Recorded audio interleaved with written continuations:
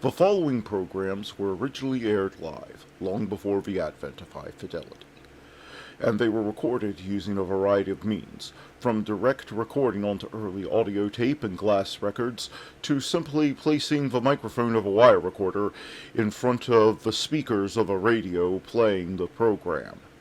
I hope, however, that any variance in audio quality will not take away from your pleasure in listening to these, some of the all-time favorite shows.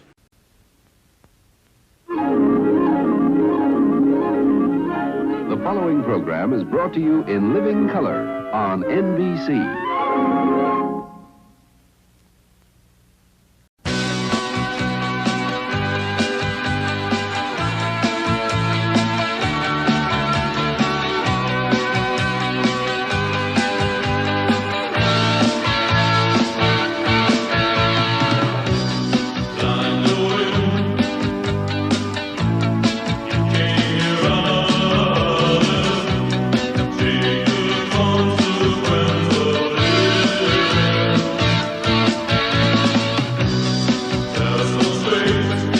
Good evening, and welcome to this edition of Nightly Old Time Radio Shows for January the 26th, 2025.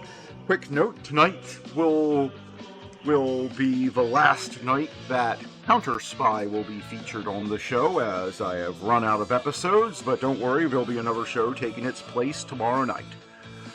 But now that that's out of the way, let's get on with This Day in History.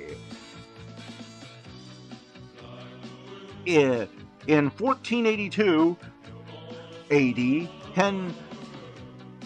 Pentateuch, the Jewish Bible, is first printed as a book in Bologna, Italy. In 1531, Lisbon hit by earthquake, about 30,000 died. In 1564, Council of Trent issues its conclusion in the Trentendom, establishing a distinction between Roman Catholicism and Protestantism. In 1788, Captain Arthur Phillip and British colonists hoist the Union flag at Sydney Cove, New South Wales, now celebrated as Australia Day.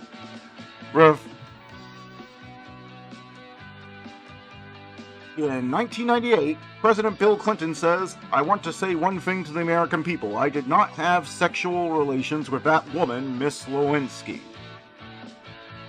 In 1926, John Logie Bard gives the first public demonstration of television in his laboratory in London. In 1790, Wolfgang Amadeus Mozart's opera Così fan tutte premieres at the Burg Theater in Vienna, Austria. In 1871, the Rugby Football Union is formed at a meeting of 21 clubs at the Pall Mall restaurant, London, England. Born on this day, Pierre Sauvergan de Brazza, Douglas MacArthur, Frank Costello, Bessie Coleman, Sean McBride, Kevin McCarthy, Paul Newman, Ellen DeGeneres, Cameron Bright, Joseph Quinn, Jimmy Van Heusen, Eddie Van Halen, Anita Baker, Francois Faber, Tim Hughes, Wayne Gretzky, Peter Sagan. Dying on this day, Edward Jenner, Zitalza Say, Charles Lucky Luciano, Nelson Rockefeller, Jose Ferrer, Kobe Bryant. And that was This Day in History. Now, let's get on with the show. Calling all cars, be on the lookout for excitement with our next show.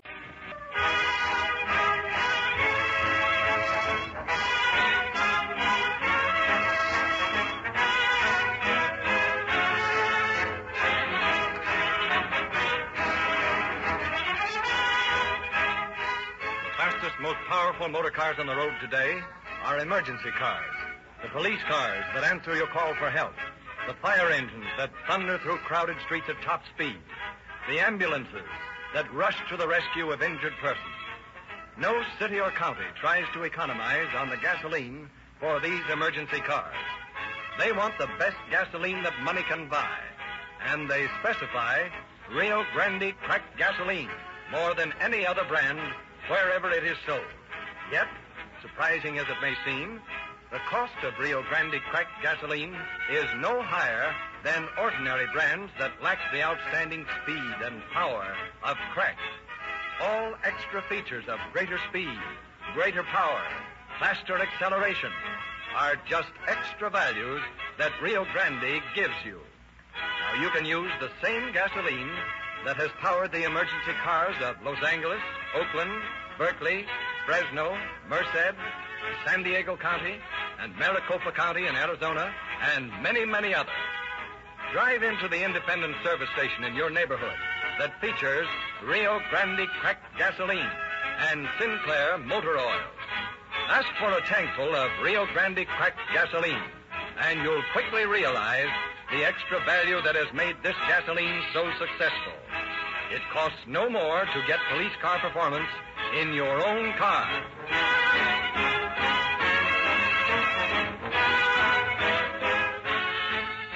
And now we are privileged to present Chief W.M. Hallinan of Sacramento Police Department, who will speak to you from the new studios of station KFBK in Sacramento.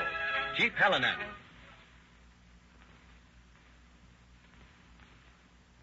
Good evening. The case you are about to hear tonight, although from the files of my department, is really not my case. It is the case of Ed Cox, sergeant in charge of the narcotic detail of the Sacramento Police Department. This broadcast, in fact, might be considered a tribute to Sergeant Cox, who for more than 20 years has been an extraordinary police officer. Sergeant Cox is an internationally recognized authority on narcotic criminology. He adds to his extraordinary zeal as a police officer a true crusading spirit against the drug traffic. For years he has fought it with all the powers legally vested in him, and he goes further than the line of duty, for he carries on an incessant campaign for narcotic control all over the United States, agitating for adequate legislation, campaigning for wider public education to the dangers of narcotics. It is a great pleasure for me to be able publicly to commend Sergeant Cox for his splendid work.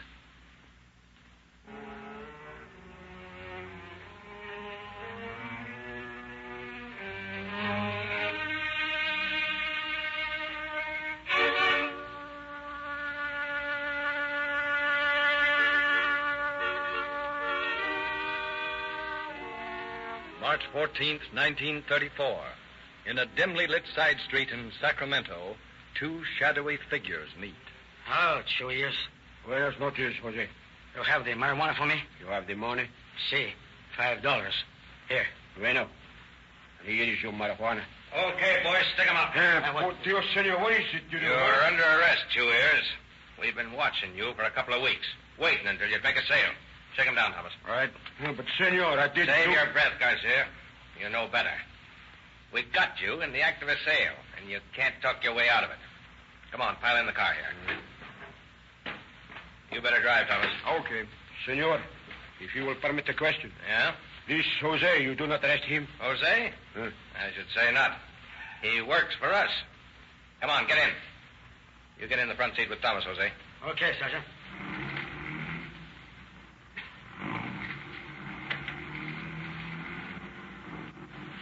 Now, what I want to know, 2 years, is where did you get that marijuana?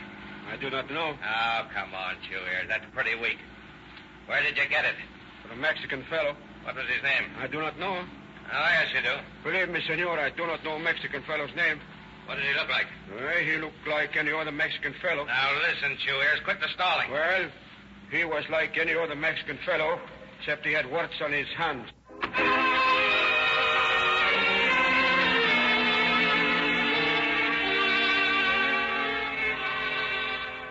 May 10th, 1934.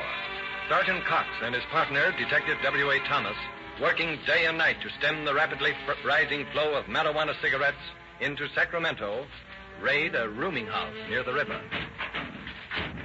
Get away from that gun. These cops will keep any funny ideas out of your head. But, senor, what have I done? Who are you? You know both answers. Looks like he's got enough marijuana here to make a couple of 1,000 cigarettes, eh? Yeah. What's your name? Joe Ramirez. Where did you get this marijuana? I cannot say. You'd better say. I would be killed, and besides, I do not know. What do you mean you don't know? I do not know. You married? See? You got any kids? See? Two. It's going to be tough on them when we put you away for a nice long sleep up in Quentin. Where are they going to live on? ¿Quién sabe? Well, if you're smart, you'll help us out. Where did you get this marijuana? Mexican fellow? What Mexican fellow? I do not know. What was his name? Only name I know is Mexican Jim. Mexican Jim, huh? What does he look like? I said they kill me. I cannot tell you. They can't kill you up in Quentin, and that's where you're going. Now, what did this Mexican Jim look like? Well, he had warts on his hands. You hear that, Thomas? Yeah. Our man with the warts on his hand is named Mexican Jim. Well, where did he get the stuff, Ramirez? I do not know, but I heard he has the biggest marijuana field in the world. The biggest marijuana field in the world, huh? Where? Where is it? ¿Quién sabe? You'd better tell us, Ramirez. Por favor, senor, I do not know. It is in California someplace. That is all I heard. But where? There are 58 counties in California. I am sorry, senor. I do not know anymore.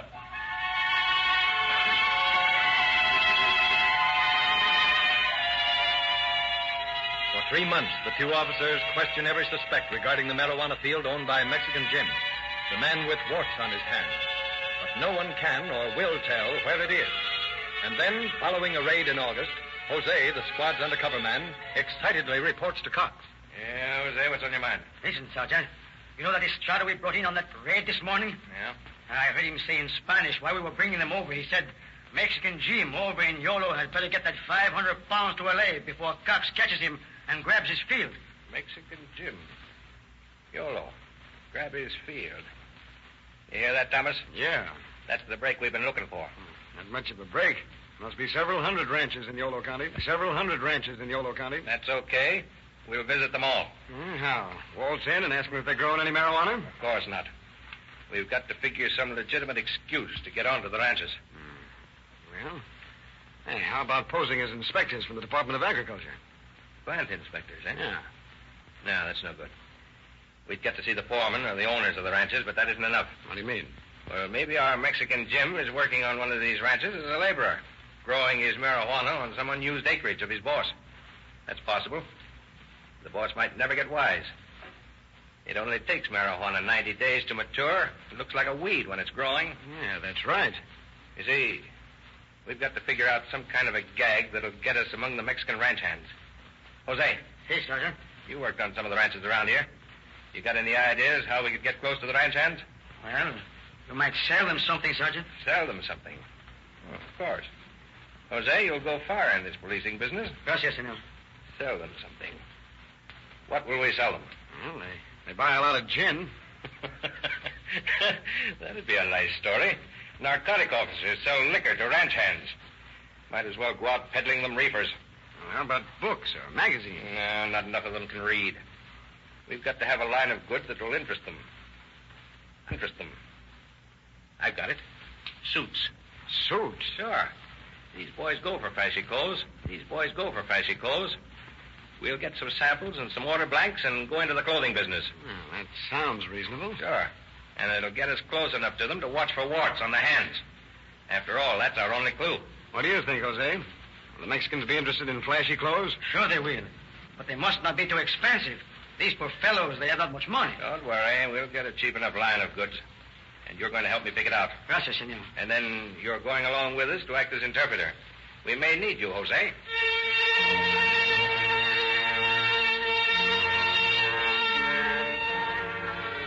The next day, equipped with books of swatches, tape measure, and designs, the two officers and their Mexican assistant begin a systematic canvass of the ranches of Yolo County.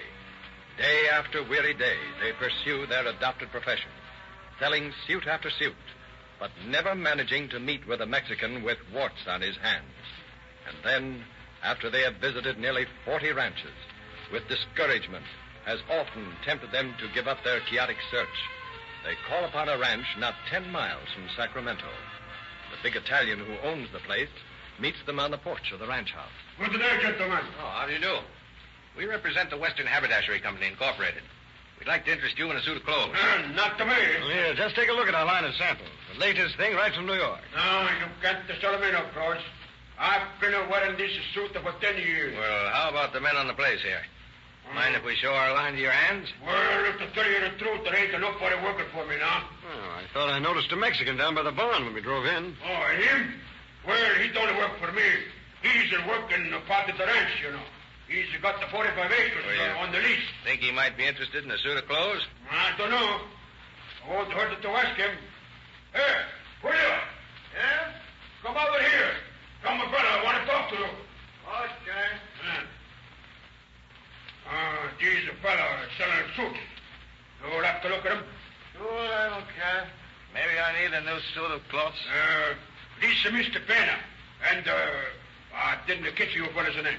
Mine's Edwards. This is Mr. Smith and Mr. Valentino. How do you do? Red Noyer. Well, let's see these suits you're selling. Yes, get out the samples, Valentino. Right away. Thomas, did you see that? He has warts on his hands. Yeah, I noticed it. Here are the samples. Now, Mr. Pena, this is a very popular number. Blue serge is just what they're wearing in New York. No, I don't like that. How about these one here, these striped stuff? An excellent choice. And just look at the models we're showing.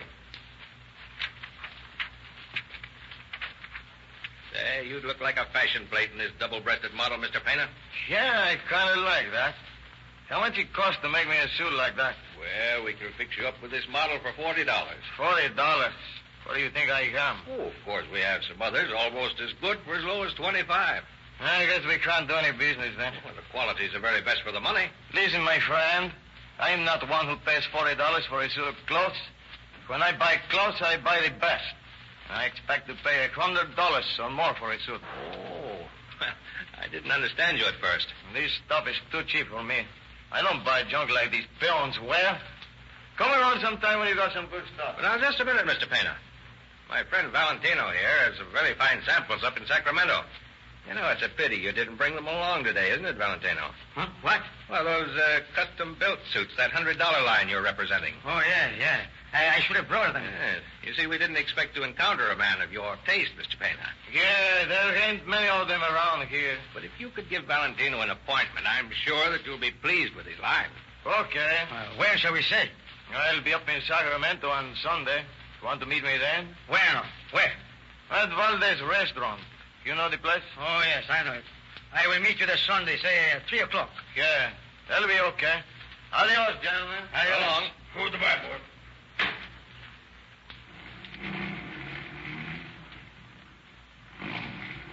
Hey, you nearly had us with that $100 line. Yeah, well, I'll bet that's our guy. Warts on the hands, and he's leasing 45 acres from that Italian. Tell me, where am I to get samples of $100 suits? We'll find them someplace. But that isn't all you'll have for him Sunday. No? What else? Are you going to arrest him? No, not yet. But you will have a problem that you will have to ask this guy's advice about.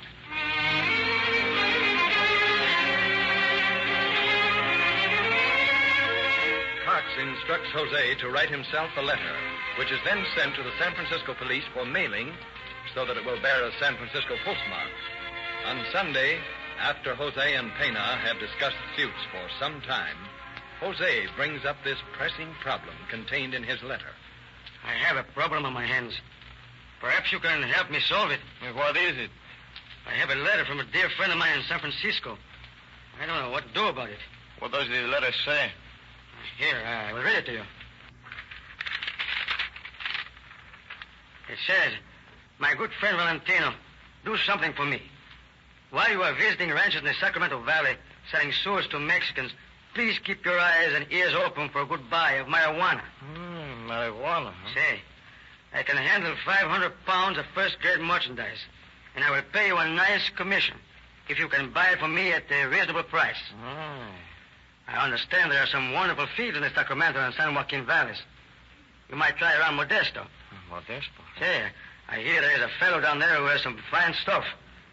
With the demand I have from the Alaska fishing boats and the canneries and packers, as well as my San Francisco trade, I feel inclined to invest in 500 pounds But I think the price is going up. The price is going up. Make a good deal for me, and I will reward you. Your old friend, Fernando Martinez. You see, Pena, I don't know anything about marijuana. I've got too much to do myself. I can't go all the way down to Modesto to look for marijuana for Fernando. But still, I don't want to disappoint him. He's a very old friend of mine. You will not have to disappoint him. Valentino, I can supply him with 10,000 pounds of marijuana if necessary, and I will only charge him $5 a pound for it. What? I am indeed fortunate to have met you. You have 10,000 pounds of marijuana on that ranch? No, he's not on the ranch. It is more than 50 miles from Sacramento. This marijuana has never been on that ranch. I have stored it in another place. And when can I get these 500 pounds from my friend? It will take at least a week before I can deliver it. He's not fully mature yet. Still, I can tell my friend Fernando that I can get the marijuana for him, huh? You can't tell him that. My good friend, Pena, you don't know how happy you make me.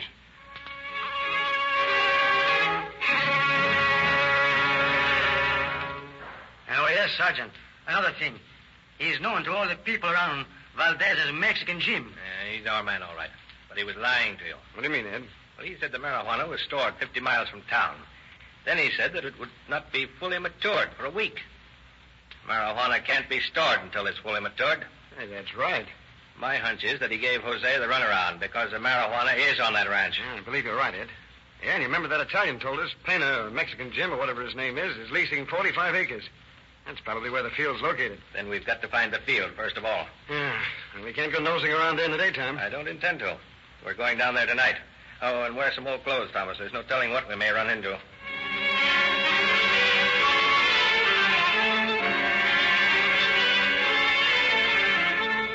That night, a couple of hours before midnight, Cox and Thomas leave their car parked a mile from the ranch and start their investigation of the Italian's land. It's pretty hard going, for they dare not use a light.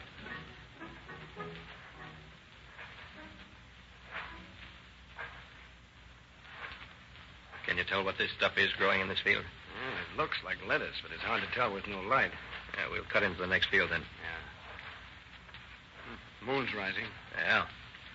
When it does, we'll have to scram out of here. What's the matter? Down there fell into that irrigation ditch. Yeah, woke up all the dogs in the cow. Well, I can't help it. I'll fix that. Hey, what are you throwing? Some hunks of meat I brought along. It'll keep them occupied. Looks like tomatoes in this field. Yeah. That's corn on the other side there. You can tell by the height. Oh, wait a minute, Ed. Huh? Look at those leaves catching the moonlight. All silver. Yeah. And they're quivering.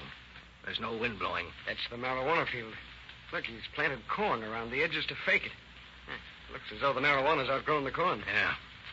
Well, we know where the field is now. We better get out of here before somebody sees us. Yeah. And it looks like we've got our friend Mexican Jim right where we want him, huh? No, not yet. He could beat this evidence in court. Claim that he didn't know what was growing on his land. After all, marijuana's a weed. He could claim it just happened to grow there. Well, if we can't let him get away with this... Don't worry, we won't.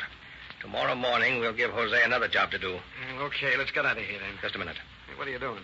Collecting a few leaves for souvenirs. I want to make a chemical analysis of this stuff.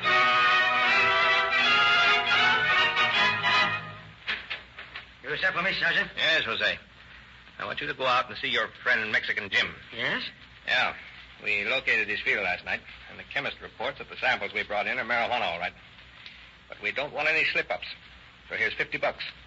I want you to buy some marijuana from him. Then we'll have him for possession and sale. I understand. Tell him that your friend in San Francisco wants to buy 10 pounds to sample it before he ties up a lot of money and 500 pounds. He'll fall for it. Okay. Report back to me as soon as you've made the arrangements. Yes, sir.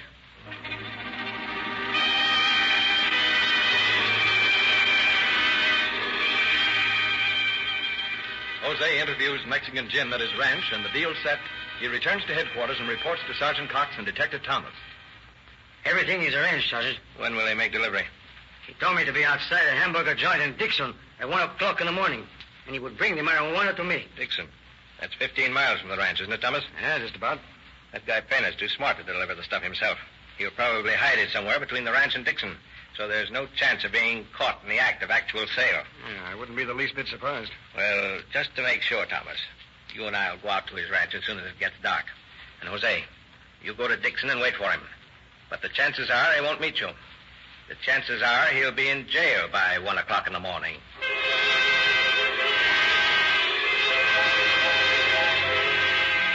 Shortly after sundown that night, Cox and Thomas pulled their car off the road into a little lane leading to the ranch house. A tense couple of hours pass, and then they hear an automobile start from the ranch. Okay, Thomas. Roll it across the road. I'll stay back here where he can't recognize me.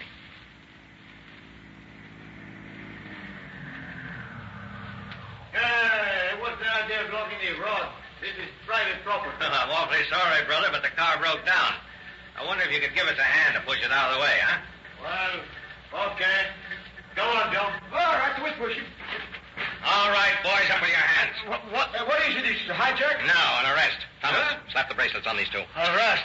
For what? Suspicion of possession of narcotics at the moment. Say, haven't I seen you before? Yeah. I tried to sell you a suit. Now I'm going to buy you one. A gray one with a number on it. Here's what we're looking for, Thomas. The 10-pound can of marijuana.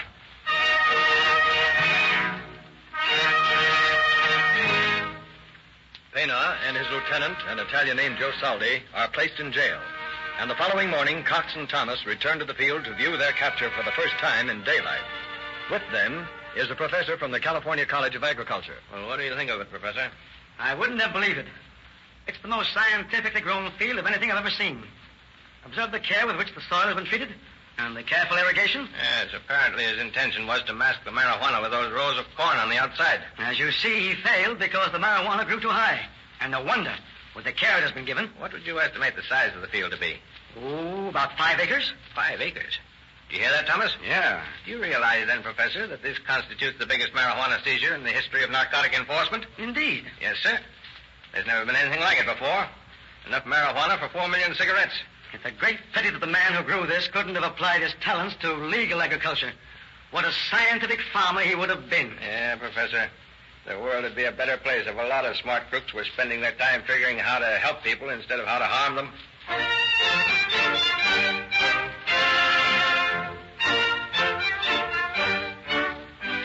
The Davis marijuana field constitutes such a vast seizure that it is impossible to transport it. Under careful guard, the narcotic is cut down and then burned before it has time to mature. And in the meantime, Cox interviews his prisoner in the Sacramento jail. Well, Pena, looks pretty tough for you. What do you mean, tough for me? You haven't got anything on me? Oh, yes, we have. Plenty. What? Well, that field of yours. That ain't my field. You leased it from that Italian. I was growing corn and lettuce and stuff. Well, how do you explain the marijuana? I don't know nothing about it. Local weed grows wild. Not this local weed. This was planted, irrigated, and raised. And believe me, Pena, it's a beautiful job. I don't know what you mean. Oh, now listen, man. We've got a half a dozen peddlers we already put away who'll testify that you furnished them with marijuana. If they do, it'll be too bad Be for careful, Pena. I might use that against you. Huh? Then there's that 10-pound can of marijuana we found in your cart last night. How do you explain that? It belonged to Soldi. Now, Pena, you wouldn't think on a pal, would you? That suit salesman, Valentino, he's working for us, you know. And he'll testify about your willingness to take an order for 500 pounds. Okay. I guess you got me all right. Yes, we sure have. Well, what do you want to know? Well, just off the record, I'd like to know how you ever come to play such a long chance. Because I'm a gambler, I guess. I like to live good. Yeah, I like to pay $100 for your clothes, for instance, huh? Yeah, that's part of it. I figured if I went on farming all my life, I'd never clean up. And here was a long shot to play, a chance of getting it all at once. It cost me 28 cents a pound to raise that marijuana, and I would have sold it at $5 a pound. That's profit. Yeah, but you didn't sell it at $5 a pound. All you got out of it is a trip to San Quentin. That's the chance I took, and I lost. Well, didn't the responsibility ever occur to you? What responsibility? Well, let's say, for instance, somebody who smoked a couple of cigarettes made from your marijuana might have gone out and killed somebody. In a way, you would have then been responsible for that murder. That is, ethically, if not legally. I don't look at things like that. I figure that a man who's fool enough to smoke marijuana will get into trouble anyway. Oh, then you don't smoke it. Not me. I'm too smart.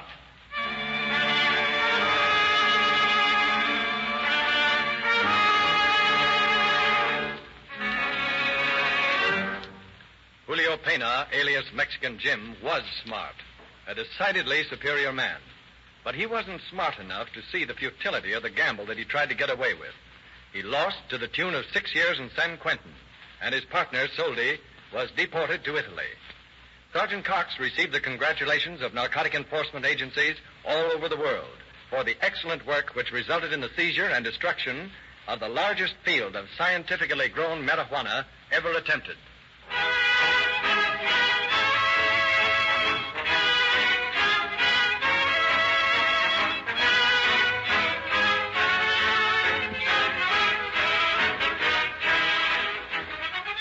How would you like to ride in a police car? Rio Grande offers you all the thrills and speeds of police car performance in your own car when you use Rio Grande cracked gasoline. The same gasoline that powers more emergency cars than any other brand. You'll be driving faster and further this summer, and you don't want to keep stopping to add an extra quart of oil. Fill up once with Sinclair Motor Oil, sold by all Rio Grande dealers.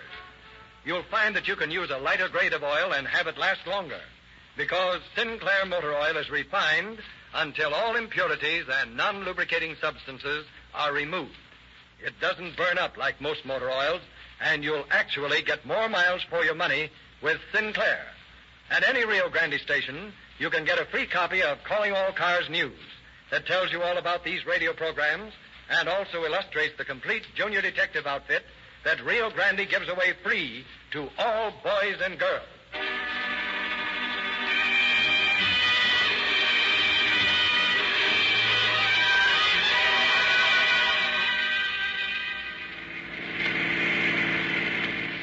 Sacramento Police calling all cars, attention all cars, to cancellation broadcast 135 regarding marijuana peddlers' activities.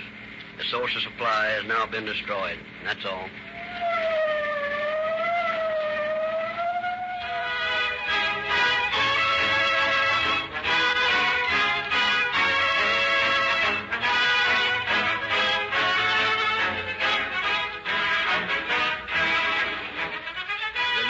Gary Breckner bidding you good night for the Rio Grande Oil Company. You good night for the Rio Grande Oil Company. You good night for the Rio Grande Oil Company. You good night for the Rio Grande. Something evil is invading the crew's most private thoughts. Don't! No! She's more than ill. She's in a coma. And suddenly, memories from the past become horrifying nightmares. You killed her. We have investigated every possible cause we could imagine, and we have found nothing. Can no one stop the madness? Or will everyone's nightmare end in death on Star Trek: The Next Generation?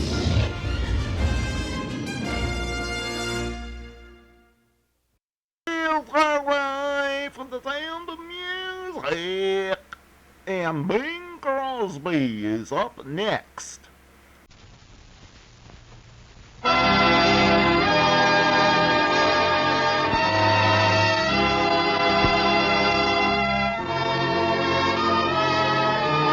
Someone waits for me.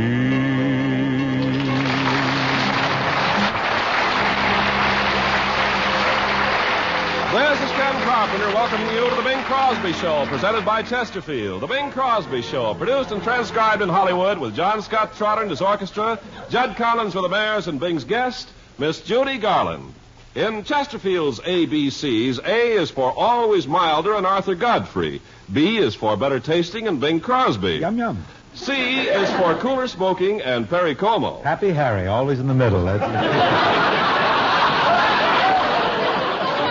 now, here's the star of our show, Mr. Better Tasting. Thank you, Ken. You're welcome, Mr. Tasting. Oh, you can call me just Better. All right. Plain Better. Or if you want to get real chummy, call me Betsy. Thanks, Betsy. And you can call me Kenzie. Well, I think we've got the wardrobe for it, don't you? Say, Kenzie, do you realize this is a very important month in the world of music? Oh, what happened? Did they put fog lights on Mel Torme? Oh.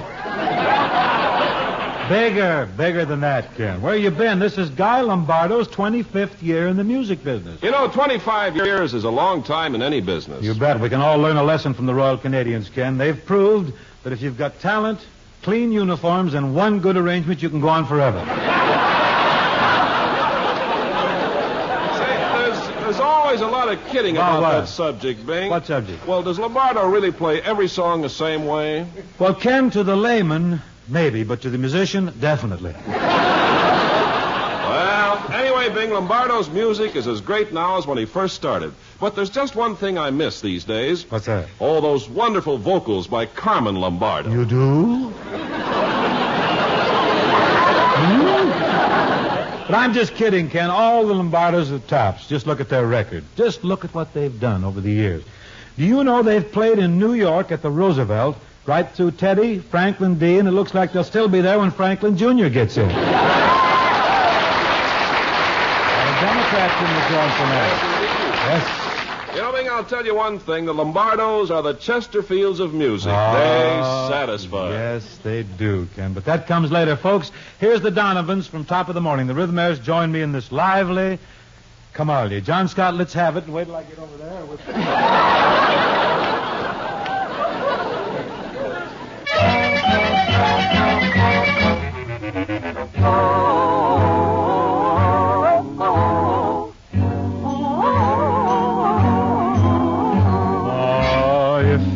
Would like to see the height of hospitality, the cream of kindly welcome, and the core of cordiality, joys of all the olden times you're wishing to recall again, then come down to Donovan's, and there you'll meet them all again.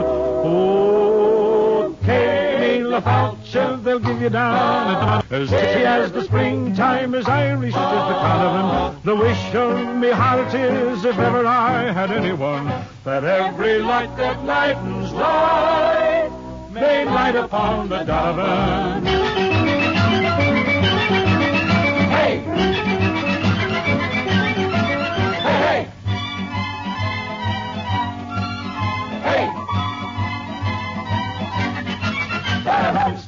Now then, when yous rise to go, it's, then, now sit down again. Isn't it the haste you're in now? And won't you soon come round again? Your carbine and your overcoat, or you'd better put astray from them. 'Twill take you all your time to try and turn yourself away from them. Oh, K-me La Falcha, they'll give you down at Donovan's, as cheery as the springtime, as Irish as the Conovan. The wish of me heart is, if ever I had anyone, that every lock that lightens life may light upon the Donovan. That every lock that lightens a life. Oh, Faith, you'll try anything when you're at Donovan's. I thought it was Dennis Day there for a minute. May light upon the Donovan. Hey!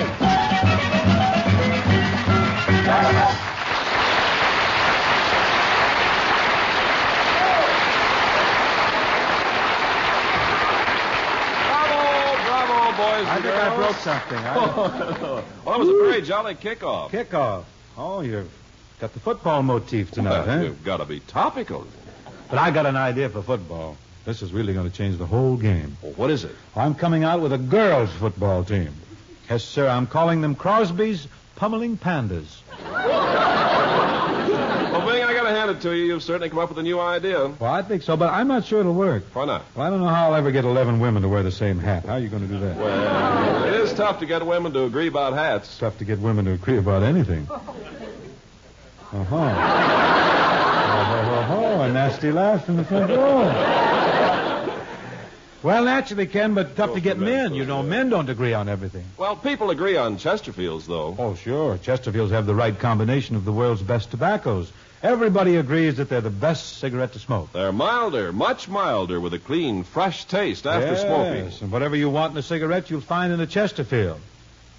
Hey, Ken, whatever happened to my girls' football team? How did I get into this? Well, they went up in smoke, I guess. Sure did. Bing, you're right in saying that people everywhere agree that Chesterfield is the best cigarette to smoke because they're A, always milder than other cigarettes. B, better tasting, taste better than other cigarettes. C, cooler smoking, smoke cooler than other cigarettes. Yep, folks, once you've smoked Chesterfields yourself, you'll agree with the millions who say, it's my cigarette.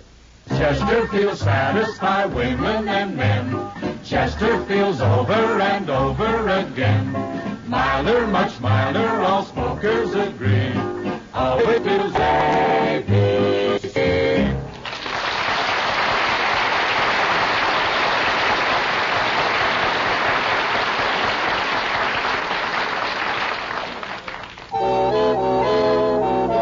Walt Disney has a fine picture opening nationally next week, Ichabod and Mr. Toad. Here's the ballad, which I sing in the picture. Once you have met that little coquette, Katrina, you won't forget Katrina. But nobody yet has ever upset Katrina. That cute coquette Katrina. You can do more with Margaret or Helena or Anne or Angelina. But Katrina will kiss and run. To her a romance is fun, with always another one to start. And yet when you've met that little coquette Katrina, you just lost your heart. You can do more with Margaret or Helena or Anne or Angelina. But Katrina will kiss and run. To her a romance is fun, with always another one to start. And yet when you've met that little coquette Katrina, you've lost your heart. Lost your heart.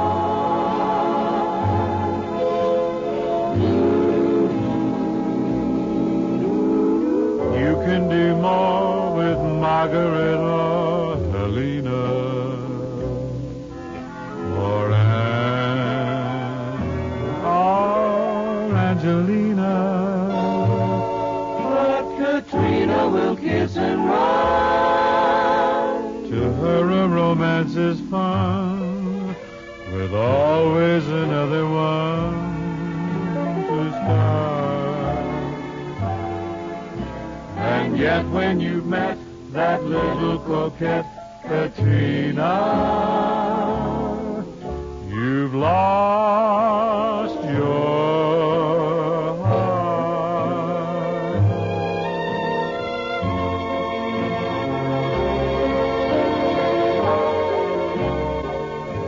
Yes, you've lost your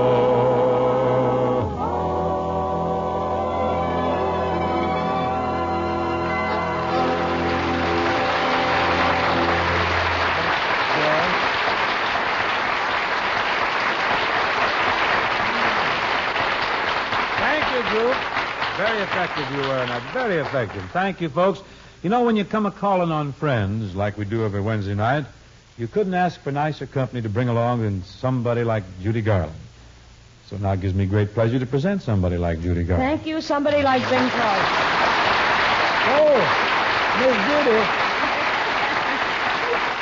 Half a mo here now, Miss Judy. Before we dust off even one diphthong of dialogue, I'd like to tend my personal accolade to you for your sparkling work in the good old summertime.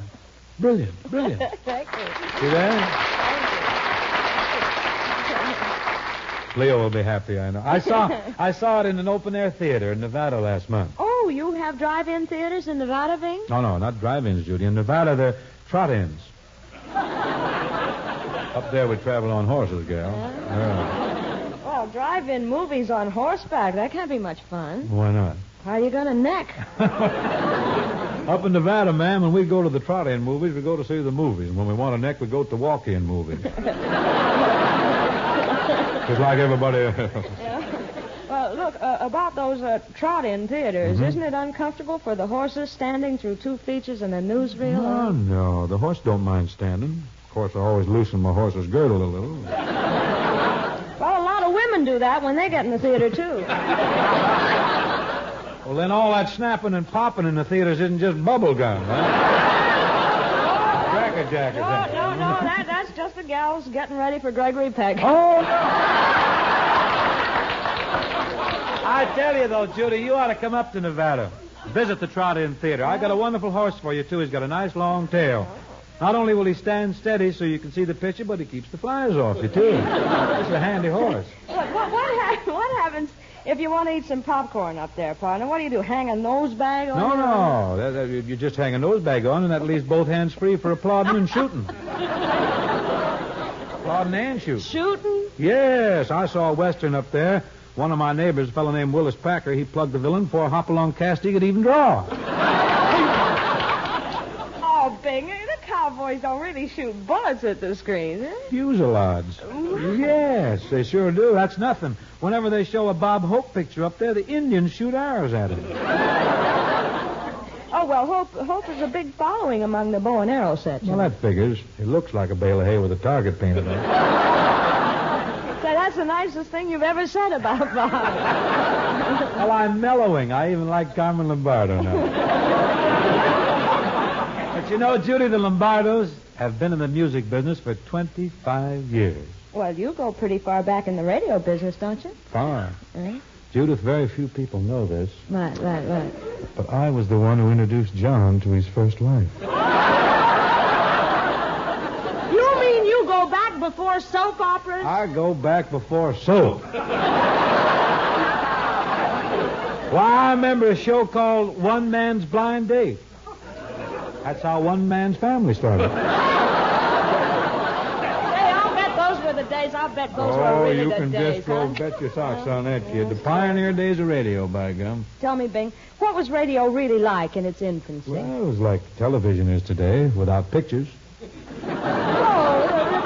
It couldn't have been. How did it ever pull through? Sheer determination, hard work, fortitude, aggressiveness, and Lanny Ross. Oh, it all sounds so romantic. I wish I could have heard some of those early shows. You know something, Judy? For your benefit, just to show you what it was really like, we'll do a typical day in a broadcasting studio circa 1927 or so. Oh. Ken, little identification, please. Certainly, Bing. Kenzie, what's the matter with you? Well, Bing, in 1927, I was a tenor. 1927, everybody was a tenor. Baritones didn't come into style until after the market crashed in 29. Everything went down then. Everything except Morton Downey's voice. That must have been when Mort was a boy soprano. It was a long time before he grew up to be a man soprano. Oh, I love you.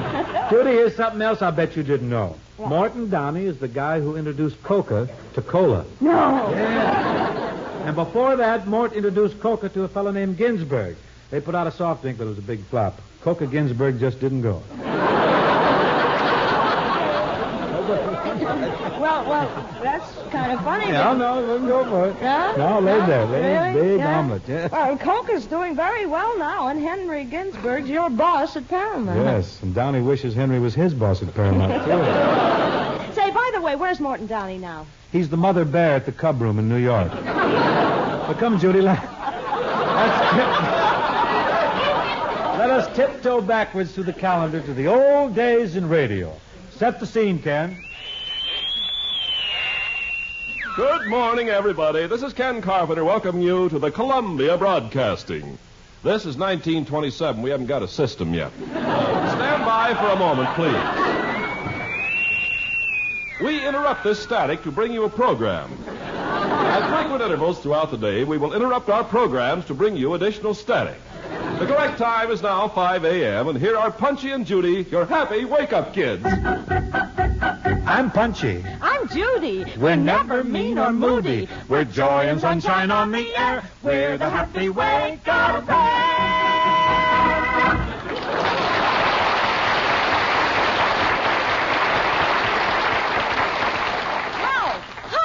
morning. Punchy? Punchy. Huh? Oh. Gee whiz. Don't wait. We got to get this thing through. I'm just as happy as all got out. Got out? Yeah, I just got out of bed. Well, Judy, you got a song for the folks? Yeah, sure. I got a sizzler. Well, let her sizzle. They say I'm crazy, got no sense, but I don't care. They may or may not mean offense, but I don't care. You see, I'm sort of independent. I am my own superintendent, and my star is on the ascendant. That's why I don't care. I don't care. I don't care what they may think of me. I'm happy-go-lucky. They say that I'm plucky, contented, and carefree. I don't care. I don't care if I do get a mean and stony stare. If I'm not successful, it won't be distressful, 'cause I don't care. A girl should know her etiquette, alas, alack. Propriety demands we walk a narrow track. When fellas used to blink at me, I'd freeze them and they'd shrink at me. But now when fellas wink at me, I wink at them right back. I don't care, I don't care if people frown on me. Perhaps it's the long way, but I go my own way. That's my philosophy. I don't care if I do get a mean or stony stare. There's no doubt about it, I'll sing and I'll shout it, 'cause I don't care. Oh, I don't care, I don't care. When it comes to happiness, I want my share. Don't try to rearrange me.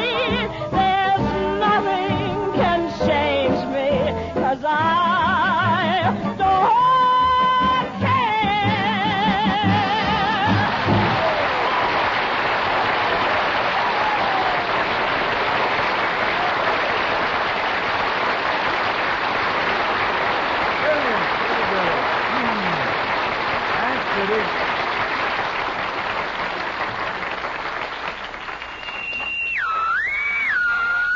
We pause now for identification. This is radio. Thank you.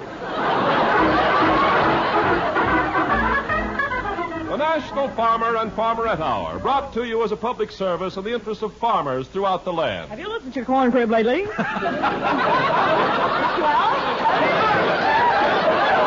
you, Groucho Garland. Our guest speaker for today is a successful young farmer from Burr Oak, Michigan, Mr. Reuben I.J. Crosby. Incidentally, Mr. Crosby, what does the I.J. stand for? I raise foxes. Mr. Crosby, I understand that you're also a chicken fancier. Well, I don't get to town very often.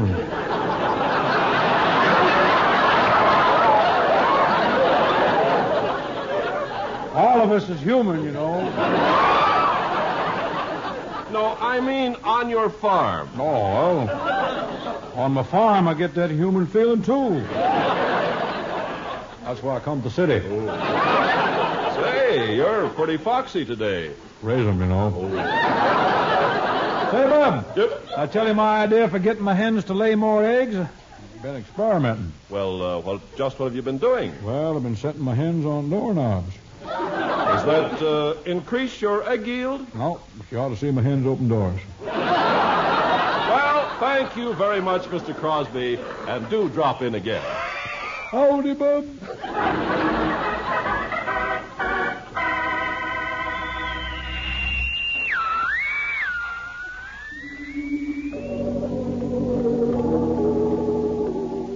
Hello, everyone. It's time for your afternoon meditation. And here is your weaver of dreams, the masked poet. Good afternoon, everyone. This is Dreamboat Crosby.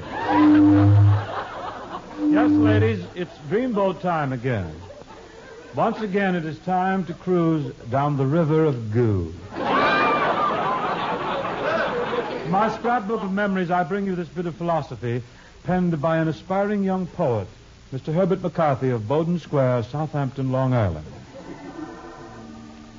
As you wander down life's highway, through field or hill or heath, the man worthwhile is the man who can smile with friendly credit teeth.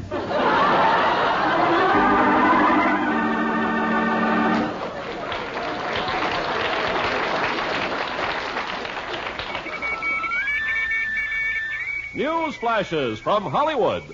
Good evening, everyone. This is your Hollywood reporter, Judy Parsonhopper. Flash. Here's the...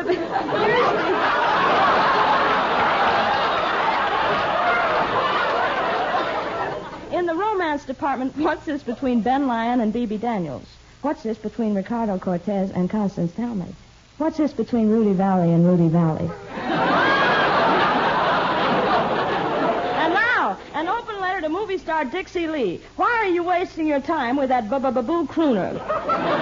He thinks he's headed for the big time, but there's only one Carmen Lombardo.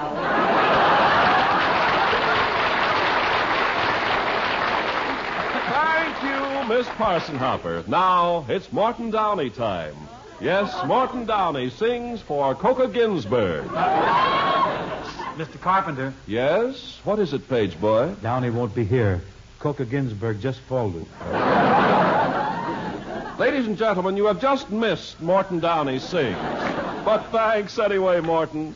Instead, we bring you our page boy and our switchboard operator singing the tune that everybody's whistling on Broadway. Ma, he's making eyes at me. Ma, he's awful nice to me. I really mean it. Ma, she's almost breaking my heart. Hear me talking to you. She's beside me. Oh, mercy, let my conscience guide me. Ma, he wants to marry me. Be my honey bee. Come on and be my little honey bee. Every minute I get bolder now. I'm leaning on her shoulder. Ma, he's kissing me. Special material coming up. Mama, he's making eyes at me. Mama, he's awful nice to me. Ah, she's almost breaking my heart.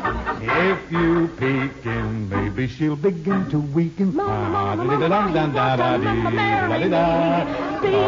honey, ba bee.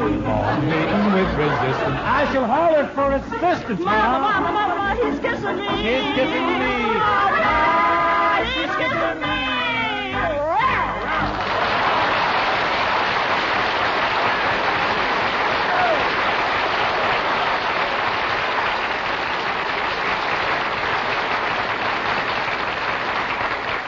Thanks, Bing and Judy. Now, I'd like to remind the folks about Chesterfield's new birthday carton. Undoubtedly, you know someone who's celebrating a birthday this week, and a carton of 200 milder Chesterfields makes a mighty nice gift. Oh, it sure does. But, Ken, I think you ought to point out that people don't have to have a birthday to enjoy Chesterfields. We still have plenty of that well-known regular Chesterfield cartons available. Yeah, I was getting to that, Bing. Well, I just wanted to make sure that you didn't give people the wrong impression.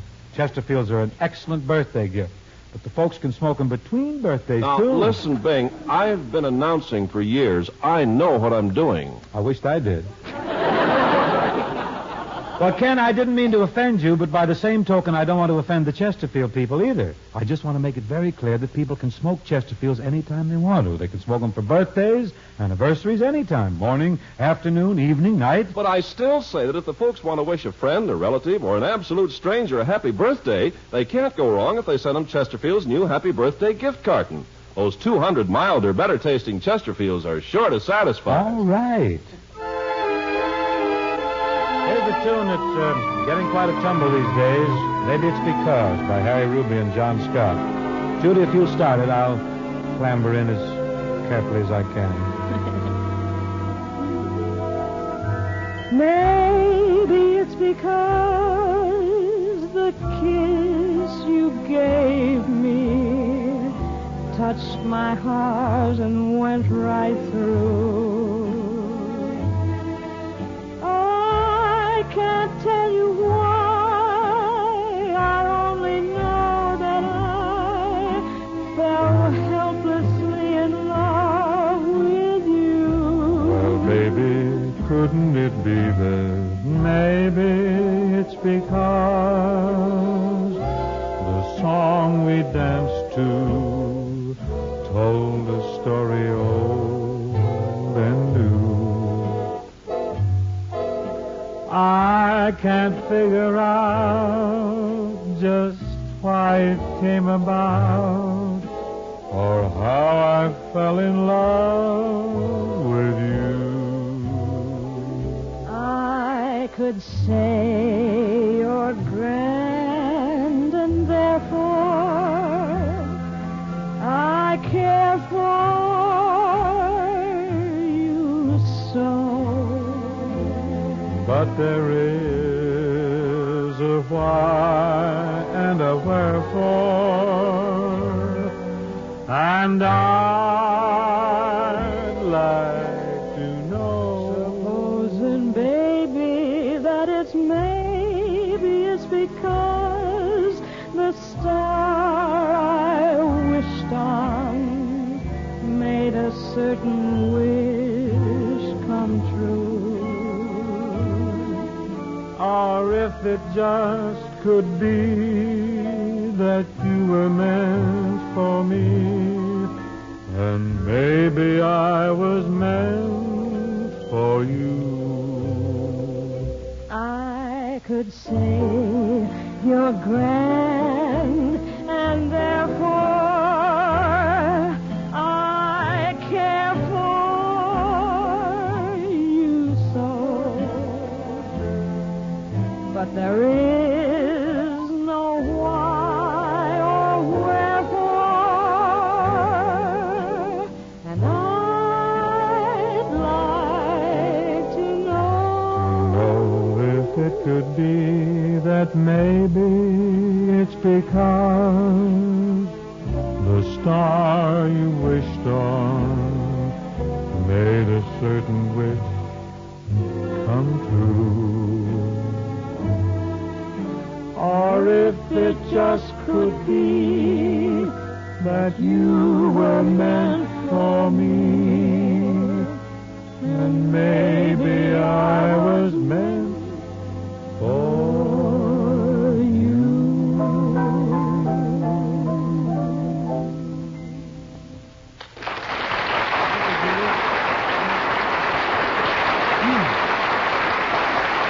Thank you, Judy.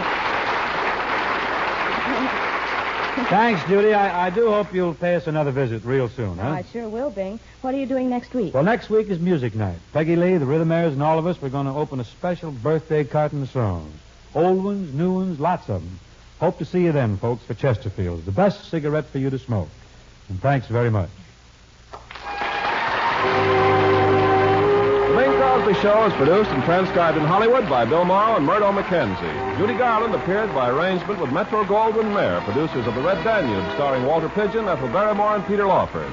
Tune in next week and hear Bing Crosby, John Scott Trotter and his orchestra, the Rhythmaires, and Bing's guest, Peggy Lee. The George Burns and Gracie Allen Show follows immediately.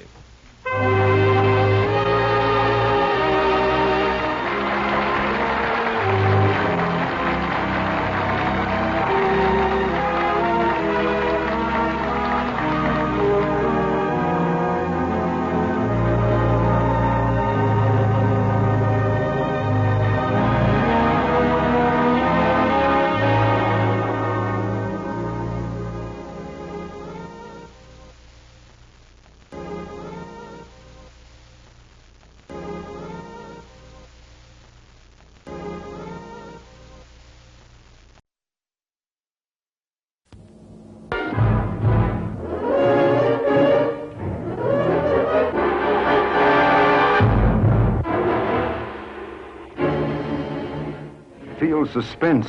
Suspense that grips your heart in a vice. Feel fear. Numbing, paralyzing fear.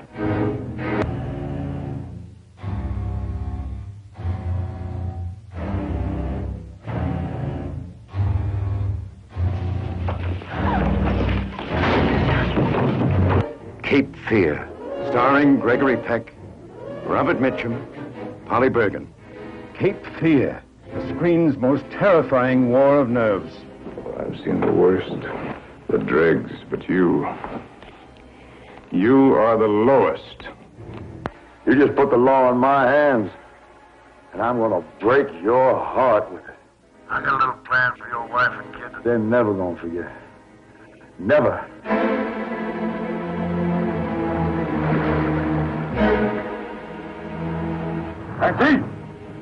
Nancy! Tell the operator to call the sheriff's office. Send some men out here fast! Cape Fear, the nightmare that becomes a shocking reality. Oh, now, come on. If you touch me, you'll go back to prison for life. You want to make a little bet on that? But you will. I'm not like Nancy. I'm not afraid to testify. I swear it. You've got to believe me. I'm not afraid.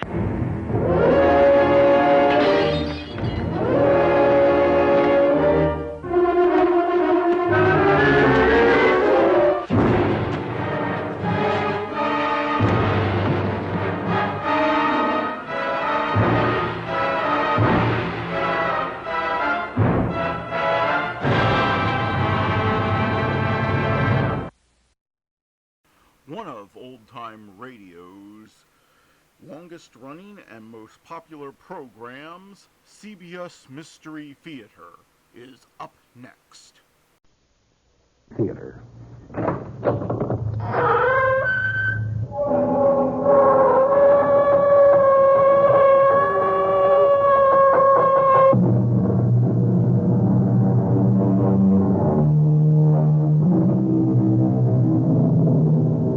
Come in. Welcome. I'm E.G. Marshall. Join me in a journey over a strange terrain, a terrain filled with terror and clouded by suspense. And ask yourself, how long is a minute? What is eternity? And learn, perhaps, that one can be as long as the other. Our mystery drama, An Occurrence at Owl Creek Bridge, was adapted from the story by Ambrose Bierce, especially for the Mystery Theater by Sam Dan, and stars William Prince.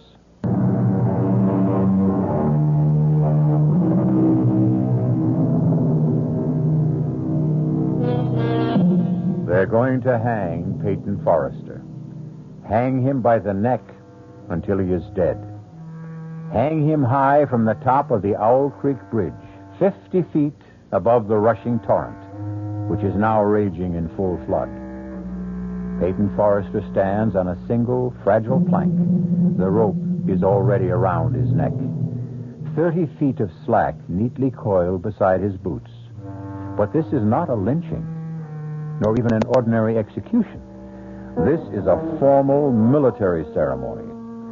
Peyton Forrester is a rebel, literally a Southern civilian, and he has been captured by the Union Army in the fall of this year of 1863 as he tried to sabotage the Owl Creek Railroad Bridge, and now he must pay the price. Actually, the only distress evident in the entire scene seems to be manifested by a young soldier who, with his corporal, is stationed some 10 feet from Peyton Forrester, where they serve solemnly as his guards. Corporal? Just stand steady, boy. Just you stand steady. I'm going to be sick. Oh, no, you ain't, Woody boy. No, you ain't. Now, this thing will be over in less than a minute. See? Corporal? See? Sergeant Smith's getting the board ready. I don't want to know. I don't want to know. Just you take some deep breaths, son. You're going to be all right. Like I said, he's positioning the board that's supporting the plank that Johnny Reb is standing on. I said I don't want to look. Now, nobody says you got to look, Woody boy. Only it's a pity to miss a good hanging. How many you expect to see in your lifetime? I don't want to see none. This one here, this is a prime hanging. Son, much of the time you get to see cutthroats and riffraff and lowlifes. But here, you got a gentleman. Corporal? Yeah, boy? the prisoner. What about the prisoner? Well, what do you suppose the prisoner is thinking about right now? What indeed am I thinking about? I'm thinking that the water I see below me has been turned to gold by the early sun. Gold. Golden. The same golden tints I see in Millicent's hair. I'm thinking of Millicent. Millicent. Golden Millicent. And I hear the very last words she spoke to me. It seems ages, centuries ago. Is it true? Can it be true that it was only last night? Peyton? Yes, Millicent, darling. Now, young Robbie Tompkins is here. Robbie?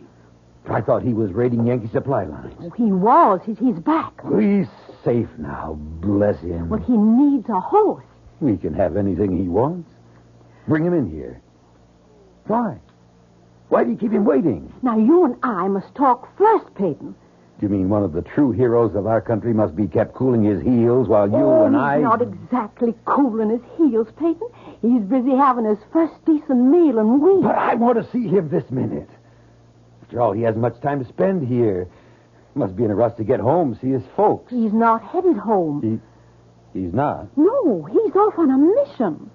What do you mean? Well, it has something to do with blowing up a bridge someplace. Well, then he needs help. Peyton, I was afraid... I've been sitting here doing nothing for almost 3 years. Now, that's not true. You've been raising food and you've been growing cotton. While better men have been getting killed. Now, what you're doing is more important. And safer and Well, easier. it's not your fault the doctors say you're unfit to serve.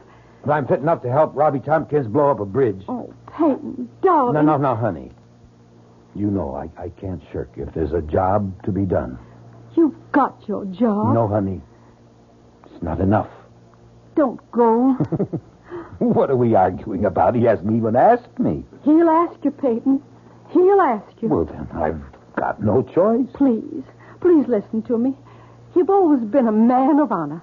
Now, be a man of common sense. Now, what's that supposed to mean? Peyton, the war is over. What are you saying? We have been bled white at Gettysburg. The war has just begun. Peyton, for 6 months, maybe a year, there'll be more slaughter, but it'll be for nothing. The war is over. Don't say that. But it's the truth. Millicent, don't you believe anymore? I believe we need a miracle. Then we'll have a miracle. We'll work harder. We'll fight harder. We'll pray harder. You'll see. We'll have that miracle. You, Mr. Peyton Forrester! Robbie, you young scoundrel! You come in here this minute. Oh, Peyton, you are a sight for sore eyes. Tell me how you outsmarted the Yankees. You tell me everything. Later, right now, I need all the darkness I can get. Hey, well, what's this about a bridge? The railroad bridge at Owl Creek. Are the Yankees at Owl Creek already? That bridge must be destroyed, Peyton. One little barrel of gunpowder? Under the truss? On this side of the river? I figured you'd know the exact spot. And I've got the gunpowder, too. Fuses, all we need. Peyton, Jeff Stewart's cavalry's here. Darling, by the time we explain it to General Stewart, we could turn the whole entire bridge into burnt matchsticks. Now, Robbie. Yes, sir. Now, you go round the back. Get yourself a horse. You can leave in 5 minutes. Yes, sir. Peyton. Honey, you know I have no choice. But I hear the Yankee general has issued an order. Any civilian caught interfering with the railroad, the bridges, the tunnels, the trains will be hanged. I know, Millicent. We do the same. But I beg you not. Darling, you know what I must do. But you have children. Am I the only father in the South? Peyton, I won't let you Millicent, go. Please, help me. What can I do to... Pray for me. Pray for the miracle.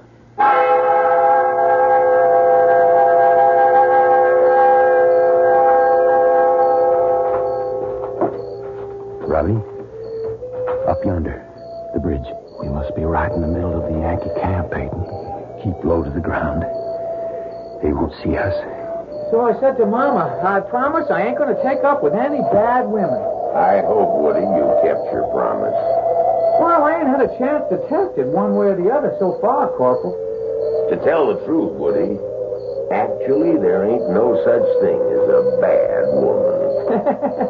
That should be a corporal. Maybe 5, 6 men. Let's move to the right. Now. Hey, Corporal, you hear something out there? Son, you start seeing Johnny Rebs behind every tree and we won't get a wink of sleep. Yeah, but I'm sure I heard... Spence is supposed to be pulling guard duty out there. Hold it, Robbie. There's a sentry between us and the bridge. Now I see him. Headed this way. We have to get rid of him. I'll do it. He doesn't know we're here. As he walks past, I'll jump him. He's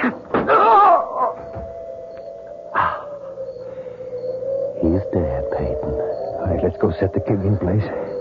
Light the fuse. We'll dive into the water. Swim for it. Say, it's time to relieve Spencer. Hey, Spence! Come on in. Woody'll stand guard. Hurry, Robbie. Yeah. Spencer! Corporal, I hear somebody out there. Huh? Everybody, grab your weapon. On the double. Right. Hand me the fuse, Robbie. There they are! Hold! Robbie, I'm hit, Peyton. I'm hit. Robbie, let me. No, run for it, Peyton. Hold your fire. Run for it. We can take them alive.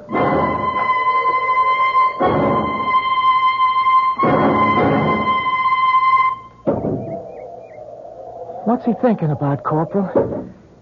Waiting there for the rope to snap. What must he be thinking about? What would any man be thinking about, Woody? The wife? The kids? I wish we hadn't caught him last night. It was our duty. It would have been so much better if we'd have shot him like his pal. Do you hear that, Woody? What? I hear nothing. Nothing. That's exactly it. Nothing. Sergeant Smith has just finished positioning his board. He has got it in a state now where one more blow releases the plank Peyton Forrester is standing on. And then, down he goes, till the rope snaps. I don't want to hear it. Look, the captain knows Sergeant Smith is ready. When he raises, then lowers his sword, Sergeant Smith is going to give that board one whack. And that's it. And Forrester knows it. He can see it. What must that man be thinking about? I'm no longer thinking, son. I'm praying. Praying for a miracle. I'm praying the rope is going to snap and break. And I'll get my hands free.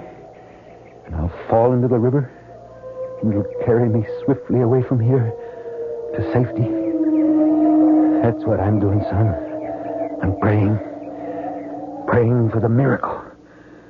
Sister Millicent is praying. Just you're praying too, I can tell by your voice, son. You don't want me to die this way. With all of us praying, has to be a miracle. Has to be.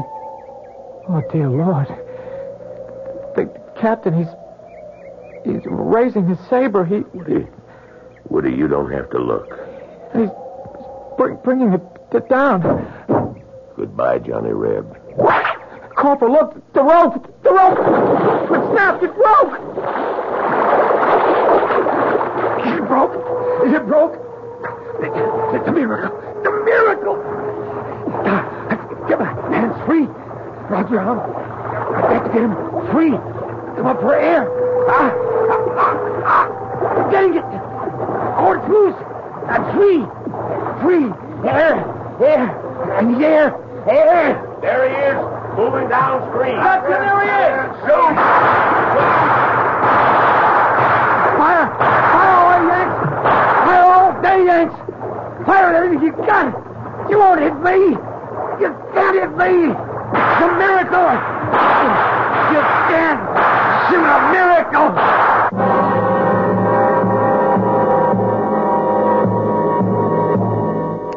A miracle.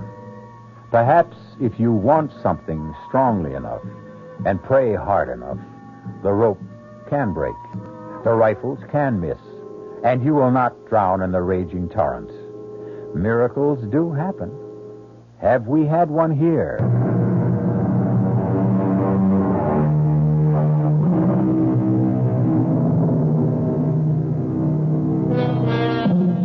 It is late in the year 1863. Peyton Forrester, a Southern civilian, has attempted to sabotage the railroad bridge high across Owl Creek. He's been caught by the Union Army and hanged from the bridge. No, not quite. As his living body hurtled downward, the rope that was supposed to snap and break his neck instead broke. Peyton has fallen unharmed into the stream. A squad of soldiers is in rapid but futile pursuit. It's a miracle! Miracle! You can't shoot a miracle! Spread the alarm! He's escaped! I've got to get to General Stewart. I've got to. If we destroy the bridge, the whole Yankee army and this side will be cut off. No supplies, no ammunition. I've got to get to Jeb Stewart.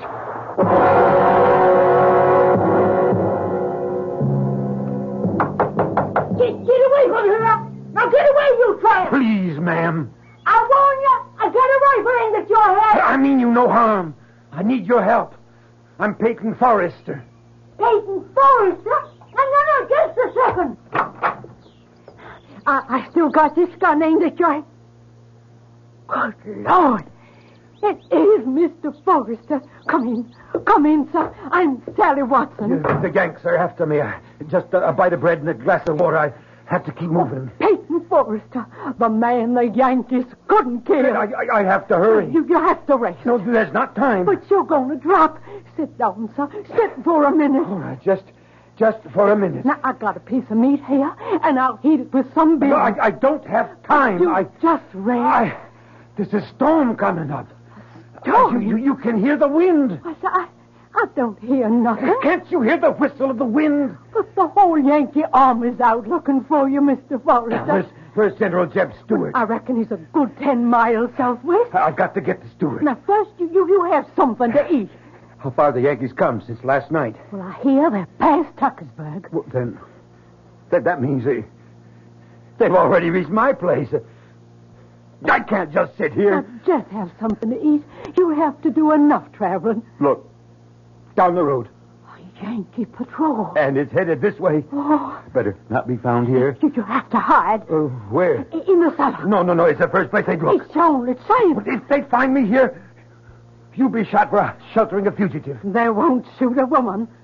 Least they'll do is burn your house down. Or you just let them. No, my only chance is to run for it. Get out the back way. I'll hold him off for you. Hurry before they see. Bye, Miss Watson. Goodbye, Mr. Forrester. Let's search that house, man. Corporal. Now, you men out there, that's far enough. You stop where you are. This is private property. We mean you no harm, lady. We're looking for a fugitive. Well, I ain't seen none. We're obliged to search your house, ma'am. You just stand where you are. I know how to use this rifle. That's another thing, ma'am. Civilians ain't supposed to have weapons. You'll have to hand that over. You want this rifle? You just come and get it. Now, ma'am, be reasonable. Nobody has to get hurt. Hey, Corporal, way yonder in the field. Is that someone running? Let's go, men. Stay still. Let's go. What? I said stand still. I'll shoot the first man that moves. Now, ma'am, you can't interfere with the United States Army. Well, maybe I can't, but I'm doing it. Ma'am, I never shot a woman. That makes us even. I never shot a man. Looks like it's going to be a first time for both of us. Men, after him. Move out. No, I'll shoot. Look out, Corporal.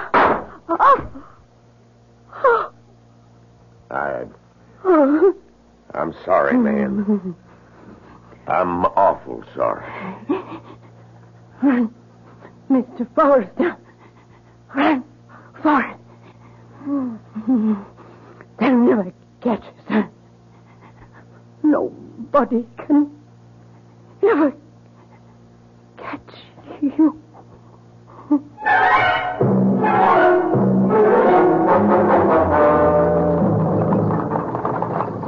Rayburn.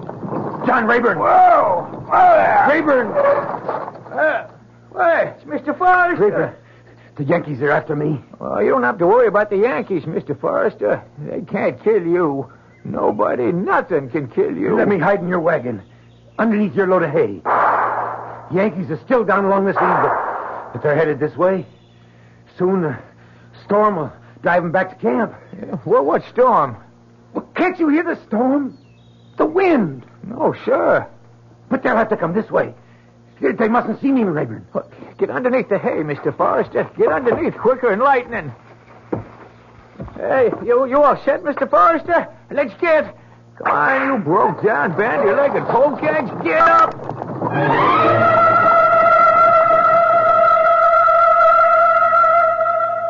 There's just no sign of him, Corporal. All right. Rest of you men, let's head back. I guess he got away, huh, Corporal? No, not for long. He's still a good ways from the rebel lines. We got men sweeping every square inch of the ground. Yeah. Now, what's that? Well, since you come from the city, Corporal, that's a hay wagon. Yeah? Well, we'll see about that. Hey, you! Yeah, yes, sir. Oh! There! What you got on that wagon? Guess I got me a load of hay. What else? Well, nothing else. Nothing else, huh? You sure? You're sure there's nothing living in that load? Well, there might be one or two field mice. Sometimes they get pitched in with the hay. Field mice, eh? Yeah, maybe. Maybe not. Well, let's see. Let's see about everything. You men, fix bayonets. Now, let us ventilate that hay a little bit. Just. That's it. Up and down. All the way across. Come on now, put a little muscle in there. That's not how I taught you to use a bayonet. Rush! Rush! That's it. Everybody's doing just fine. Anybody got himself a little red on this blade? No? Well, maybe there's just hay in there after all. All right, man, all right, that's enough. See? Bayonet's good for something else beside roasting potatoes. What's your name, Rebel? Zeke Rayburn. Mr. Rayburn, go your way. Go in peace. You're a fortunate man. Indeed you are. Get up! Get up! Get up!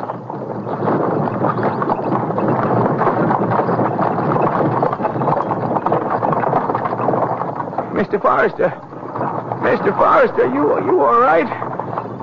Mr. Forrester, it's all right to come out now. Yes, I'm all right. Had a bayonet thrust through my coat, but that was all. Oh, the Lord be praised, Mr. Forrester. The Lord be praised. You better get your load in before the storm hits, Rayburn. What storm, Mr. Forrester? Well, don't you hear it? Hear what? The wind. Can't you hear it whistle past your ears? No, sir. It must be my imagination. We're lucky there was infantry soldiers. What do you mean? There was cavalry. Well, they might have decided to take the hay for their own horses, and then it would have been all over for you. Yes. How far is it to our lines? Well, it's no more than 1.5 miles, but here's where we start running into patrols. You'd be better off on foot. At least you'd have trees and bushes for cover. You're right. Whoa there! Thank you, Rayburn. I'm grateful. It's all of us who ought to be grateful to you, Mr. Forrester. Everybody's talking about it. It's like a miracle. Yes, Rayburn. It is. Now, you keep to the line of trees on your left. You follow them into a little ravine, and on the other side is Jeb Stewart's cavalry. Goodbye, Rayburn. Goodbye, Mr. Forrester.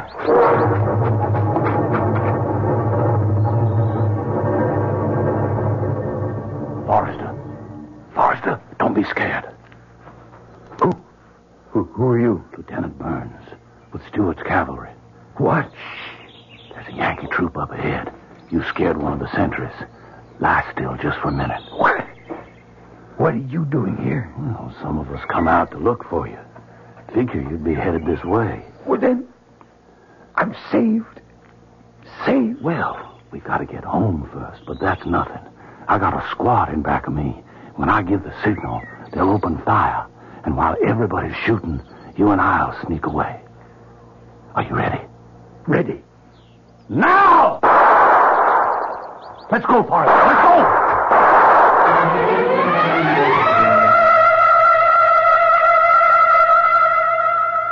Peyton Forrester. General Stewart. Mr. Forrester, let me shake your hand. Word of your exploit has spread through the entire South. Sir, I can only say I prayed for a miracle. And we needed it. It's been a dark year for us. But now, men, women throughout the country are taking heart once more. Thank you, sir. You had to make your way through an entire Union army to get here. I had help, sir. Loyal Southerners fed me, sheltered me, and even fought for me. We're going to win this war, Forrester. I've never been as convinced of it as I am now. I see new spirit in all my men. And it's all due to you. I only did my duty, sir. And, well, no. No, I can't say I did my duty. I failed. You failed? Yes, sir. I didn't accomplish my mission. Robbie Tompkins and I set out to destroy the Owl Creek Bridge. Robbie's dead, and the bridge still stands. The explosion was not strong enough. The bridge must be destroyed. But I don't have the men. But you don't need men. Oh, it's strange. What's strange? The wind feels like a storm, and yet the trees are still. Why do you say I don't need men to take Owl Creek Bridge? The wind. Why is the wind howling like that? Why don't I need men, Forrester? Because I'm not talking about an assault. Just give me one volunteer, and we'll accomplish what Robbie and I set out to do last time. You'll never get near the bridge. General, the Federals have at least 3 divisions this side of Owl Creek. If we destroy the bridge, we cut their only supply line. We have them in a trap. You think you can do it? It's part of the miracle. The bridge, it was meant to be destroyed. That's why I was saved. So I could try it again. And this time, succeed.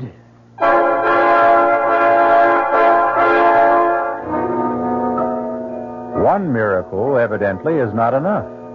What Peyton Forrester is asking for is another. And why not? If it's a question of knowing how to ask, certainly Peyton Forrester has discovered the secret. However, it's also possible to run out of miracles.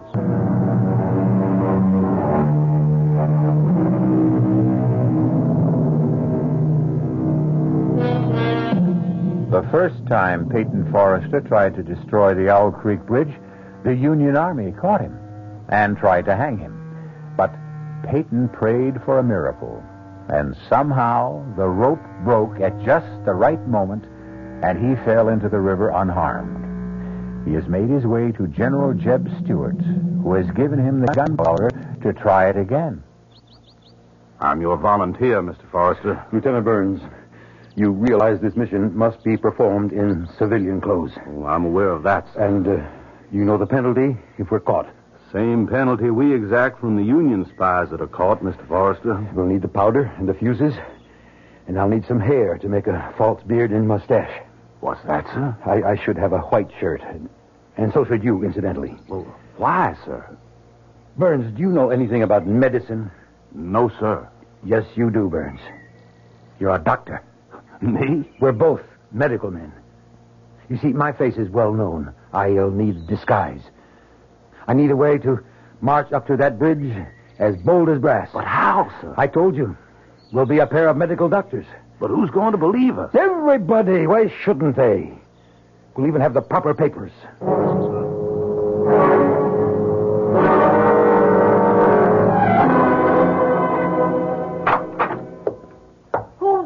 Hosea? Who are you? Millicent. Oh, Peyton. Oh, it's you. Well, if the disguise can fool my own wife. Oh, darling Yankee soldiers patrol through here all the time. Oh, I know. Oh, you're alive, and I prayed so hard. We prayed for the miracle, Millicent. Now, I want to see you more than anything in all the world, but why are you back this way, darling? The whole Union Army is after you. You should be hiding. I haven't completed my mission. Peyton, the Yankees mustn't find you here. Millicent, Honey, what is it, Peyton? My neck. Something seems to be rubbing against my neck. It's something stiff, something sharp. Oh, you're not well. You're not well, darling. It was such a horrible experience. You're real. No. I'm all right. I need strength. I came home. I saw you. I'm all right. I'm all right now. Peyton, you're not listening to me. Peyton, what is it? Listen to the wind, Millicent. The wind. How it whistles and screams. Peyton, I'm frightened. And now, I must go. Hide, Peyton. I'll hide with you. Owl Creek Bridge still stands. Everyone knows you've done enough. I must go back to the bridge. I won't let you.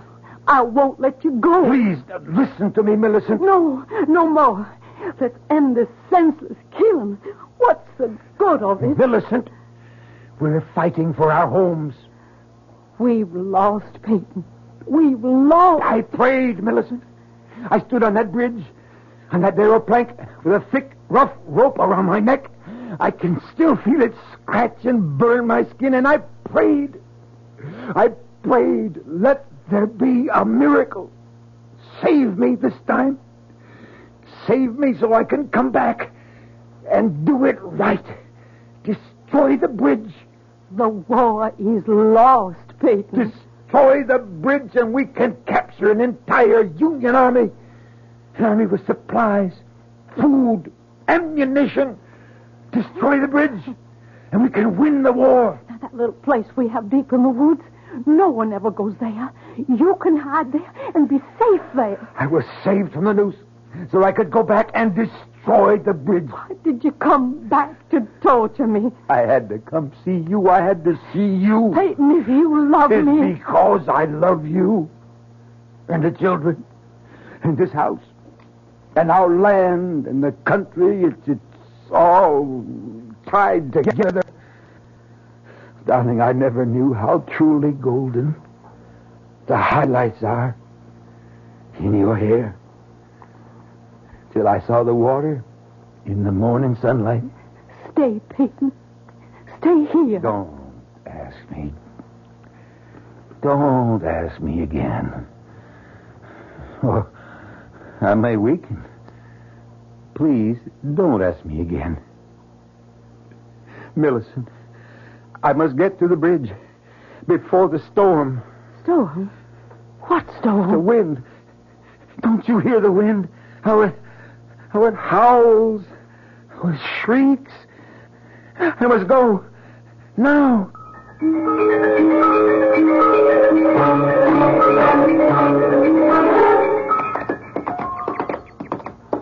Mr. Forrester, what is it? Shouldn't we stop for a rest, sir? There's no time. But the horses, they could use a breather. We have to get there before the storm. Sir, there's no sign of a storm. Oh, I can feel it. I can feel it coming. Wind's getting stronger. The wind, sir? It's a gale. But Oh, look. Where? Up ahead. That's the Yankee picket. All right. Well, sir, let's turn off the road before they see us. But then it burns. We want them to see us. Now, Now be calm. Just act calm. Yes, sir. Remember? You're a doctor. Yes, sir. I'll try to remember. Be casual. Be natural. But suppose... Suppose what? Well, suppose they decide to search our bags. Oh, no, they won't do that. These are our medical supplies and equipment, remember? Yes, sir. I hope so. Now, Burns, try to look dignified. Yes, sir. Try to look wise, just like a doctor. Yes, sir. Yes, sir. I'm trying. Strange. What, sir? The wind. That gale. What happened to it? I don't know what you're talking about, sir. The wind. It sounded like a hurricane. And you can't be deaf, can you? Well, no, sir, but I didn't hear anything. And now, for some reason, suddenly died away. Gone. Yes, sir. So still, so calm. Oh, yes, it is, sir. It certainly is. Except I'm so nervous, sir. Oh, there's nothing to be afraid of, Burns. Nothing except something scratching my neck. It biting at my throat. Well, it's too cold for mosquitoes, sir. Something's starting to press. It press on my throat. Sir, are you all right? I wonder what happened to that wind. Oh! Well, and who might you two gentlemen be? Corporal, I'm Dr. Jones. And my friend here is Dr. Burns. Your friend got a voice? Why, of course, Corporal. And why don't he answer for himself? Oh, he's my assistant. Is that true? Are you, Dr. Burns? Oh, yes, Corporal. Well, let's see what we got here. We got one gentleman who claims to be Dr. Jones, another who says he's Dr. Burns. Corporal, if you don't mind, we happen to be on an errand of mercy. Is that so? Well, tell me about it. Now, we have permission from your General Grant to... Something wrong, Doctor? No, Corporal, I just seem to have something in my throat. You were saying you had permission from the General to do what? Well, to visit some of our wounded prisoners. You do, huh? Yes, Corporal, and here's the safe conduct. Mine and Dr. Burns. Woody. Yes, Corporal. Bring the lantern. Hold this up. All right. See what it says, Woody. You're better at reading than I am. All right. The bearer of this safe conduct is to be permitted free passage within the lines controlled by Union forces in order to perform medical errands of mercy. Signed, U.S. Grant, Lieutenant General. That's what it says, Woody? That's what it says, Corporal. Hand them back their papers. Woody. What is it, Corporal? What are you looking at, Woody? Me? What are you staring at the doctor for? Well, I'm not... That is... Do you know him from someplace? No. I mean, where would I know him from? Well, doctors, be on your way. Thank you, Corporal. Magnificent. I can only say, sir, that you were magnificent. We have to get to the bridge. Quickly. I could never have handled it that way, sir. Hurry. The bridge is just ahead, sir. I'm beginning to feel very ill. Sir? My neck. Your neck, sir? It's beginning to hurt. I can feel it. It's beginning to swell. Here's the bridge, sir. Easy, boy, a little slower. Now, where do you want to plant the charge? Charge? Where do you want to plant the powder? We have to plant the powder. We have to plant Here. Right along. Here. Yes, sir. Stop the horses. Yes, but, sir, you're very ill. No. We could do this. Now, something's choking me. Now, I'll dismount. Yes, sir. Look, we intend to walk our horses across the bridge. Yes, sir. Now, oh, my throat. Place your sack against this support. Yes, sir. Now, quickly, the fuses in this bag. I've got them, sir. Why is it so dark? What do you want me to do, sir? Lay the fuse out along. I know, sir. I know. Hurry. Something's choking the life out of me. I've got him, sir. I've got him. Strike a match. Oh, I can't breathe. We're going to do it, Mr. Forrester. We're going to bring it off. My head. Nothing can stop us now. Burns. Something's choking. This one's ready. And now that one. Choking the life out of me. Whole sky is on fire. Everything. It's all aflame. Lit, sir. She's lit. This pain. She's going to go, sir. She's going to go. Now jump in the water. Jump for your life. My head. I can't stand the pain. My head is going to explode. There she goes.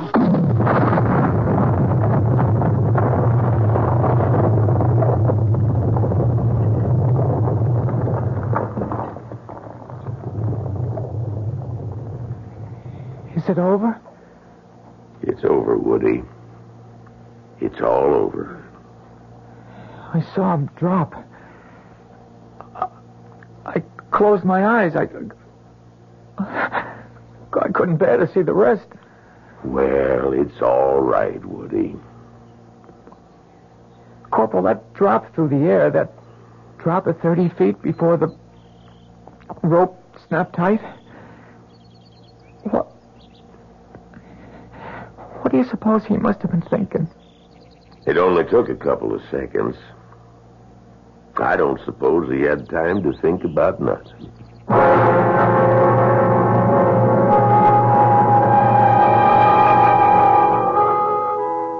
Peyton Forrester was dead.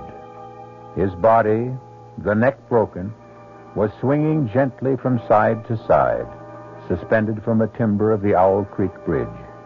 Swinging gently, swaying gently, turning and twisting gently in the fresh, cool morning breeze above the gold-tinted water of the river below. Our cast included William Prince, Mildred Clinton, Jack Grimes, Leon Janney, and William Redfield. The entire production was under the direction of Hyman Brown. This is E.G. Marshall inviting you to return to our Mystery Theater for another adventure in the macabre. Until next time, pleasant dreams.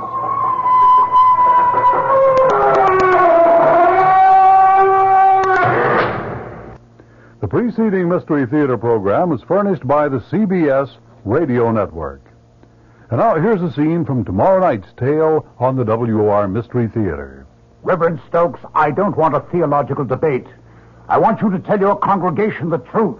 And what is that, Dr. Stambler? That my son Michael conducts his lab experiments for scientific purposes. And shall I ask them to believe in coincidence? What coincidence? That a peaceful town is ripped apart every time your son returns.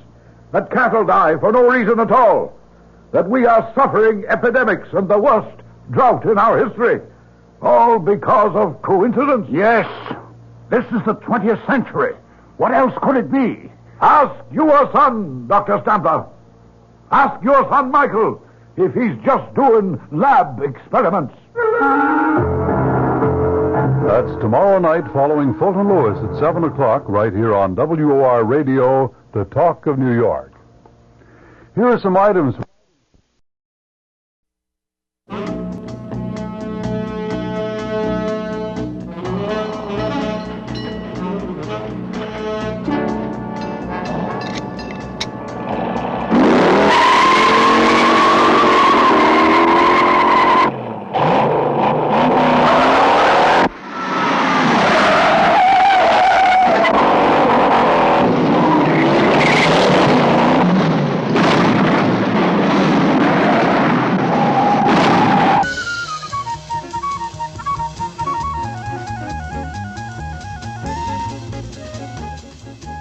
Detective Lieutenant Frank Bullitt. Some other kind of cop. Pity the guy he works for. Lieutenant, don't try to evade the responsibility. In your parlance, you blew it. What the hell is going on here? A high-speed pursuit? 2 men are killed? An officer in the hospital? A witness almost murdered? Captain Baker would like to have a word with you. Now listen to me, Lieutenant. All right, nail him. I want him written off. Do you let anything reach you? I mean, really reach you? Or are you so used to it by now that nothing really touches you? You're living in a sewer, Frank. Day after day. With you, living with violence is a way of life. Living with violence and death.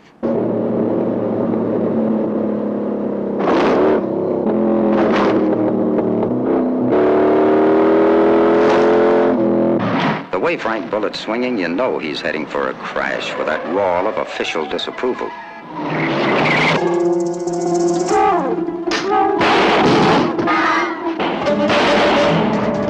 But when some rare Chicago blood starts spilling in San Francisco, they hand Bullitt the mop. Now, what went wrong, Lieutenant? Who else knew where he was? What? Who else knew where he was? What are you implying? Well, they knew where to look for him, and they used your name to get in. Are you suggesting I disclosed his whereabouts? You believe what you want. You work your side of the street, and I'll work mine.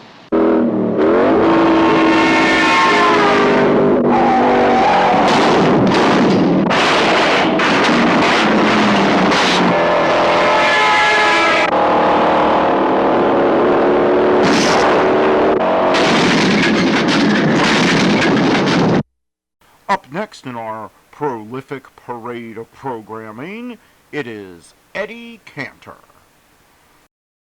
Bristol Myers, makers of Sal Hepatica for the smile of health, and Fruchet, the beforehand lotion, present It's Time to Smile. With Joan Davis, Nora Martin, Bert Gordon, our Russian friend, Leonard Sousa's orchestra, The Sportsman, yours truly, Harry Von Zell, and starring Eddie Cantor.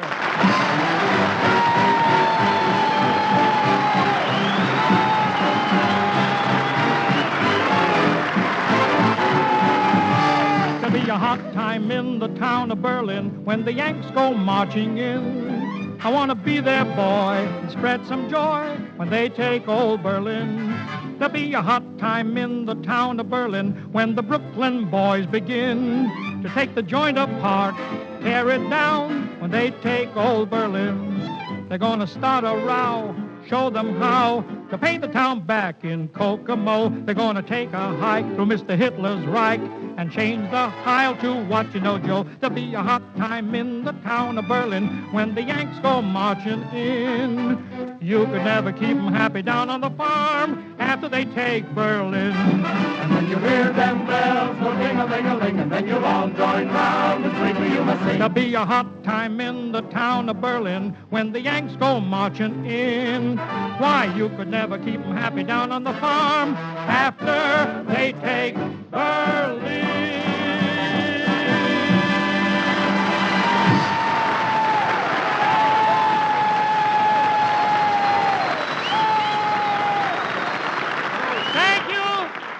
Thank you. I'm so glad I came back from my vacation. Isn't it wonderful, This is Eddie? the start of a season. Harry, you know, I've only been back in Hollywood a week, and already I'm bubbling over with exciting news. Well, what? You know Orson Welles, the guy who writes his pictures, produces them, directs them, acts in them, does everything himself? Yeah? Well, Rita and Orson are expecting a baby, and he checked into the hospital. But he's saving a room for Rita. He's saving a room for Rita. So. Had to put that in on account of certain people upstairs, oh, yeah. Well, never mind that. You know, Eddie, a lot of things have been happening here since you left. Oh, sure. Have you read about all the fights in the Hollywood nightclubs lately? Have I? The whole country has read about it. Nowadays in Hollywood, when you call up a nightclub for a reservation, they don't ask your name. The guy says, how much do you weigh? In fact, they've had so many fights in one club, they're thinking of changing the name to the Soccer Dero. Oh,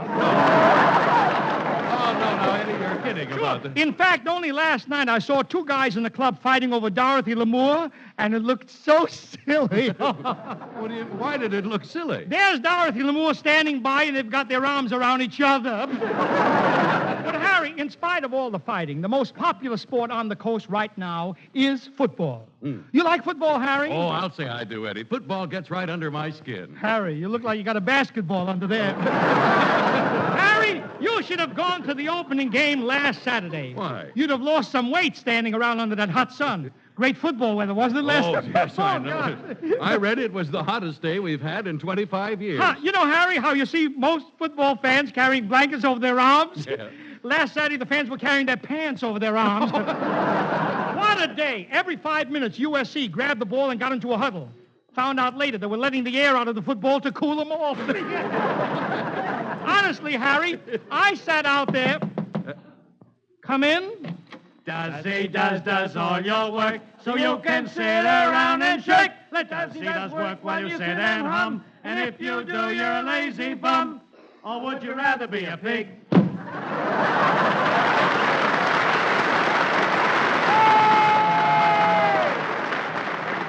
Harry Von Zell, what is this, a new thing? The sponsors? Well, Eddie, what was that? What was it? Tell me, explain it in the middle of... Don't get excited about it now. Yeah. I meant to tell you that the sponsor has sold some of your time on the air tonight to different products. Just... Sold my time? Yeah. What right did he have to do that? Well, he said the way you looked last season, he wasn't sure you'd be back. I guess he's sorry I made it. And you too, Harry. Why did you let him do it? You were here all the time. I was out working. I suppose you're sorry I'm back, too, Harry. Now, wait. How can you Beginning say of a season, Well, now, I'll stop start that. After the way I missed you all summer. Oh. Gosh almighty. During those weeks when I didn't see you, I realized you were more than just an employer. You were my friend. Well, I could hardly wait to see you again. Look, Harry, if you were so anxious to see me again, why didn't you come down to the train to meet me? I did go down to the train. But Paulette Goddard got off the train, too, and I figured I could always see. Sure, laugh. Well, next time you come to me for a job, I'll send you to Paulette Goddard. Next time you come to me to borrow money, I'll send you to Paulette Goddard. And the next time you want to spend the weekend at my house... Yeah? It's okay, I'll go to Paulette Goddard. I can always see. Come in. Fink and Son, happy little laundryman. Oh, is we is or is we ain't your laundry?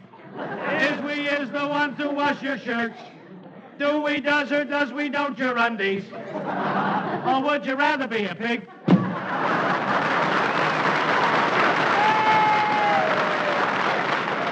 That is the most awful thing I'm going to tell the sponsor. He can't do that. Fine music to have on your opening program. Oh, well, let's forget it, Harry. Let's go on. How can you forget that? I've made certain that tonight our listeners will get plenty of good music. Ladies and gentlemen, I'd like to have you meet a new find, a young man who tonight makes his radio debut as my maestro. He's a great musician, a great personality, and acclaimed to be one of the nation's finest trumpet players. Here he is, young Leonard Seuss.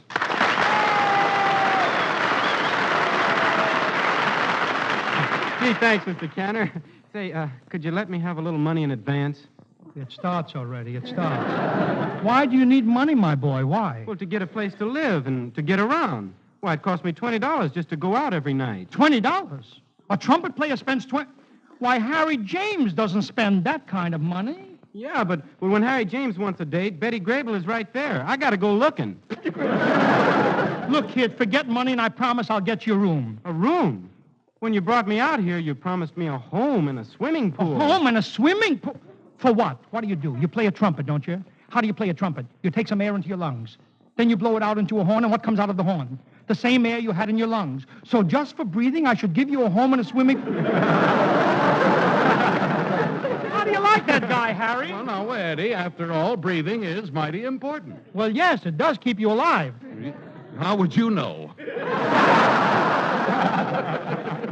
Harry, how can you say that? I don't know. I just opened my mouth and the words come out. Yeah, you opened up Monday night at the preview and what came out? Look.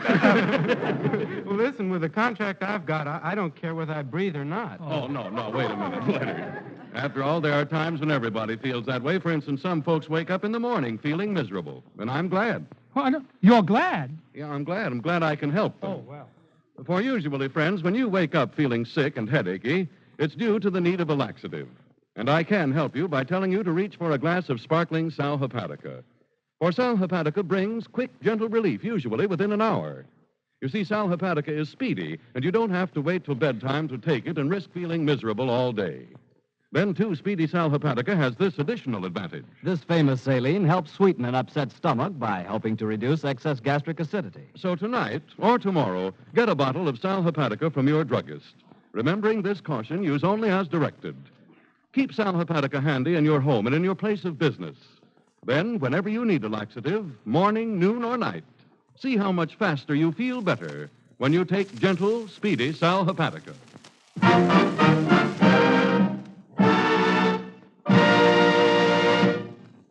Here he is, the new trumpet sensation, Leonard Suis, accompanying the girl who is unquestionably one of radio's favorite songbirds, lovely Nora Martin, the song, Is You Is or Is You Ain't My Baby.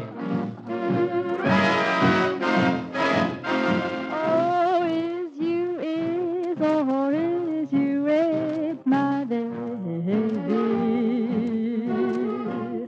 The way you're acting lately makes me down. Oh, you see, still my baby, baby. Seems my flame in your heart's done gone out. Now a man is just a creature that has always been strange. And when you're sure of one you find he's gone and made a change. Oh, is you is or is you ain't my baby. Maybe baby's found somebody new. Or is my baby still my baby true? And here's Leonard Suis, the young man with the horn.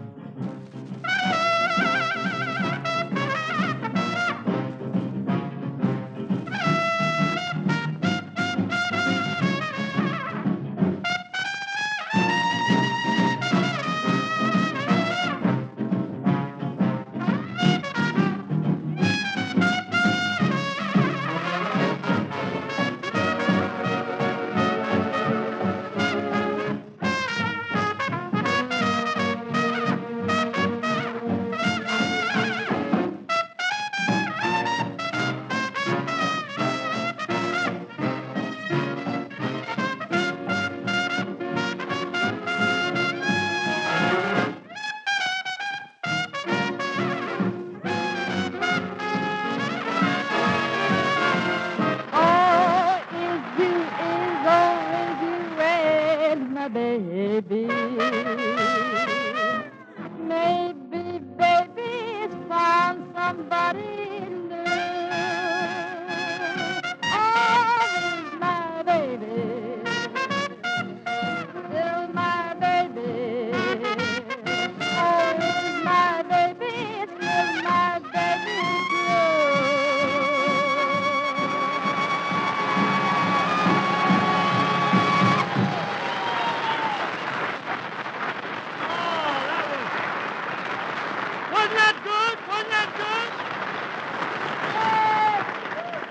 Nora Martin, and thank you, Leonard Suis. And now, ladies and gentlemen, out for dinner, you'll feel grand at Schnuckelmeyer's hot dog stand. Oh, a hot dog, he says. I get him while a hot. A frankfurter, he says. How much do we have got? A weenie, he says. Is that the language of love? Pickle, schmickle, 2 for a nickel. Get a little snack at Schnuckelmeyer's hot dog stand. Or would you rather be a pig? Oh, well, I tell that sponsor. And now, ladies and gentlemen, Madam Fifi, Madam Fifi, Madam Fifi's Girdle Shop. Madam Fifi's Girdle Shop presents the dramatic story of Mr. Skeffington, starring Joan Davis.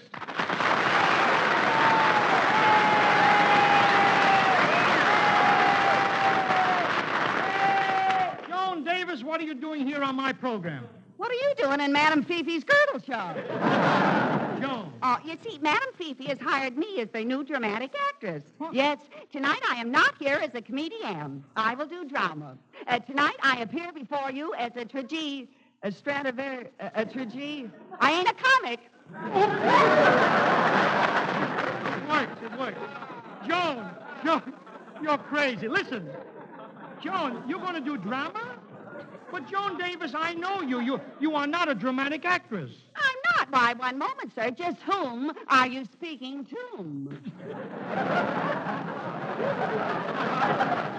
Just listen to this little bit of dramatic mimicry. The calla lilies on bloom again. Raleigh they are. Raleigh, Raleigh, Raleigh. Does your cigarette taste different lately? Just a moment. I mean, I'll play Mr. Skeffington. Oh, no, I'm sorry, Eddie. You're just a little too old. You No, know. I'm not so old. Just give me a chance to hold you in my arms. I want to play a torrid love scene, full of flaming romance, where I can smother you with burning kisses. Cantor, you haven't got enough fire to give me a hot foot. Let me tell you something, Joan. I've always been the romantic type. Why, when I was courting Ida, I got down on my knees and proposed to her. Yeah, but in those days, you could get up. Don't encourage her. Now look at you, Eddie. That complexion. What's wrong with it? Well, your corpuscles seem to be saying, give me some skin. Get away.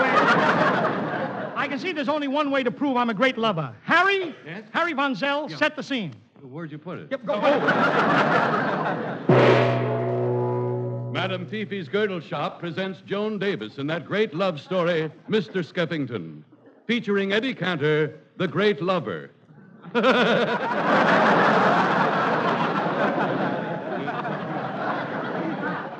As the scene opens, we find Mr. Job Skeffington in the library of his huge estate, awaiting New York's most beautiful, sought-after woman, Mrs. Skeffington. Good morning, Job. You sent for me? Yes.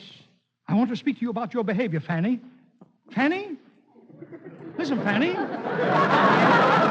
I've had occasion to find 4 different men in your arms. And this has been going on ever since we were married. Well, we were only married last night. That's just the point. Yesterday, the day we were married, at least 100 men came to call on you. Where did they all come from? Well, if you must know, I worked out a Lend-Lease deal with the draft board. But all those men coming to my house, Fanny, there's something I must know. What?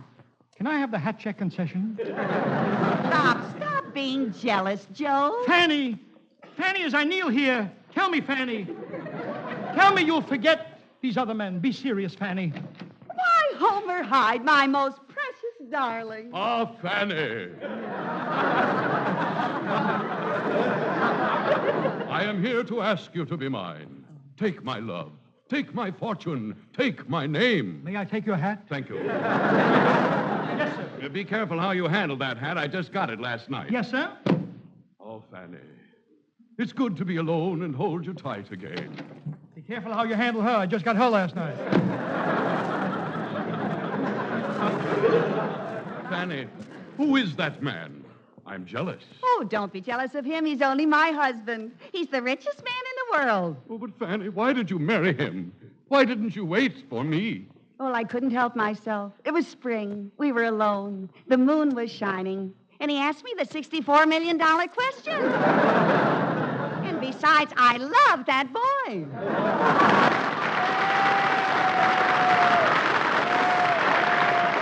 Oh, but Fanny, how could you toy with me so? Why did you keep me on a string? Well, it was cheaper than buying a yo-yo. Well, Fanny, I'm asking you to take my name in marriage. Just think, you'll be Mrs. Fanny Hyde. Well, I already have one husband, but I'll call the OPA and see how many I'm allowed, shall I? Operator, get me the OPA, please. This is the OPA. Hello.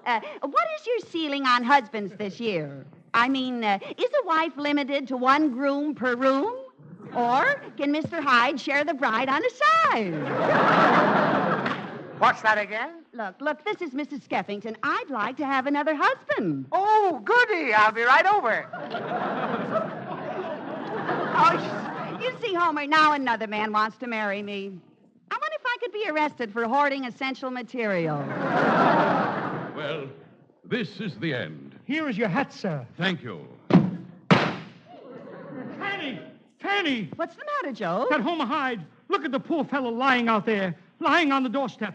What shall I do? Leave a note in his teeth for the milkman. Fanny, how could you be so cruel, so cold-blooded, so indifferent? Fanny, you're callous. Job, you're corny. Come in. Fanny. Who are you? I'm the guy from the OPA. You must marry me. I'll give you my love, my heart, my soul, my life. When you get to your hat, give it to him, will you? Here. Thank you. Now for the last time, Fanny. Will you marry me? No. Okay. Look at him. Look at him. Lying there staring up at the roof. Yeah. How do you like those OPA guys? Even when they're bumped off, they're watching the ceiling.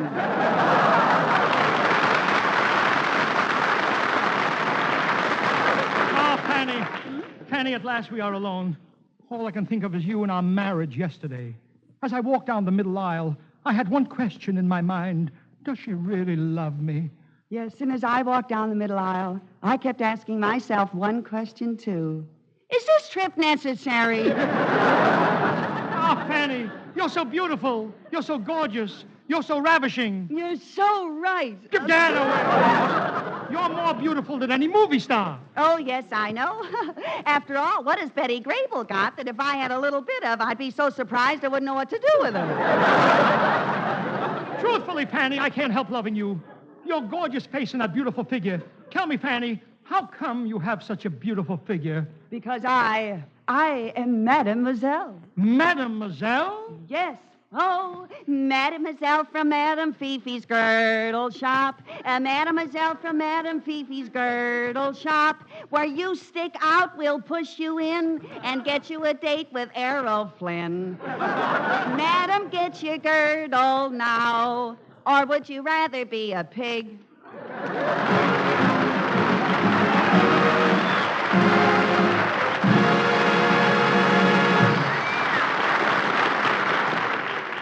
Mr. Cantor? Yes, Nora. Mr. Cantor, why do you look so worried? Didn't you notice when Joan Davis went off what happened? Oh, no. I was doing that love scene with Miss Davis. My wife walked out of the theater. Uh-oh. I guess I sort of put my foot in it. I shouldn't In do hot it. water, huh? Yeah, Harry, you got to help me, kid. Now I'm in hot water up to my neck. Well, Eddie, I don't know. I mean, up to your neck. Now, if you just had your hands in hot water, I'd know what to say. I'd say always use Truchet beforehand, before putting your hands in hot, soapy water. Now, that's very important, ladies, for using Truchet is a wonderful new way to help guard your soft, white hands before you wash undies, before you do dishes, before you do any of those soap and water jobs. You see, Truchet, the new beforehand lotion, helps to protect your hands from roughness and dryness, helps keep them looking their loveliest. And Truchet, remember, has this added plus. It's grand as a powder base or for a sweet-scented all-over body rub. See if you don't agree that creamy, fragrant Truchet is the ideal beauty lotion, especially these days when lovely hands must do so many soap and water jobs. Ladies, to help keep your hands smooth and lovely, why not begin today to use Truchet?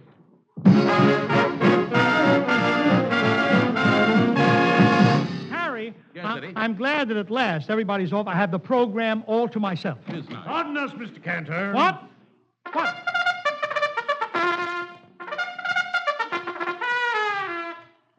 Hey, what's this? Quiet.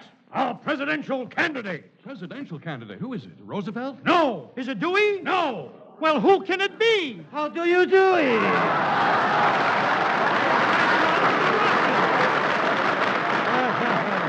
Cantor? Yes. Who do you think I saw walking outside just now? Wendell Wilkie. Wendell Wilkie walking? He ain't running.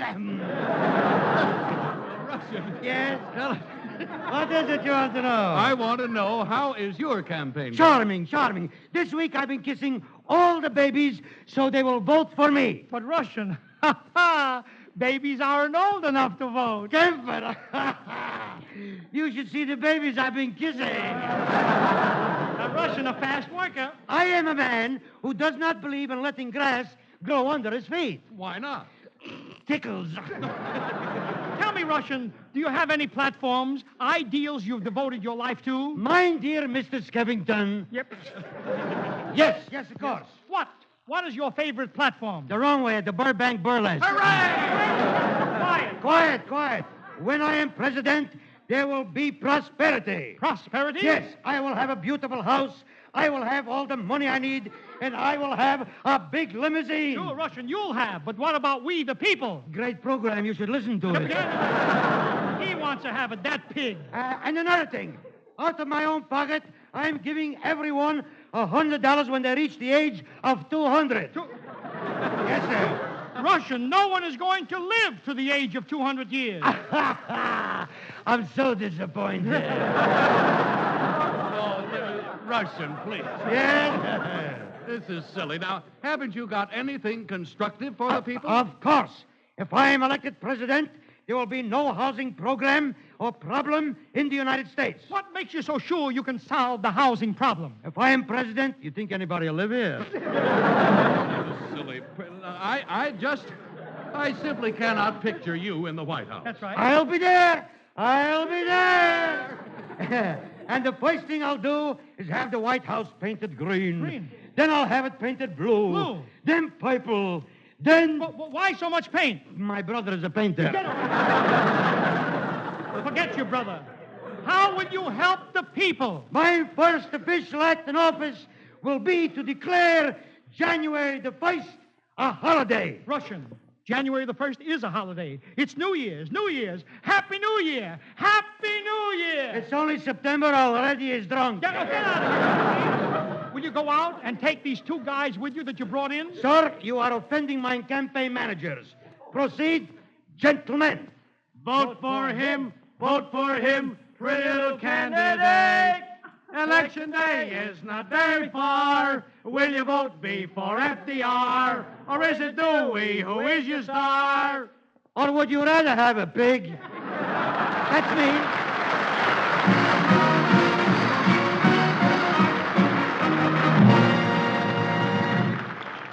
Now, lovely Nora Martin and I sing one of the popular songs of the day, How Many Hearts Have You Broken?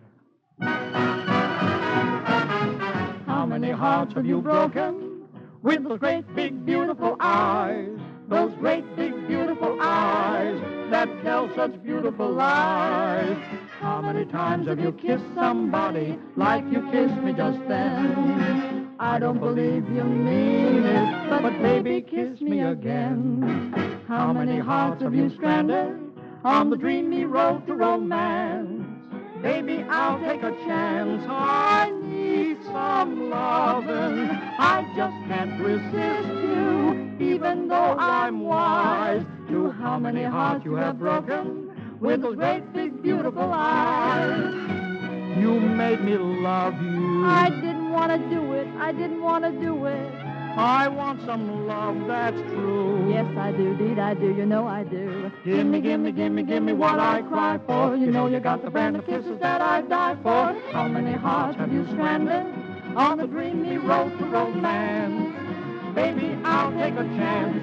I need some lovin'. I just can't resist you, even though I'm wise to how many hearts you have broken with those great big, beautiful eyes.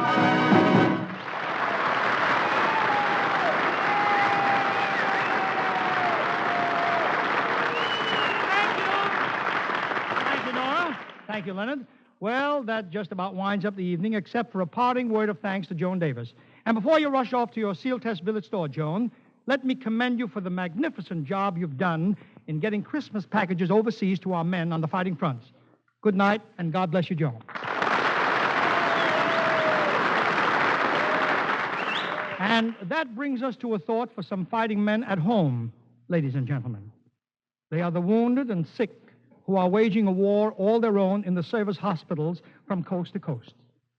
I've seen them, friends, and I'd like to have you help me remember them, too, at Christmas time. Through the nationwide cooperation of the American Legion, the post in your community will help you deliver a gift from you to a boy in the nearest hospital. Or, if you make your gift purchase in a department store, the store will deliver it to the American Legion Post for you. Come on, America. Let's not forget the man in the service hospital. Let's assure him of a happier future with a Christmas present. And do listen in again next week when we have as our guests those two glamorous little stars from the Metro-Goldwyn-Mayer production, Two Girls and a Sailor, June Allison and Gloria DeHaven. And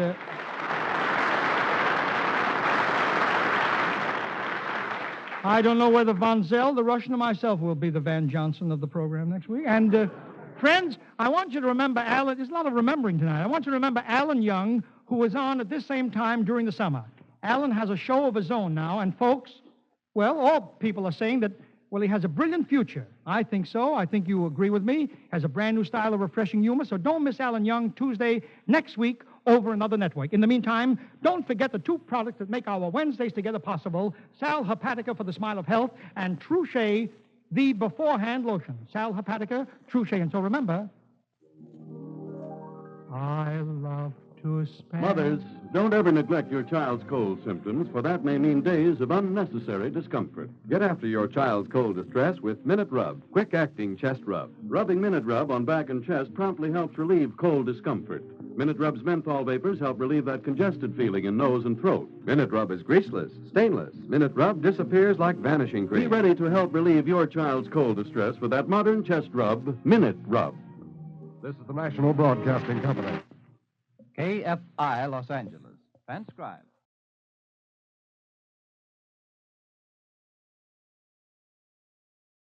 The Cold War may be over. But we now find ourselves embroiled in another struggle.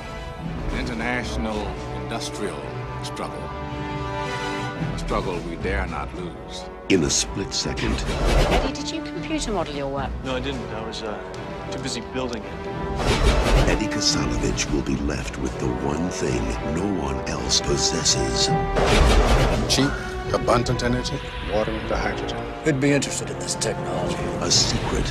Who wouldn't? The rest of the world would kill for. There are many threats to our way of life. Not all of them wear uniforms. You run, and you'll have every gun-carrying idiot in the country looking for you. Warrants have been issued for Edward Kasalovich. I got him. Keanu Reeves. Someone's setting us up. Morgan Freeman. You said you had it under control. I did. Every action. It's him. I gotta go. We'll come to you. Eddie! Has an equal. We're watching everything. I'm being framed. How did we end up here? And opposite. It's classified. Your position is non-negotiable. We didn't do anything.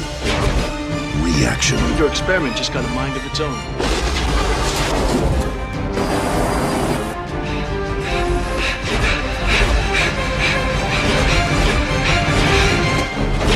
Chain reaction. Who are you? I'm your friend, Eddie. My Favorite Husband is up next on Nightly Old Time Radio Shows. Please enjoy it.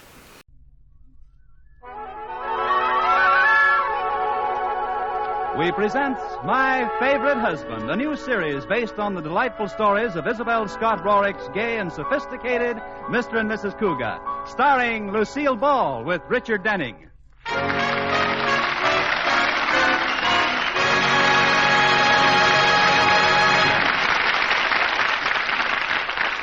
10 years ago, Elizabeth Elliot decided to marry an eligible bachelor. So she picked handsome, man-about-town George Cougat. Because, as Liz put it... George was the most eligible bachelor eligible. Well, since their marriage, neither Liz nor George has said much about children. But then, children have never said much about them either. That's because they don't have any. Children, I mean. In fact, the only time it ever came up was when they returned from their honeymoon, and George was showing Liz around their new house. Wait a minute, George. What's this little bedroom here? Well, I kind of thought it would look cute and pink and blue with nursery rhymes on the walls. But we can fix it up temporarily as a maid's room. What do you mean, temporarily, as a maid's room? Well, someday we may want a couple of little ones. You mean a couple of little maids instead of one big one?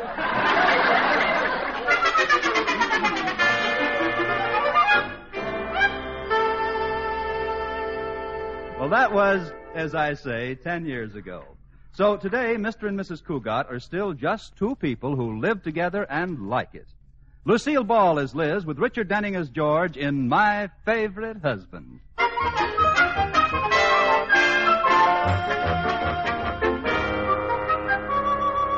It is morning at the Cougat house.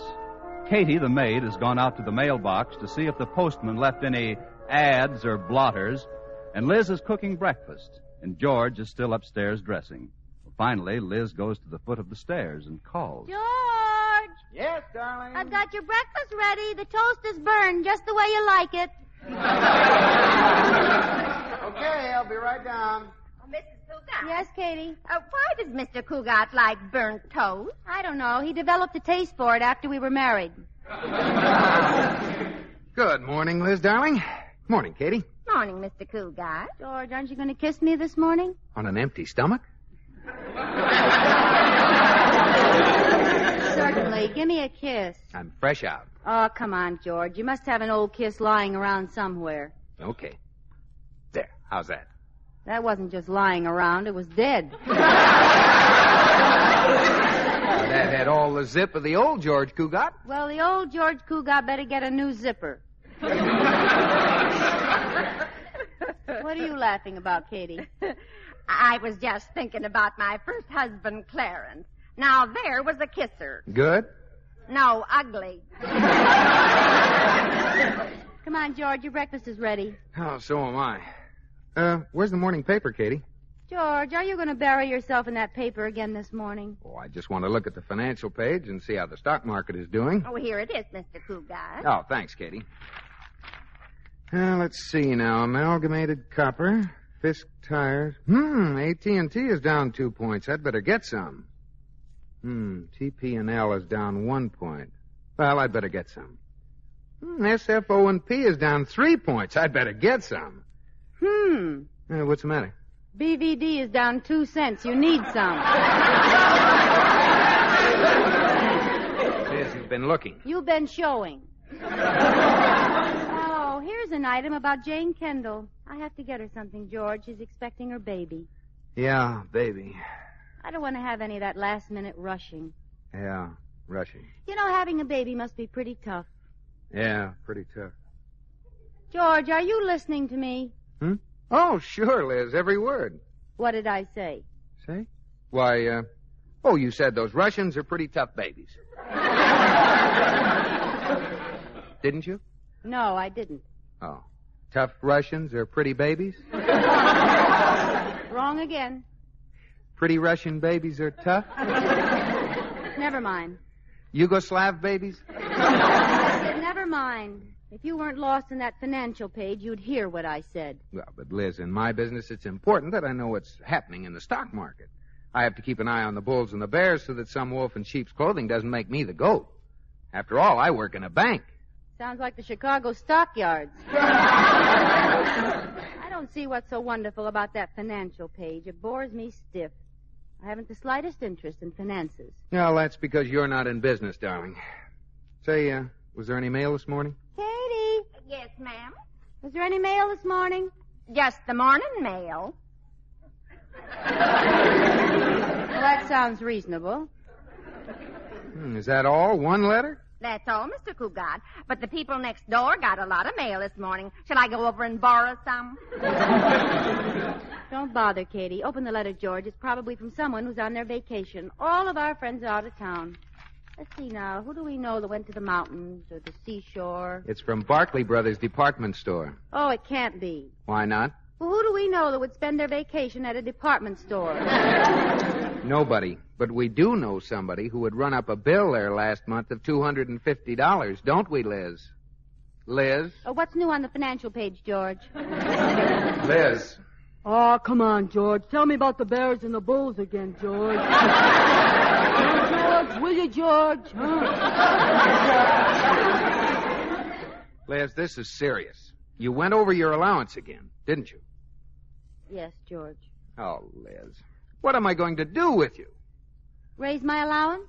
I can't raise your allowance. I didn't get that mortgage deal with that real estate woman in Florida. Oh. Old man Atterbury must have found out about it because I didn't get that raise. Well, tell him you can't raise a wife and children on your salary. Well, but Liz, Mr. Atterbury knows we don't have any children. Well, then tell him we're expecting some on the next boat. Boat from where? Wherever children come from. Had a talk with your mother lately, Liz? Of course. What did she say? She gave me a book to read. You know, what was the name of it? How to Win Friends and Influence People. Well, that ought to do the trick. Liz, there's only one sensible thing for us to do. I knew you'd think of something, George. We've got to live within our means. Mm-hmm. Stick to our budget. Wonderful idea. It's not only sensible, it's impossible. It's really very simple, Liz. How? Well, just don't charge things we don't need. Sounds simple, doesn't it? Of course. George, from now on, I promise I won't charge a thing we don't need. Good. I'll pay cash for it.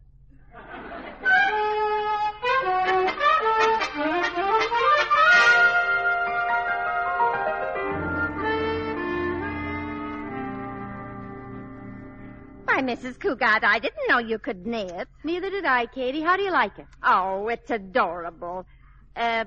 What is it? Baby booties. They're for Mrs. Kendall. Well, do you think they'll fit her? Katie, Mrs. Kendall is going to have a baby. Oh, are you going to be there? No, she's just having the family and a few close doctors. Mrs. Cougat, wouldn't it be easier for you to buy Mrs. Kendall some baby booties instead of getting all tangled up in that yarn? Yes, Katie, but I'm trying to help Mr. Cougat save some money. And baby booties cost $5 a pair. Well, how much did all this yarn cost? $10, but that's for 5 balls. But you won't need 5 balls of yarn to make one pair of baby booties. Well, I'm using the rest to make a sweater to match. To match the booties? No, a sweater to match the skirt I picked up for $29.95. I think it's wonderful of you to help Mr. Cougat save that way. Well, the only trouble is I had to charge all this stuff. So I think it would be better if we just didn't say anything about it, Katie. I understand, Mrs. Cougat. He'll probably laugh when he finds out that I've learned to knit. Yes, but he'll stop when he finds out how much it costs. Oh, I better hide this knitting. Hey, anybody home? Oh, it's only Corey. Yes, mankind's gift to womankind. In the living room, Corey. Hi, Liz. It's Corey Cartwright, that gay dog. Throw him a bone, Katie. Oh, I'm not in the mood for jokes, Liz. I'll put your hat in the hall, Mr. Cartwright. What's the matter, Corey? I met the most beautiful girl at a beautiful party in a beautiful penthouse last night. Didn't you have fun? Yes, the beautiful girl and I spent a beautiful evening looking at the beautiful moon. Sounds beautiful. Not quite. Why? She had an ugly husband. What was his name? I don't know. He never did catch me. Corey, what makes you so fickle? Well, I'm not fickle, Liz. I just can't make up my mind. Well, sooner or later, the right girl will come along, and then you'll settle down, and she'll be knitting these. Liz, am I seeing things? Are you knitting baby things? Yes, baby booties. Liz, you mean you? Why didn't you tell me? Well, I didn't know you'd be that interested. Interested? Of course I'm interested. Congratulations. Well, thanks. Why, I had no idea. Neither did I. In fact, I was just telling Katie I didn't know I could do it myself. Of course you can, Liz. I think every married woman should. You do? Certainly. Well, what's marriage got to do with it? But good old George, he hasn't said a word about this, Liz. Well, good old George doesn't know about it. I'll bet George... I beg your pardon? George doesn't know about it, and don't you tell him. But why? Shouldn't he know? No, Mr. Atterbury didn't give him his raise, and this wasn't on our budget, so I had to charge it. They have time payments for everything these days. But really, Liz, don't you think you should tell him? No, he'd only worry about the budget. And besides, if George found out about this, he'd want me to take it back.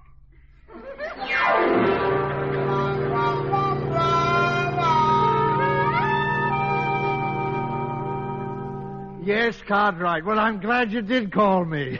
I had no idea Mrs. Cougat was expecting a bundle of joy. No wonder he's been wanting a raise. Oh, yeah, sure, I agree with you. Yeah, I'll call him into my office right away. Thanks for calling, Cartwright. Goodbye. Well, so young Cougat's finally going to have an addition to the family, eh? Wonderful, wonderful. Miss Johnson, you come into my office.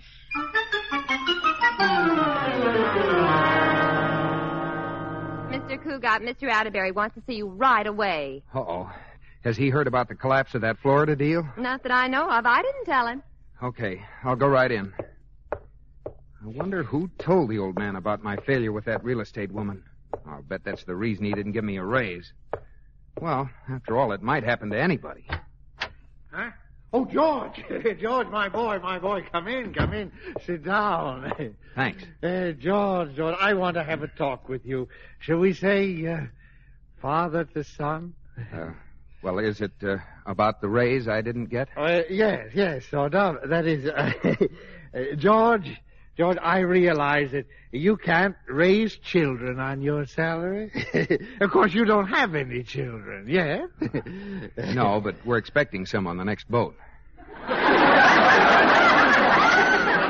What? Oh, nothing. That's just something Liz told me this morning. Look, Mr. Atterbury, I know why you called me in here. Oh, you do? Yes, and I just want to say that anybody can make a mistake. A mistake? Yes, maybe I tried too hard. Now, my boy, it isn't as easy as you think. Then you're not angry? Angry? Oh, on the contrary, you've got my best wishes, my boy. Oh, thanks, Mr. Atterbury. That woman had me worried for a while. I can imagine. She just didn't like the idea. Well, women are funny sometimes, Yeah, she wanted me to do the whole thing by myself. But I understood that you both wanted. Oh, I did. She didn't. Oh, really? And don't forget, we were 1,000 miles from each other. 1,000 miles? Sure, she was in Florida. Good heavens, now wait a minute. If she was in Florida, then by telephone. See, the whole thing was arranged over the telephone. Well, that settles it. George, my boy, I'm not only going to give you that raise, I'm going to pay that telephone bill.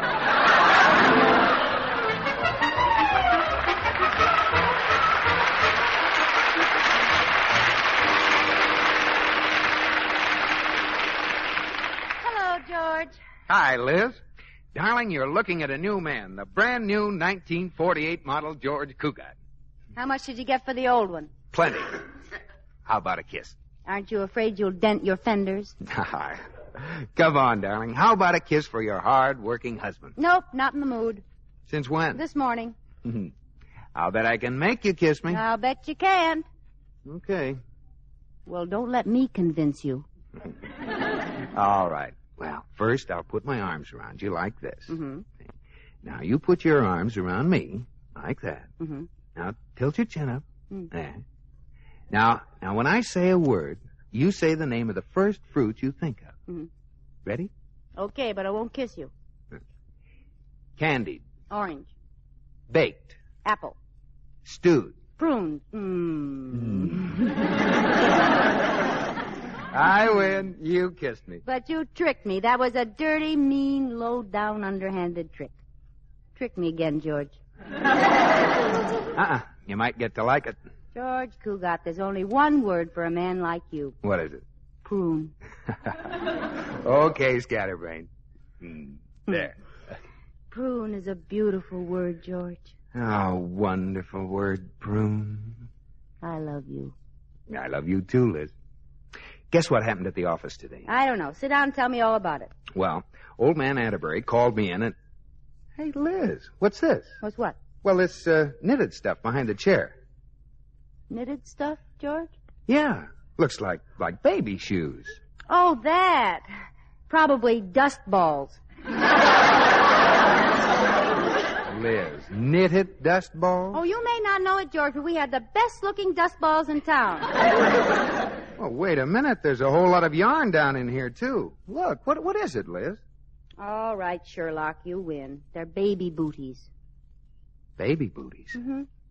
Liz, you mean you? Didn't think I could do it, did you? Well, sure, but Liz, darling, this is wonderful. I thought it was pretty good myself. Well, gosh, honey, why didn't you tell me? I was afraid you'd be sore. I charged all that yarn to our account, and I went over our budget again. Oh, all this yarn to make one pair of baby booties? Oh, what are you going to do with the rest of it? Why, Well, what, Liz? Well, make more baby booties. More? Mm-hmm. Oh, good night. How many will you need? Well, you never can tell, George. It might be triplets. Triplets? Mm-hmm. Holy cats. I told old man Atterbury we were expecting some on the next boat. I didn't know the fleet was in. Katie, come quick. Mr. Cougat's fainted. Well, what happened, Mrs. Cougat? I don't know. He said something about the fleet's in, then he sank.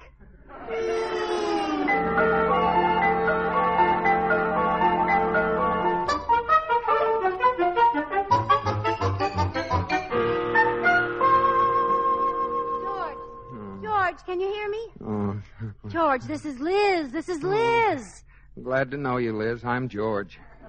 Oh, I think he's coming too, Mrs. Cougat. Yeah, come on, George. Oh, where am I? You're in bed. Oh, good night, Liz. Come on, George. Sit up. Up, Daisy. That's it. What happened? You fainted, Magnolia Blossom. Oh, yeah. Oh, but Liz, you're the one that should be in bed, not me. Now, just stay where you are, George. You're as pale as a ghost. How did I get up here? Katie and I carried you. She carried, Mr. Cougat. I dragged. You put on a little weight since the last time we carried you upstairs. Oh, Liz, you shouldn't be lifting anything heavy now, especially upstairs. Well, Katie helped. Who brought me in here? Katie and I. Who put me to bed? Katie and I. Liz. What's the matter? Who put on my pajamas? That brought the color back to his cheeks, Mrs. Cougat. Katie went downstairs, George. Oh. And I brought back this. Here, Mr. Cougat, take a sip of this brandy. It'll make you feel better. Are you sure that's brandy, Katie? Yes, ma'am. Remember the last time I fainted, you got hold of Mr. Cougat's bottle of Vitalis. My Vitalis? It went down all right, but I had to give my stomach a 60-second workout. Oh, don't worry, ma'am. This is brandy, all right. You're sure? Yes, ma'am. Positive.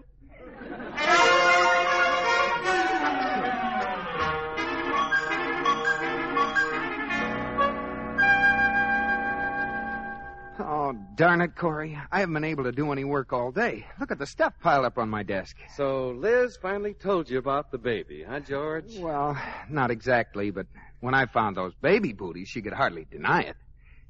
But she doesn't seem too interested. That's the way women are, George. You have to be very understanding at a time like this. Why don't you try to draw it out of her? Hint around. Maybe she'll confess. Well, I tried that already. But she acted like she didn't even know what I was talking about. Why? What did you say to her?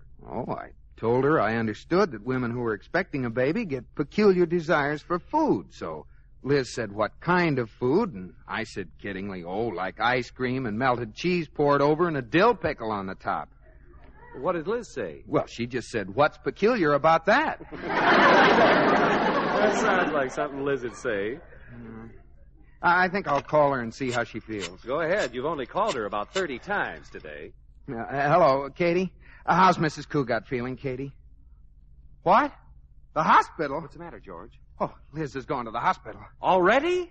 Hello, Katie. Which hospital did she go to? Yeah. To phone her there? Well, I'll do better than that. I'll go over there. Goodbye, Katie. Now keep calm, George. Getting excited won't help any. Yeah, keep calm. You're right, Corey. Don't get excited. Where's my hospital? Where's my hat? Now, wait a minute, George. Keep calm. I'll go with you. Now, don't get excited. Okay. I'm calm. Let's go. All right, but you can't go that way. What way? With the telephone on your head. Oh.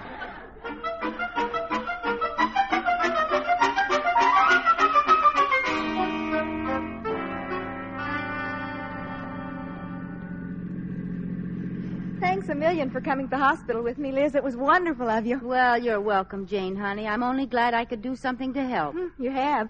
Norman was so worried. He's read so many stories in the paper about taxi drivers having to stop on the way to the hospital because the baby arrived ahead of time. I wonder if they leave the meter running when that happens. Oh, you make me feel good, Liz, when I probably should be feeling horrible. Do I, honey? I guess you're always a little anxious with the first one. Well, you haven't anything to worry about, Jane. You'll be all right. And when it's all over, you'll realize that this has been a very wonderful experience for you. Something you wouldn't take $1 million for. Do you think you could stay with me, Liz? Until the baby arrives? Of course, honey. I wouldn't think of leaving. Thanks. Norman should be here pretty soon. What do you want, Jane? A boy or a girl? Well, I'd sort of like a little girl. How about Norman? Oh, he says he just wants a boy or a girl. Well, I hope he isn't disappointed.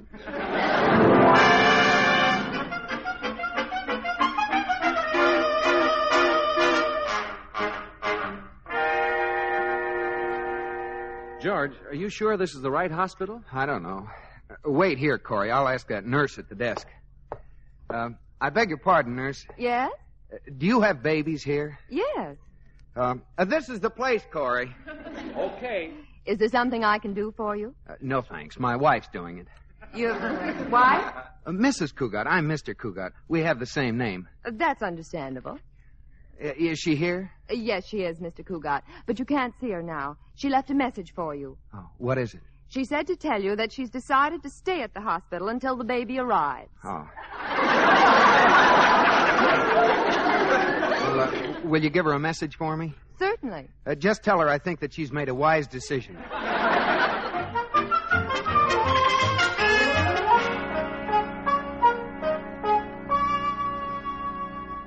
George, don't you think you should go home and wait until you hear from Liz like the nurse told you? Oh, of course, Corey, but I have to get this stuff before I go home. Well, isn't it a little premature? Of course not. I want to be ready. But look at all the stuff you bought already. Electric trains, baseball bat, drum and bugle, football helmet, boxing gloves.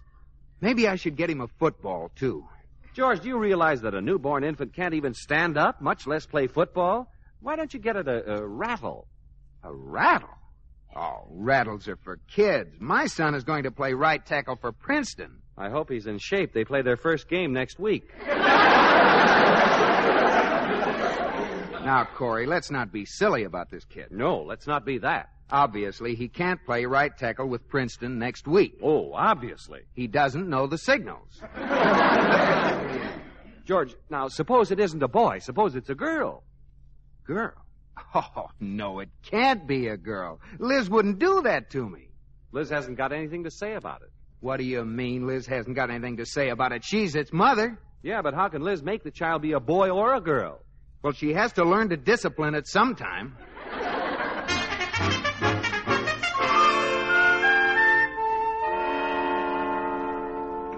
Hello, Katie. Oh, Mrs. Cugat. Did Mrs. Kendall have her baby? Yes, she did. Is Mr. Cugat home? Yes, ma'am. He and Mr. Cartwright are in the study and acting mighty strange, if you ask me. Oh, really? I'll go in. Will dinner be ready soon? Yes, ma'am, in about a half hour. George! Oh, George! What in the name of... George! Look out, Corey. Here comes the Eastbound Express.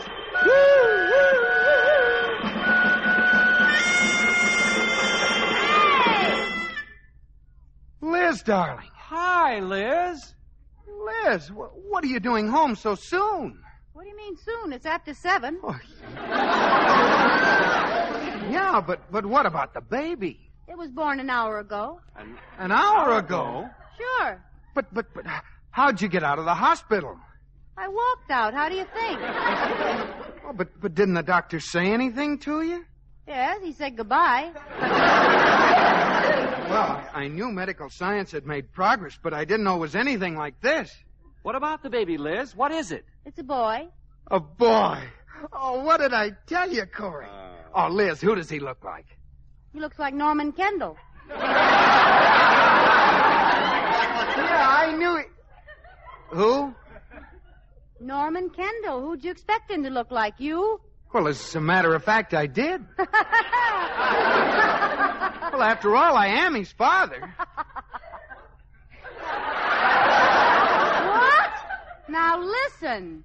Excuse me, Mrs. Cougat. The hospital just phoned to tell you that it was twins. Twins? Oh, give me time. I just became the father of a boy. This one's a girl. Congratulations, George. Now you're a mother, too.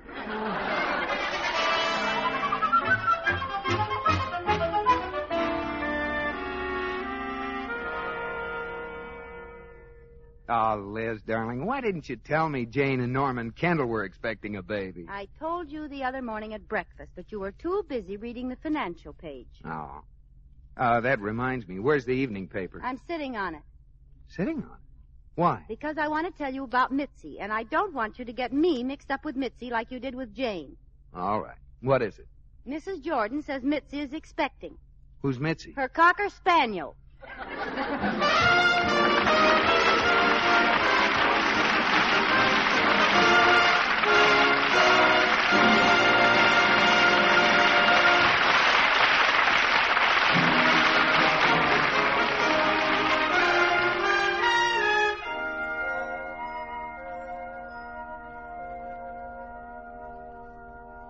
George, are you asleep?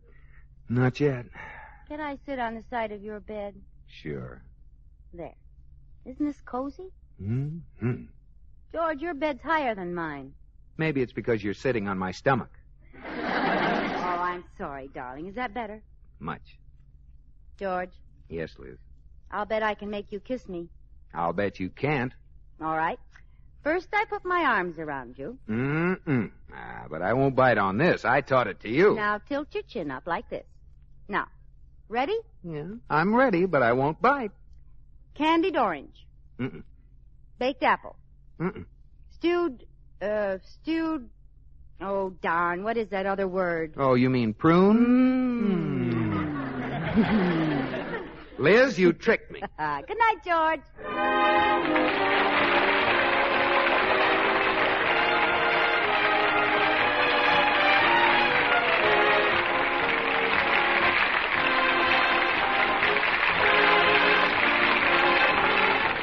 My Favorite Husband has been presented through the worldwide facilities of the United States Armed Forces Radio and Television Service.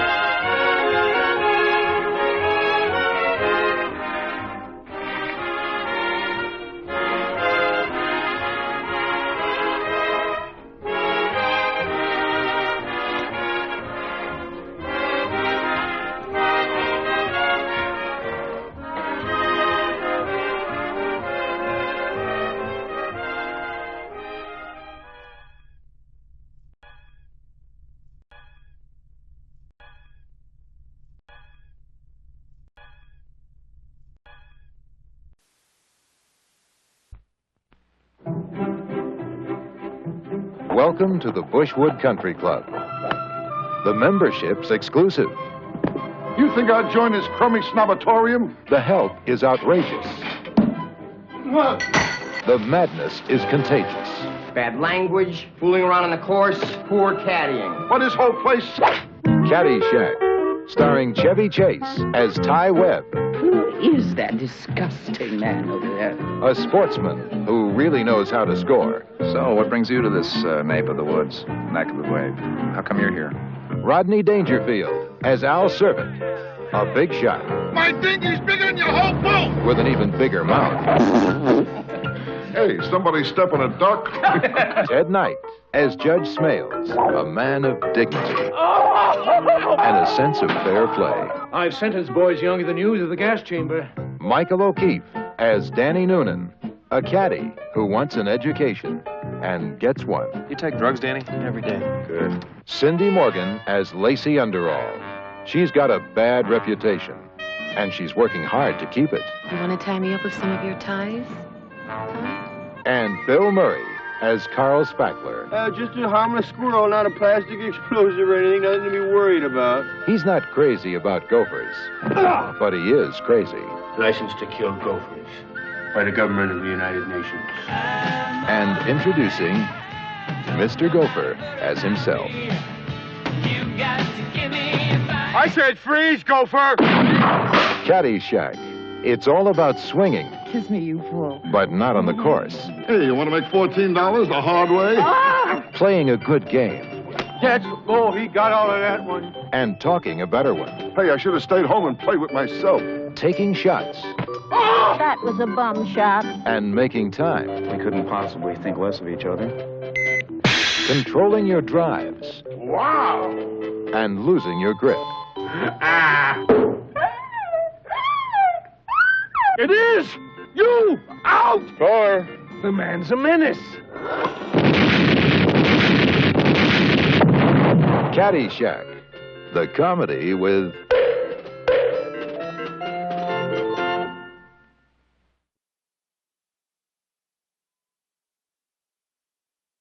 The Mysterious Traveler is up next on Nightly Old Time Radio Shows.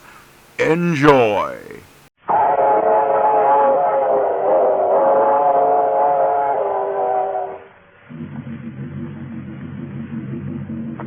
The Mysterious Traveler.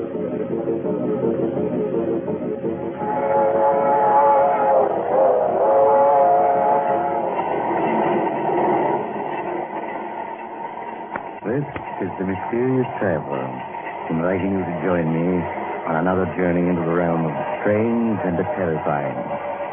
I hope you will enjoy the trip, and it will thrill you a little and chill you a little. So settle back, get a good grip on your nerves, and be comfortable, if you can. For tonight, we're going on the strangest journey we've taken yet.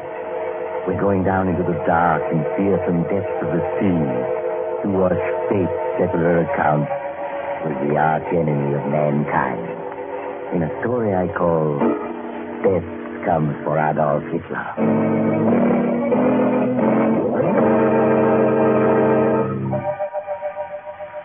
My story begins in the radio room of the American destroyer Spindrift, on patrol duty somewhere in the Atlantic. It is late at night. Chief radio man Mike Williams, headphones over his ears, is checking on the dozens of messages whispering through the ether. Beside Mike, his relief man, Joe Norman, is sitting back with his feet up, working a crossword puzzle and mournfully humming to himself. Show me the way to go home. All the time I want to go to bed. My little quarter mile. Joe, cut it. Huh? What is it, Mike? Cut it, Joe, cut it. I'm getting something. You can just barely hear it. Something's right, Joe? Wait, I'm getting it stronger now. There, it's clearer. Holy cow. Yeah, what is it? It's a German sub on the bottom and calling for help. Ain't that something? Shall I notify the skipper? No, nothing we can do. Must be hundreds of miles away. Get a pencil and put on those headphones. We'll take down the message, whatever it is. Okay, I got a pencil here. Oh, I got the phone, is that? Are you kidding me? I can't hear a thing. Of course I'm not kidding. I tell you, I had it just now, then it faded out. Wait a minute. It's coming back in again. Hello? Hello? This is Oberleutnant Reiner, the undersea boat Wolf. Listen to me.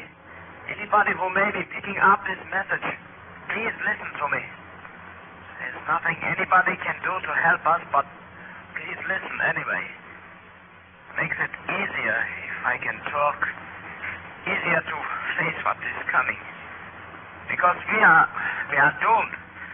We know it. Only yesterday afternoon, as we were cruising on the surface, recharging our batteries, we thought our mission was as good as accomplished. I was up on the conning tower with Captain Metz. With us was our passenger, our very special passenger who himself Herr Schmidt. Of course, that was not his name, and we all know who he was. A beautiful day, Herr Captain. Particularly gratifying after our long submersion. Yes, Your Excellency. Pardon me, Herr Schmidt. But we could take no chances on surfacing until we were safely past the area of Allied patrols. Of course not, Captain Metz. You must not take the slightest risk, as long as I am aboard. I am aware of that. Do not worry. You will reach your destination safely. I estimate that tomorrow midnight we will take our contact with the South American coast, and our journey will be over. Good. Understand, Herr Captain?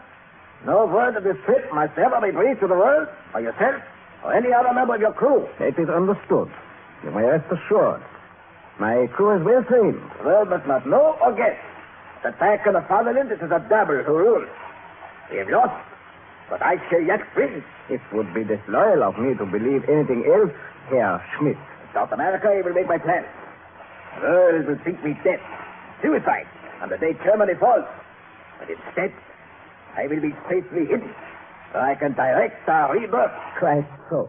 Our enemies will yet feel the might of my vengeance. I will return to lead my people to victory, however long it may take. Of course, Herr Schmidt. Lifeboat, 3 points off the starboard bow. Lifeboat, 3 points to starboard.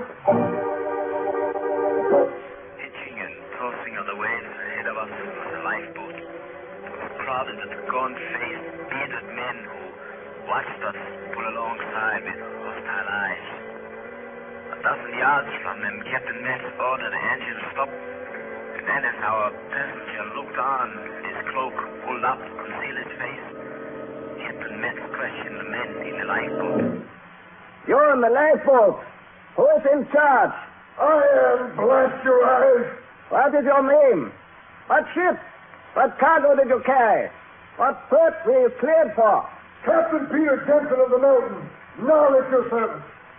We were a relief ship carrying food and medical supplies to Greece when one of your murdering undersea dogs torpedoed us. That is all, Captain Jensen. You may pull away now. The nearest land is 300 miles due west of you. I will pull away. Pull, men. Let's get where we can breathe air not contaminated by this scum. And then, just as the lifeboat started to pull away, the wind unexpectedly whipped aside the cloak that our passenger was using to conceal his face. And in the lifeboat, Captain Peter Jensen, a burly giant of a man, recognized him. Men, stop! Stop! You see that slinking rat in the shape of a man trying to hide his face? You know who that is? Take a good look at him so you can tell your children you've seen the murderer of mankind himself. The arch-devil who really gave the orders that sent our comrades to the bottom. I fear you have been recognized, Herr Schmidt. Stop them! Turn your guns on them! Destroy their boat, Herr Commandant! No one must leave to report having seen me! Very well, Herr Schmidt. Forward gun, prepare to fire. Forward gun, ready to fire. Give him 2 rounds. Forward gun, fire. Forward gun, fire. You filthy murdering dogs! So you're going to murder us too? You there on the bridge, listen to me. Every one of us will be waiting for you when your time comes. All of us think you hounds and jackals have murdered. We'll be waiting for you, every one of us. We'll be waiting for you, and someday we'll get you. Remember that? Someday we'll get you. Ah!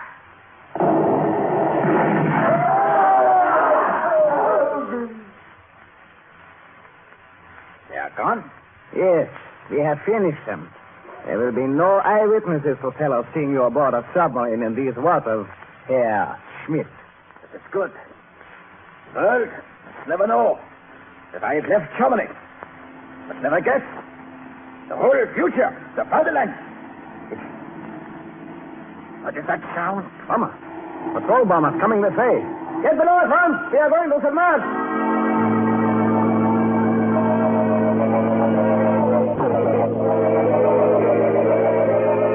We made a crash dive into the depths of the ocean. A few bombs exploded, but far away. Patrol planes were too late. Captain Metz gave the necessary orders while our illustrious passenger looked on, his face pale, drops of sweat on his brow. What is our depth now, Muller? 75 feet, sir. Good. Then we should... The pump! There can be clues, sir. No, they have lost us. They are bombing at random now. Yes, we are safe now. Depth, Muller. 90 feet, sir. 90 is good enough. Level her. Level her, sir. We will take course 180 and... Level her, I said. We are still making a 5-degree dive. The leveling planes do not respond, sir. We are damaged. The bomb cliff damaged, sir. Impossible. Not one of those bombs was close enough to break an egg. Muller, our depth. 100 feet, sir. Lieutenant Ryder, order half speed ahead. Half speed ahead? The ship's the hand operation of the diving plane. Hand operation of the diving plane, sir. Now level her. Level her, sir. Well, what's the matter? Captain, the operating wheel. Your turn. Not turn. Diving planes must be jammed, sir. They will not move. Not at all. Captain, miss. I demand that you rise to the surface. Something is wrong. Am I safe? Silence. I am captain of this vessel, and I am giving the orders. Very well. Our leveling planes are jammed. We will surface and clear them. Miller, depth. 120 feet. Stop, Major. Load the forward ballast tanks. Load the forward ballast tanks, sir.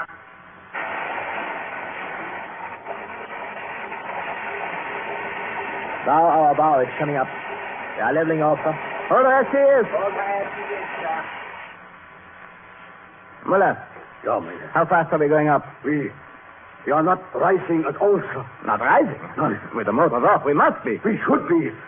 But we are still descending at about 20 feet a minute, Captain. Captain, I demand to know what's wrong. I order you, take me to the surface. I am just as interested in reaching the surface as you are, Herr Schmidt. Blow the main ballast tank until we start to rise. Blow the main ballast tank until we start to rise.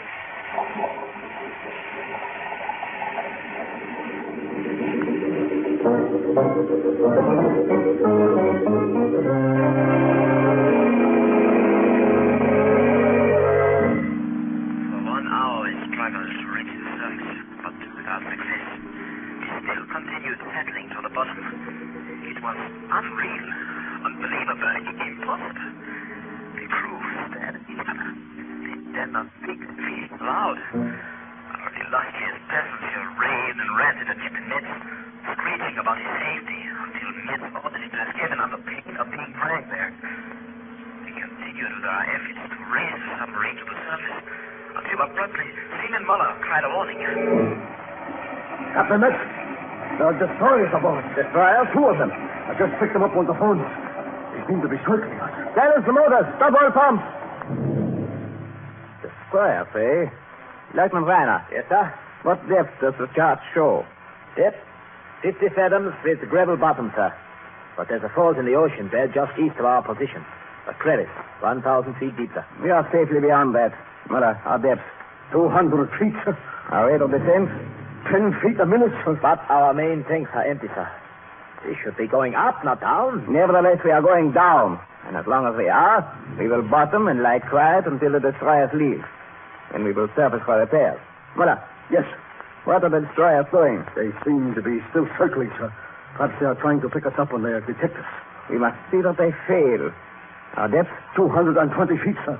It's almost as if... As if what? Nothing, sir. Go on. As if what? Excuse me, sir. I was going to say as if something was pulling us down. Ah, but you thought better of saying it. Yeah. See that you continue to think better of such remarks. The same applies to everyone on board. Lieutenant Reiner. Yes, sir? We will bottom in exactly 7 minutes. Prepare to make an inspection of the ship when we do.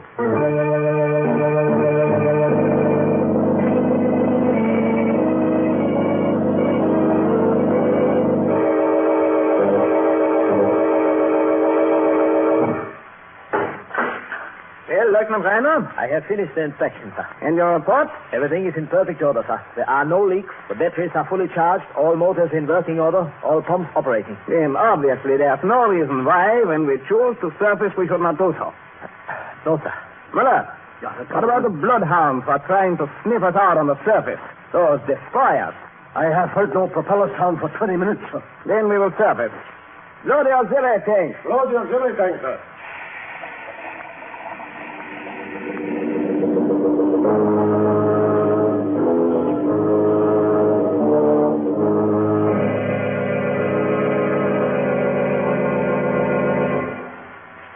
remaining auxiliary tanks are empty, sir. All tanks empty?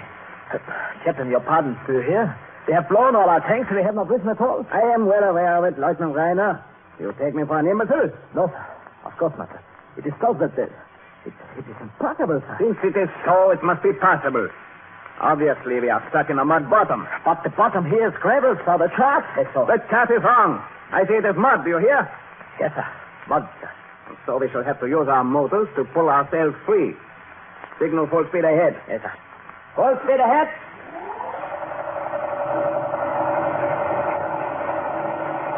They are not moving, sir. Now what is it? Why have the fools cut the motors? Excuse me, sir. Engine room reporting. Yes. What is it?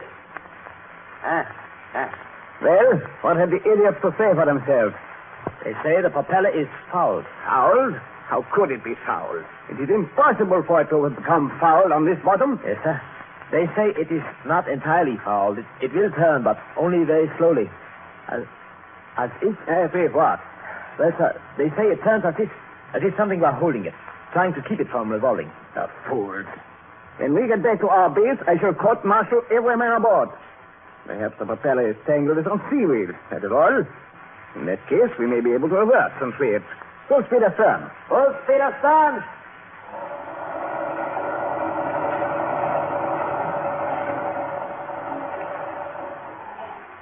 Well, now what? Your pardon.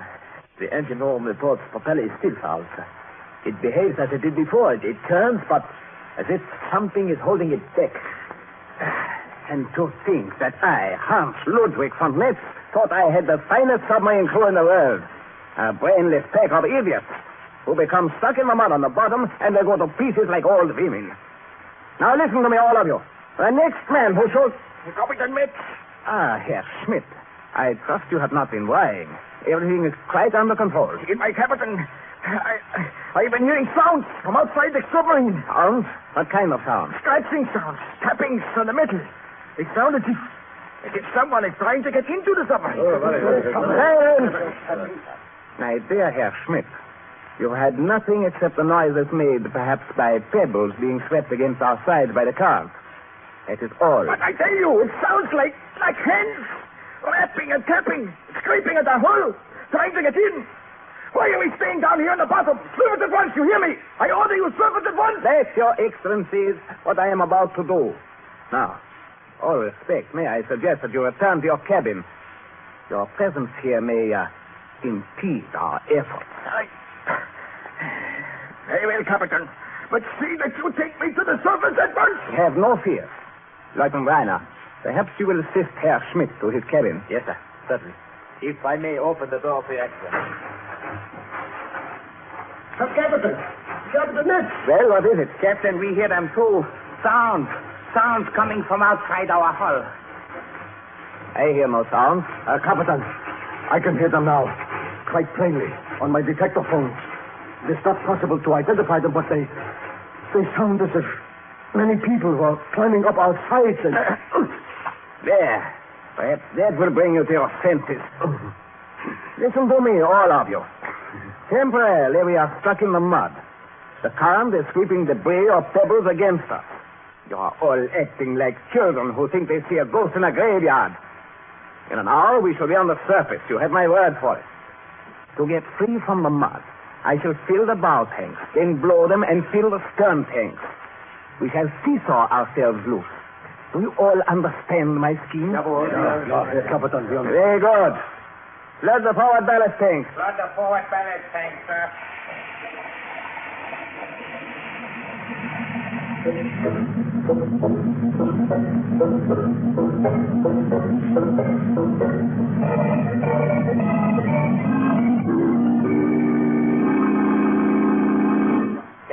Captain Metz. Yes, Lieutenant Reiner? The main pumps are again operating, sir.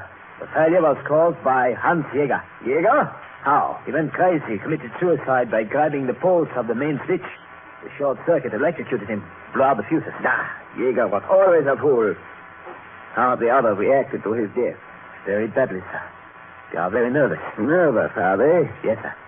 That scraping and scratching outside our hull has affected them, sir. It has stopped for now, but the crew says that is just because They are planning something else. They? Who do you mean by they? The crew says, sir, that there are hundreds of men in the water outside trying to get in at us. Dead men, sir. Lieutenant Reiner, do you wish me to place you under arrest? No, sir. I'm just trying to explain the state of the mind of the crew, sir. In spite of all our efforts, we are still on the bottom, and the men are getting very jumpy, sir. I shall have to teach them a lesson they will not forget. They are taking their cue from our illustrious passenger, of course. If he had not come out here with his ranting and raving... Never mind that. He's quiet now. I gave him whiskey with a sedative in it. Your pardon, Captain. If I may make a suggestion... Well, what is it? There is one thing they have not tried. Huh? They have to try it, sir. Discharge our torpedoes. Discharge our torpedoes? A submarine without torpedoes, Lieutenant, is no more use than an airplane without wings. But we must, sir. We have 10 torpedoes aboard. 25,000 pounds of dead weight. Get rid of that, and we have to rise. We have to. I see you are beginning to share the hysteria of the crew. When we return to our base, I shall not fail to include that fact in my report.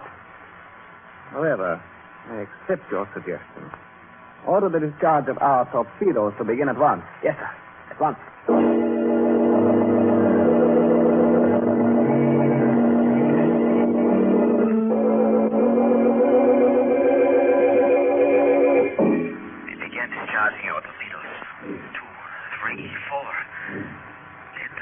Moved, but not upward. To my horror, as I watched the instruments, we began to move downward. 50 feet, 60 feet, we slid, as if sliding down a slope on the ocean bottom. After we had fired 6 torpedoes, we were actually 100 feet deeper than we had been. Then the firing stopped. I went forward to find out what was wrong. It's no use, I tell you, it's no use. We are going down, down. Yeah, what's going on here? Your man mumbling about. Why did not discharge the rest of the torpedoes? You know what is going on here, Herr Lieutenant. We have fired 6 torpedoes to lighten ship, and what has happened? We are sinking deeper. He is right. Yes, we are going deeper. Our planes will not stand it. We shall be crushed, thrown like rats in a trap. We are not going deeper. We have come to a stop already. And even if we should slide a little further, we still have a margin of safety of at least 100 feet. The very fact we have moved proves we are breaking free from the mud. No, it is not true. We are not stuck in the mud. We are not. Lieutenant, no more of that. No more of that. Why should I? Be quiet. We all know we are not at any much. We all know our tanks are empty, and we should have been on the surface long ago. We all know why our propellers will not turn, and we all know why we cannot rise through. Lieutenant! Because we are being held down. We are being held down by 1,000 dead men who are crawling all over us, scratching at our plates, trying to get in. They have come from all over the 7 seas just to hold us down, just to see we do not get away. Listen to them. Listen. You can hear them now. Listen. What nonsense. Lieutenant, come to your senses. It's only our planes groaning under pressure. That is not true. You know better. We all know better. Who dragged us down here to the bottom? Whose hands are keeping our propellers from turning? Whose bodies jammed our diving planes? Whose weight is keeping us on the bottom? The deck. Lieutenant, I order you to be quiet. It is too late for orders. There is only one way we can escape. That is to give the ones outside the man they want. They want our passenger, the one who calls himself Herr Schmidt. We all know who he is, and so do they. And they have come to get him. Lieutenant, you are under arrest. Listen, all of you. Let us get this Herr Schmidt with his funny mustache. Put him in a torpedo tube and send him out to the deck, outside. Let them have him. Then they will let us go free. It is our only hope. Hartman. Captain Mesh. I heard your interesting little speech just now. And this is my answer. Does anyone else want the same medicine to bring him to his senses? Then to your stations. Lieutenant Reiner, continue to discharge our torpedoes.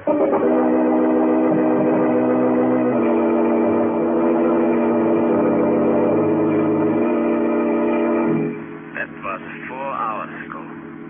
We have discharged all our torpedoes, and we are still on the bottom. Every few minutes we slip a little closer to the 1,000-foot chasm in the seabed. Very soon, inevitably, we will slip over the edge right into it. The whole submarine is filled with a great rustling and scratching, as though thousands of hands were clawing at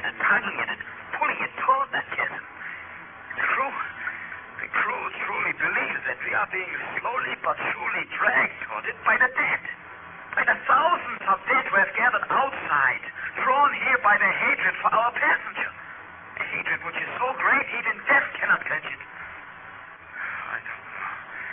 Perhaps they are right. Certainly our passenger believes it himself. He's in the next cabin. Captain Metz has locked him in. Perhaps if I hold his microphone into which I'm speaking close to the bulkhead, you can hear him. Captain Metz! Do something! I order you to do something! They are outside! They're drilling at the forest to get at me! Captain! I order you to save me! I order you to! You must! You cannot let me die! Oh, that is enough. It makes an unlovely spectacle, our passenger, as death approaches. As for me, I have locked myself in the radio room here, after sending the radio men away. Though no one can save us, there is still some comfort in knowing that somewhere some human ear is hearing me. At least I do not feel so much alone down here at the bottom of the sea. Another lurch, then.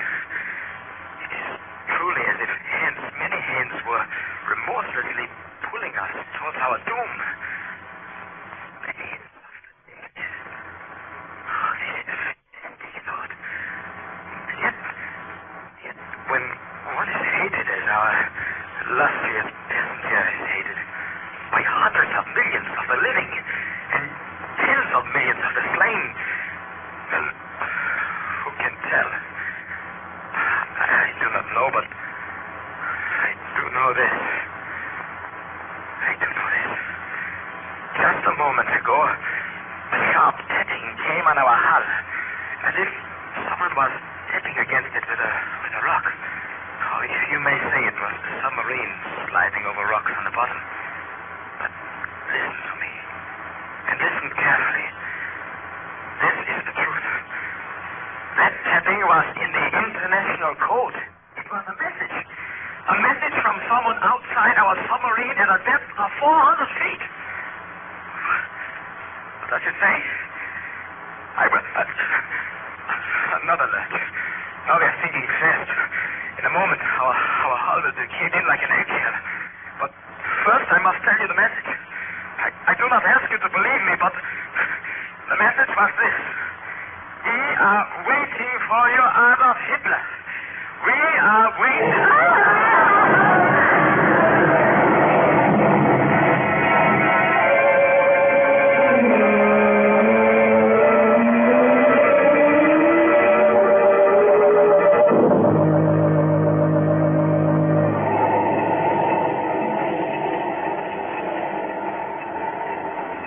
This is the mysterious traveler again.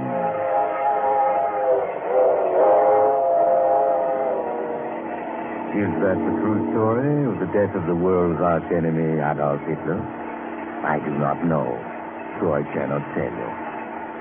The man who told it to me, perhaps he was joking.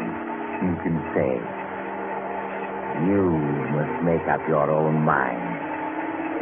But it is interesting to think about, isn't it? Yes, very interesting. It reminds me of another strange story I heard recently. Oh, you're getting off at the next stop. I'm sorry. But perhaps we'll meet again soon. I take this same train every week at this time.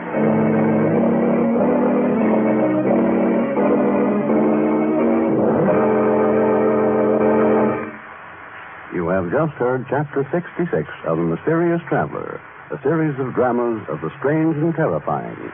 In tonight's story, death comes for Adolf Hitler. Tony Barrett played Lieutenant Reiner, Philip Clark played Captain Metz, and Lon Clark played Adolf Hitler. The Mysterious Traveler is written by Bob Arthur and David Cogan, and original music is played by Henry Silverne. The entire production is under the direction of Jock McGregor.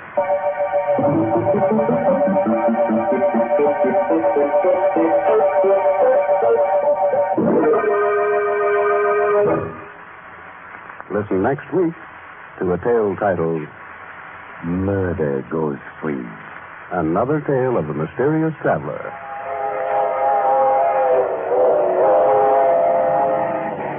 The Mysterious Traveler is presented by WOR Mutual. This is Mutual.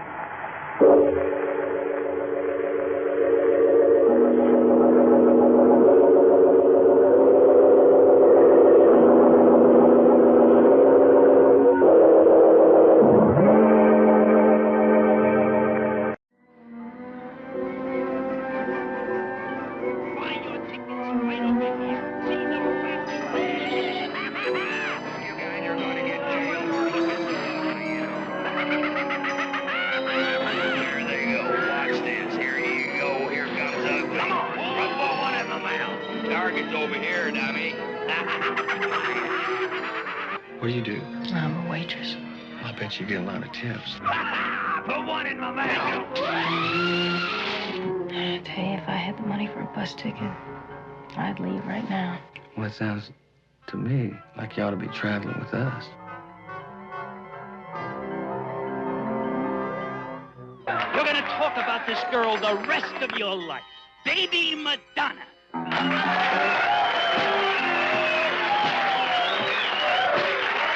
Come on, get out here.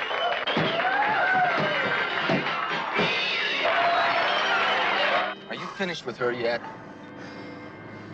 What do you mean? Are you finished with her yet? Don't you care what happens to me? I care about you. Let's just get her out of here by the time we open. Hey, look, I didn't leave some hick town just to be dropped off in the middle of nowhere. What is this, girlfriend time or something? What do you mean, girlfriend Is this your girlfriend out here? It's not my girlfriend, it's our girlfriend. Full string, win a prize. All right, you want to play again? What's the hustle on this one?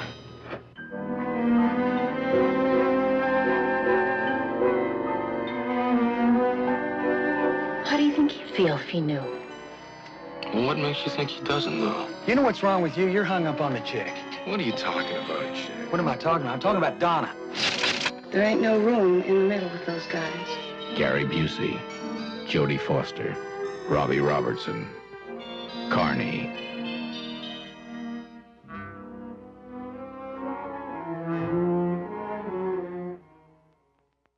Hey, man, how about we check in with Fibber, Magee, and Molly next?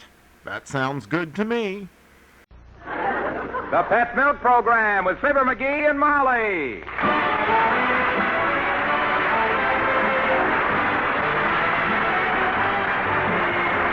The first evaporated milk, Pet Milk, presents Fibber, Magee, and Molly with Bill Thompson, Gail Gordon, Arthur Q. Bryan, Dick LeGrand, and me, Harlow Wilcox. The show is written by Don Quinn and Phil Leslie and directed by Max Hutto with music by the King's Band and Billy Mills Orchestra.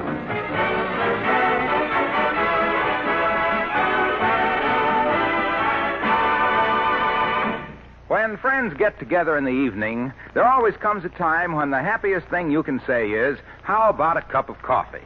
And take my word for it, that good coffee you make, whether hot or iced, will taste extra good when you serve Pet Milk with it. Pet Milk is whole milk that's double rich, concentrated to double richness by evaporation. And it gives coffee such a good creamy color and fine mellow flavor. Once you use it, you'll probably be like so many others who would rather use Pet Milk than cream in coffee. Now, most foods that give you extra pleasure cost extra, too, but not Pet Milk. Just think of it. Pet Milk costs less than half as much as ordinary coffee cream. So always have Pet Milk on hand for coffee as well as for cooking. Get some at your grocer's tomorrow.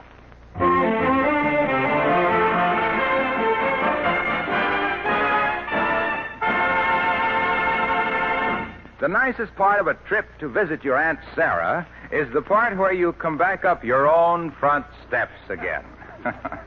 And coming back up their own front steps again, we find Fibber, Magee, and Molly.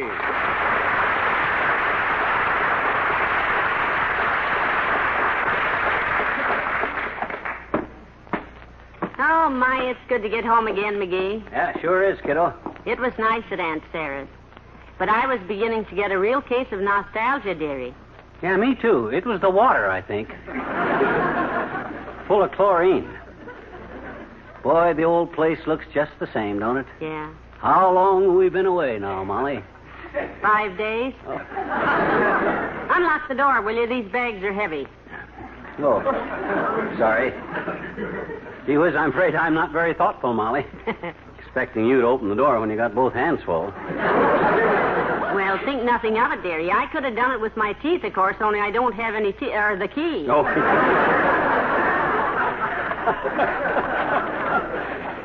Here, set the bags inside. I want to gather up the newspapers here on the porch. Oh, my. Now I know why they call these suitcases Gladstones. They feel like they're full of stones, and I'm glad to set them down, dearie. 5 days of the Wistful Vista Gazette is quite a stack of stale stuff, Molly. Scattered all over the porch it was. Well, what's in the paper? Anything interesting? No, you know the Gazette. The only time we ever got anything interesting in that paper was when they used to wrap hot tamales in it. Oh, here's something about a friend of yours, though. Who? Who? Old man McDonald, the president of the Third National Bank's wife. Picture of her here planting a tree at the animal shelter.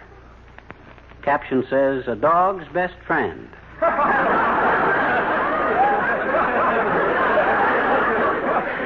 Well, she should be. She looks like a Pekingese. What's it say on the back page there? Something about red china, isn't it? Where? Oh, they're having a sale on it at the crockery shop. Remember when they opened that place, Molly? I remember. Yeah. Well, they ran an ad that said all visitors get crockery free, and Uncle Dennis thought it said crock, and he run all the way down there. Well, now that was a natural mistake, dearie. His glasses were foggy. Yeah, so was Uncle Dennis. Oh, look at this, kiddo. Here's a cute picture. A little mother bird built a nest in an open mailbox on some guy's porch. In a mailbox, my goodness. Yeah, sort of a human interest picture. Should be interesting to birds, too. Yeah. It says your roving photographer took his photo of one tenant who has solved her housing problem. That's cute. Yeah. Finding a mailbox with the lid open on the front porch at 79 Wistful Vista, our feathered friend built her nest in it, completely sealing the top of the box with mud and straw and 79 Wistful Vista. Hey, that's our house. What? Hey, look, this is a picture of our porch. Hey, that's our mailbox, ain't it? Heavenly days, it is. Why, Let's sure. look and see if she's still there. Yeah. Huh. Oh, my gosh, Molly. Look at him sitting there. Oh, isn't that wonderful? Yeah. Hello, birdie. How's the little mother?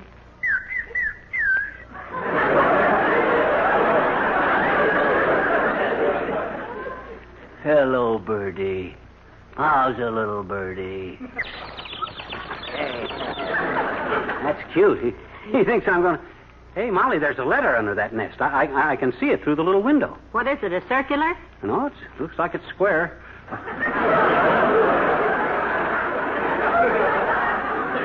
All I can see, though, is part of the return address. It says, after 5 days, return to United States Government, Department of... Of what? I don't know. That's all I can see of it. My gosh, United States Government. Return in 5 days to. Well, we've been gone 5 days. Hey, this might be important. Well, how are you going to get it out of there? Well, I don't know. I got to figure out something, though. Gee, it might be a tax refund or something. Sure. And it says return in 5 days. And this is the last day. If I can't get it out and read it, I got to return it. Ah, just look at her, Magee. Just look at her. So trusting. She knows we're not going to disturb her. Oh, he does he? Well, how am I going to get that letter out of there without disturbing him? Well, I don't know, but come on inside now. We're bothering her. Well, okay, but gee whiz, Molly, bird or no bird, I got to get that letter out. Oh, wait, look who's coming, Magee. Hello, Doctor. Welcome home, Molly. Hello, Footlocker. Footlocker? Yeah, that's a low chest, and yours has slipped so far down that Oh, yeah, you know what? There's a bird's nest in your mailbox. Yeah, we know, Fatso. We seen it. And also a letter from the government in there. And I can't get it out. Guys that they ignore letters from the government got a nasty habit of getting their next mail at Leavenworth. I'm liable to get me a habeas corset from the Attorney General. That's habeas corpus, not corset. Well, what's the difference? Either way, you wind up in confinement.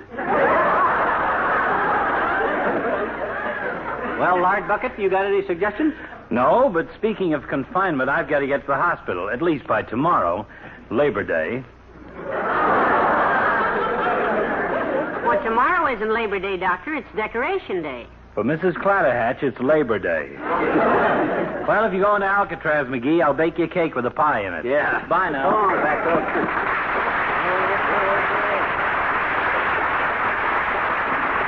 Maybe this thing has got me worried. Maybe I can coax the bird off long enough to get the letter out from the...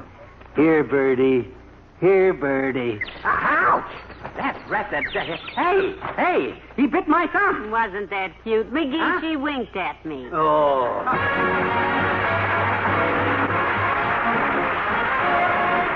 Billy Mills from the orchestra and On Top of Old Smoky.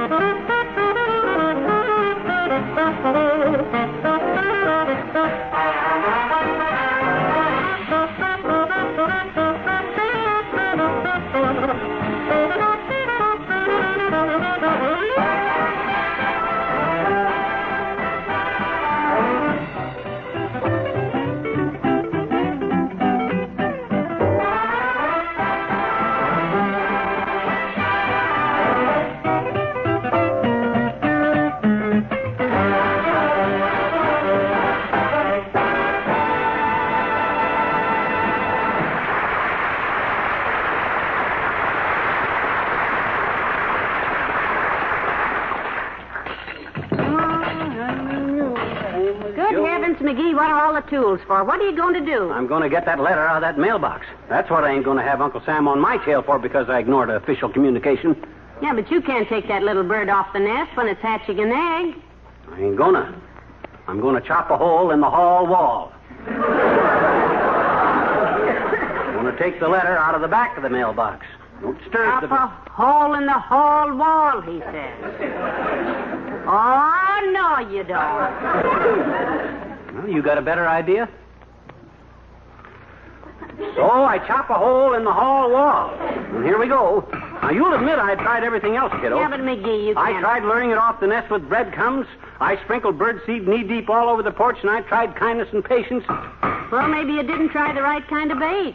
I tried everything, from worms to chocolate donuts. I don't know what to feed it unless I know what kind of a bird it is. Well, if it's any help to you, Mr. Wimple just came up the walk with his bird book, dearie. Oh. He's out there now, looking at Wally the little Wimple. thing. Good. Oh, he knows birds. Maybe he can... Hello, folks. Hello, Mr. Wimple. Hi, Wimp. Did you look in our mailbox? Did you see our little feathered fiend out there?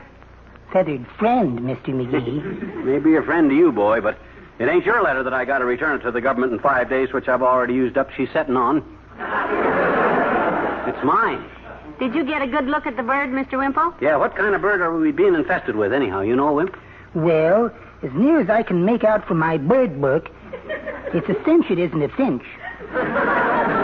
And we don't care what it ain't. We want to know what it is.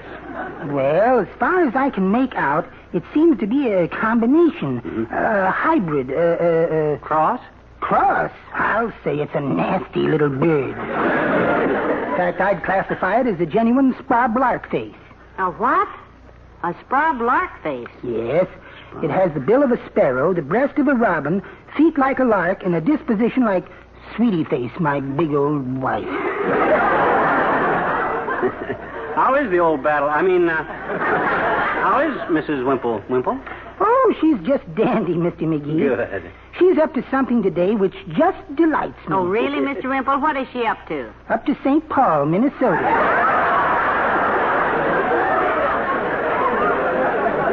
to visit her sister. Oh? I wrote her a little poem this morning. Oh, can we keep you from reciting it, Wimp?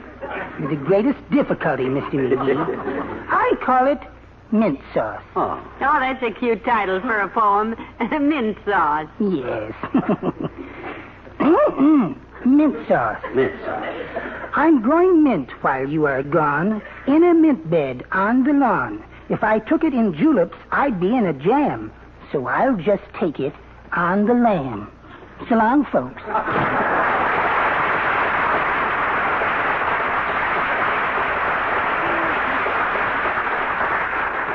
I'll just take it. Well, back to work. Well, I must say that's a horrible mess you're making of the whole wall, McGee. Well, it's got to be done, kiddo. I can't take that bird off the nest, and I got to get that letter from the government. So the only thing to do is chop through the hall wall behind the mailbox and You're get sure you're cutting through the right place there? Well, I measured it with a rubber band. Couldn't find the tape measure. See, it was just this far from the door jamb. The hinge side or the knob side? That's a silly question. There's knobs on both sides of a door. The mailbox is on the side of the hinges, so... Uh-oh. Wrong side? Yeah. Boy, I sure messed up a lot of plaster in the wrong place, didn't I? You certainly did. Oh, well, that gives us a show for next week. McGee plasters the hall wall. That ought to be a very interesting... Hey, pal, Molly, you know something? You got a bird in your mailbox. Yes, Mr. Wilcox, we know that. We're keeping it there for a pet, Junior. Well, good for you. I've got a little pet at home. You know where I put it? No, where? In the coffee. I knew it.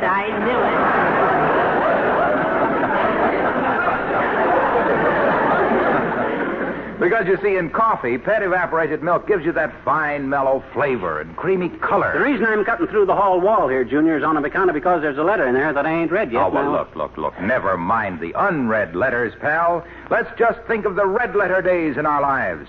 And it's a red letter day when you first try that rich, delicious, satisfying pet milk in your coffee. You see, Mr. Wilcox, we don't want to disturb that sweet little bird, and besides, every time McGee reaches into the mailbox, he gets pecked. Yeah? Oh, that's too bad, pal. Too bad you're not as impeccable as pet milk. Because pet milk is not only good to taste, it's in good taste. Yeah? On the best dining tables in the land, and selected by the best cooks, the fussiest housewives, and the most coffee-conscious husbands.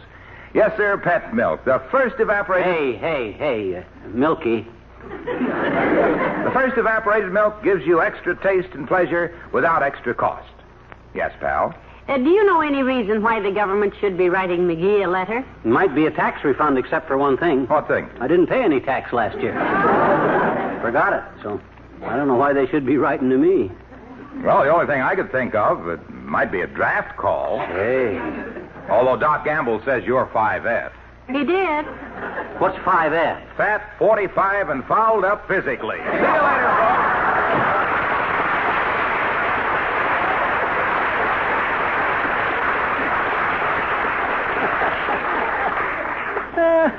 Imagine him accusing me of being 45. Bless his little evaporated heart. Well, dearie, I think I'm going upstairs to unpack the suitcases. Now, as soon as you get the letter out, let me know because I'm dying of curiosity. Okay, kiddo.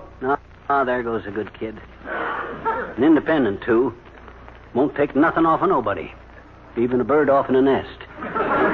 Even to get a government letter that goodness only knows how important. Come in. Oh, hello, Teeny. Hi, mister. Hey, you know what? Oh, sure, I know. We got a bird in our mailbox. Gee, you have? Well, sure. Wasn't that what you were going to tell me? No. Oh. No, I was going to tell you that school's out pretty soon. And I see. Hey, can I see the little bird in your mailbox, mister? Can I, please? Can I?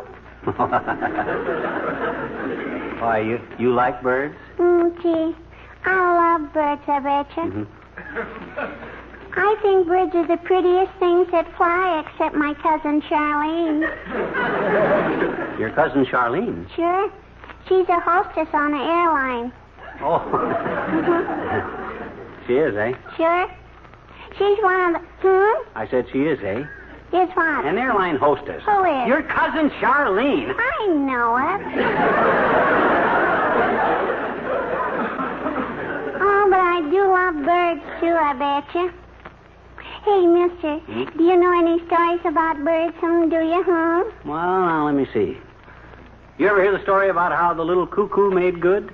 It's a success story. Oh, gee. I love success stories, I betcha. Tell me, please. Okay. Well, sir, once upon a time... I heard it. No, you haven't. I never told it yet. Oh. So, once upon a time, a bunch of birds got together in a big woods and decided to form a glee club. Oh, glee, a G club. Huh? I mean, no, G, a glee club. Yeah. Yes, sir, they were all there. The robins and the larks and the bluebirds and the crows. Hey, crows can't sing good, I betcha.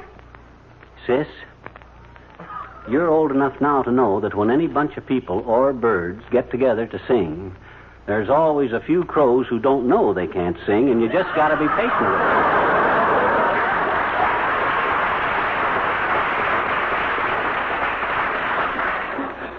Okay, go on, mister. Go on.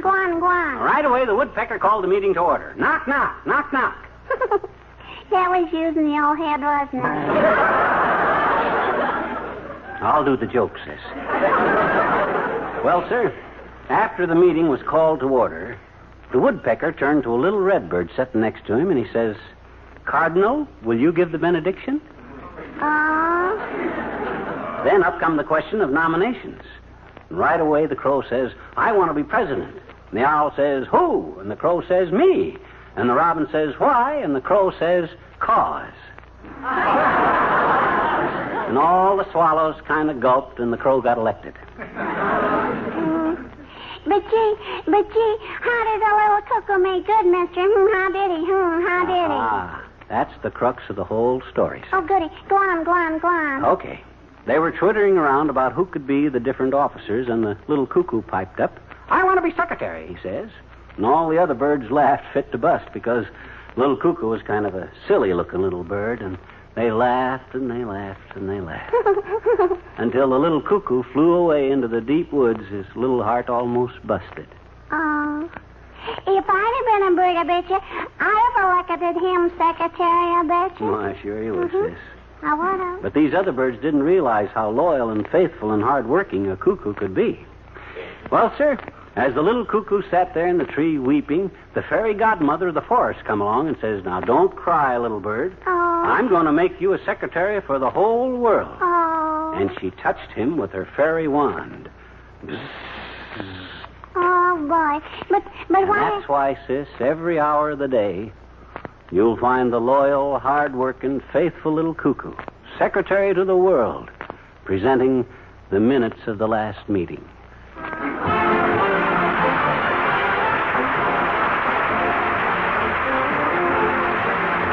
King's Men and By the Watermelon Vine. Lindy, ain't you coming out tonight? Lindy, you're as sweet as sugar cane. Lindy, while the moon is shining bright. Lindy, let's go walking in the lane. There's nobody looking, only Mr. Moon. Must you keep me waiting till tomorrow noon? There's a lot of happiness that we could soon be a-tasting. Time's a-wasting. Lindy, while the moon is shining bright. Lindy, put your hand in mine. Lindy, ain't you coming out tonight? Lindy, come and meet me by the watermelon vine.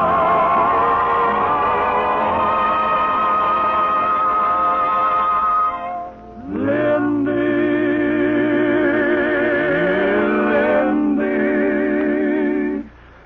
sweet as the sugar cane. Lindy, say you'll be mine when the moon ever shines. Then my heart am a pining.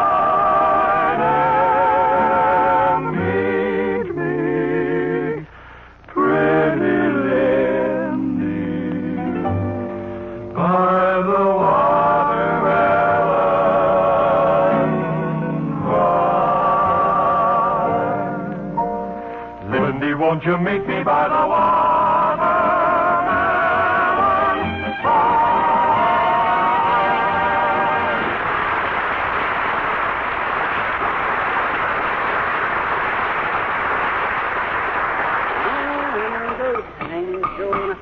Well, I'm almost through the hall wall, Molly. I'll know that letter in another 5 minutes. I'm glad to hear that. How that little bird has stood all the hammering and pounding, I'll never know. It's almost driven me away from my nest. Well, I tried every other way to get him out of there, but he's harder to evict than a landlord's wife's mother. Now all I got to do is... Aha, there's the back of the mailbox. I can see it. Yeah, but how do you get through the metal mailbox? Can opener. As soon as I chip a little more plaster away, I'll be ready to open her up. Come in. Well, heavenly days, His Honor Mayor Latrivia. Yeah, and me too, missus. Oh, Ole from the Elks Club. Magee, look who's here. Oh, hi. Say, Magee, do you know what? You've got a bird in your mailbox. Mr. Mayor and I was walking past one day, and we seen a bird fly into the mailbox. And Ole said, "Oh, an airmail letter for Magee." I used to make a small joke, Magee, that's all. Yeah, a very small one.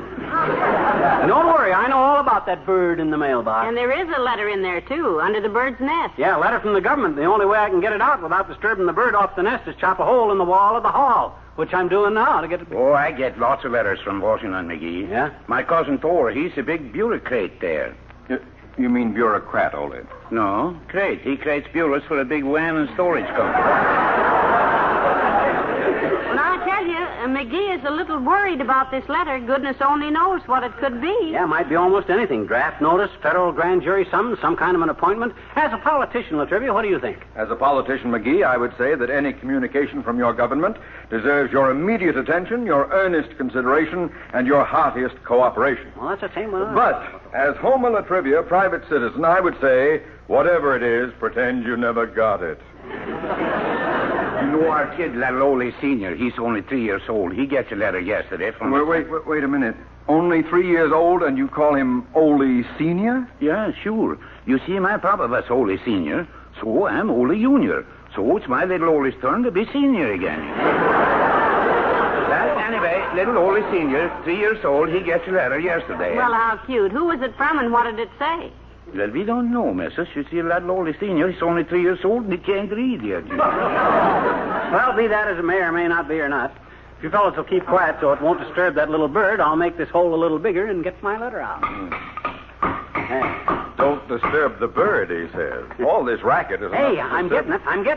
I got the whole back of the mailbox clear. Hand me the can opener, Molly. Okay, here you are. Now, let's see. There it is. I got it. Hey, it's a letter from the government. And a postcard, too. Oh. Then open it up, Magee. I want to see what kind of trouble you're in. What does it say, Magee? What does it say? It says, "Dear Sir, enclosed as per your request of October 1947 is government pamphlet number 98245K, How to Rid Your Home of Pests." I don't even remember sending it. Oh, I remember now. I sent for that when Uncle Dennis was living with us. Well, I don't need this pamphlet now. Well, how about the postcard, Magee? I have the postcard here. Oh, read. It says, "Dear youngsters, I will arrive soon to spend the summer with you. Love, Uncle Dennis." Oh, down on your knees, boys. We got to put that pamphlet back together again.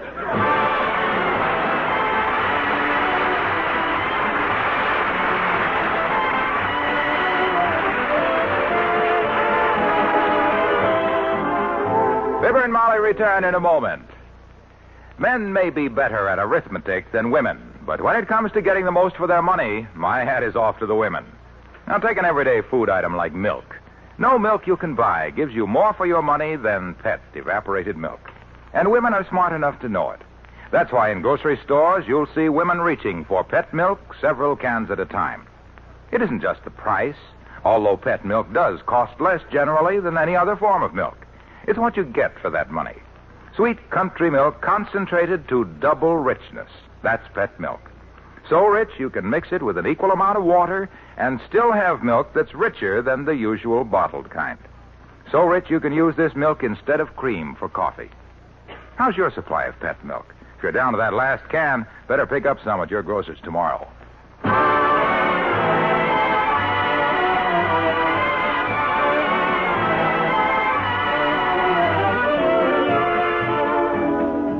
Say, dearie, save the stamp off of that government envelope. Willie Toops collects those. Oh, there wasn't any stamp on it, kiddo. Our congressman just wrote his name across it. Honorable Charles J. Weenie. Charles J. Weenie? Yeah. They call that franking the envelope. Oh. Yeah. Good night. Good night, all.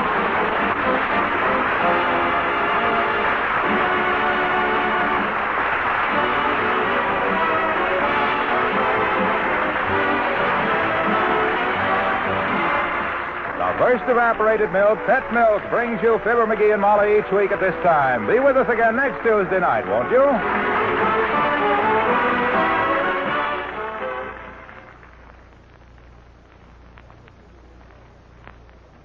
What would you do if your husband were about to lose a friend because of you? Well, that's not a happy state of affairs, as young wife Sally Cantor discovers when she tries to save the friendship in the story of the week on Pet Milk's Mary Lee Taylor program next Saturday morning. In addition to this dramatic story, you'll hear Mary Lee Taylor's husband-tested recipe for pork goulash, a delicious and thrifty one-dish dinner. For good listening next Saturday morning and every Saturday morning, turn your dial to NBC for Pet Milk's Mary Lee Taylor.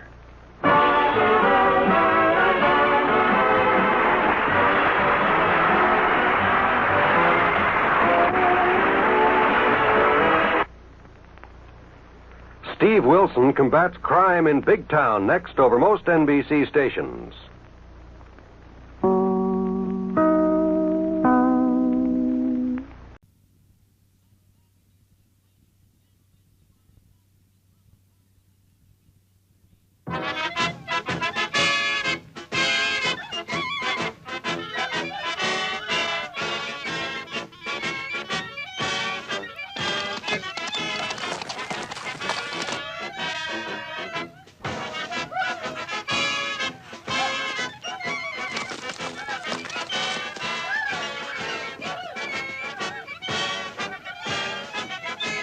Someday my hair is going to be as long as Custer's.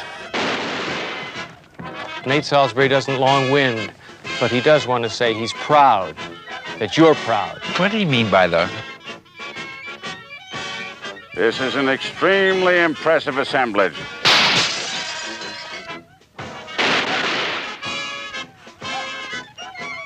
Uncle Will! Control yourself. Chief Sitting Bull has chosen to speak through me.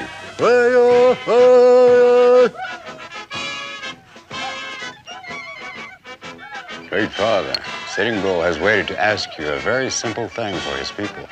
I remind you that in government, nothing is simple.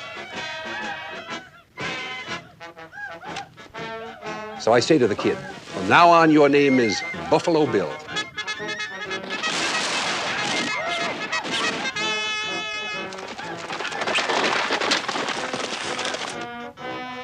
The difference between a white man and an Indian in all situations is that an Indian's red. And fans don't like their heroes too smart. There ain't no business like the show business. Ain't all that different from real life. The wind blows the echoes of lies. The white man has stolen the truth. The last thing that a man wants to do is the last thing he does. May the sun never set on this great nation unless it comes up again in the morning. Tales of Espionage are coming at you with CounterSpy next.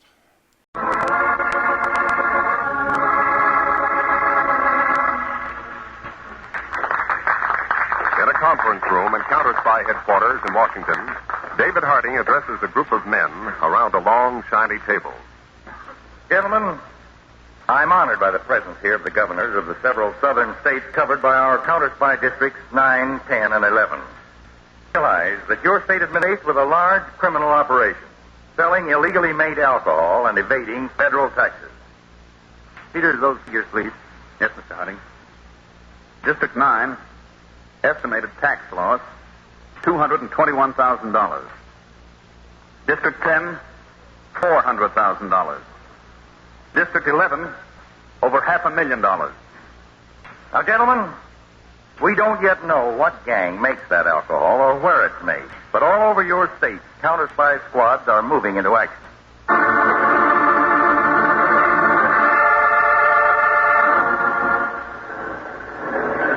Here comes the truck, boys. Don't let me fly. Loaded with 1 gallon corn syrup cans. That's what we're looking for. Okay, buddy, pull up. United States CounterSpy.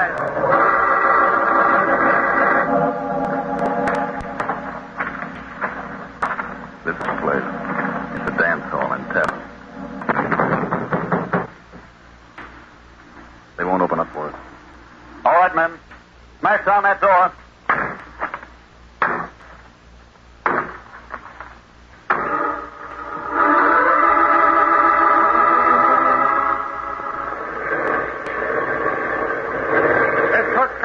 But it's got to be stopped.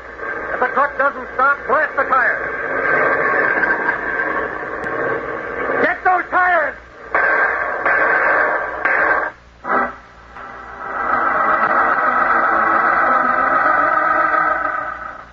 Gentlemen, no useful leads have been obtained from truck drivers, tavern keepers, and others taken in these CounterSpy raids. One lead of possible value has been found, however. My assistant, Harry Peters, is leaving tonight to investigate it in Chicago.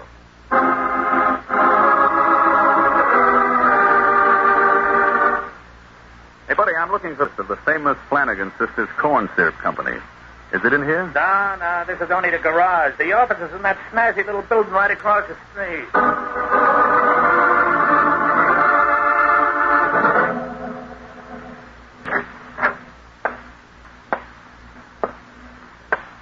Anybody here?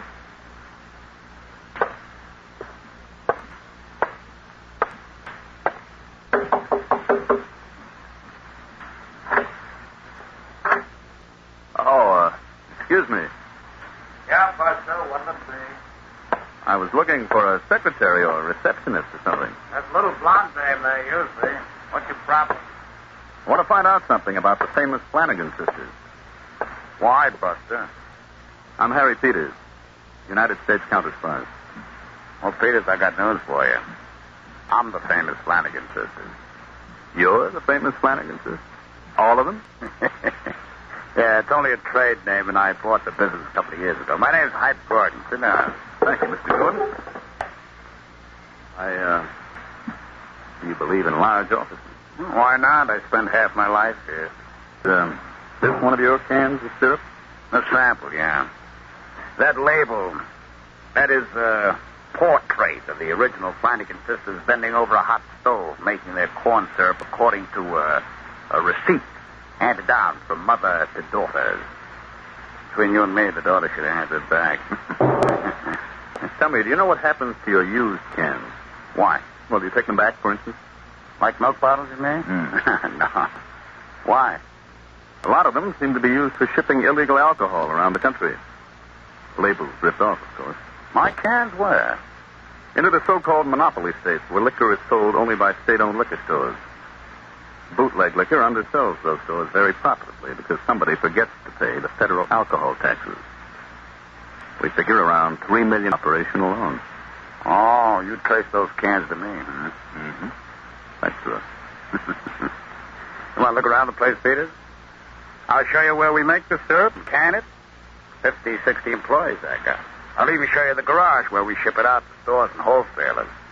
Maybe I'll even give you a couple of cans to take home to the little woman. Come on. This way.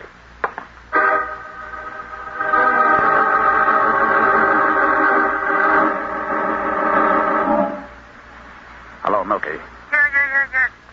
That you, Mr. Gordon? Listen, CounterSpies are sniffing around my plant here. CounterSpy? Holy fish. So don't send any more trucks here from the still till you get word from me. Yeah. Mr. Gordon, you had 3 trucks loaded and ready to roll out of your garage, didn't you? I got them out fast. So sit tight, Milky, and we'll be okay. Yeah.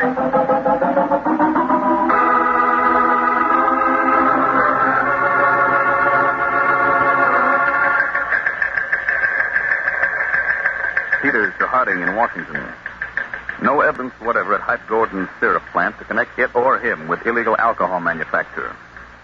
However, have sent agents to trail 3 loaded trucks that left his garage while I was there, and himself also under surveillance.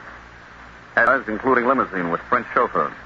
Lives in most expensive apartment hotel in Chicago, swarming with uniformed flunkies. Gordon's rental at least $15,000 a year for a lavishly furnished penthouse apartment.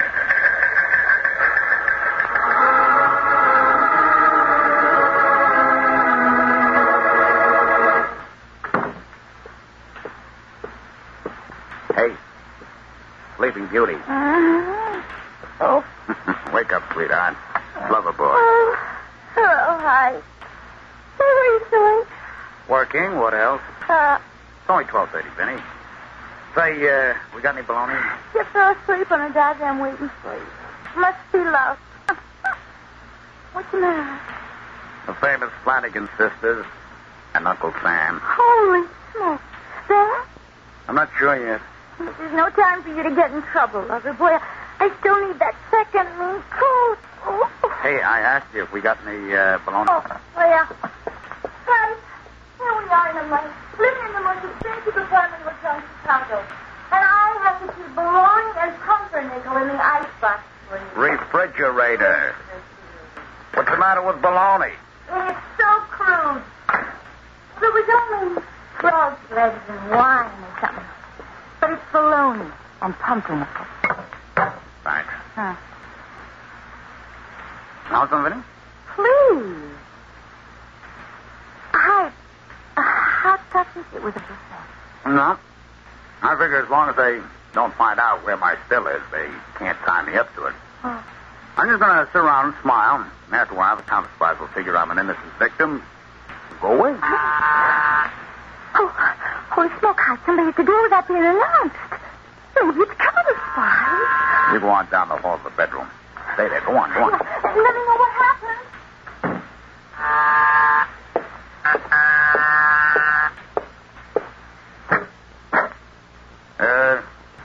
Yeah? Well, hiya, Hype. Well, say, you look just exactly the way I thought you would. Yes, sir. Not one hair on a plate. Press the flesh, Hype, old boy. It's good to see you. Who the hell are you? Let go of my hand, will you? How'd you get past the door? Oh, my yes. Hey, look. Do you mind if I grab my suitcase right here? I'm Sam. Sam? Yeah, Sam Vandervoort. Your wife's brother, Sam. Sam? Yeah. Oh, Sam. What? How are you? Oh, great, Hype, great, just great. You see, I hopped the rattle out of St. Louis early today. Made up my mind to hit for the Windy City. You know, for a decent job. I need scope, Hype, and there ain't no scope in St. Louis.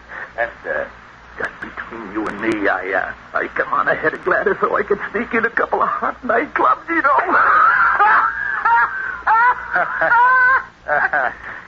Gladys, coming too. Oh, sure. You see, we thought it was about time we met the man my little sister Vinny married last year. Hey, you got a mighty classy joint around here. Kind of small, though, ain't it? There's only Vinny and me. Decent back, I better tell you. Oh, no, hold it. Don't bother, Hype, don't bother. It's late and I can bed down right here. Uh-oh.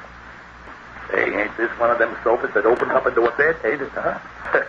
Is it big enough for two? What? Well, you know, Gladys and I wouldn't want to inconvenience her. We'll be mighty comfortable right here in the living room. You mean you couldn't get rooms in a hotel? I can work it for you. Hotel, Hype? When I got relatives I'm as fond of like you and Vinny, I wouldn't dream of hurting their feelings by going to no hotel. Bologna and pumpernickel, huh? Good. Yeah. Only I'm sorry there's no frog's legs. Oh, don't feel bad about that, Hype. I love bologna and pumpernickel.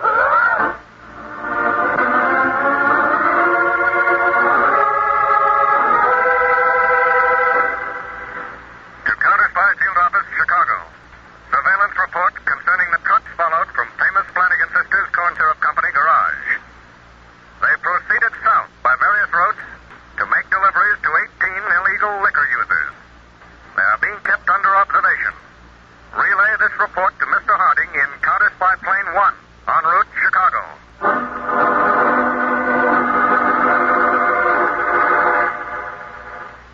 Dave, I'm sure glad you're here in Chicago. This new development nails it right to Hype Gordon. He himself ships out alcohol under cover of shipping out corn syrup. But where is the alcohol made? I see only one thing to do, Peters. Pull a new series of raids on his customers in the southern districts that might scare him into revealing where his still's located.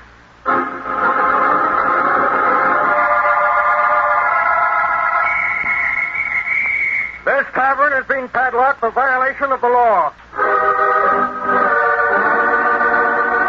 Watch those rear windows. They're trying to get away. All right, step on it, Jack. We'll be late for the next raid.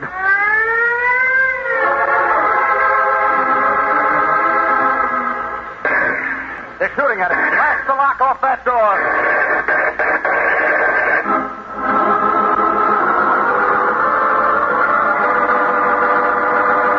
Hello, Melky. Hey, Hype, for the love of Mike, you better come out here to the still.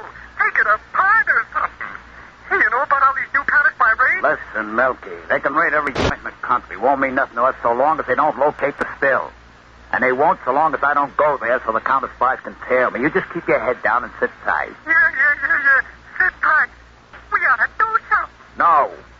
This is another mob muscling in or something like those West Side guys 2 years ago. I'd go after them with guns. This has to be played close to the vest. Okay, Mr. Gordon. Suppose I have to call you later tonight. You home? Home? I can't go home till way later. My brother-in-law's visiting us. What a schmo. So throw him out. I can't throw him out. My wife sticks up for us. I'm nuts about my wife. Then there's my sister-in-law, Gladys. She's tall and skinny. She talks.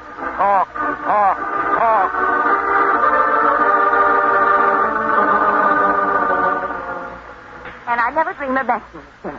Only after all, you're my sister-in-law. And you know how Sam would never say a word unless he was sure. You said just now that he wasn't sure. Well, after all, a wife ought to know how a husband earns his money. And after all, you only knew Hype 3 weeks before you married. I know, Gladys. And Sam was always good to me. Especially after Pop died back home. But that doesn't give him or you the right to criticize Hype. I'm nuts about Hype. Well, all Sam said was that he didn't think the famous Flanagan Sisters corn syrup company was very successful. And still, you and Hype have 3 cars, and he's got 4 closets full of clothes, and that diamond ring. And then yesterday, Sam followed Hype around the city, and Hype didn't go anywhere near any customers. Sam's been paying. I mean, snooping around after Hype. Oh, that's contemptible. Oh, Hype? Lover boy? You're awfully late. A lot of work, Benny. Hello, Gladys. Hello. Benny, I'm going to have some bologna and pumpernickel. Where's Sam? In the kitchen, having some bologna and pumpernickel. Time to hit the hay, Benny. Yeah. Good night, Gladys. Good night, Benny. Good night, Hype.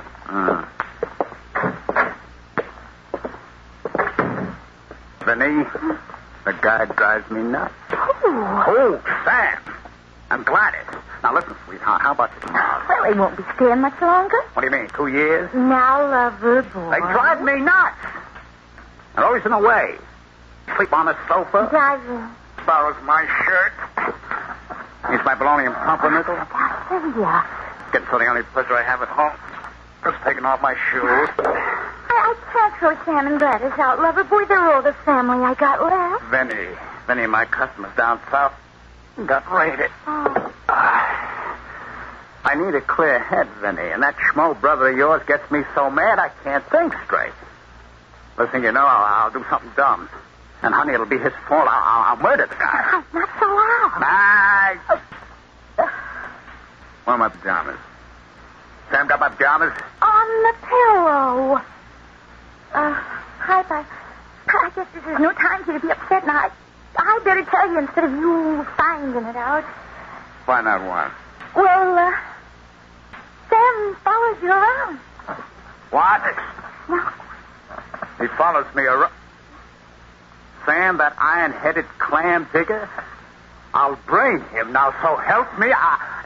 Where the Sam Hill of my slippers? I suppose he's got them too. Hype, lover boy. Now, please don't make a scene. I'll get rid of them both by Saturday, I promise. Please, lover boy. Please.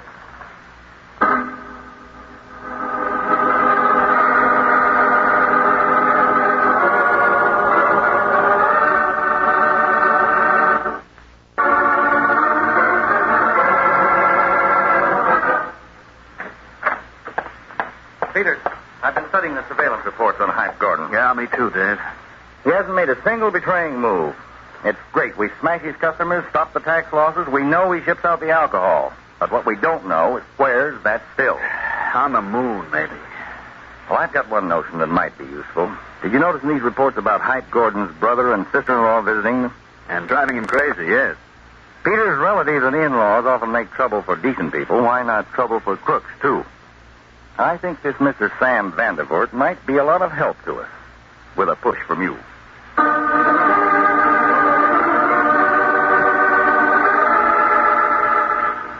And Sam, maybe I shouldn't have said anything about you following Hype around, but it just sort of popped out. Oh, well, Gladys, it don't make no difference. I couldn't find anything out anyway. I guess we'll have to go back to St. Louis Saturday, maybe. Where are they tonight, Hype and Vinny? I don't know. We got the apartment all to ourselves, and I must say it's a relief to have a little privacy. Oh, somebody's at the door. You go, Sam, and if it's a telegram or anything for Hype, you better open it in case it's important. All right. Yeah? Says Hype in? Hype Gordon? No, he's not. Did I give him a message? You a friend of his? No, I'm his brother-in-law. Well, give him this message, will you? Rush. Tell him to get out to the still right away. Get out to the still right away? What name will I tell him? He'll know where the message is from. So long. Who was it, Sam? Telegram or special delivery? Sam, I asked you a question. Why don't you answer me? Sam, something's happened. I can always tell by your face whenever you got an idea. Now, why don't you tell me? What? I said, I was thinking, Sam, shut up, will you? I'm trying to think.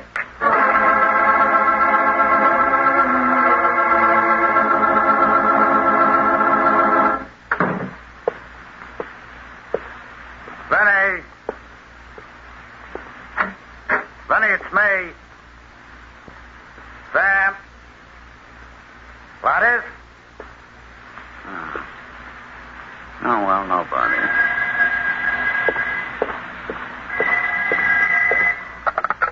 Yeah?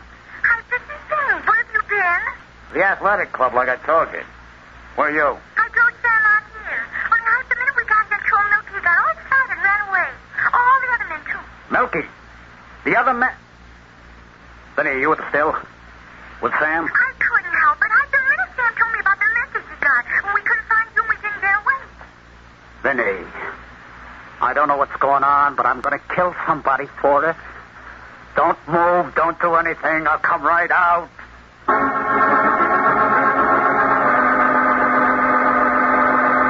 Hype, you don't have to yell at me. I was only trying to help. Help?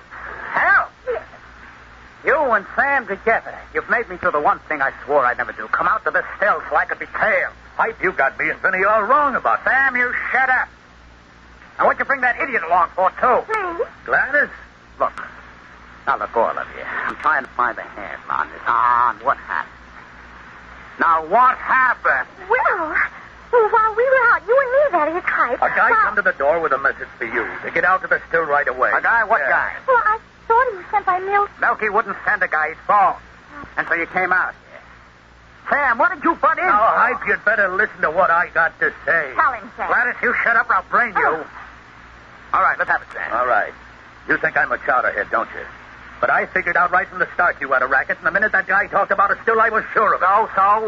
So I want a job. Here, working for you. Or at the famous Flanagan Sisters Corn Syrup Company. Or else I talk. Sam, you told me you only wanted to help, Hype. Shut up, Penny. You'll talk, Sam. To the CounterSpy. Oh, Bright Eyes, you listen to me. Now, hold your horses, Hype. Just give me a job and I won't talk. Talk, you big baboon, you! That message wasn't for Milky. It was a CounterSpy gag, a trap, and you walked into it, and I gotta walk into it, too, to get you out. Give me a job, he says.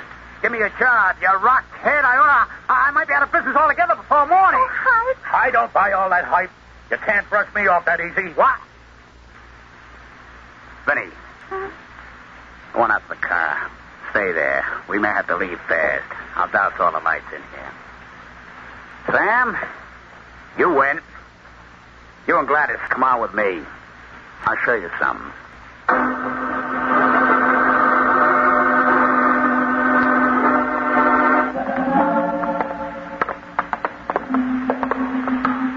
Hey, see, Sam?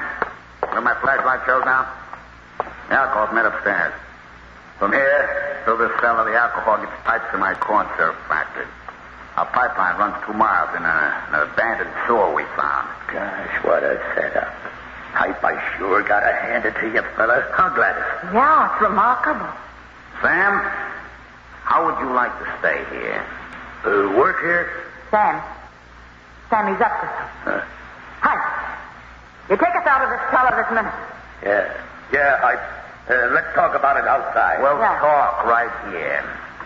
I don't believe there was any message. You rushed Vinny off her feet. Now you want to sneak out and squeal on me. You rotten CounterSpy stool. What, me? You're crazy. Get it out. No. You're not Now, Sam will be quiet. You stay here with him, Gladys. It'll be dark. No air. We'll die down here, you murderer. So long, both of you. For good.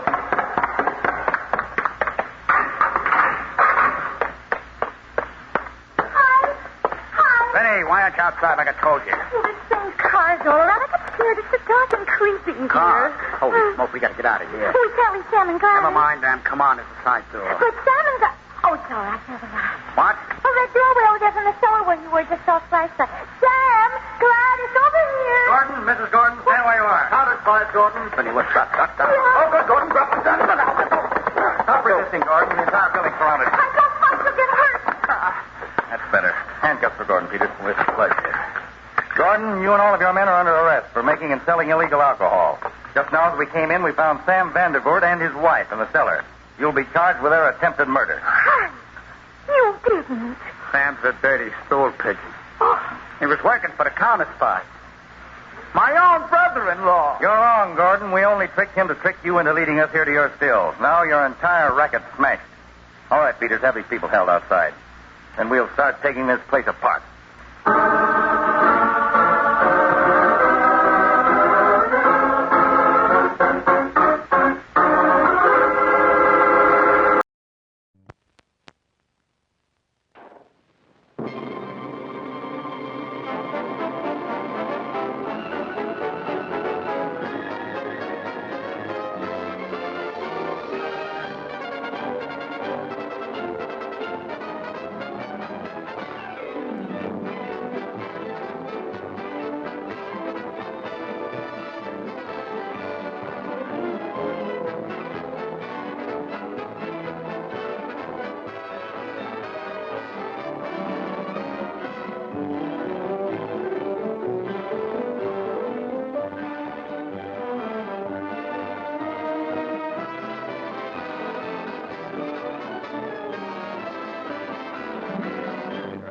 Something there. What do you think, Preston? I don't believe that would work. Oh, I think it would. Oh, I think it would, too. Oh, it's 2-1. Let's try it. Yeah. All right, let's try it. Sit down. Oh, it's 2 against 1. Sure. Sorry, you lost. Get into the steam. Yeah.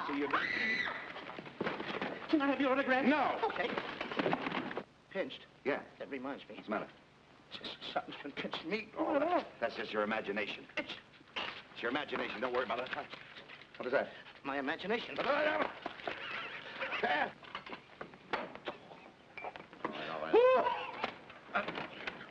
Why, you silly-looking goon. What's the idea of dropping that hot towel on my face? It was burning my hands. Oh. We're gonna win the most of all the fun along the midway. Step inside. She never fakes it. There's a ride that really makes it fun on the wonderful midway.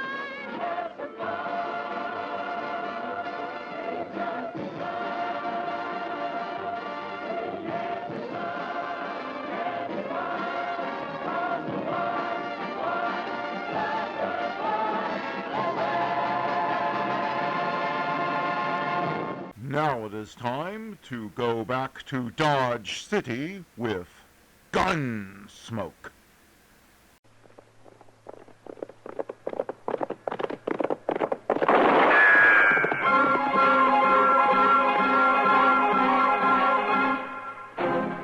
Around Dodge City and in the territory on West, there's just one way to handle the killers and the spoilers, and that's with a U.S. Marshal and the smell of Gunsmoke.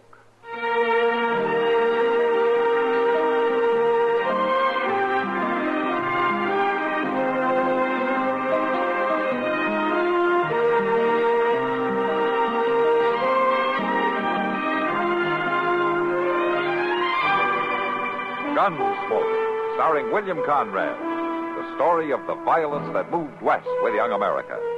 And the story of a man who moved with it. I'm that man. Matt Dillon, United States Marshal. The first man they look for and the last they want to meet. It's a chancy job, and it makes a man watchful. And a little lonely.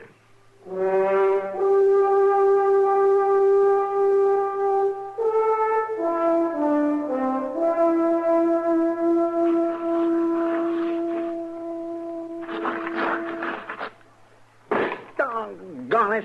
What's the matter, Chester? Well, I just can't figure out how he done it, Mr. Dillon. Out who did what? Well, that fellow with the medicine show over back of the Dodge House. Oh, that again. Well, Sam and me had it all figured out. Sam would watch from one side, and I'd watch from the other, and when he'd move them 3 walnut shells around, we just knew which one the pea was under. Sure you did. And by golly, somehow we still lost $6 apiece.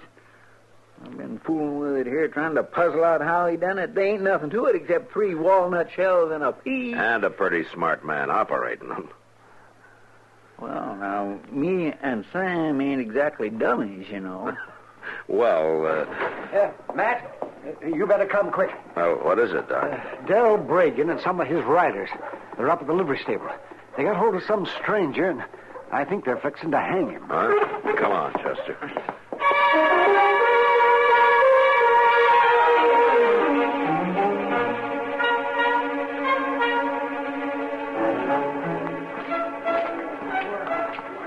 By jing, they mean business, Mr. Dillon. Look at that rope. Yeah. What did they do, Doc, to get Bragan all riled up? And I didn't wait to find out, Matt. Well, it don't take much to get Del Bragan riled up. Come on, that's for sure. Hey, Bragan. What's going on here, Bragan? This ain't nothing the law need bother about, Marshal. Oh? We caught this here saddle bum dead to rights. And there ain't no use wasting time on a trial. I see. Yeah, it looks to me like you've already pushed him around some. Is he conscious? He will be before we string him up. I want him to know just why we're doing it. Doc, take a look at him, will you? Sure, man. Just stand back there, please. Let me have room. Now, Bragan, suppose you tell me why you're about to lynch the man. It ain't none of your concern, Marshal. You go on about your business and take Doc with you. There ain't no use patching up a fellow that's going to be dead in 10 minutes anyhow. Hasn't anybody told you we got laws in Dodge City now? Laws for them that needs it. This ain't the first horse thief I've hung. Those days are over, Bragan. And so's the hanging, boys. You come on down out of that loft and you bring the rope with you. Marshal, we caught this man with 2 of my best horses. Blooded stock that's been missing off the ranch since last month. If he stole them, the law will deal with it. No, Marshal. We'll deal with him. Bragan, you keep your hand away from that gun. I will. When you get out of here and leave us be. You will, right now. Here, Chester. Get Bragan's gun. Yes, sir. Here it is. How's the fella, Doc? Yeah, he's been beat up some, kicked around a little, but he'll be all right. Then let's get him over to the jail. Say, give me a hand here, Chester. Sure, Doc. All right, you men drag Bragan over there to the horse trough and you stick his head on it. Tell him he can pick up his gun at the jail as soon as he cools off. And another thing. The next time any one of you brings a rope into town, you keep it tied to your saddle. Do you understand?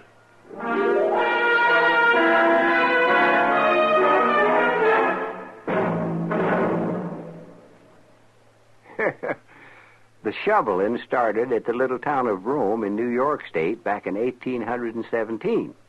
And on July 4th, 1967, the post office released a special sesquicentennial stamp there in honor of the big ditch they dug, which, it says on the stamp in my album here, was the Erie Canal. Now, in case you don't know, that canal went all the way from Buffalo on Lake Erie to the Hudson River, connecting the Great Lakes with the Atlantic Ocean. The biggest waterway ever built in the United States at the time, and it was done mostly by the Irish just over from the old country, who did their digging with spit and mussel. Yep. Made lots of money for years on tolls. And the traffic and freight and people through the canal was mainly responsible for building up the Midwest and keeping business in the East busy doing it. Well, of course, the Erie Canal ain't what she used to be, because the railroads do most of the job now. But the big ditch is still there, and so is all the history that went through it. You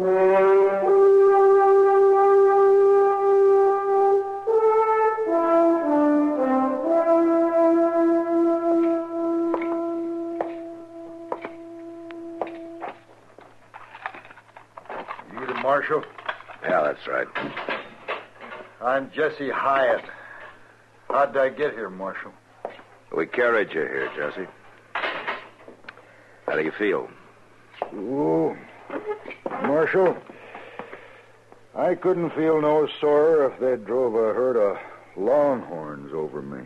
Now, that could have been worse, you know. They were fixing to hang you. You know something, Marshal? Dodge City ain't the friendliest town in the world when you come right down to it. Not for horse thieves, anyway. I didn't steal them horses. I tried to tell them that, but they wouldn't listen, especially that red-faced, mouthy fella. Now, that's Del Bragan. They're his horses. I hit town, left the horses there at the livery stable while I went up the street to eat. When I come back, they all jumped me. You did have his horses, though. Who says they're his? Well, I do, for one. I went over and took a look at them. They disappeared off his ranch about a month ago. Well, I don't know nothing about that. All I know is that I bought them, fair and honest. Where? From a horse dealer in Wichita about 2 weeks ago. Uh-huh. What was his name? I don't know. I think he was just traveling through. He offered me a bargain, so I bought him. I was coming on west, and I needed a pair of good horses. You remember what he looked like? Oh, well, no, not too good. Fast-talking fella, black whiskers, dressed like most anybody else. I ain't even sure I'd know him if I was to meet him again. I see. Well, I didn't pay him no special mind. There were no reason to. Marshal, I bought them horses, no matter what anybody says. That's going to be kind of hard to prove, isn't it, Jesse? Not if you find that trader I bought them from. Where would you look for him? I don't know. You see, that's what I mean. And they're going to have a trial on me? Yeah, Bragan's filed charges. What do you think will happen? Well, kind of hard to say how a jury will figure. I ain't got a chance, have I, Marshal? Oh, there's always a chance. At least you're not swinging on a rope. But tell me, what are you doing in Dodge in the first place? Just passing through. I got an aunt who lives alone upriver. She wrote she needed help running the place. Uh-huh. I'm sorry to bother you, Mr. Dillon, but there's somebody out there to see you. Oh, all right, Jesse. Jesse, if you can think of anything else that might help, you let me know, huh? There ain't nothing, Marshal. I'm a goner. We both know it. I think you're kind of rushing things, Jesse. All right, come on, Jesse. Yes, sir. Mr. Dillon, it's that young and Adele Bragan. Oh, you mean Tommy? Yes, sir. Ah, hello, Tommy. How have you been? Oh, fine, Marshal. Could I see that fella, please? What fella? The one that Pa tried to hang this morning. That one he treated mean. Like he treats everybody mean. Why, your Pa thinks he's doing right, It Tommy. ain't right to be like he is. I know it ain't right. And someday the devil's gonna get him. Now, Tommy, that... Could I see that fella, Marshal, please? I want to tell him I'm sorry. Well, all right, Tommy. You go on back through that door there. He's in the last cell. Oh, thanks, Marshal.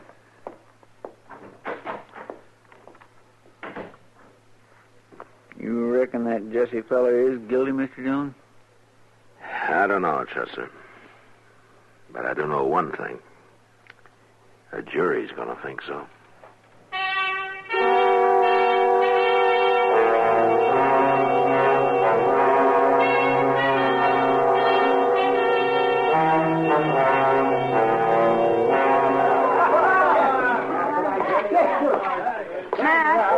Matt, wait a minute. Hello, Kitty. Matt, what's this story Del Bragan's telling? Well, I don't know, Kitty. What story is he telling? About how he's going to take some fella out of jail and hang him if the law doesn't get a move on.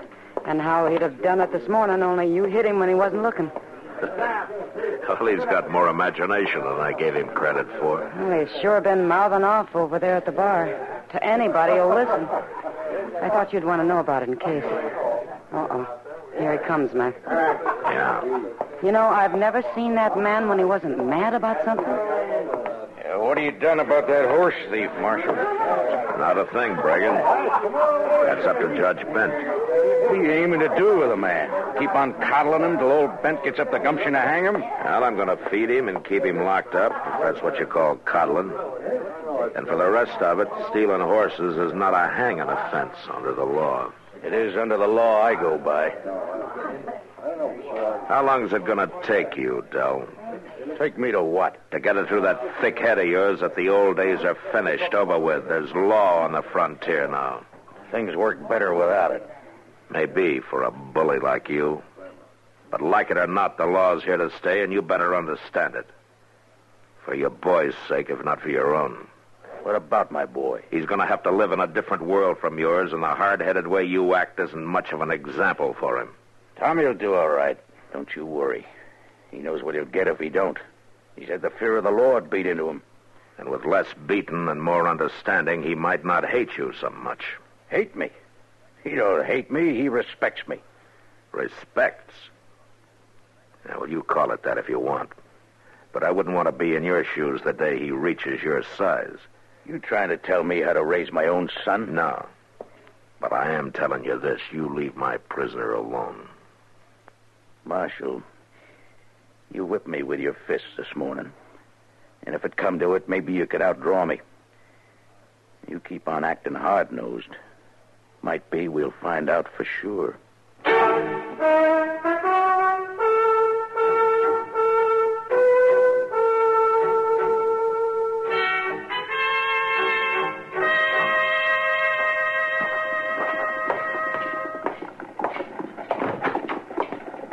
Oh, Mr. Dillon. Things been quiet, Chester? Yeah, if nary a soul's come near, you'd think this jailhouse had been quarantined for the pox or something. Well, you're lucky. It's given you more time to study that shell game, hasn't it?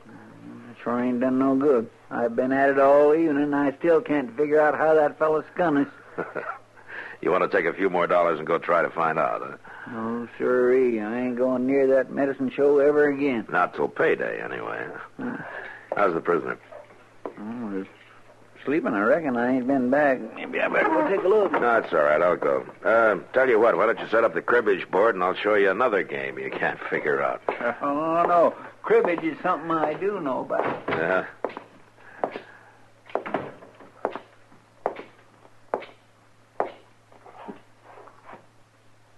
Wow. Just don't move, Marshal. Where'd you get the gun, Jesse? Don't make no difference where. You move easy now, Marshal. I'll blow a hole right through you. What good would it do you? You'd still be locked up. Not for long, I won't. Because you're going to let me out. Don't lay money on it. Open that cell door, Marshal, right now. Don't be a fool, Jesse. The worst you'll get now is a prison sentence. You pull that trigger and you'll hang. I ain't going to prison for something I didn't do. You open that door and hurry up about it.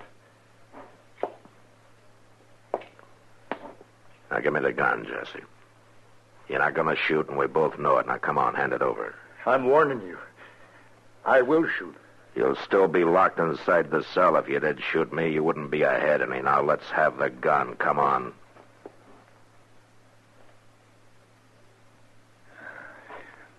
Here. Take it. It ain't got no loads in it. I took 'em out so there wouldn't be no accident. Where'd you get it, Jesse? That kid brung it in this afternoon. He had it under his shirt. Huh? You mean Tommy Bregan? I don't know his name. He said he was sorry for me. And he said he'd come back in the morning about sunup and try to sneak the key out of the office. Real nice kid. Tommy Bregan. I can't figure why he'd go to all that trouble. Not even knowing me. No, I can't either, Jesse. But I'll ask him when he comes back in the morning.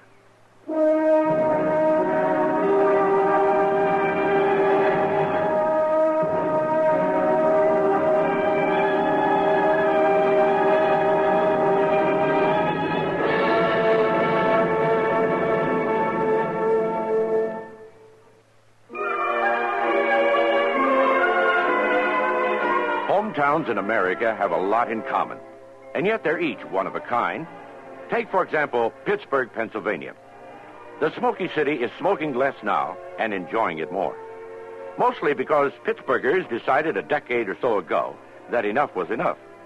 Now their smoke and polluted air problem is virtually non-existent. Over in Shadyside, you can catch the pit crowd at the Encore, or the party may have moved across the street and down on the corner to Fox's. On Grant and 7th, the lighted dome of the Coppers building signals the weather.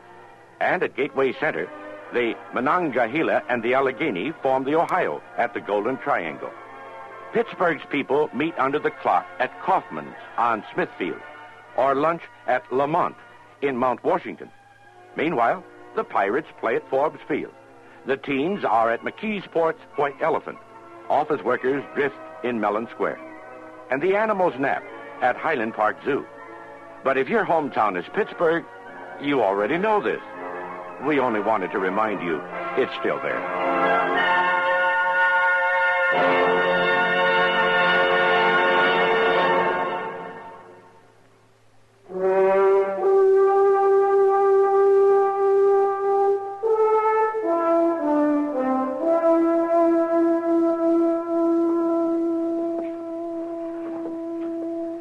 There he comes, Mr. Dillon. Riding that pinto pony here. Yeah, I see him. Looks like Jesse was telling the truth. He may have been all along, Chester. Yeah, but my goodness, so a young puppy like Tommy breaking sneaking guns into jail, trying to help prisoners break out, like he ought to be switched good. Maybe he's been switched too much already. Look at him. Walking tiptoe, moving real quiet. I guess he thinks we ain't up yet. Then we mustn't disappoint him. You get back to your bunk and lie down, huh? Yes, sir. Darn fool kid, and as bad as his paw. Be quiet.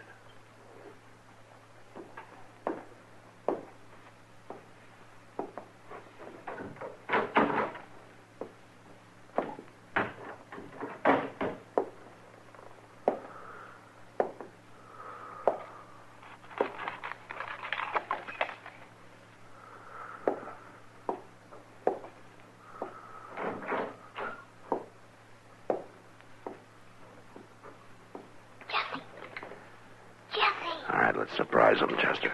Right. Morning, Tommy. Oh, Marshal, I thought you was... I guess Jesse was the only one who was really asleep, huh? Hey, what's going on here? What are you doing here, Tommy? He was letting you out, Jesse. I had to. It ain't right him being in there. You gave him a gun yesterday, Tommy. Did you want him to kill me with it? I thought we were friends. No, it wasn't to kill you with.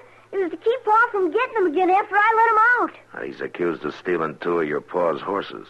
But he didn't do it. He didn't steal no horses. How do you know? Because I just know, that's all. Boy, if you know, tell him who did it.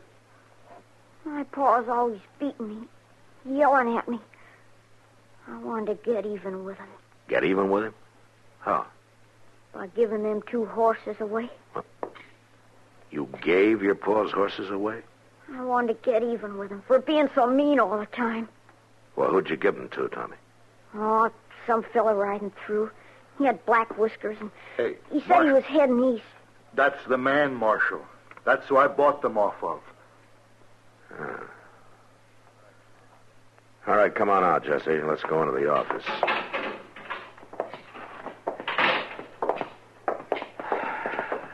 Well, I guess that clears up whether you're guilty or not. You mean I'm free to go? Yeah, you sure are. Marshal, what are you going to do to me? Now, what do you mean, Tommy? For sneaking in here trying to let Jesse out and all. Well, I don't know. Well, don't matter. Paul killed me sure now. Marshal. What? I got an idea. You remember I told you how I was headed for my aunt's place upriver? How she's alone, needs help to run things? Uh-huh. Well, she's a good woman, Marshal. Real good woman. Maybe Tommy could stay there until his paw cools off.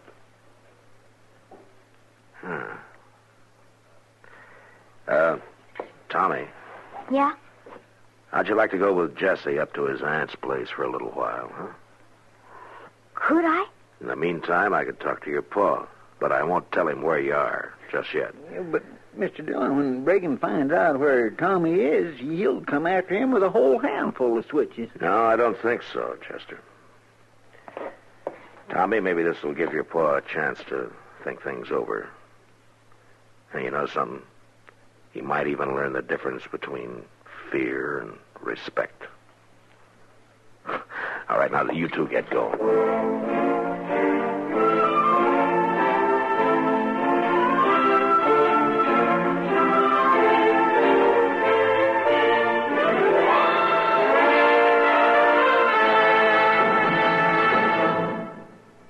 With your permission, I'd like to quote an excerpt from a speech by that old political character, Elijah Cuddlestone. And I say, we've state and declare, that is, that pork barrel appropriations are not going to be our salvation. We must, I say, we have to get up on our hind legs. I mean, you stand up and fight for our own improvements. The pork barrel is for loafers. I mean, the greedy and the weak, that is. That term, pork barrel, you know what it means? Well, pork is fat, and fat for hundreds of years has meant plenty, abundance. Ye shall eat the fat of the land. About 100 years ago, in the halls of Congress, fat, meaning lucrative or rewarding, became pork. And about 50 years ago, when congressmen sought larger appropriations for such things as bridges, harbor or river improvements, public buildings, and so forth, to impress their constituents, they were accused of seeking pork barrel appropriations.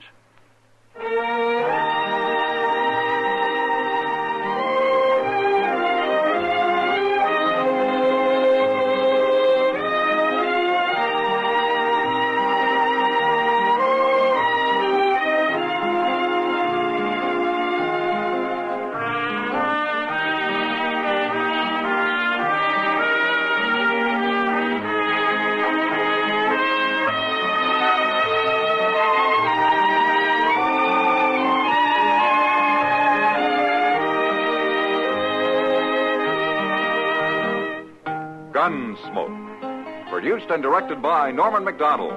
Stars William Conrad as Matt Dillon, U.S. Marshal. Featured in the cast were Parley Bear as Chester, Howard McNear as Doc, and Georgia Ellis as Kitty. George Walsh speaking. Join us again next week for another specially transcribed story on Gunsmoke. This is the United States Armed Forces Radio and Television Service.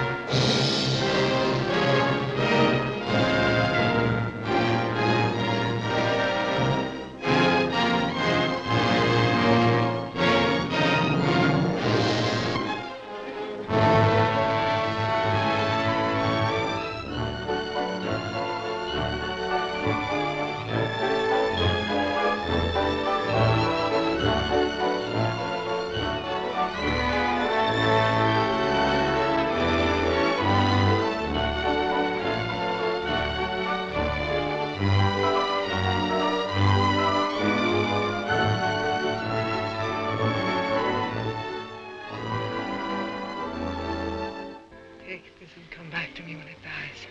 Soon will it be? Tomorrow night. Look. It's dead already. Now. No, it's impossible. Nothing's impossible now. Send those people in the other room. I can't. Then I will. And how long do you expect this thing to last?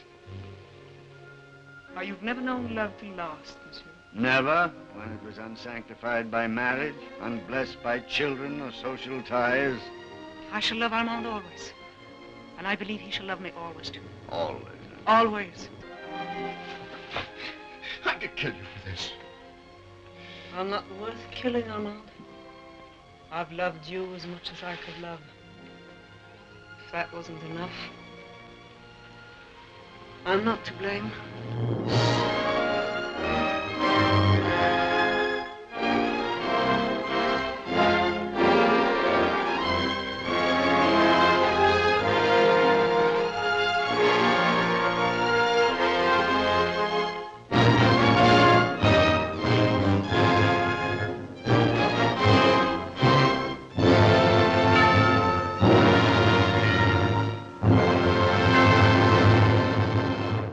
Our next guest will give you the laughs, just don't ask him to lend you money. It's Jack Benny coming up next. The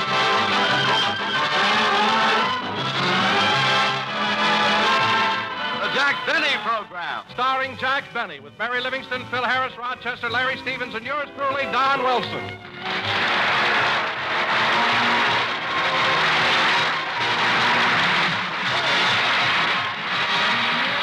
Well, let's go out to Jack Benny's house, where we find Jack and Rochester cleaning out the swimming pool.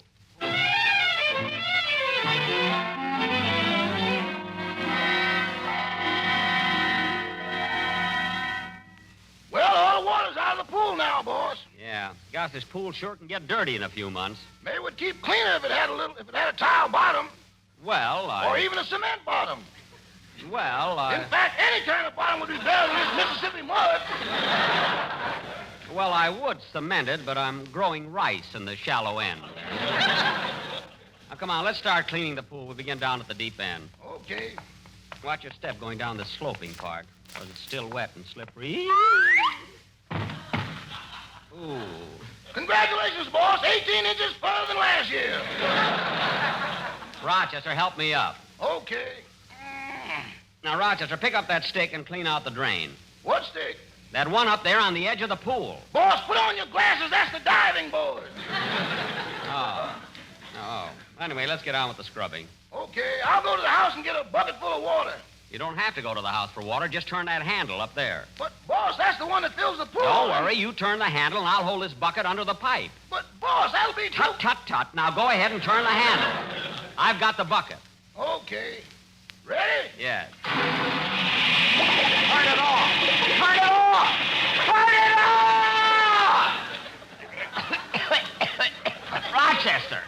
Rochester, I'm drowning. Everything's gone black. You ain't drowning, boss. You got the bucket over your head.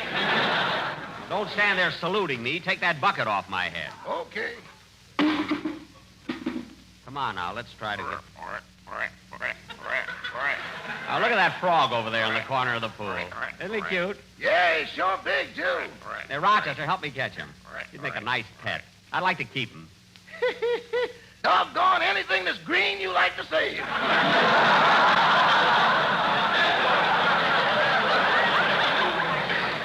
Hurry, he's hopping away there.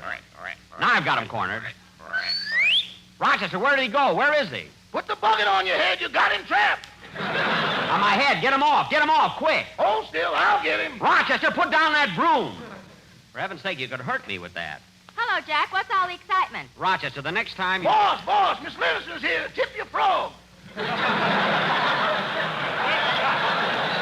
Huh? Oh, hello, Mary. Right. Oh, darn it, he got away. And I wanted to keep him. Oh, Jack, you've already got a turtle, a lizard, a garter snake, 2 crickets, and a caterpillar. What do you want all those things for? Well, Mary, it's no fun coming home at night to an empty house. You know. That reminds me of the first time we met. Huh? When you leaned over and whispered in my ear, "Come up to my apartment, babe, and I'll show you my insects."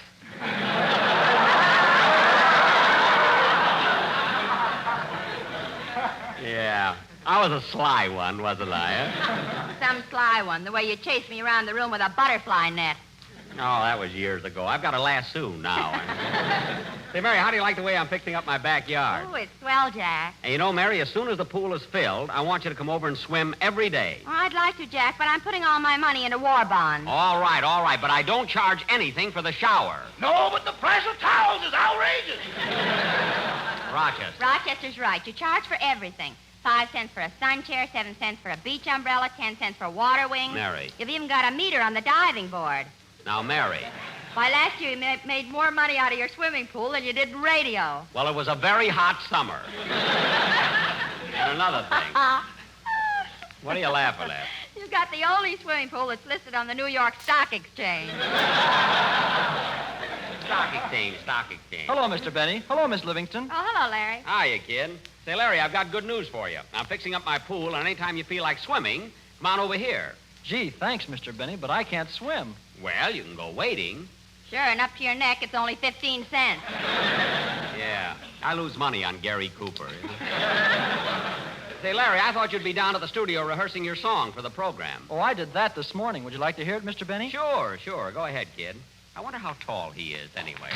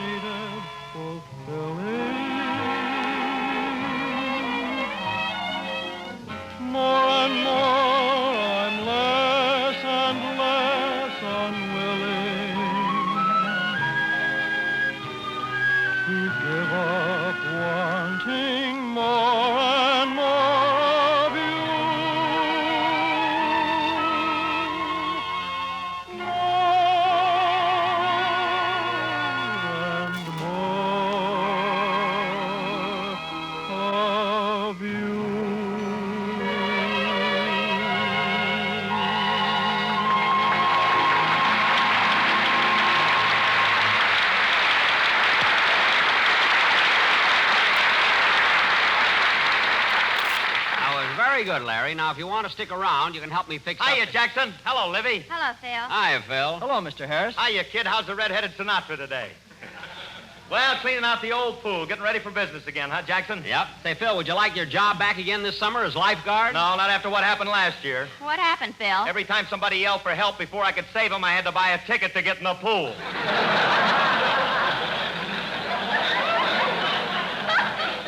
Well, I'm sorry, Phil, but I can't afford to pay you a lifeguard salary and let you swim for nothing.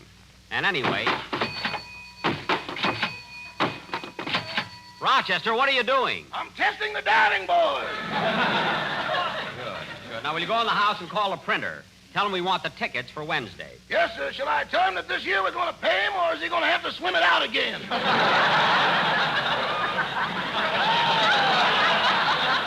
Well, leave it up to him. Yes, sir. By the way, Phil, what did you come over here for? Well, Jackson, I dropped by to ask you to do me a big favor. A favor? Yeah, you know the nightclub I'm running. Oh, yes. How's it going? Fine, and Jackson, tonight is celebrity night. Oh, celebrity night, eh? Yeah, and, well, I don't want to impose on you, but if you aren't doing anything, I thought that maybe you could come over Certainly, Phil. Certainly, I'll be glad to. What shall I wear? An apron. We're short of help. Look, Phil, if you think Phil, who are the celebrities Jack's going to wait on? Well, I'm not sure who's going to show up, but this afternoon I got on the phone, I called up Ronald Coleman, Spencer Tracy, Clark Gable, Van Johnson, Mark Twain, Bing Crosby, and... Wait a minute, Phil. What, you called Mark Twain? Yeah. Phil, Mark Twain's been dead over 30 years. Well, how do you like that? I must have had an old phone book. Look, Phil, how long have you been having these celebrity nights? Oh, I started last week, Jackson. I had a swell turnout, too. Charlie McCarthy was there. You mean Charlie and Edgar Bergen? No, Edgar was out of town, so Charlie came alone. What? And you want to know something, Jackson? He ain't so much. He sat there all evening and never opened his mouth. Well, for heaven's sake, Charlie McCarthy is a dummy. Look, Jackson, as long as they pay their check, I don't pry into their private affairs. Well, thanks, Phil, but I don't think I want to come over to your club tonight. Boss! What is it, Rochester? There's a gentleman here to see you, Mr. Kearns. Oh, Mr. Kearns, the newspaper man. I'll be right in.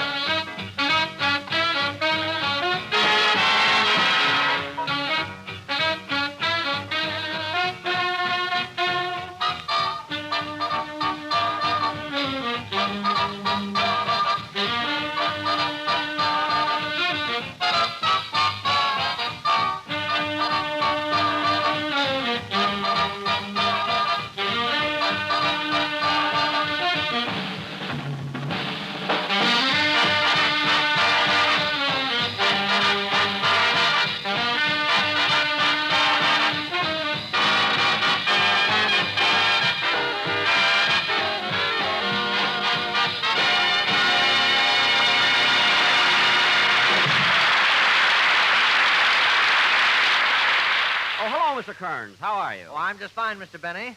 And I want to tell you that my editor was very pleased with that last story you gave me. Oh, you mean the one about how I found Phil Harris? Mm-hmm. It was as interesting as the stories on how you found Mary Livingston and your butler Rochester. Oh, yeah, I found Mr. Harris in Vermont. And now I want to do an article about right Don between Wilson. Vermouth and Vermont. You know, it's a little place there. I said Around I wanna- Waukegan there. Pardon me, what did you say? I said I want to do an article about Don Wilson. Tell me, how did you come to select Don as your announcer? Don Wilson? Well, I'll tell you. The very first time I heard Don speak, I was impressed with his voice and delivery. Oh, I see. And you thought he'd be good doing commercials, huh? Anyway, I knew from the start that Don had a very good voice for radio. And you've been proven right, Mr. Benny. You know, I've heard lots of people comment about his voice, his pronunciation, and his pear-shaped tones. Yes, Don is the only announcer in radio with pear-shaped tones and a body to match. It works out swell. Well, tell me, Mr. Benny, how did you discover Don Wilson? Well, I found Don shortly after I started in radio. In fact, I was on for my second sponsor, the International Corset Company. Did you hear my program then? No, but my mother told me about them. Oh. Well, the way it happened was this. One day I got a call from my sponsor, asked me to come down to his office. He said he wanted to talk to me. So I got into a taxi, picked up Mary and Phil. You see, they were with me at the time. And the three of us drove over to my sponsor's office.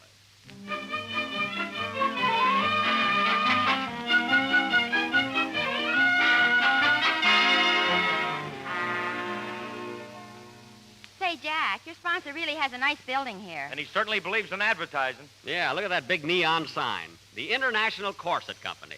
We cover the globe. Well, there's no use standing out here. Let's, Phil, get away from those windows. Come on. There it is. I beg your pardon, miss. Would you tell Mr. Willoughby that Jack Benny is here to see him? Well, Mr. Willoughby's expecting you, Mr. Benny. Go right through that door. Thank you. Just follow me, kid. Yes? Mr. Willoughby, please. Oh, you're Mr. Benny. Mr. Willoughby's expecting you. Go right through that door. Thank you. Come on, kid. Yeah? I'm here to see Mr. Willoughby. Oh, you're Jack Benny. Yes. Mr. Willoughby's expecting you. Go right through that door. Thank you. Come on, kid. Yes? Miss, I'm Jack Benny. Mr. Willoughby's expecting me. Who's Mr. Willoughby?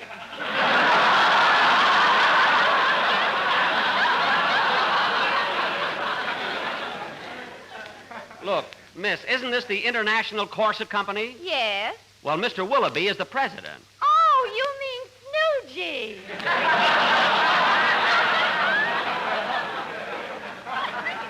Snoogey? Yes. Go right through that door. Oh, well, all right. Come on, kid. Mr. Willoughby? Yeah, surprise?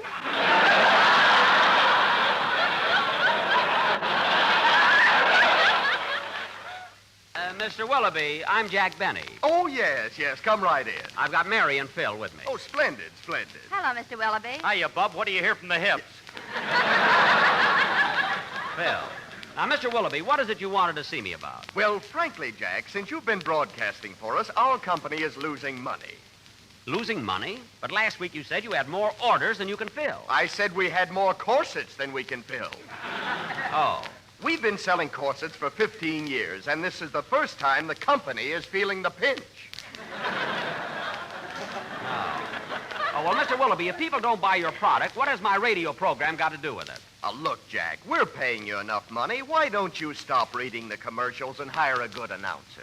Well, Mr. Willoughby, if you don't like the way I read the commercials, Phil Harris can do them. Now, wait a minute, Jackson. Here, Phil, read this commercial I dreamed up last night. Now, get this, Mr. Willoughby. The show opens with a big fanfare. Then we go into our theme song, dedicated to the modern miss who wears an international corset. Then, as the music of the theme song fades down, Phil steps up to the microphone and says... This program is sponsored by the International Corset Company. We don't guarantee to take it off you, but we can pack it in so nobody will notice.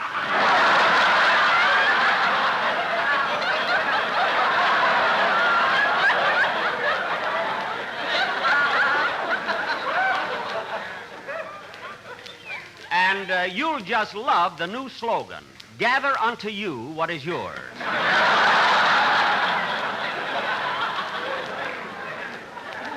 And then we also... Wait a minute, Jack. Wait a minute. Those are the commercials I'm talking about. Now, look, Mr. Willoughby, you can't blame my program if you're losing money. There must be something wrong with the product. Something wrong with the International Corset? Are you crazy? Mr. Willoughby, I only I said... know what you said. But look... Have you ever heard of the woman in the window? Yes. Well, before using our product, she couldn't even get in the house.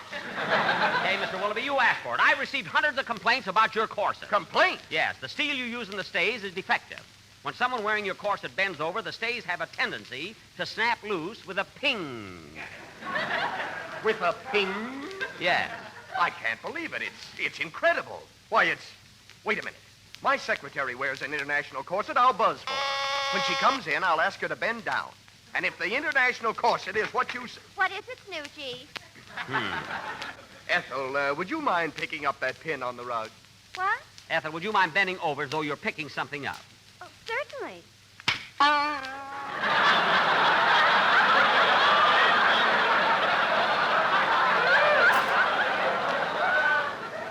There. Did you hear that, Mr. Willoughby? Ping! No, it can't be. I don't believe it. Would you mind bending over again, Ethel? Certainly. There. That's the first time I ever heard Ethel ping. Mary. All right, you win, Jack. You win. But I'll give you a proposition. I'll put better steel in my corsets if you'll get a good announcer to do the commercial. Okay, Mr. Willoughby, it's a deal. Come on, Mary. Come on, Phil. Let's go. Well, what are you going to do, Jack? Yeah, where are you going to find an announcer? I don't know where I'm going to find one, but I know what I want. I want someone with a voice that's different, a voice that has dignity, charm, and I won't stop looking until I find one. I'll find an announcer if it takes me 10 years. And that's how you found Don Wilson? It wasn't that easy, Mr. Kearns. I tried voices, deep ones, high ones, soft ones, loud ones.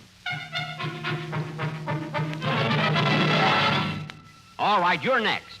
Read this. The International Corset Company presents Jack Benny. Now, the show opens, and you say... The International Corset Company presents Jack... Never mind.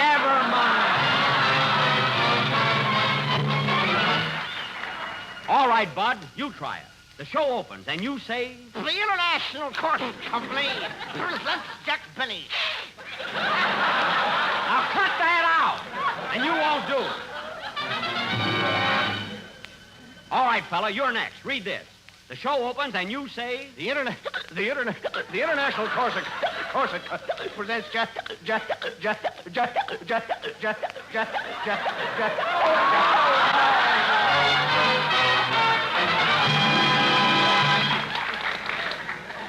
Gee whiz, Jack, you've auditioned over 500 people. Yeah, where are you taking us now? I said I was going to find an announcer, and I will. We're going right in here. Hey, Livy, look what it says on the door. The Acme Elocution School.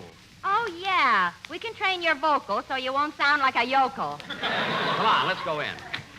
A with a U is A-U, A-U. D with a U is D-U, D-U. U-D-U-D-U-A-U-A. G with a U is G-U, G-U. E with a U is A-U-E-U-D-U-D-U.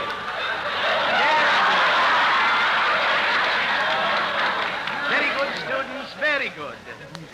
Hey, Mary, what do you think? P with a U is P-U, P-U. Quiet. Please, what's all this disturbance over here? Oh, I'm sorry if we're intruding, but I'm Jack Benny. I'm looking for a radio announcer. Well, you've come to the right place.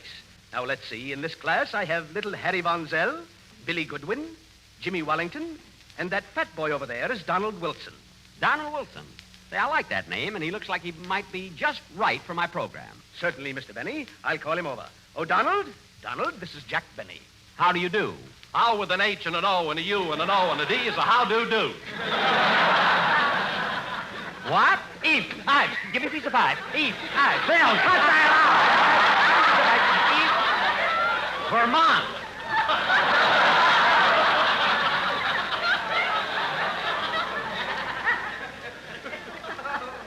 Gee, I knew Vermont ahead of time because this is 12 years ago. Now, Mr. Wilson, I'm considering you as an announcer for my program. And if you take the job, I hope everything turns out fine. I'm sure with an S and a U and an I with an S-U-U-S-U-U-I-L. Huh? He said, I'm sure it will. Oh. Now, Donald, class is over, and you can speak naturally. Thank you. And Mr. Benny, I also want to thank you for this wonderful opportunity because I understand there's a lot of money to be made in radio. Not unless you own a swimming pool. What? P with an O and an O-O-L with an O-O-P and an O-P-A. Mary, stop it. Now, Mr. Wilson, before we sign the contract, I want to hear you read this simple line. The International Corset Company presents Jack Benny. Yes, sir. The International Corset Company presents the greatest comedian in the world. Huh? That inimitable, that incomparable, that handsome master of ceremony. Mary, this guy's going to be great. The greatest personality in show business today, that scintillating star, that virtuoso of the violin. You don't have to go any further, Bob. You got the job. Please, Bill, please. I want to hear him. That sparkling wit of the airways, that lovable, laughable favorite of millions, Jack Benny.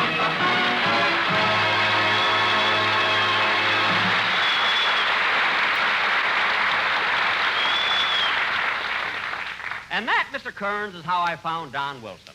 And he did his first announcing job while I was still working for the International Corset Company. Well, that's a very interesting story, Mr. Benny. And I've been making notes so I could... Oh, darn it, I dropped my pencil. Oh, yes. I'll pick it up for you.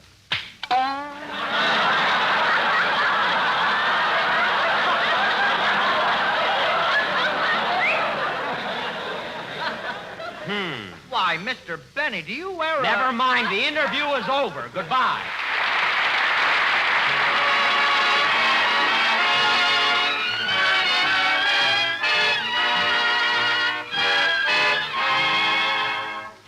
There goes that song again.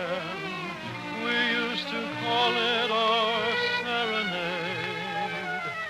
We fell in love when we heard it played. Over and over and over and over again. I still remember when I sang the words and they made you mine. I'd steal a kiss and repeat each line.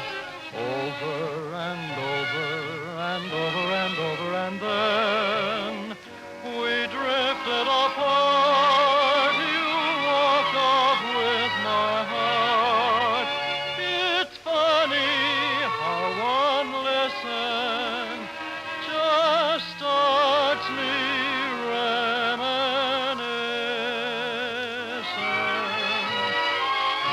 I'd soon forget that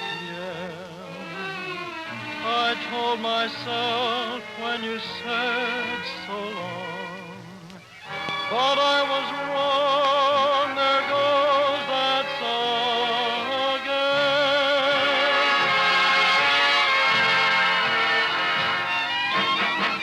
There goes that song we called our serenade. We fell in love when we heard it played. Over and over and over and over, and then we drifted apart. You walked off with my heart. It's funny how one listen just starts me reminiscing. I'd soon forget that I told myself when you said so long, but I was wrong. There goes that song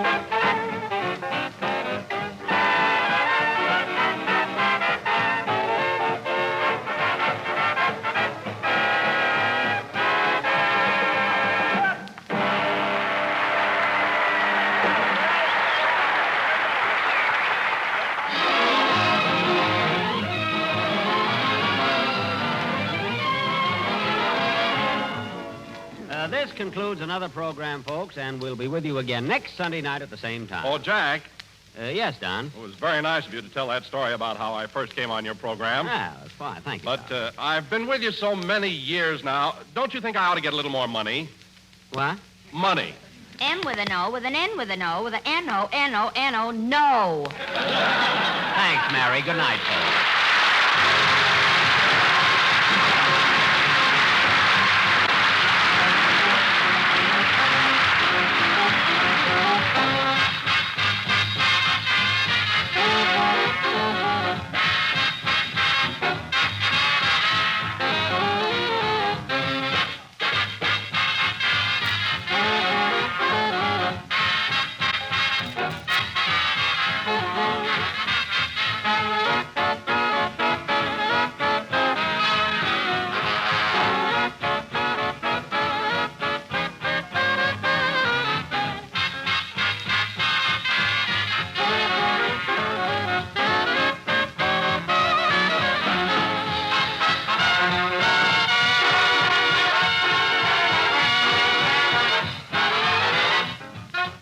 This is the Armed Forces Radio Service.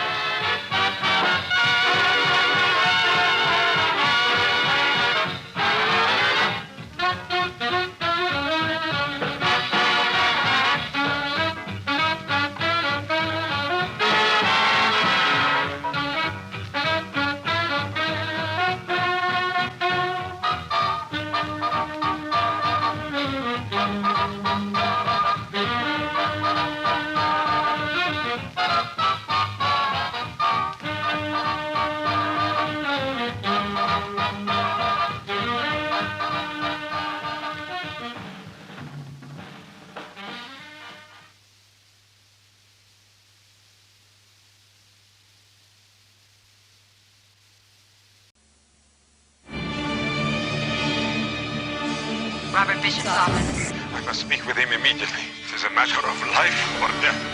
Something terrible is happening inside the government at the highest level. The president's top aide, Bobby Bishop, has just uncovered a conspiracy. They killed Yuri Pachenko. 4 people are already dead. We got Bishop. Where is he? There are only 2 people he can trust. The White House Chief of Staff, who is the only one who believes him. His safety is my concern, sir. And a reporter who can help him solve the puzzle. They have this database. They call it Shadow? Now, he's got less than 12 hours to stop the plot to take over the government. Never have another opportunity like this again. What are we going to do? There's a chance I can stop him. Bobby! Rumors behind all this, probably monitoring the entire White House. Charlie Sheen, Donald Sutherland, Linda Hamilton. The future of the country is in our hands. In the film critics call action-packed and thrilling. Shadow Conspiracy.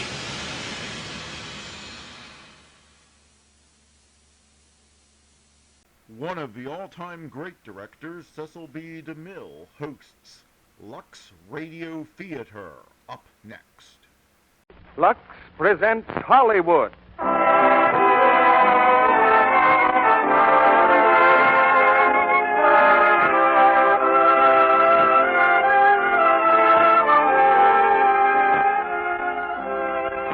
The Lux Radio Theater brings you Bob Hope and Virginia Bruce in My Favorite Blonde.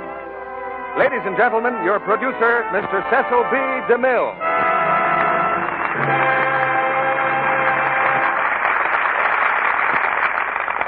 Greetings from Hollywood, ladies and gentlemen. When we set out to engage Bob Hope for tonight's play, we expected to have a little trouble. We always have the same kind of trouble. We just can't find him. Rumor had it he was playing golf with Bing Crosby for the benefit of the Red Cross. Another report said he was putting on a big benefit show in San Francisco. And still further news said he'd gone to Alaska. We finally tracked him to an army camp near Seattle. He'd just flown in from the Aleutian Islands to do his radio show. And the next day he winged north to the Aleutians again to entertain more servicemen. But we pinned him down for this week, and unless he's escaped to Australia within the last minute or two, he's waiting behind the Lux Radio Theater curtain now with Virginia Bruce, ready to star in his Paramount picture success, My Favorite Blonde.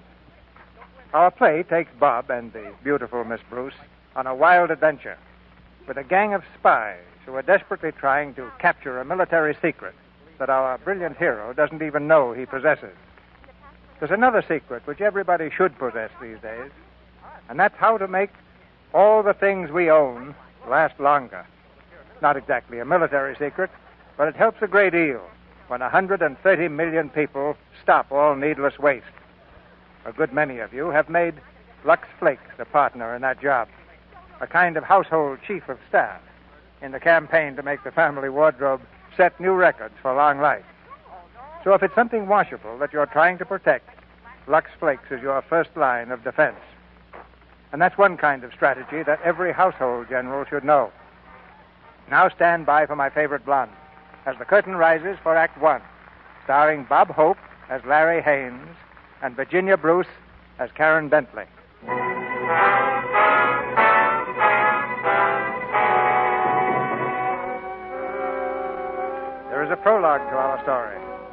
On board a ship, just docking in New York Harbor, a man has been shot. He comes weaving along the deck, supporting himself on the handrail. Reaching his stateroom door, he stumbles and falls. Karen! Karen! Captain Alvin. Quick. What happened? Are you hurt? Listen, they're on to us. They know who we are. Did they get the scorpion? No, it's pinned under my coat lapel. Take it and go. But I can't leave you here. You must. You'll have to carry on alone. Do you know the instructions? I'm to proceed first to Chicago, 1350 North Shore Drive. An apartment rented in the name of Mr. and Mrs. Marco. I will be Mrs. Marco. Yes, but if you are caught, get rid of the scorpion. No matter what you have to do, get rid of it. I understand. And remember, they're watching you. Every minute they are watching you. In an apartment somewhere in New York, a foreign-looking woman reads a note. We have failed. British agent known as Karen Bentley now has scorpion. Jeweled pin containing flight plans. Carl, Yes, Madame Koenig. we must obtain the scorpion. Yes, Madame Koenig. Find the girl. Follow her. Stop at nothing. Do you understand? I understand. Heil Hitler!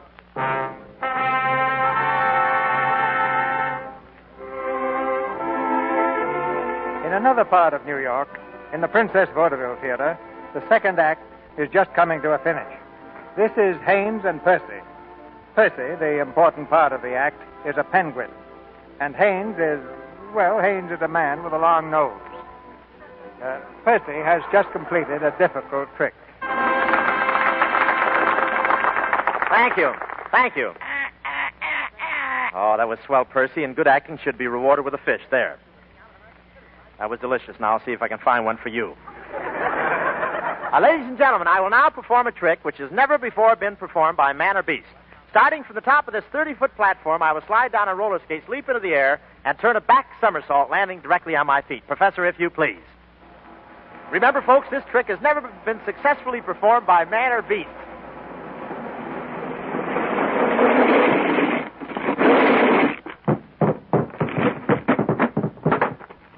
Well, I kept that record clean, didn't I?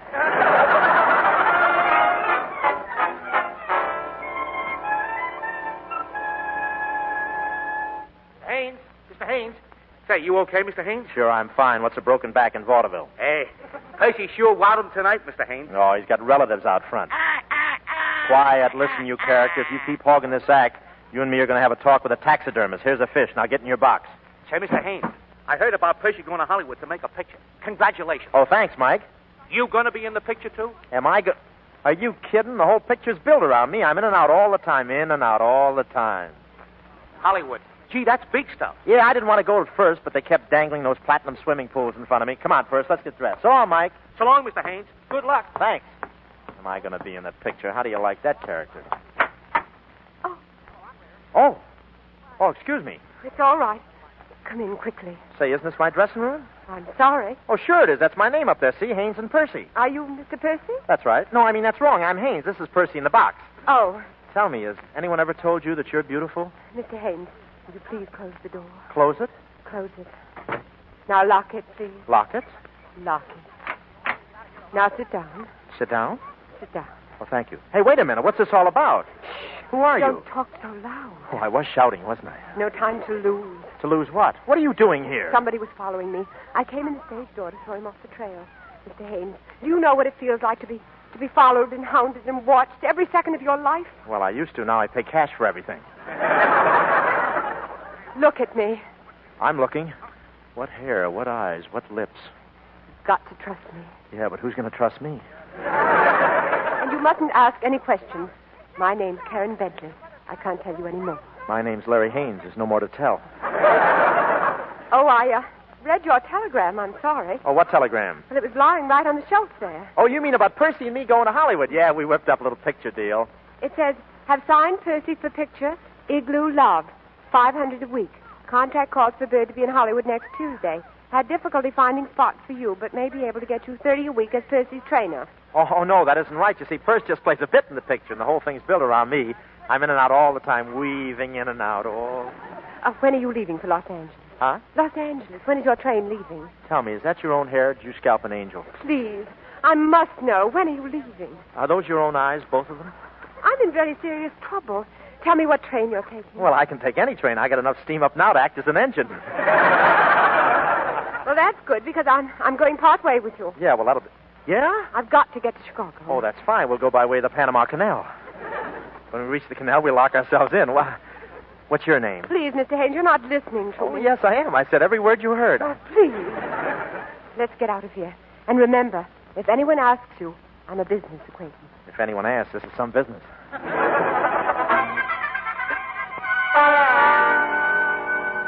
Come on, I've got a cab waiting right over this way. Wait a minute. It's still there. Who is? Listen, have you been drinking pixie juice or something? Come on, or we'll miss the train. All right. Let's go.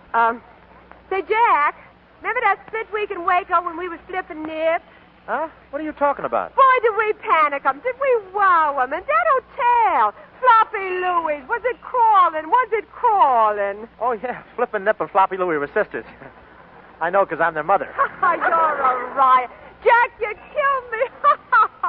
Your tonsils went that way right there. Hey, wait a minute. Listen, what is this? Get in the cab, quickly. Now, wait a minute. What's all this D's, Do's, and Dems stuff? And who's Flippin' Nip and Floppy Louie? I'm getting confused. No questions, please. I'm being followed by 2 men in black. You sure you don't mean 2 men in white?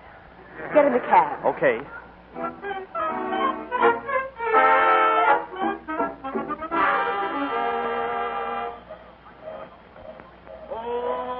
Hurry up. Get on the train. Oh, but look, you didn't... Don't stop to ask questions. No questions, no questions. I gotta ask questions. You didn't even stop to buy a ticket. Traveling all over without tickets. Who do you think you are, Wendell Wilkie? I'll get it on the train. You know, there's something screwy here. Now, don't worry, Mr. Percy. Haynes, look, sister, I've been around a lot, but you're driving me daffy. I thought we were going to have a beautiful romance. I thought for a change the dame was trying to pick me up. But now I don't know. Look, you don't want to take this train. Why don't you fly? The airports are all being watched. Yeah, but you don't need a plane. A girl with your talent just has to flap her arms. Mr. Haynes, where's your noblesse oblige? Oh, I gave it to the red cap.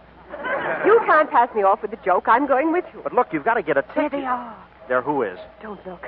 Goodbye, goodbye. You're going with me, so goodbye? Oh, that's sensible. Kiss me. Put your arms around me. Goodbye, goodbye. Hello. Don't forget to take your pills. And that green stuff. Lots of that. It's good for you. Okay, but don't you drink any more. You've got quite a snootful now. Goodbye, Angel Face. I hate to see you going. Give my love to Aunt Lucy. Yeah, and how about Uncle Flipnip? What am I saying? Goodbye. And don't you worry about Winky and Pinky. I'll see they don't ride their bicycles in traffic. Well, how can they ride bicycles in straitjackets? Winky and Pinky. Hey, whatever happened to Stinky?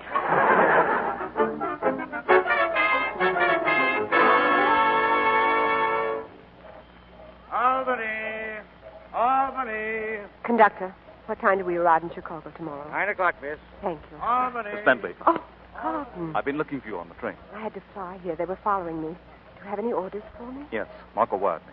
He wants you to give me the Scorpion here, now. I can't give you the Scorpion. I haven't got it. What? Don't worry, I'll get it back. What is it? I had to get rid of it in Grand Central Station. I pinned it on a man's coat under his lapel. What man? A vaudeville actor, Larry Haynes. Does he know he has it on his coat? No. How are you going to get it again? Leave that to me. All I have to do is to get him to kiss me. I'll unpin the Scorpion while he has his arms around me. You seem pretty sure he'll be willing to kiss you. You don't know whether he will or not. Oh, you don't know Larry Haynes. I'll have the Scorpion before we leave Albany.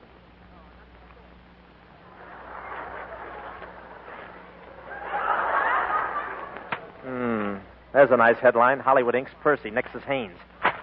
Wait till they ask me for an ad. Hello again. Oh, no, it isn't so. Go away, will you? Stop haunting me. Aren't you glad to see me? Oh, it can't be you. I must be seeing things. That's what I get for drinking those 2 Coca-Colas straight.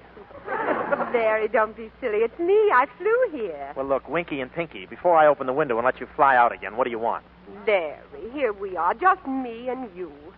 Is this a nice way to treat me? Look, will you go away? I know all about girls like you. How do you know? My mommy done told me. Now go away. Larry, sit down beside me. Oh, no. Come on, close. Now, listen, I don't think... No, much closer. Closer, Larry, closer. At a time like this, I have to run out of blood.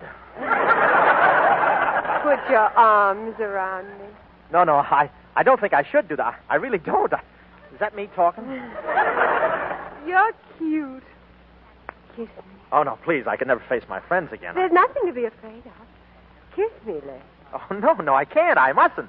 I don't even know you, and besides, I've given up kissing strange women. What made you stop? Strange women. Look, I just don't want to play. Oh, Larry, you know, there's something about you, an air of je ne sais quoi. Yeah, well, I always use a little after shaving. It makes me smell nice. Larry, this is our night. Nobody can take it away from me. It's ours. Ours. Kiss me. Kiss me, Larry. Oh, please, you mustn't. My scoutmaster will hate me for this. Kiss me. Oh. Did you like that? Well, I'll tell you as soon as the water on my knees stops boiling. Kiss me again, Karen. No, I think that's quite enough. Oh, well, honey, look. You and me could make music together. Right now, I feel like the hit parade. Come on, kiss me. Take your hands off me. Ouch. Say, what do you operate on, alternating current? Good night, Mr. Hayes. Bentley. All right, Carlton. I've got the scorpion. Here, take it. No, listen. They're on the train. You'll have to get rid of it again. Get rid of the scorpion? Yes, put it back on Haynes' coat. Can you do it? Well, I'll have to kiss him again, I suppose. I guess I can do it. Good. Leave it on his coat all night. And you keep out of sight until morning. All right.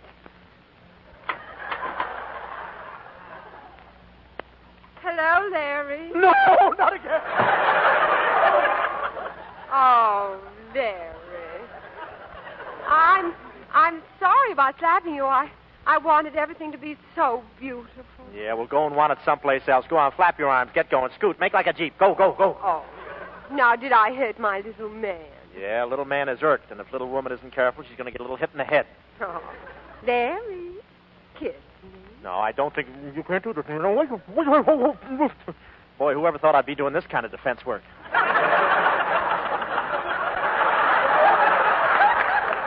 There. Now, wasn't that nice? Oh, yeah, but you tickle me. Did I? Yeah, under my lapel here. Oh, I'm sorry. Oh, it's all right, but you better go now. Goodbye. Larry, dear, there's something I've got to tell you. Hmm? It's a matter of life and death. Well, I'm sorry, sister. I don't know where to buy tires either. You've got to help me. You've got to help me. All I could get on the train was an upper berth, and I don't dare to sleep there. I ought to be behind a locked door. Yeah, and a little padding on the walls wouldn't hurt either. Now, obviously we can't both stay here, so would you... Would I what? Would you change places with me, please, Larry? Oh, I can't do it. Besides, Percy needs a room. He walks in his sleep, and he doesn't wear pajamas. Larry, dear, the lives of countless thousands depend upon you helping me. No. Please, here's my ticket. Upper 6 in the next car. Oh, now, wait, let me get this. You mean to tell me the whole world's going to come unglued unless Percy and me sleep in upper 6 and you take compartment A? Unless you help me now, it may change the whole map of the world. Do you understand? No, keep calm, sister. Don't get hysterical now. I don't want any trouble. I'm going. You stay here. And look, do me a favor, will you? When you're changing the map of the world, you know Texas, the Panhandle State? Yeah. Well, lift up the Panhandle a little. I want to see what's cooking, will you? I'll remember. Will you? Yeah. Yeah, but don't do anything about it till tomorrow, huh? Good night, Jay. Good night, Flippy.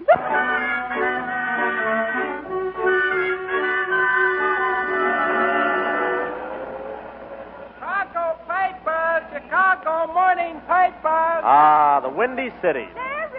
Larry! And look what it's blowing my way. Get lost, will you? Wait, please. Oh, I was so frightened. I thought I'd lost you. I ran through the whole train. I looked... Larry, that coat. Why are you wearing that coat? Where's your other coat, the one you were wearing last night? Where is it? Well, I changed it. I also changed my socks. Oh, but why? Why? Because one of them had no feet in them. Oh, but the coat. Larry, it was such a wonderful-looking coat. I wanted you to wear it. I wanted to be proud of you. Yeah, between the hot water bottle and my extra lump of sugar. So what? Boy, a taxi, a thin taxi for what? Oh, but Larry, you have 3 hours between trains. Oh, wouldn't you like to go past my apartment house and stop me off? Stop you off? I sure would. How many stories is it? What do you want, my blood? You pushed me up on that shelf. I didn't sleep all night. Look at the bags under my eyes. The porter put them off the train 3 times by mistake. See you later, sister. All right. Well, then, this is goodbye. Good. May I take this cab? Okay. Goodbye. So long. Thank you. Porter put these bags in. Yes. Well, it was wonderful while it lasted. Yes. I'll never forget you. Please try, will you? Goodbye. Goodbye. Hey, porter, get me a cab. Yes, sir. Yeah, just grab that bag. Hey, my bag. Where's my bag? Well, I put it in the cab with the lady, sir. And she's got it. She's got my bag. Taxi, follow that cab. Okay. Hey, wait for me.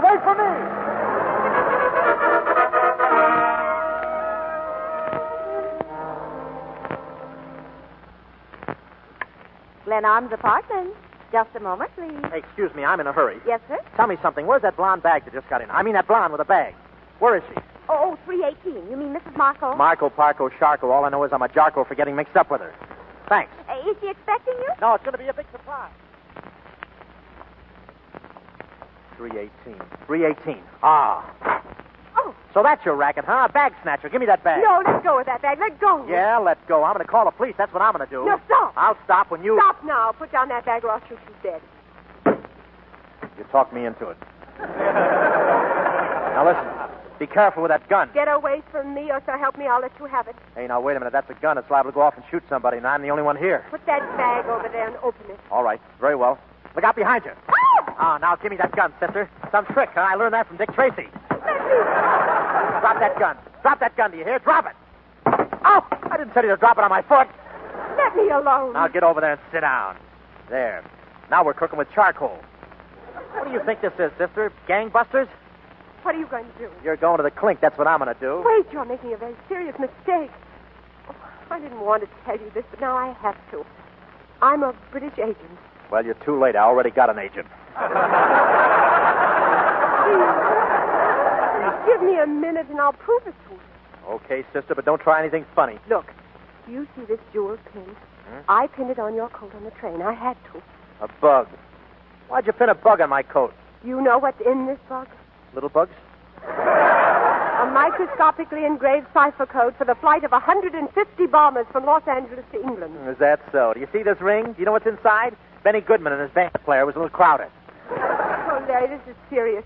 The Secret Service of the enemy have discovered the original flight plans. Therefore, the ones contained in this Scorpion must be in Los Angeles by noon on Tuesday. British agent. What do you take me for, a round haircut? I know you, Madam Wacky from Tahaki. Larry, this is no joke. This Scorpion must be delivered to an agent somewhere in this apartment. Oh, sure, but you'll be all right. Don't worry. You've just got a little static in the attic. You'll get over it. I tell you, I'm being followed everywhere. On the boat, on the train, watched everywhere. Death on every corner. Let go of me, will you? Bombers, agents, things following us. What's going on here? I got to get out of here. Oh. Now you got me seeing things. You know what I just thought I saw in there? A guy with a knife in his back. I'll take another look. There is a guy in there, and he does have a knife in his back. Let me see, quick. Don't go in there. Oh, look. He's dead. Dead? Like a doornail? Yes. Now do you believe me? Seeing is believing, and what I just saw I don't like. I tell you, they'll stop at nothing. In the past 24 hours, they've killed 2 men. And if we don't look out, they'll get us next. Us? You mean you. You can't mean me. I've got a long lifeline. Look. Well, it was here a minute ago. They've seen you with me, and that's enough. They'll slit your throat on sight. You mean peel my apple? Say, don't get me mixed up in this thing. I got to get to California. I got to see a man about a penguin. I'll see you later. Don't open that door. I'm going. I'm not getting mixed up in any murders, especially mine. But you can't get out of here. They have a man out there watching. You'll never get past that door. Oh, no? No. Listen, baby, if I'm not out of that door in 2 seconds flat, my name's not Larry Haynes. Meet John Doe.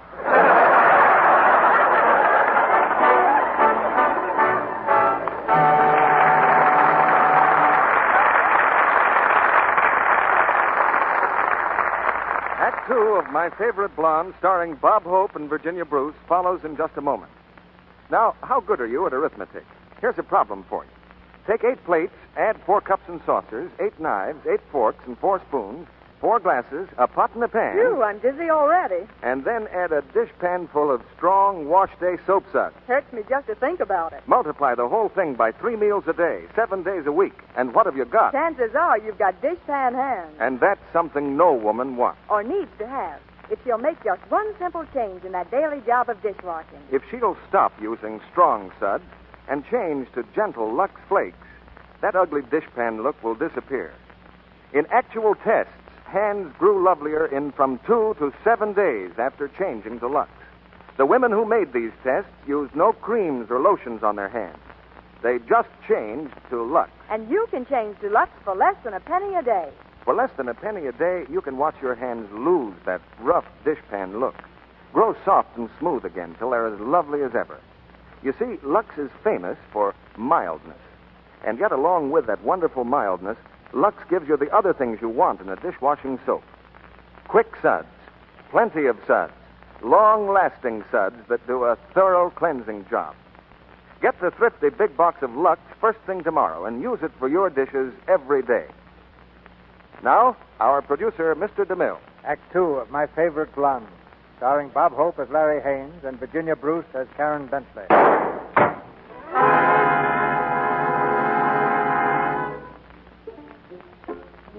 5 seconds have passed since the bullet whizzed past Larry's head. Just long enough for him to get a grip on his knees and stop them from shaking. His complexion has changed from ashy white to ashy gray.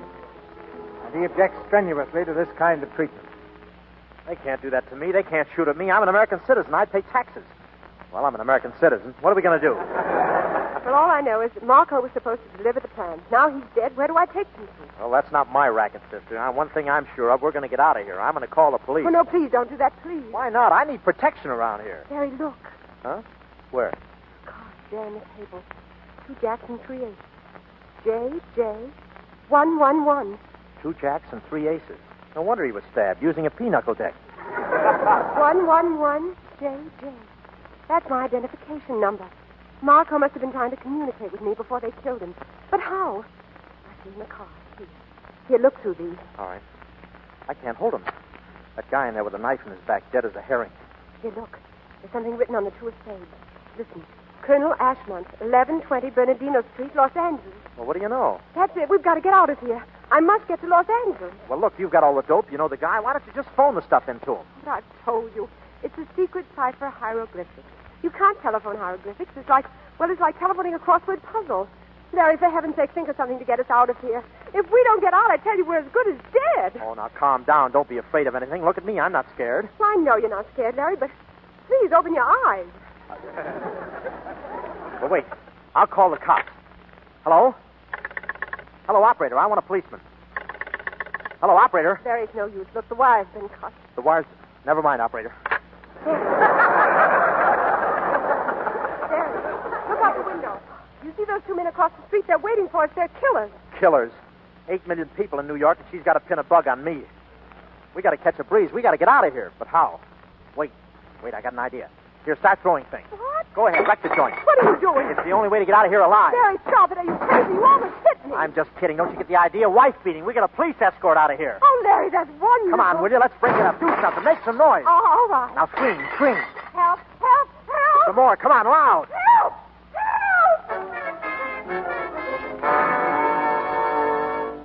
Calling car 48. Go to 1350 North Lakeshore Drive. Apartment house. Man beating woman. Woman beating man. Hurry.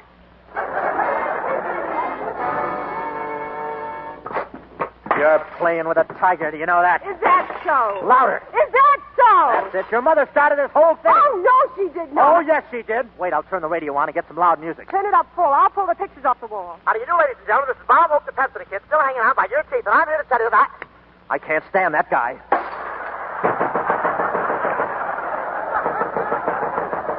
Larry, they're here, the cops. All right, folks, open up. Yell. Oh! All right, folks, break it up. Hey! So I'm a muck fence and a spit devil, am I? Yes, and you're also a squidge pot. That's what you are. Come on, folks. Squidge pot, why, you? You can't call me a squidge pot. You've done enough. Come on. Grab him, Joe. She started the whole thing. I did not. How am I supposed to remember her birthday? This way out. Her last cake had so many candles on it, it took 3 air raid wardens to put it out. Pardon me a second, will you? And that goes for your old lady, too. Now listen, you both She's a squidge pot. That's all she is. Just a squidge pot.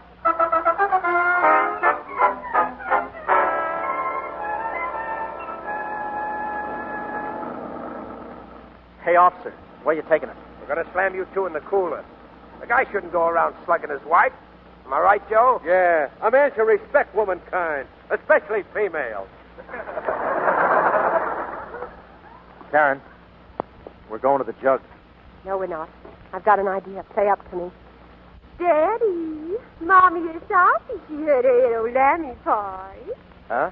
What? Daddy saw we hit a little boopsie-whoopsie with a little lamby. Oh, yeah, Daddy saw we hit a little boopsie with a little itty-bitty piano stool, and Daddy's going to kiss Boopsie with me. Love Bumpy Wumpy.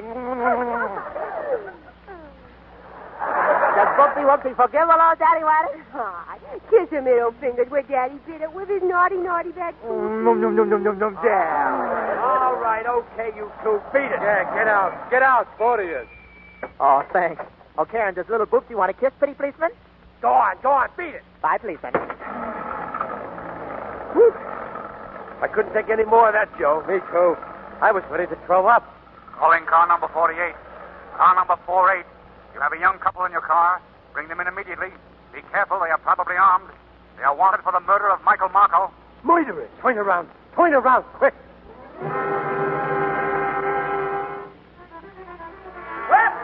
Webster, love player still at large. Police takes the killer of Michael Marco.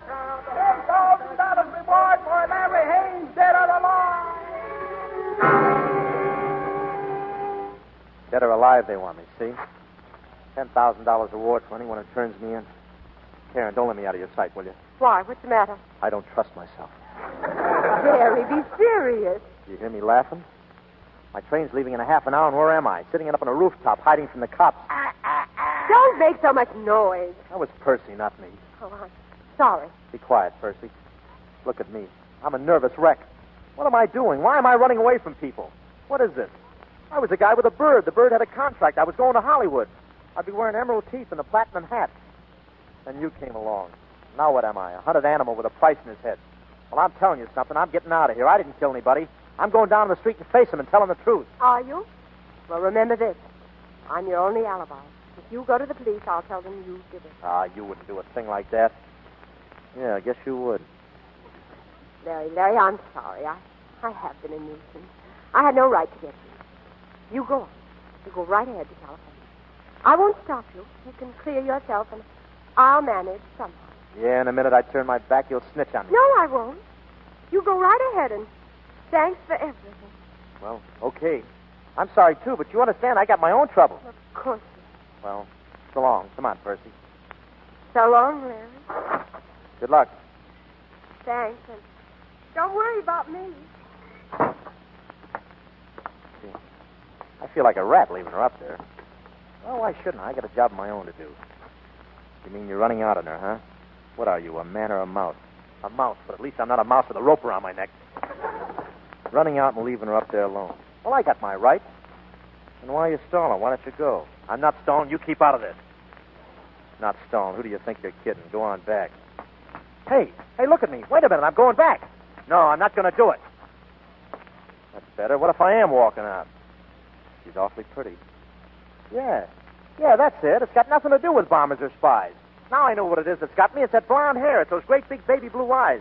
That's what's pulling me back. Well, I'm not going to let it. Oh, you're not, eh? No, I'm not. You... Oh, what's the use? I'm going back. Larry. Yeah, it's me. I'm back. Called on my manhood and it answered, darn it. Oh, Larry. But I'm going to tell you something right to your face. You know what I think of you, don't you? I think... Do you? I think you're wonderful. You do? Gee. There they are! Oh! Don't look now, but I think somebody's trying to attract our attention. Quick, down the fire escape. Hurry. Wait, I forgot Percy. Percy! You can't stop me. I gotta stop. Without that penguin, I'm a dead duck. Percy!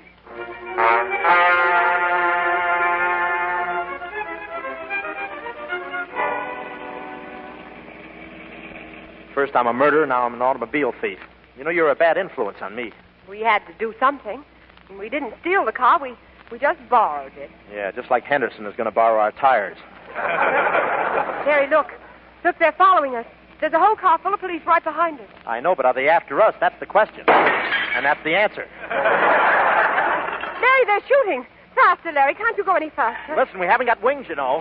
But we may have any minute. Oh, hurry. Please hurry. What do you mean, hurry? We just passed Flash Gordon. Larry, look over there. There's an airplane in that field. Well, what about it? Get over to it. Cut across the field. I can fly it. All right, hang on. Watch out for those trees. Hang on. Stop the car. Stop.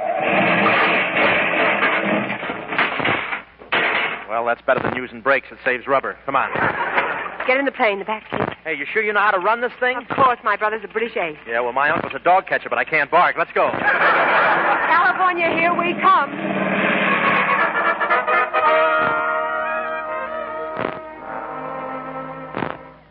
Madame Koenig. Well, Carl, have you got the girl? No, Madame Koenig. She's in the plane flying to Los Angeles. You've let her slip through your fingers, you fool. Not right, Madame Koenig. You know where she's going. To Colonel Ashmont, 112 Bernardino Street, Los Angeles. Good. Call Fibber in Los Angeles at once. They will take care of Colonel Ashmont.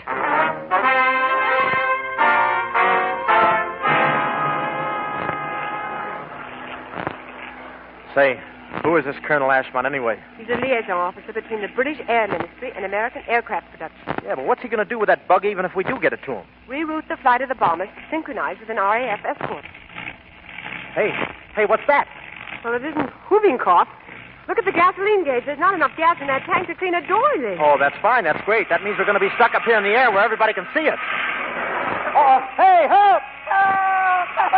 Sit down and hang on. I'm going to land in that field down there. That's what I'm afraid of. I don't want to be planted like a peanut.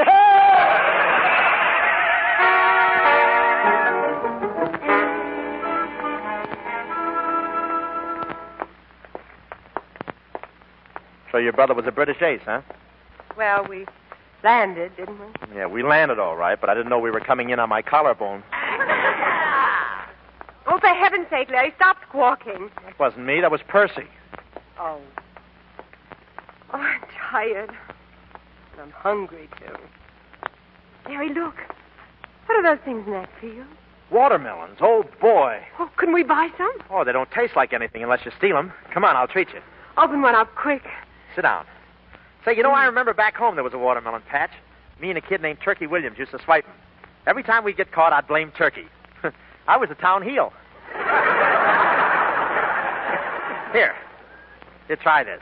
Boy, that's good. I never saw a melon like this before. Well, it's really just a cantaloupe that went Hollywood. Do you like it?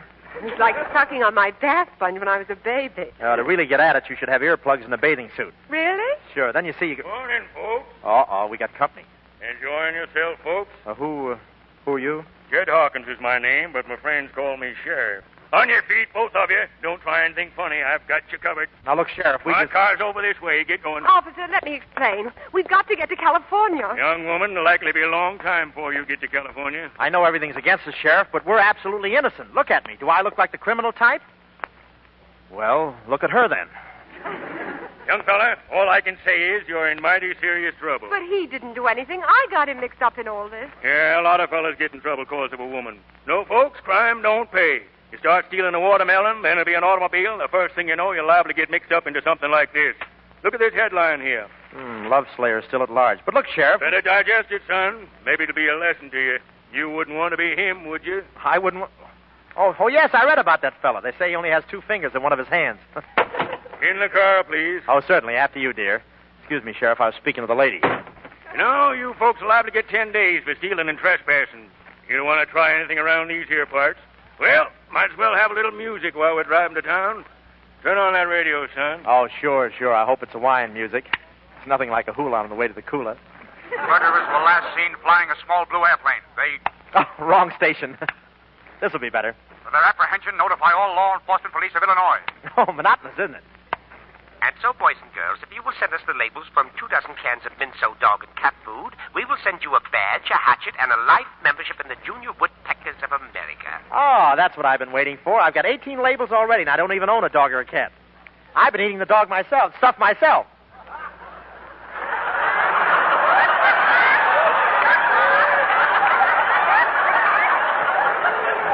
Yes, sir. I've been eating the stuff in the dog and the whole thing, Sheriff. And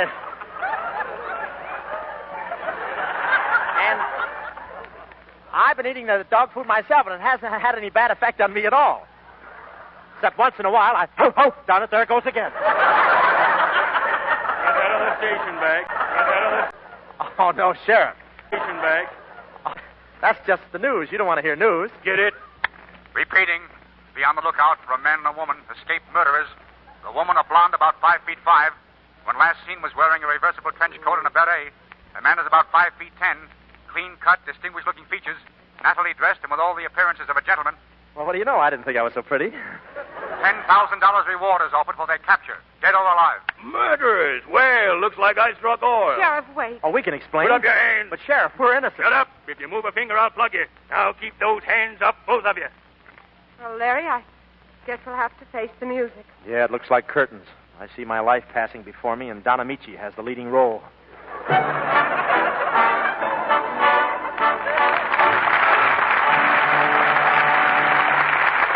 pause now for station identification. This is the Columbia Broadcasting System.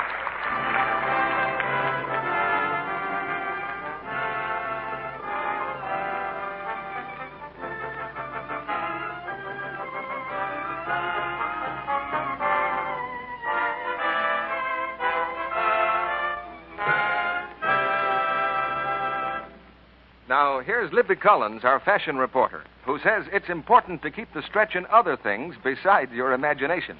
And I think the women in our audience will know what I mean when I say it's a two-way stretch that I'm thinking about. Yes, those comfortable, easy-to-wear foundations and girdles that we've been taking for granted are worth their weight in rubber today. And, of course, we all want to keep ours wearable just as long as we can. Here's what a well-known magazine said recently. The sad truth as to why most girdles and corsets wear out long before their time is that they aren't washed often enough. So there's the first rule for you. Lux girdles and foundations often, so that they never get really soiled, and so perspiration doesn't weaken the fibers. Second, and very important, always use mild Lux flakes. Strong soaps or rubbing with cake soap may weaken elastic fibers, spoil the fit of your girdle. Squeeze rich, lukewarm Lux suds gently through the fabric. Don't rub, don't scrub, don't wring or twist. Never dry over a radiator or use a hot iron on anything that has rubber in it. You can be sure that Lux Flakes are ideal for precious girdles because makers of fine foundations recommend Lux. Lux Care means longer wear, and that counts more than ever today. Now, Mr. DeMille returns to the microphone. The curtain rises on the third act of My Favorite Blonde, starring Bob Hope and Virginia Bruce.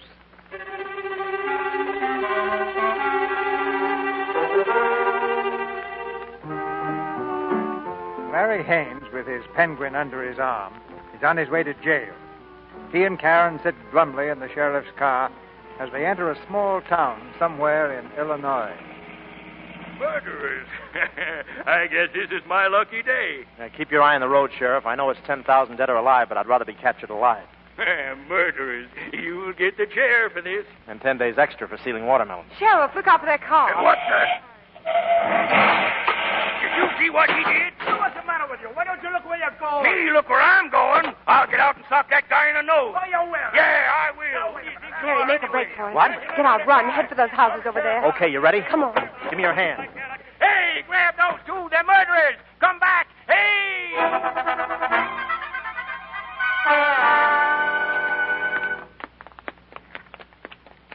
Get into that building. We'll hide there. Well, what is this place? The Centerville High School. Go on in. High school. I never thought I'd make it. My mother would be proud of me. Quiet. Listen, stop picking on me. I know it wasn't you. It was Percy, but keep him quiet. Oh, there you are. Look out. There you are at last. Who, me? Come, Dr. Higby. Come. The ladies are waiting for you. Ladies? What ladies? Oh, as if you didn't know. Oh, Dr. Higby, the ladies will be so excited. The ladies will? Well, you run along and tell them I'm here. Very well. Oh, girl. Did you hear that? That woman thinks I'm a doctor. Come on, let's get out of here. They must be having a meeting or something. You could hide right there. If she thinks you're a doctor, so much the better. Yeah, but I can't be a doctor. I don't know a pimple from a hole in the head. Now, don't argue with me. Come on. Dr. Higby. Goodbye. Come here. He'll be right there, madam. Listen. Quiet. Get in that room over there. Right in here, Dr. Higby. The ladies are waiting, Doctor. Oh, the ladies are? We'll just wash them up and put them on the table. Oh, Doctor. The doctor's so amusing, isn't he? Oh, that I am. I kill my patients. You're a little late, Doctor. We were delayed on an emergency call. Twins. Oh. No, it was triplets. You left early. This way, Doctor. Just sit there on the platform. Oh, thank you. Ladies, please. Quiet, please. Mothers of Glenby, we're rather late in getting started, so I won't take up your time. I want to introduce Dr. Robert Higby, the eminent Chicago baby specialist, who is going to address us on motherhood. You're on, Higgy. Yeah, but I don't know anything about babies, the small kind. Go on, say something. Just talk. Oh. Fellow mothers.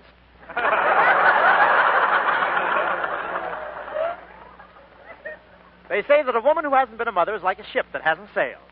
It looks like the whole fleet's here today. Babies. The first thing you probably want to know is, where do they come from, those little bundles of joy, those little falling stars? Well, one day you're standing on your head baking an upside-down cake, and the next, bingo, you're a mother. Well, let's say the baby, little Julius, has arrived. What is the first thing he does? He cries. Exactly, and so life begins. It's just like stepping in the starter, and away he goes, speeding up life's highway, his little tank full of gas.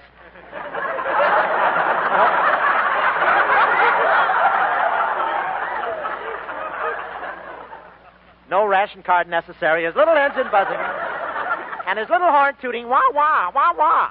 Now, mothers, I think I'd better get going. I think I'd better get out of here. The doctor means the time is short. If you have any questions you'd like to ask, will you please ask them now? Dr. Higby, I always seem to have a great deal of trouble putting on those little rubber panties. Oh, well, why don't you try a larger size? Who's next?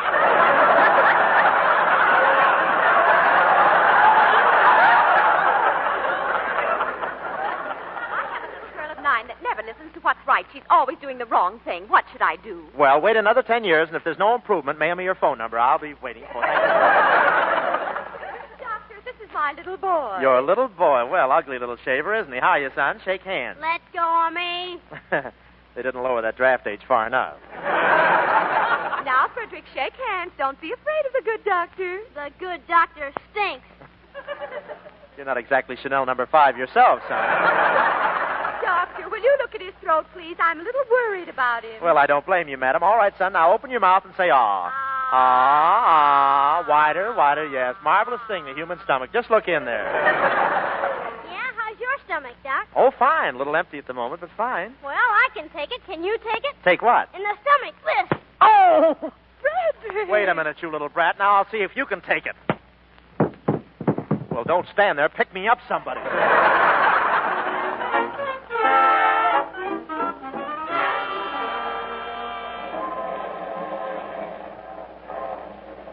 You ever hop a freight before? No. Have you? Yeah, but it's much nicer this way. This way? Yeah, without the tar and feathers. Oh, Larry, you're wonderful. For what? Oh, for sticking by me through all this. Yeah, I'm a great hero. I was all set to run out on you. In Chicago, on that roof, I gave you a chance to leave. What held you? I hit a patch of bubble gum.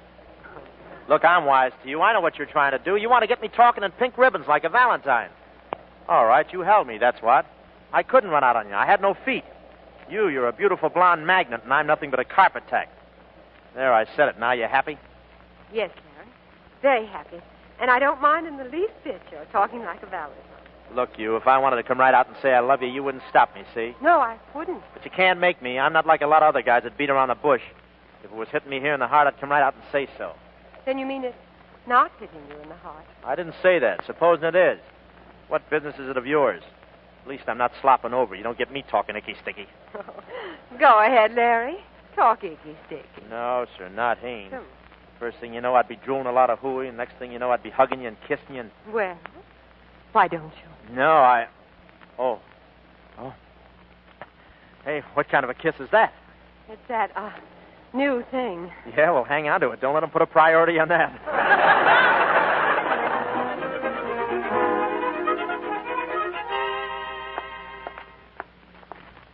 1120 Bernardino Street. Must be right down here, Larry. As soon as we see Colonel Ashmont, our troubles are over. Yeah, I sent a wire to Nat Burton. I told him to get us a lawyer to straighten out all this murder business for us. Who's Nat Burton? Oh, he's my agent. You think he'll help? Well, he'd better. If I get the electric chair, he gets 10% of the current. There's the place, 1120. Wait a minute. Do you see that sign? Matthews Undertaking Parlor. This can't be it. Well, it looks unusual, but that's often the way things are done. I know this is the place. Hey, but this is one of those bury you deep and forget you quick joints. Oh, come on, open the door. Yeah, but I feel awful funny going in here vertical. Gee, spooky, ain't it? There's somebody coming. If it's Boris Karloff, I've seen this picture. Good evening. Good evening. Can I be of any assistance? Yes. The Scorpion. Scorpion, good work. We've been expecting you, Miss Bentley. Right this way. He looks like Rigor Mortis Jr. Colonel Ashmont, Miss Bentley. Miss Bentley. Good evening, Colonel. My heartiest congratulations. You've done a magnificent job. You have the Scorpion? Yes, Colonel Ashmont. But first, your identification, please. Oh, yes, of course. B739A326. And yours, please? 111JJ, X576. And yours, sir? Oh, Hollywood 7245, Class 4B, flat feet. This is Mr. Haynes. Without him, I never would have gotten here. Excellent, Mr. Haynes. I assure you we shall take good care of you. Oh, it was nothing. 3 big spies came at me with knives, so I just rolled them downstairs. I like to hear them bounce. You must watch out they don't bounce back. Yeah. The scorpion, please. Here. The code is engraved in hieroglyphics in the inside of the back. Ah, yes, here it is. Certainly left us no time to spare, Miss Bentley. The bombers are waiting to take off. Ulrich, your scar here. Right here, Lieutenant. Lieutenant, but... Keep these people covered. Give me the code book we took from Colonel Ashmont. Here, Lieutenant. Hey, what is this? Where's Colonel Ashmont? He's in the other room, gagged and bound. Oh, Larry, they're Nazis. We've been trapped. So very sorry, Miss Bentley. Now we will find out where our Messerschmitts will hold their rendezvous with your beautiful bomber. Why, you... Give me that scorpion. Hold him. Let go. No, I've got the scorpion. See, you'll never get it. Get that scorpion away from him. Stand back. If you come near me, I'll swallow it. That's what I'll do. Swallow it. I'll scuttle myself. Oh, you think I won't, huh? You take one more step Give and it to me.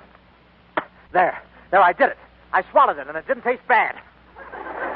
You swallowed the scorpion. I told you I would. Carl, do you have a knife? Yes, Lieutenant. Good. Carl, you have 2 minutes to get the scorpion. The stomach is about an inch under the lower rib. Huh? I understand. Oh, wait a minute, fellas. Wait. Larry. Oh, now, wait a minute. Cut it out. No, I mean, don't cut it out. Larry, the door. The door behind you. Stop him. Stop him. Hold the door, Larry. Listen, get out the window. Get some cops. Big ones. All right, come on. No, you go ahead. I'll hold these guys off. Oh, you can't. Not all by yourself. Oh, I'll think of something. I'll make believe I'm Mandrake. Go on, beat it. Oh, all right. I can get out this way. Open this door. I'll hold it to my last breath. Open. I'll hold it to my last breath. Open or we shoot through it. I'm breathless. So. Put up your hand. Now, wait. Carl, the knife. No, you don't. I'm set for you. You don't think I'd come here unarmed, do you? I've got a hand grenade in my pocket. You come near me, and I'll pull the pin, and we'll have red polka-dot wallpaper. A hand grenade. Yeah, so don't make a move. None of you. Lieutenant. A bluff. Go ahead, my friend. Throw your hand grenade. Oh, you don't think I will, huh? I'll count 3, and there'll be nothing left but your pants buttons. 1, 2. Go ahead.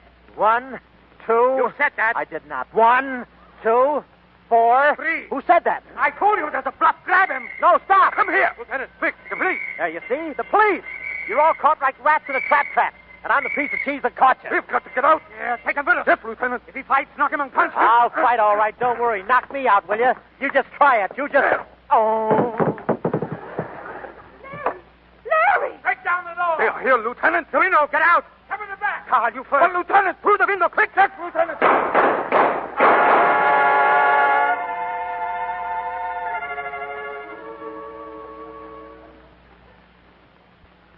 Oh. It's all right, darling. You'll be all right. Where am I? In a hospital, dear. The planes are ready to take off. Everything's going to be fine. Oh, that's good. All we need is the scorpion. Oh, is that all? Yes. Doctor, are you ready to operate? All ready. Operate? You're going to operate on somebody? Yes, dear. Well, can I watch? No, dear. Well, why not, Doctor? I've got a strong stomach. That's just the point. In a thing of this kind, we never let the patient watch his own operation. Oh, Easy. No, stop. It's inside. Yes, we know, Of course darling. it's inside. No, listen. We'll have it out in a jiffy. Oh, no, wait. Don't fiddle with my middle. Larry, please, we need the scorpion. Oh, but it's not inside me. I didn't really swallow it. It's inside your coat. I pinned it there. My coat? Yeah, look. Hurry up and look before that doctor makes like a commando on me. Here, Doctor. I've got the scorpion. You Doc. don't have to operate. Doc, take that grin off your face and stop threading that needle, please.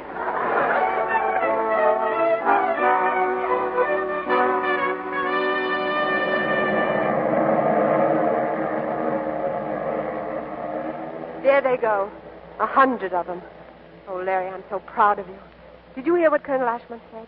You're probably going to be decorated. Oh, it was nothing at all. If it was for you, Karen, I'd do the whole thing all over again, even if I was in my right mind. Darling. Would you kiss me again, too? Is it that new thing, huh? Well, try it. Okay. Ready? Go. There. You like it? Percy! That wasn't Percy. That was me.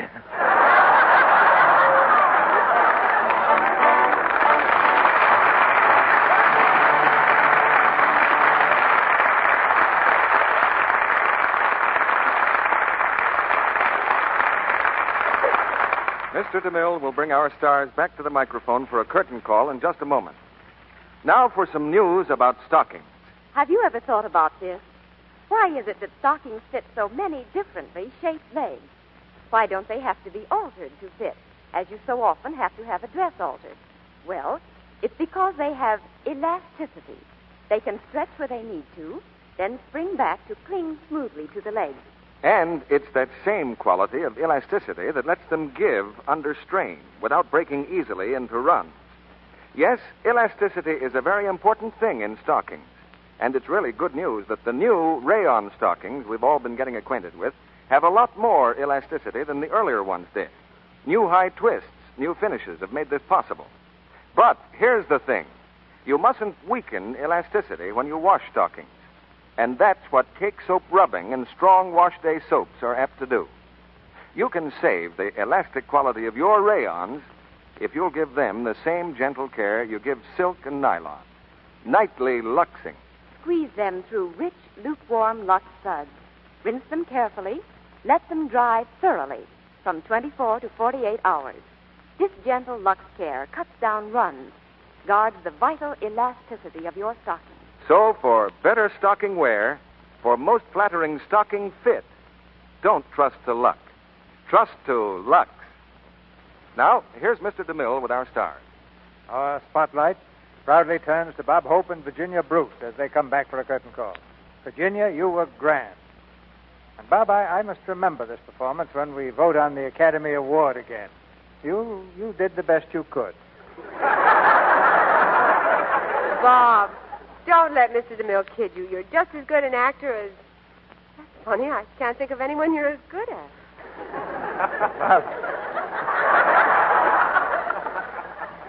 Bob, I think you're as good an actor as Charles Boyer. Charles Boyer? Well, don't sound so amazed. The only difference between me and Charles is that he's got longer eyelashes. What eyelashes? He's the only guy who can wink at a girl and cool her off at the same time. Well, you can hardly expect to compete with Charles Boyer romantically, Bob. Oh, just a minute. You can't talk like that about me as a lover. Why, do you know how Madeline Carroll feels toward me? Yes, Bob. You think I ought to write Beatrice Fairfax? Now, Bob, I want to speak to you about your salary. I think I ought to pay you for tonight's performance and pay you what you're worth. Oh, come now. Don't try to shortchange me. Mr. DeMille, you were on Bob's program once. Did he ever pay you? Oh, sure I did. I gave him a present. I went to a big department store, and I had to pull plenty of strings before I got exactly what I wanted. Yes, I'm sorry I said anything, Bob. It was really a lovely yo-yo.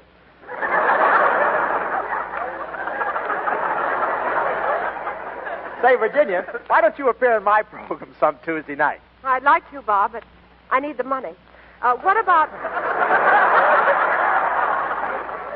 next Monday, Mr. DeMille? Good play? One of the most exciting dramas the world has ever known. A true story of American heroism that really happened. It's a Paramount picture that's thrilling the whole country right now. Wake Island. And we'll have two of the same stars who were in the picture. Brian Donlevy and Robert Preston. And with them, Roderick Crawford. Wake Island makes anyone proud to be an American. And here in the Lux Radio Theater, we feel that it's a high honor to bring you this inspiring story next Monday night. As long as America exists, C.B., we'll remember the Marines of Wake Island. I saw the picture, so I know you'll have a great show. By the way, Bob, what are you doing over at Paramount now? Oh, I just finished a picture with Bing Crosby and Dorothy Lamour called The Road to Morocco. It's a sequel to The Road to Singapore and The Road to Zanzibar. Road to Singapore, Road to Morocco, Road to Zanzibar. No wonder your nose looks like a detour. Good night, Mr. DeMille. Good night, C.B. You like the material. Good night. You two would look well together in the picture.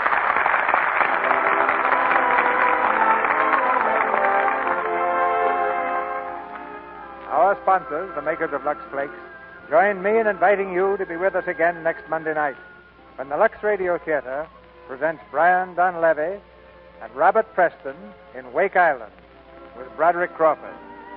This is Cecil B. DeMille saying good night to you from Hollywood.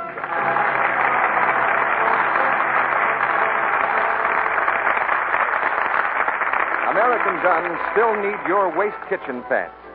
Don't throw away used frying fats, bacon grease, or anything like that, because your government needs every bit. Strain all fats into a wide-mouth can and take them to your meat dealer who will pay for them. Save all waste kitchen fats to make explosives. Bob Hope appeared through the courtesy of the Pepsodent Company. Heard in tonight's play were Charles Seal, B. Benaderet, Verna Felton, Edwin Max, Fred Mackay, Leo Cleary, Eddie Marr, Horace Willard, Jack Mather, Pinto Colvig, Warren Ash, Dwayne Thompson, Wally Mayer, and Dick Davis. Our Lux Radio Theater production of My Favorite Blonde has come to you with the good wishes of the makers of new, quick Lux Flakes, the tissue-thin soap flakes used by smart housewives everywhere, and by the great picture studios to protect the million-dollar wardrobes you see on the screen. As Mr. DeMille has told you, Robert Preston and Brian Donlevy are coming to the Lux Radio Theater next Monday night, and our play will be Wake Island with Broderick Crawford. In the Lux Radio Theater, we will have, as usual, our producer, Cecil B. DeMille. Join us again next week. Be part of the coast-to-coast audience that gathers each week to enjoy this hour of dramatic entertainment. Our music was directed by Louis Silvers, and this is your announcer, John N. Kennedy, reminding you to tune in next Monday night to hear Brian Donlevy and Robert Preston in Wake Island with Broderick Crawford. Why drag along half alive, nervous, vitamin-starved? Get Vims, the new low-cost vitamin mineral tablets. Get the special trial offer at your druggist. Buy the large $1.69 package. Get the regular 50-cent size free. Get your free Vims while they last. VIMMS, Vims. This is the Columbia Broadcasting System.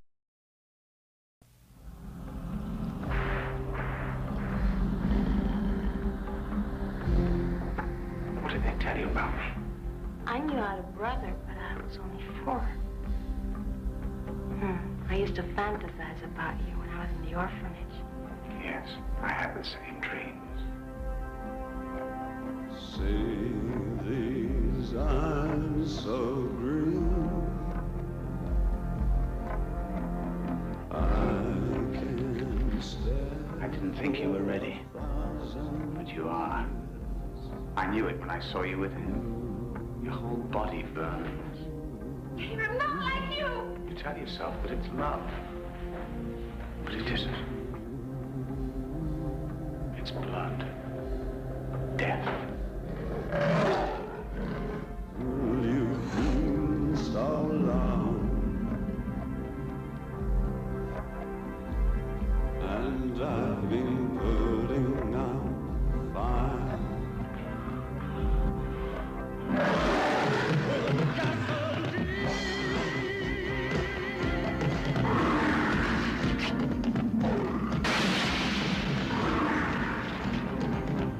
Make love with me. I'm not like you. See these eyes so green, I can stare for 1,000 years. Just be still with me. So wouldn't believe what I've been through. I love you.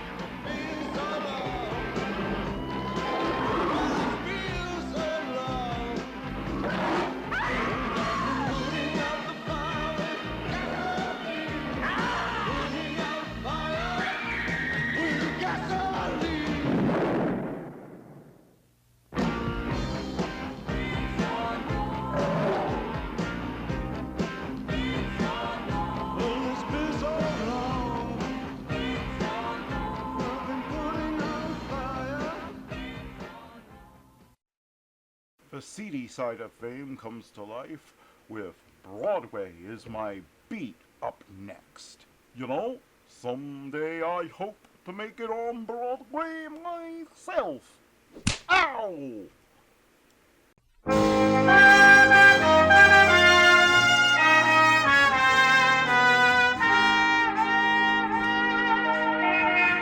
Broadway's My Beat, from Times Square to Columbus Circle, the gaudiest, the most violent, the lonesomest mile in the world.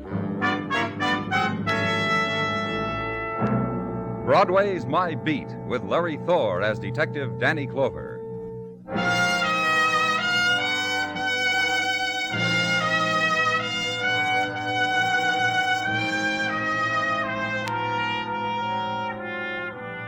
When it's evening and the summer moon starts its circuit over Broadway, the mob scurries to its favorite cooling places. The bars fling wide their gates to let enter the kindly folk with thirst, and the orange juice stand is oasis in the middle of concrete desert. Also to be noted, vision of wiener, bagel, and the waitress with a delicate air.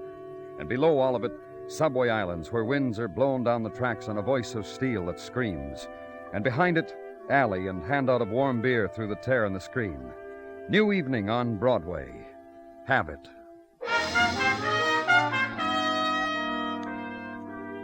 And at headquarters, last trip to water cooler on your homeward way out the door.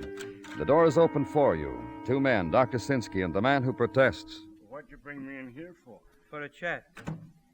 Consider it a privilege, Mr. Nelson, that you are in condition to chat. Sit down. Now, If the doctor wants you to sit, mister, he probably thinks it's a good idea. Okay. Now what? It's a nice job of patching up, wouldn't you say so, Danny? Of course, you can't see most of the damage. Oh, I'm sorry. Mr. Nelson, Lieutenant Clover. Who worked you over, Mr. Nelson? I don't know what you're talking about. Here's the report that goes with him, Danny. Mr. Nelson was picked up draped over a garbage can in an alley back of 3rd Avenue. What's this mean, Dr. Sinsky? The handwriting or the terminology? Well, just read it to me, that's all. Everything... Yeah, I know. It all looks like a prescription. Mr. Nelson, it says here, has suffered a 10-inch gash which nicked the periosteum. Oh, come on. The rib casing. It caused either by a knife or glass or some sharp instrument. This Mr. Nelson here, this gentleman, I would say represents a still living example of attempted murder. Isn't that right, Mr. Nelson? I feel fine. He feels fine. Never better. I can't remember an evening. You missing a ring, Mr. Nelson? Huh? On your left hand. Looks like you'd been wearing a ring. Wouldn't you say so, Doctor? Yeah, I would. Were you robbed of it? Beaten, Mr. Nelson? Over here on the report, here, it says he has his wallet with $63, so... Yeah, I see. Well, you're going to tell us what happened, Mr. Nelson? Then you can get out of here. Watch the man rise, then slap dust from his clothing, and gently from the places of pain, and shake the head at blood-spattered shirt, adjust the tie, assume the grin, and watch him leave. And with him, seepage of day into fall of night, and for the policeman, night break between violences, time of end to day's work, time of summer night, time of invitation. You got nothing better, Danny. Pinochle, my house, Mrs. Sinsky will... And say no thanks to first invitation of night. Clear the desk, hit the street, drift with night current, till nighttime strands you against a doorway, which is where room is, and summer sleep. Next morning, chain reaction. Waking, which begets hot coffee, to dissolve dreaming, which begets subway, which begets headquarters and office, and Detective Muggavan. Morning, Danny. Morning. Sleep good? Mm-hmm. Ask me how I slept. I'll do that. Not good. Mrs. and I tried the park for a while. Couldn't sleep. Muggavan. Back home, still couldn't sleep. Why I came in real early today. Why I wandered around sticking my nose You got something, Muggavan? Just tell me, huh? I'm too beat to fence with you, Danny. Yeah, I got something. I think I got something. Because I nosed in on night watch reports. Because you got here real early. What? Well, that man Dr. Sinsky brought to you last night, that beat-up Mark Nelson, the Stillmouth. What about him? You know what he went and did after he left here? No. I didn't think you did. Muggavan, it... Oh, you woke me, Danny. You really did. Around midnight, Mark Nelson shows up 205th Precinct, signs a robbery complaint against the Joan Parker. Go on. Nelson tells the precinct boys this Joan Parker was at a party at his house. When Joan left, the guests noticed there were things missing from their person, money and things. Nelson said he'd take care of it, said he knew where Joni hung out. Tommy's Bar, 18th and 3rd. And you know what? No. I said no, Markman. Precinct boy picked this Joni up. She was doing mirror sketches at Tony's Bar at the time. A precinct boy tucked her drawing finger in his palm, dragged her out of there, brought her back to the precinct where... Well, where what? Where Mark Nelson cried a little, apologized to Joan, who cried a little. Then the complaint was dropped, and the precinct boys pushed them both out the door onto the street. Well, I got Nelson's address from Dr. Sinsky's report. You got... I've been very keen this morning, Danny, yeah. Joan Parker, 1834 West 19. We'll have a nice ride, huh, Danny? Ride now the late morning street, dappled with sun and people. Street slowed down according to the heat and according to who's walking in front of you. Broadway, and leave it. Ride to the west, and the row houses turning ragged. Brownstone becoming tenement. Process hastened by heat chemistry, chalk, boys, disintegration of plaster and attitudes, girls, rust, and jaunty landlords. Address in middle of the block. Cast of characters in the vestibule. Joan Parker, apartment 1C.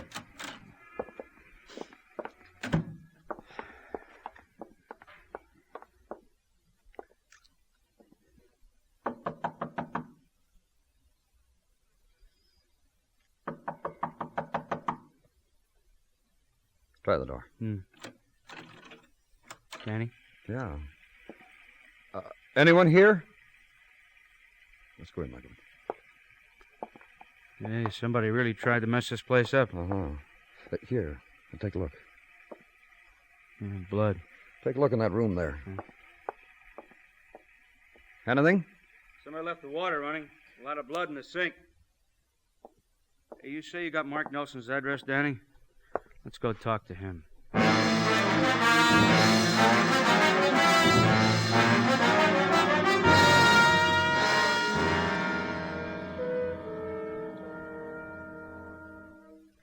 My husband isn't home, and I'm sure I don't understand Well, it's what... very simple, Mrs. Nelson. That you're of the police is a simple fact, easily understood.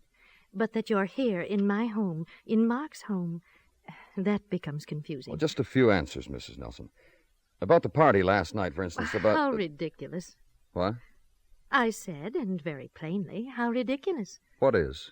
There was no party here last night, and no girl who robbed anyone.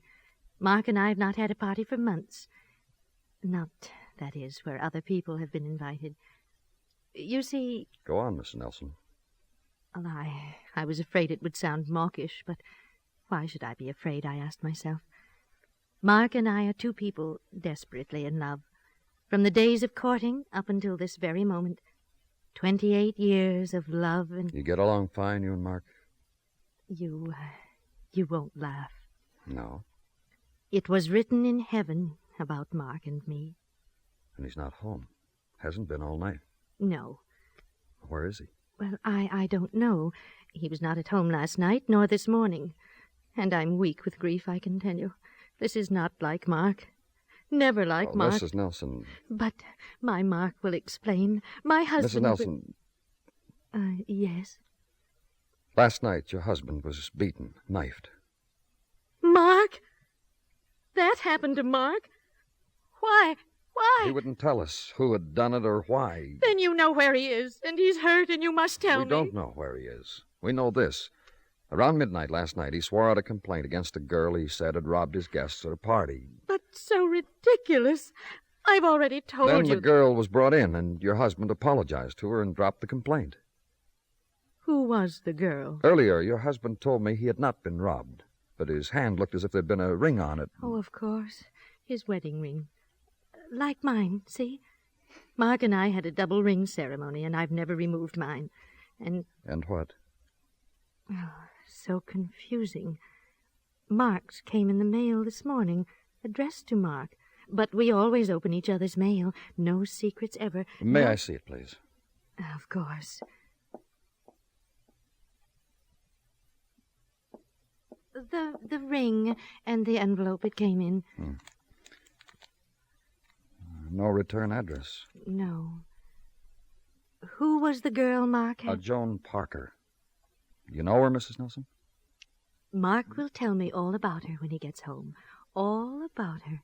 Everything about her. All right. Thank you. Goodbye, Mrs. Nelson.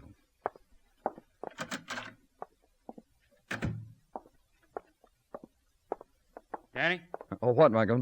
Call came in on the car radio. Just coming to get you. Homicide. Lexington and 50th Alley, about 3 blocks away. Woman, knifed. Dead.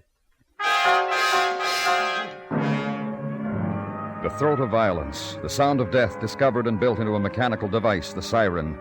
Cover yourself with it and ride it. And 3 blocks away, slow the momentum for a right-hand turn into an alley where beginning crowd has sensed death and wants a look, an up-close look. It is annoyed that authority rides the squad car, and so crowd must get out of the way. And violence is today a woman. Approximate age, difficult to determine because of facial expression. Approximate height, difficult to determine because of attitude of body. Stabbed twice. Both deep enough to cause death. Have that a pocketbook over there? Oh, yeah. Here. Anything? Wallet. What's the matter? Oh. Take a look at her identification card, her name. Joan Parker. The girl Mark Nelson had arrested, the girl who had a wrecked room. Uh-huh. And now we don't have to wonder why it was wrecked. Make you feel better, Danny?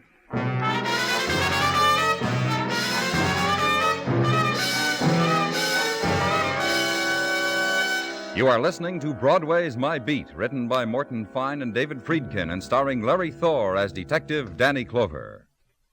Americans, men and women from teenage up, you are urged to enroll for Ground Observer Corps service in your locality. You are needed immediately, and the job to be filled is an important one. Write or telephone your nearest Civil Defense Center, or write to Ground Observer Corps, Air Force, Washington, 25, D.C. That's your own Civil Defense Center, or Ground Observer Corps, Air Force, Washington, 25, D.C.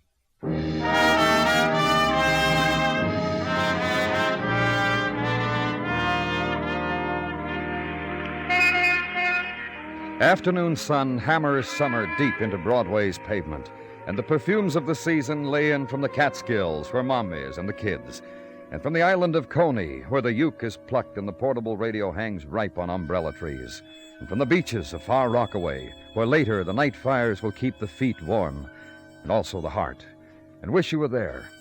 But content now, because a girl just walked by in strapless raiment, and the season dances round her languid walk, and her passing reflected in chrome and steel, and suddenly between you, big crowd and loss. So order the beer, skim off the longing. Summer, too, will finally pass. But Tartaglia, Sergeant Gino Tartaglia, will forever be with you. Through thick and thin. What? I said through thick and thin. I did something, Danny? Well, Gino... I stand here quietly. I observe how you gaze through yon window, and I know the turmoil of your feelings and the dangers you are facing on some forbidden shore. And I say, rely on me, Danny, through thick and thin. Thank you, Gino. How many years together now, Danny? I shouldn't ken your moods. You got something for me, Gino? Your secret adventurings. The Twanger could take notes on... The who? The Twanger, the two-fisted guitar-strumming adventurer whose books and whose exploits I have lent to you, who could well take notes from you on exploits that are exploits. Not true to life, the Twanger, huh? As of last night's book, My Colt is Hot, I have grown to hate him. He did something I won't mention. Sorry to hear that, Gino. Well, twangers come, twangers go. To work, shall we, Danny? All right. The all-points bulletin you issued on Mark Nelson? Yeah? It is still papering the various precincts and patrol cars and the mats of beat walkers. And Mark Nelson is still footloose. Anything else? From Detective Muggavan on routine legwork, that the marriage of Mark and Helen Nelson was blessed 25 years ago with an offspring, a boy, now 25. Name Richard Nelson, with a business of his own and a place of his own, which addresses I now tend you. Oh, thank you, Gino. I'm not finished. Oh. Well, you said you weren't finished, Gino. Pardon the loss of the thought. It's summer, Danny. From Lab and Technical, a report on the findings in the apartment of the deceased Joan Parker, which consist in the most part of gentlemen's watch fobs, keychains, fraternity pins, chevrons, both Army, Navy, and Marine, assorted cufflinks, also girls' jewelry of remnant sale type. Also... Also what? That Joan Parker was a constant frequenter of Tommy's Bar on 3rd and 18th. You have a word for Mrs. T? Well, tell her you were splendid today, Gino. I shall, and thank you.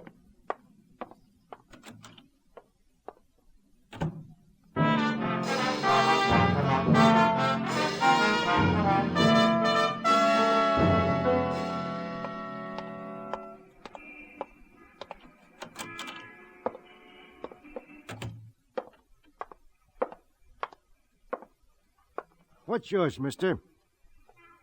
Oh, hold that badge closer, huh? P-O-L... I-C-E. What's yours, mister? I'm looking for the owner. Me. You know a girl named Joan Parker? Let me think. Let me put it this way. Do you know a girl named Joan Parker? Georgia! Georgia, come here a minute.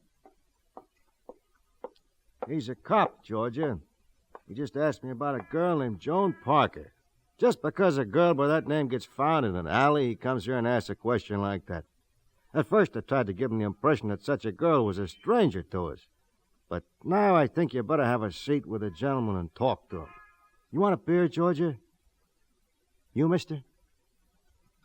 One beer.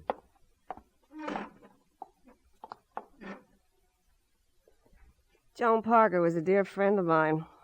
We used to date together often. I suppose that's because we had the same likes and dislikes. Thanks, Tommy. I don't like beer. It makes me fat. But I like the big glasses it's served in. To move it over the wet on the bar. All around. It's good for an afternoon mood. Joan was a nice girl. It was easy to be fond of her. She was easy to get along with. She had a habit of collecting things, mister. She collected things. There was a guy here. There was a guy here, mister. He resented the fact that Joni's collecting things. And we don't want any trouble here at all. I don't know the man's name. Do you know the man's name, Georgia? No, I don't. That's about it, mister. That what you wanted to know? Walk out of the place where summer ritual is a woman making beer scrawlings across moist of bar. Woman waiting, woman of prepared speech for any occasion. And the ride downtown now to gray building darkening under veil of twilight. Elevator ascent to 12th floor, where office of Richard Nelson is.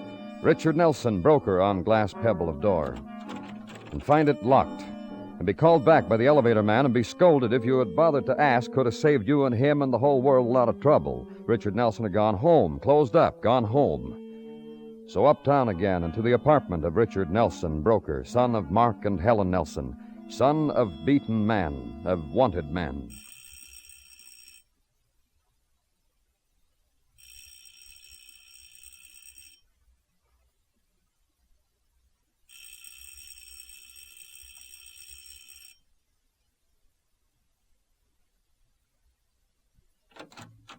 What does a man have to believe in to finish a shower? Look, you Richard Nelson? I better be, for your sake. I wasn't. I could get very, very irritated. Who wants Richard Nelson? Police. You? Mm-hmm. Look. Yeah. You got a badge to keep you warm. Me, you mind I go wrapping a towel, something around the frame? No. Thanks, Evans.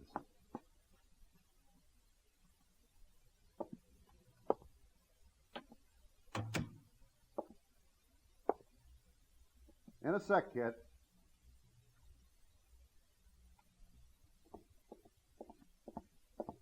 Oh, what with the blush and all, I don't remember. I asked you in. I thought the etiquette went you stay. Forget it, I'm in.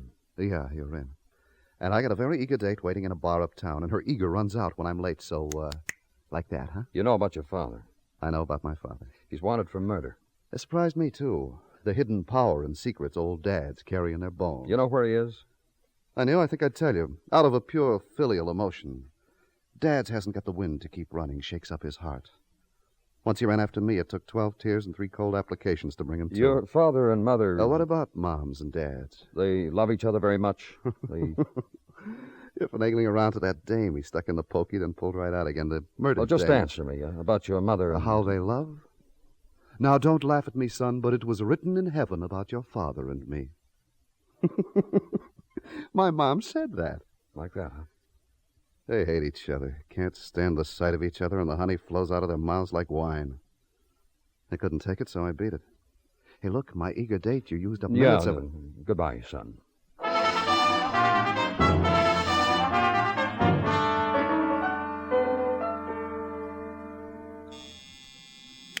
Yes, what is it? Mrs. Nelson out here to see you, Danny. Oh, show her right in, Gino.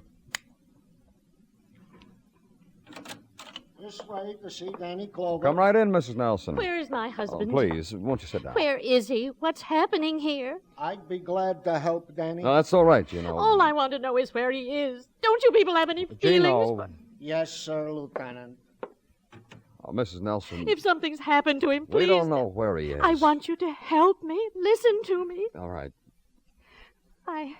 I'm going to sit down, like you asked me. And I'm going to control myself. I want you to help me do that. Now, just listen to what I have to say. It's been inside, and What do you want to tell me, Mrs. Nelson? I don't know what Mark has done. We think he's... I won't listen to it. Whatever it is, just be gentle with him. so that when all of this is over and he comes back to me, I'll have his place all set, and I won't mention it. You're very fond of him, aren't you? When people ask me that, I always tell them that our marriage is made in heaven. You're very fortunate. And here we are together, Mark and I, at a crossroad. Somehow, Mark has been wicked. I know something. What? Tell me what you think he's done. You've changed your mind? So I'll know how to suffer with him. You mean you can do that by degrees, Mrs. Nelson? You don't have to be... I'll stick by him. I want you to know that. Whatever he's done... What is it, Gino? Out here, Lieutenant. It's important. Oh, pardon me, Mrs. Nelson. The most terrible thing you could think of, and I'd stick by him. They found him, Danny. Spotted him in a room near the East River docks. Muggavan's got the address, waiting in a squad car downstairs. Thanks, Gino. Now you can go in and talk to her. Now I don't know what to say to her.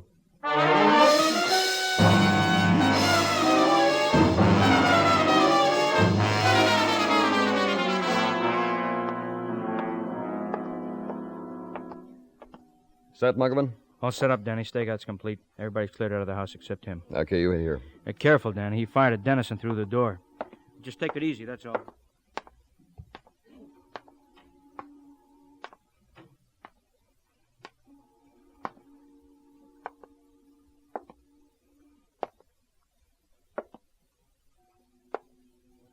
Nelson, this building... Don't be a fool! I'm saving the last bullet for myself. Listen, Nelson, you know me. I don't care who you are. Danny! What do you want, Muggavan? Look what... Please, let me talk to him. Officer Curcio brought her here. She tried to crash a stakeout. He's my husband. I have more right to him than you. What about it, Danny? I'm very calm. I know now Mark has done something enormously wrong. I want to talk to him. Let her come up.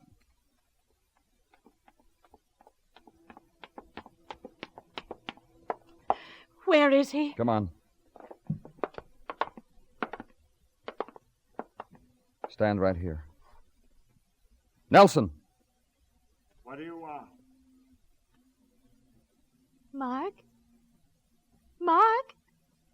It's Helen, your wife. Mark! Oh.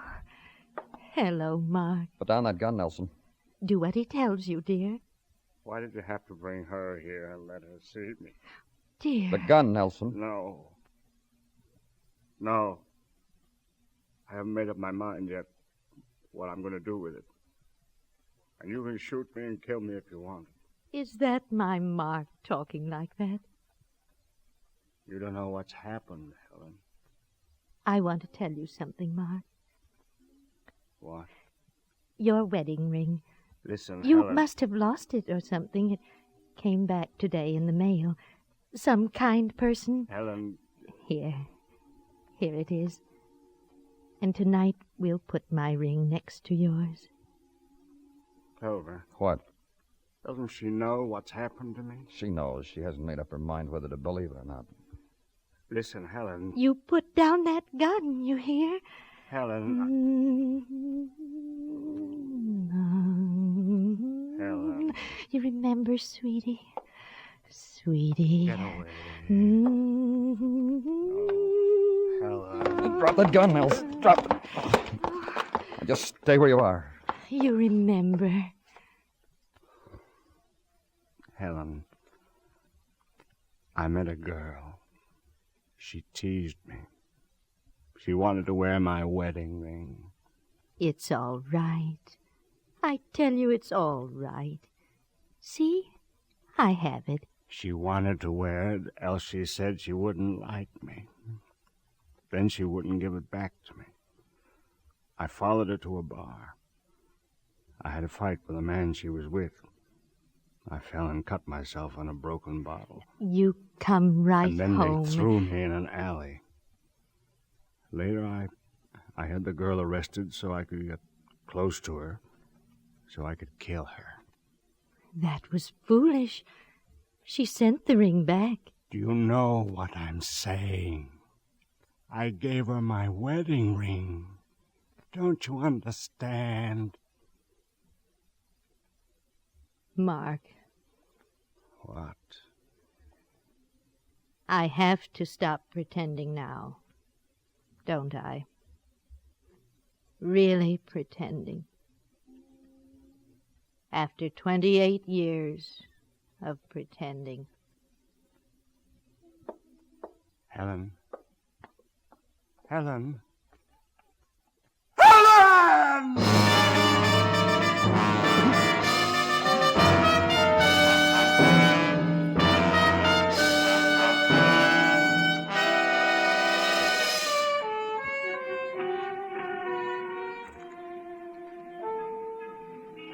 Dawn reaches Broadway now, and the remnants of the night are driven back into the earth.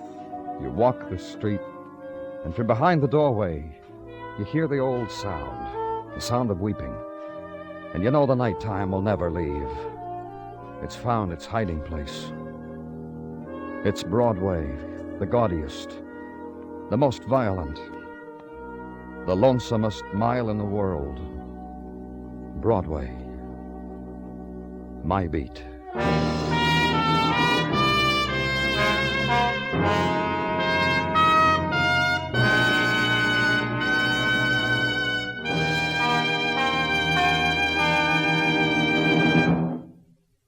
Broadway's My Beat stars Larry Thor as Detective Danny Clover, with Charles Calvert as Tartaglia and Jack Crucian as Muggavan. The program is produced and directed by Elliott Lewis, with musical score composed and conducted by Alexander Courage.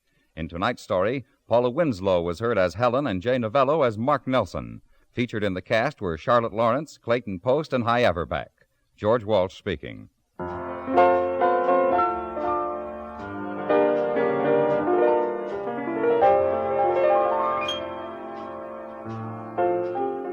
Later tonight, Tarzan, Lord of the Jungle, faces the wrath of a powerful enemy in a city gripped by fear. Also tonight on most of these same stations, Gangbusters brings us The Giveaway, Part 2. It's the story of the slickest jailbreak ever pulled off and what followed when police recovered from their surprise.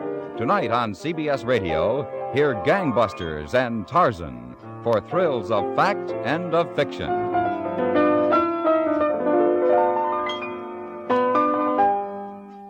Sunday nights, Dick Powell is rough, tough Richard Diamond, private detective, on the CBS Radio Network.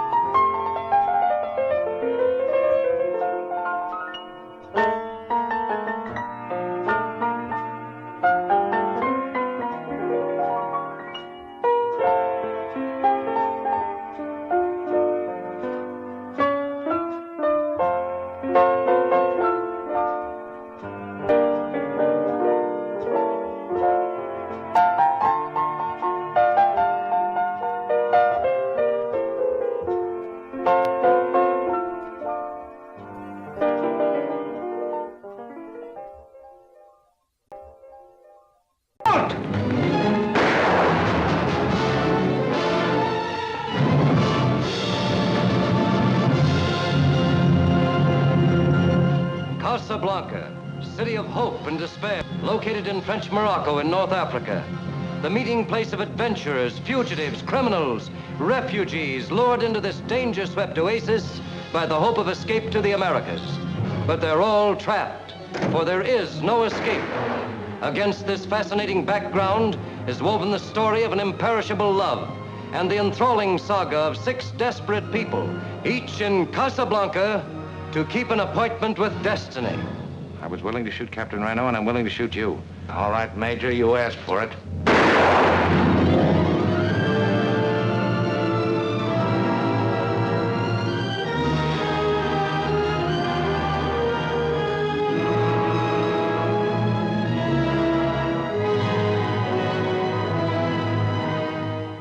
You knew how much I loved you, how much I still love you.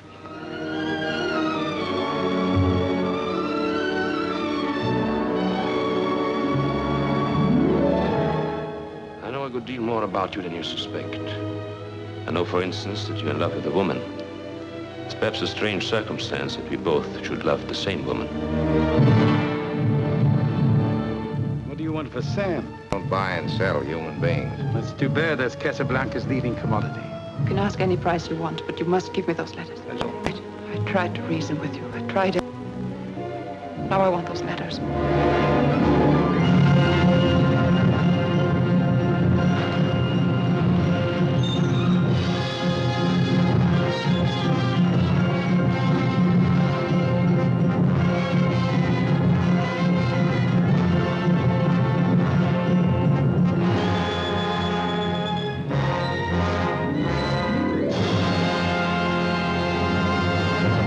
Mayor of the Town is up next on Nightly Old Time Radio Shows. I hope you enjoy it.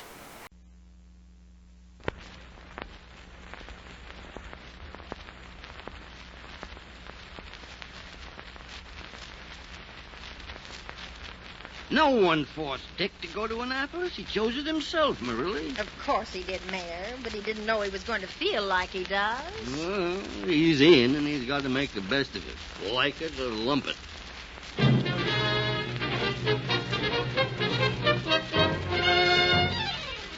Good evening, ladies and gentlemen. The makers of Rinso are proud to present The Mayor of the Town, starring Lionel Barrymore.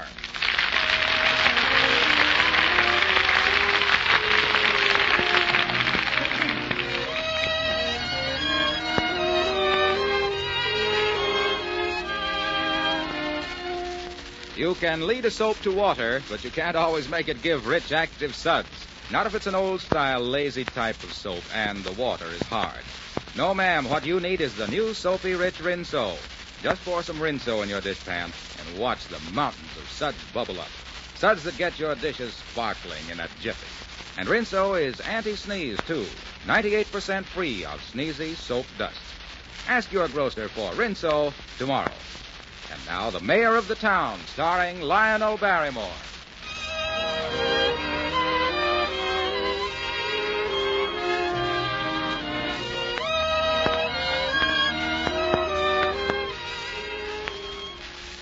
All right, Sharon. Send that letter off in the morning. I'll get it off tonight, Mayor. Oh, it's not necessary. Knock off early. You've been working hard. There's spring in the air tonight. Let's not waste it up here. Listen, what's that?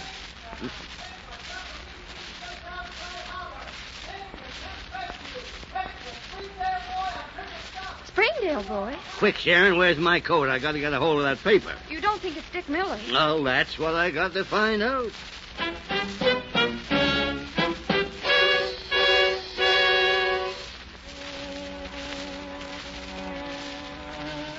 excuse me, sir. You've been sitting here an awful long time. Shall I turn on the lights? What's that, Jerry? Oh, yeah. Oh, all right. Oh, there's a girl in the parlor. She wants to see you. All right, Jerry. Send her in here. Yes.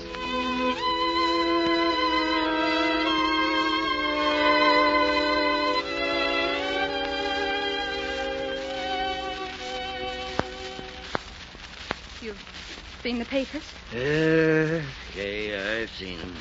It's hard to believe. I've been walking the streets for hours because I had to keep moving. Couldn't stay shut up in the house with those words that said my husband was dead. Oh, they don't say that Dick's dead yet. What chance has he got shut down there in that crippled submarine? He's dead already. You know he's dead. Oh, my dear child, don't let yourself go to pieces now. You've got to be strong. I know it takes courage, but you always had that. But I had to see him again. There were some things I had to tell him. You said I could tell him when he came back. Well, I thought you could. I hoped you could. Hey, listen to me. I don't want to listen to you. Dick listened to you, and where is he now? I'm sick of your talk of strength and courage. You wanted him to go to Annapolis.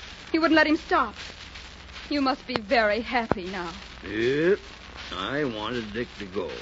His father and I were boyhood friends. I'd always promised if anything happened, I'd look out for young Dick.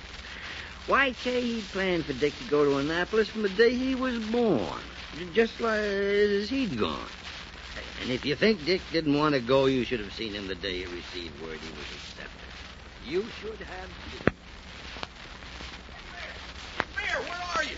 Mayor! Oh, for heaven's sake, Dick, you're enough to wake the dead. Marilla, it's happened. It's come. Oh, boy, oh, boy, oh, boy. Marilla, have you got any chocolate cake? Where's the mayor? What's going on out here? Well, if you ask me, the boy's lost his mind. What is it, son? I I was accepted, sir. Good, good. Marilli, bring some chocolate cake into the study, will you? This calls for a celebration. What are we celebrating? Well, you might call it a launching, Marilli. Dick's going to Annapolis. Oh, is that all? I thought he was going crazy. Come on in, Dick. I don't know exactly how to thank you, sir. If it hadn't been for you, I know I'd never have passed. I tell you how you can thank me, Dick. Make a good name for yourself. Just give a good accounting. Yes, sir. I'd like to give as good an accounting as my father.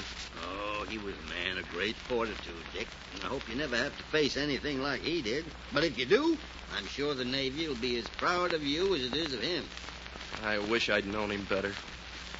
I wish he hadn't died. Oh, of course you do. But you have to remember that he went the way he always wanted to go, with his ship. I know, sir. Yep. He and his crew fought bravely and gallantly on that submarine, and when he went down in 1917, everyone in the country was talking about Caleb Miller. The President of the United States said it was a loss to be mourned, but it was a glorious ending to a great career. Well, here's some cake and some milk, but it's going to spoil both your dinners. Midshipman Miller, to your very good health. To yours, sir.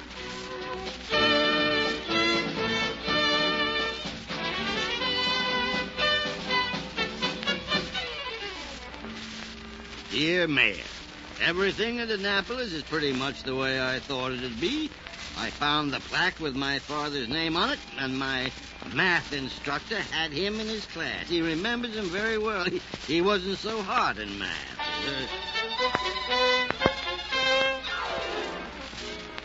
Dear Mayor, so far so good. I'm in my youngster year now. We're knocking ourselves out on the semi-and. I don't know how anyone becomes a naval officer with the things you're expected to know. I may be home soon to take up clerical work or dentistry.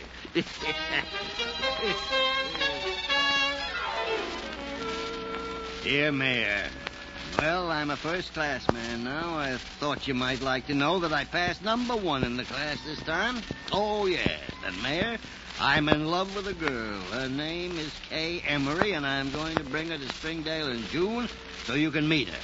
There never was anyone like her, Mayor, never in the world.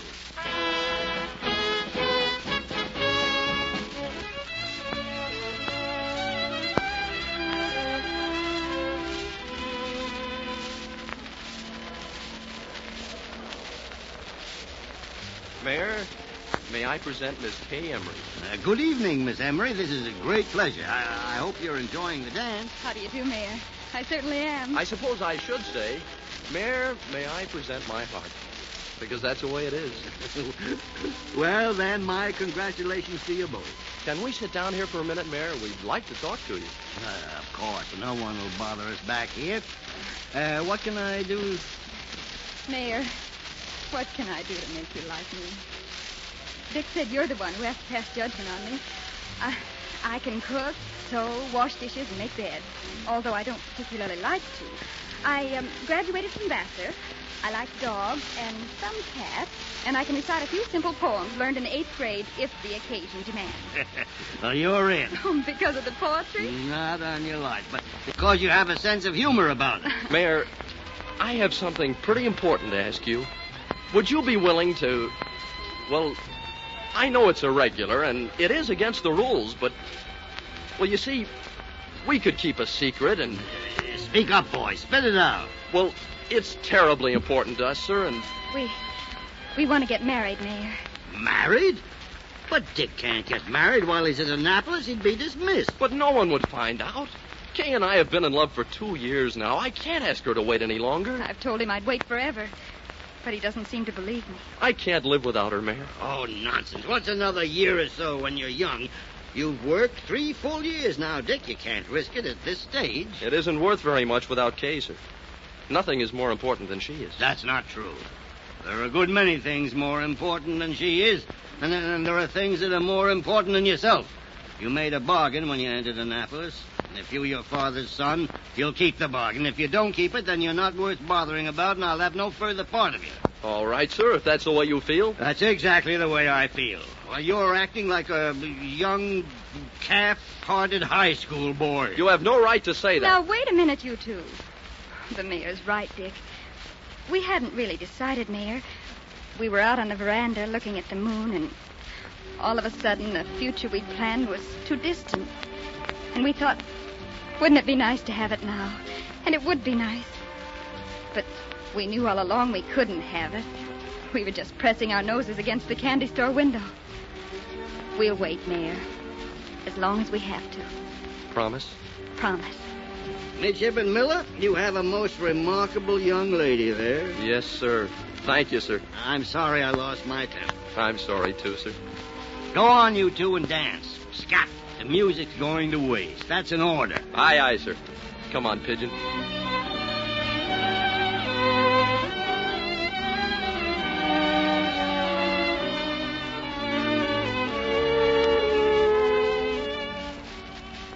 Mayor, Dick Miller's in the study. Dick? Yes. In Springdale? Why, this close to graduation? Well, how could he? Oh, well, there's no sense asking you. I'll go in and see. Hello, Mayor. What is it, Dick? Well, why aren't you at Annapolis? I have a weekend leave. Mayor, I want to quit the academy. Quit? Annapolis? What, well, you'll be graduating in a few weeks. What's wrong? I don't want to graduate. Huh? I don't want to be a naval officer. Well, what's happened to you? Are you in trouble? You haven't run away and got married. No, it's not that. Well, then what is it? I just don't want to go back. Isn't that enough? No, it is not enough. You've been studying and working too long and too hard for this. Well, why do you want to give it all up now? I guess I'm just not good enough when you come right down to it, that's all. Why not? Well, last month on the cruise, one of the fellas fell overboard. I went in after him. Did you save him? Yes. He was knocked out, but he came to and got a stranglehold on me. I almost drowned. Well, what of it? You didn't drown. Do you know what that's like? Water in your nose, in your throat, in your lungs. And no matter how you pull or fight, you can't get up. You can't reach air.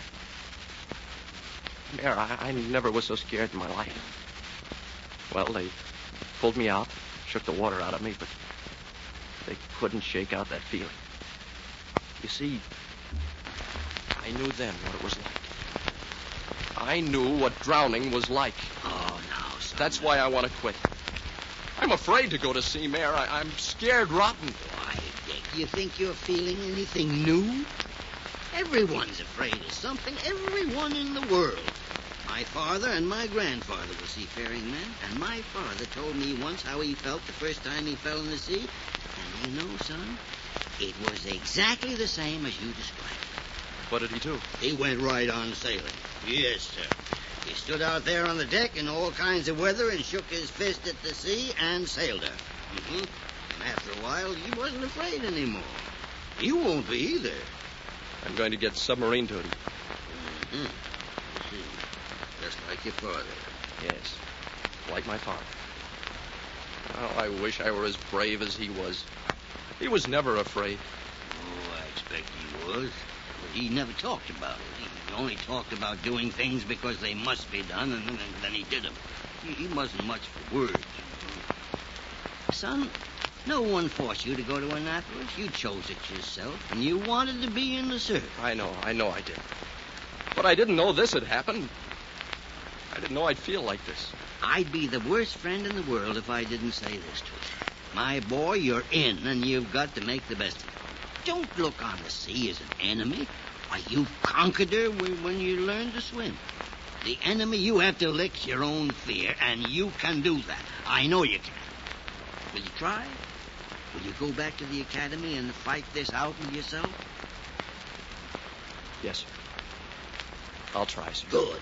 Now run upstairs and get cleaned up for dinner. I think there's chocolate cake. All right. Are you staying for dinner, Dick? I sure am. Well, you'll take what you get. What's wrong with him, Mayor? Why did he come down this time of year? He almost drowned on his cruise last month, and now he's frightened to death. Oh. Have you told him how his father died? Nah. If he ever found that out, it would be the end of him. It's the thought that his father was a great hero that keeps him in line. He must never find out different, and he never will. I hope you're right. Well, the only man who knew how Caleb Miller went to pieces when his sub went down's dead now. He swore we were the only people he ever told. Do you think it's right for Dick to go on in the Navy feeling like this? Yeah. I know it is. He's got to conquer his fear. He'll never amount to anything. And somehow I'm sure he'll do it. Really, I'm sure he'll do it.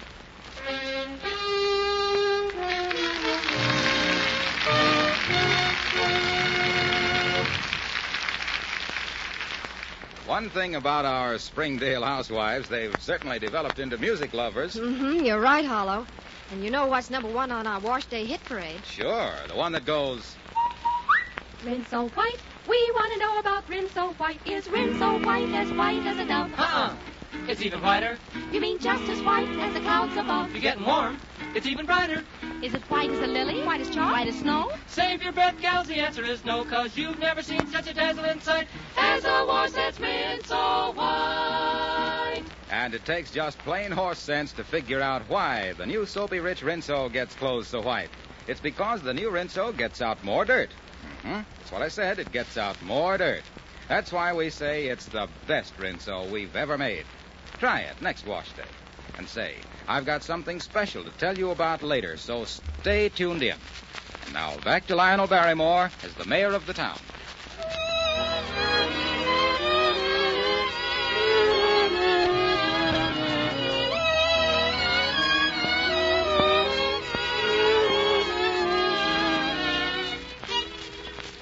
And Midshipman Richard Caleb Miller is commissioned to the rank of ensign in the Navy of the United States.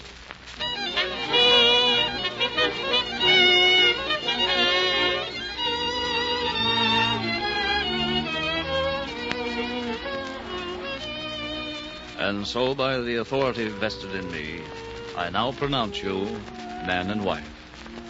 Okay, Mrs. Miller? Very much so, Mr. Miller. I hope I can make you happy. I couldn't be any happier. Congratulations to you both. Thank you, sir.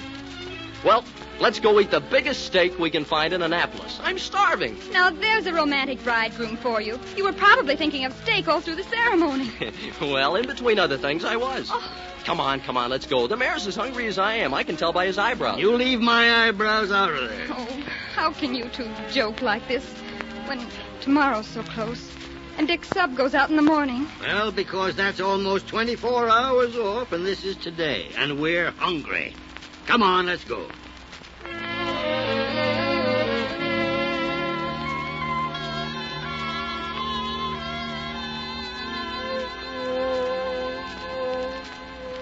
Hello, Mayor. You were a long time. Well, I was waiting in the lobby. What are you doing out here? Looking at the water. Dick will be down in a minute. Well, I haven't got too much time myself. My bags aren't packed yet. I've got to get back to Springdale before somebody swipes the city hall. What's on your mind, Kay? Something wrong? Is anything right? Mayor, I can't bear to have Dick go tomorrow. I'm going to ask him to ask for shore duty. I know how he feels about the sea, and somehow I feel that if he goes tomorrow, I'll never see him again. Oh, you can't do that, Kay.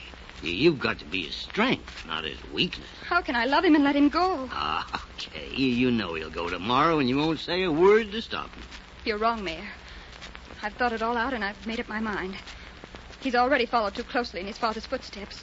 There's only one more step. Kay, don't do it. Any woman who loves a man will let him fight his own battles. Do you want to make a pink ribbon of him?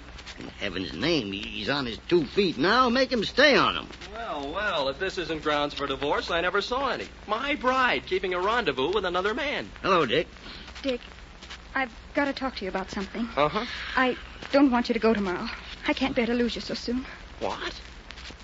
Darling, you don't know what you're saying. I do know. I want you to ask to be transferred to shore duty. Oh, Dick, I'm frightened. I've been thinking about your father and how he... Oh, no. No, that's not what's on your mind at all. You're remembering what I told you. You think I'm afraid to go out, don't you? Yes. Yes, I do. Well, for... I'd like you to go to your commander and tell him how you feel. They wouldn't send you to sea in charge of men when you're afraid. I'm not afraid. At least I won't be when I get down there and get going. I'm sorry I told you about it. I didn't know you were going to broadcast it. Dick. I'll watch what I say to you more carefully in the future. All right, if that's the way you feel. But stay here. Not on your life. This is my own private war. And I'm going to fight it and win. No matter what you or anyone says, I'm going to fight this out. Dick, I'm your wife now. I want you here with me where you belong. I want you to be safe and happy. How could I be happy staying here while my ship sailed? I'm an officer, and my place is on her. We're at war now, and I have a job to do. I'll get you a soapbox if you're going to make a speech. Don't misunderstand me. I'm not trying to be heroic, but I am trying not to be a coward. Is that clear? I don't quite like your tone, Dick. And I don't like your attitude. I expected you to face things with me, Kay. I didn't know I was going to have to fight you, too. All right, make your gesture. Sail on your precious ship. And suppose she goes down.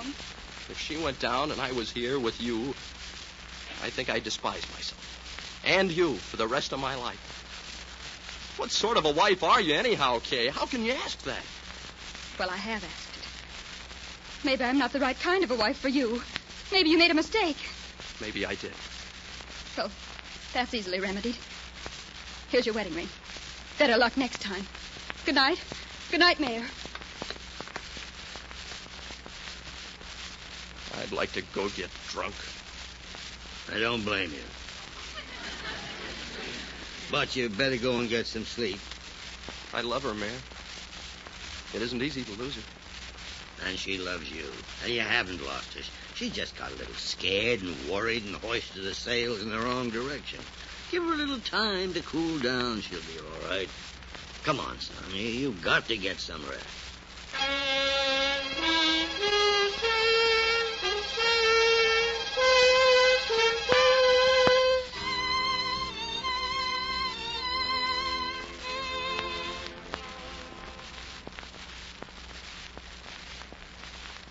He went, and the sub went down. And here's the end. Oh, Mayor, there were so many things I wanted to tell him. I don't know why I said those things. Except that my pride was hurt. And now I'll never be able to unsay them. I'll never have a second chance. Oh, don't cry, Kay.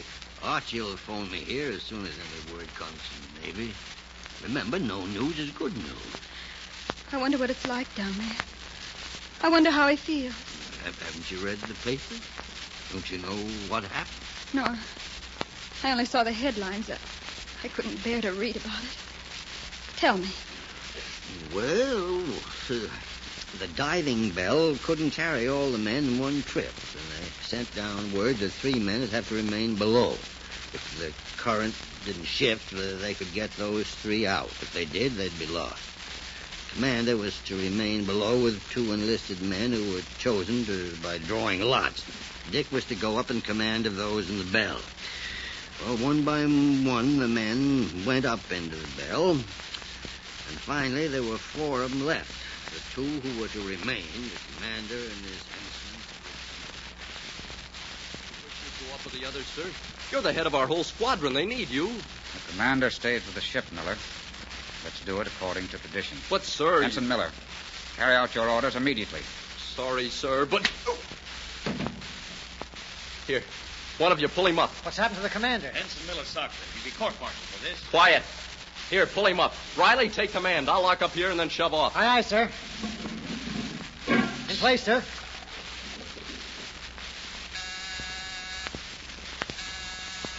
It's the ship's communications. Shall I answer, sir? I'll get it. Miller speaking. Tell them they got to get us out of here. We can't stay down here and drown. They got everyone else out. They got to get us out. Nelson, pull yourself together. Sorry, sir. Miller speaking. Bell on its way up. Commander Stauffer is on board, standing by for further instructions.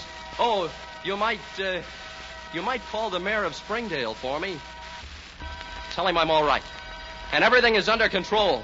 Standing by.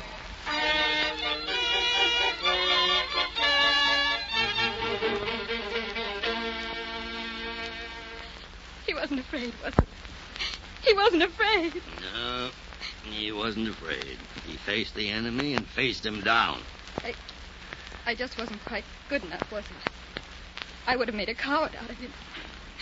Oh, Mayor, why couldn't he have understood that I was saying those things because I loved him? Perhaps he did. I thought that love was keeping someone close to you. But it's more than that, isn't it? It's letting them go. And helping them go when they have to. Mayor. Oh, Mayor, hurry. No, wait, don't answer. Suppose he's dead. Hello? Yes, Archie? Yeah? I'm to do what? Yes, sure, I understand. Yes, Archie. Oh. All right, Archie, all right. Thank you for calling. Goodbye.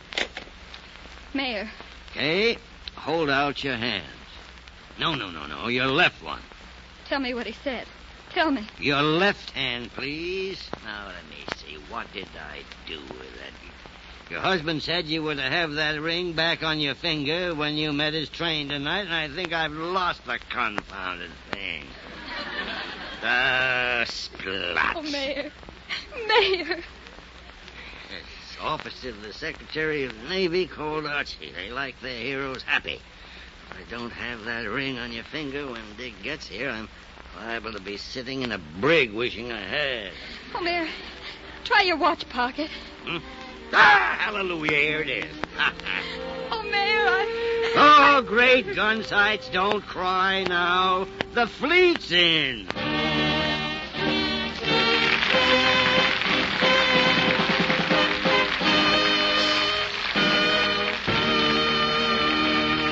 The mayor will be back in just a moment. But first, because we're so anxious to have you try our new Soapy Rich Rinso and see that famous Rinso whitewash on your line, we're making an extra special offer. If you mail your order at once, the makers of Rinso will send you seeds for dozens of varieties of fragrant, exquisite flowers.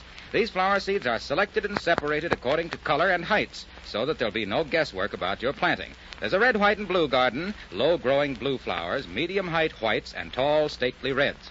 Then there's a sunshine garden, all your favorite golden flowers. And finally, an unusual ornamental foliage garden.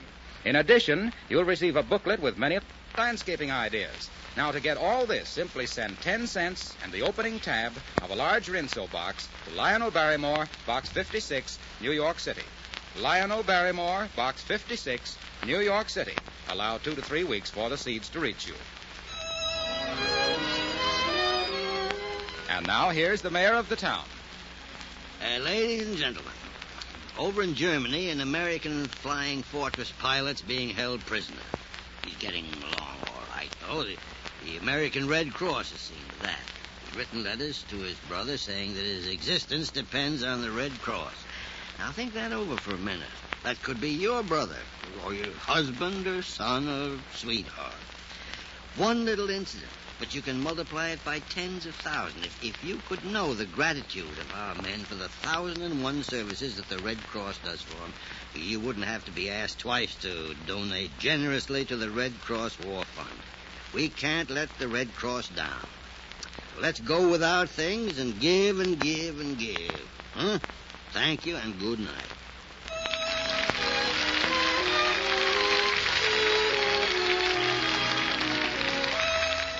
Be sure to be with us again next Wednesday when the makers of Rinso again present Lionel Barrymore as the mayor of the town.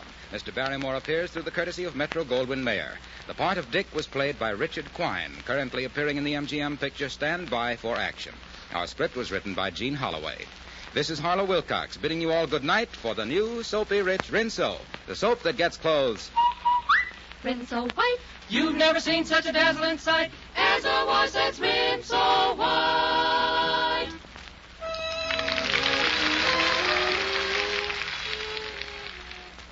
Mothers, make sure your family gets enough vitamins. But vitamin-rich foods take so many rationing points. Then get unrationed and low-point foods and take extra vitamins.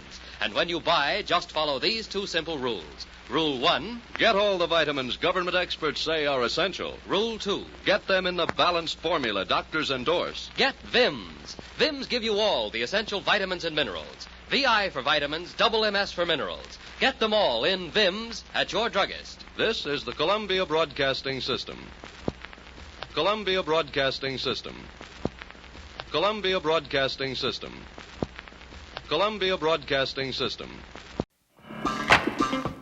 They still do it by hand at Mr. B's. Morning, Mr. B. Morning, Snapper. Only determination, Got the big three. dedication, and a tough crew of men can get the job done. Stand and deliver, honey. They've got a sharp boss who always has control of the situation. They've got teamwork. Hi, I'm Clyde. Ho! And I'm Lloyd. And we're the Futurists. And most of all, they've got the will to work. I don't want you to leave here without realizing what I can do for your car. Like what? Take over the payments for me? This is the wet and wild world of the car wash, a business a man can be proud of. I want to work with the men, Dad. Where the only rule is, do it with style. It's hard work, because sooner or later, everyone comes through here. Yeah, did you happen to see a big, tall, black, blonde chick here with Big black blonde red chick? boots? Listen, I'd like to talk to someone and get some information about a social disease. Hey, brothers, I'm here to unite with you. Hey, baby, how you doing? Good, I'm glad to hear that.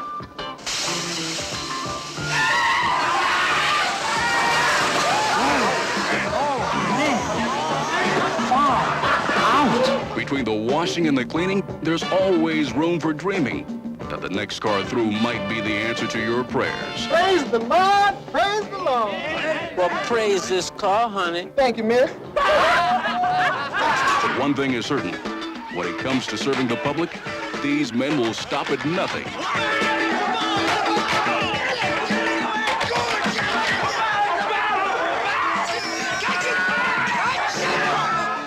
George Carlin, Professor Irwin Corey, Ivan Dixon, Lorraine Gary, Jack Kehoe, the Pointer Sisters, Richard Pryor. They all come together at the fabulous, free-wheeling Soap Suds and Emporium where everything goes. Boy, there's been some weird people in here today. Car Wash. Hunt the biggest of all game with the Green Hornet and Cato coming up next. The Green Hornet strikes again.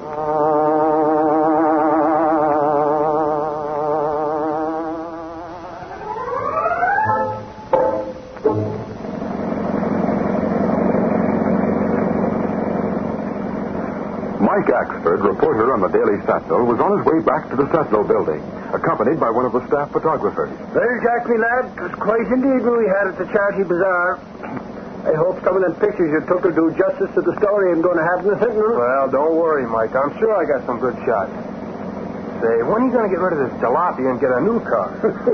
This is good enough for me. Gets me there and back. Well, most of the time, anyhow. Well, I guess it's better than walking. It's a good thing you admit that. You'd be walking right now. As far as I'm concerned, this car is good enough for... Suffering sakes! There comes the fire truck behind us. I gotta pull over.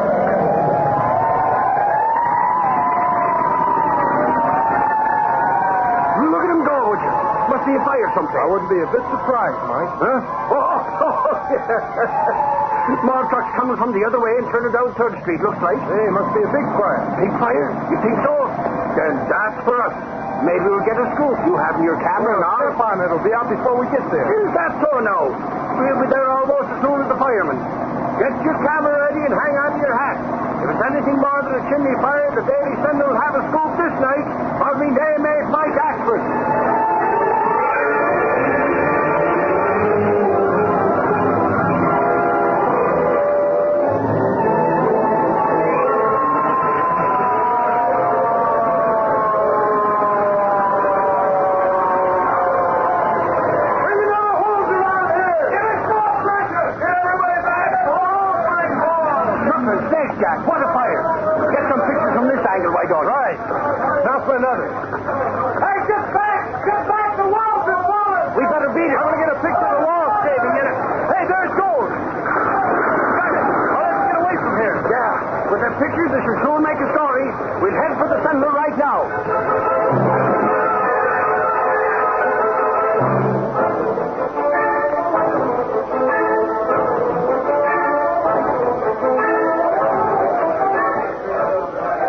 following morning, Britt Reed, young publisher of the Daily Sentinel, was in the city room talking to Gunnigan and Axford. That was a fine story on the Fibber clothing store fire last night, Axford. That it was, Reed. The picture of the walls falling in was the best thing about it, Chief.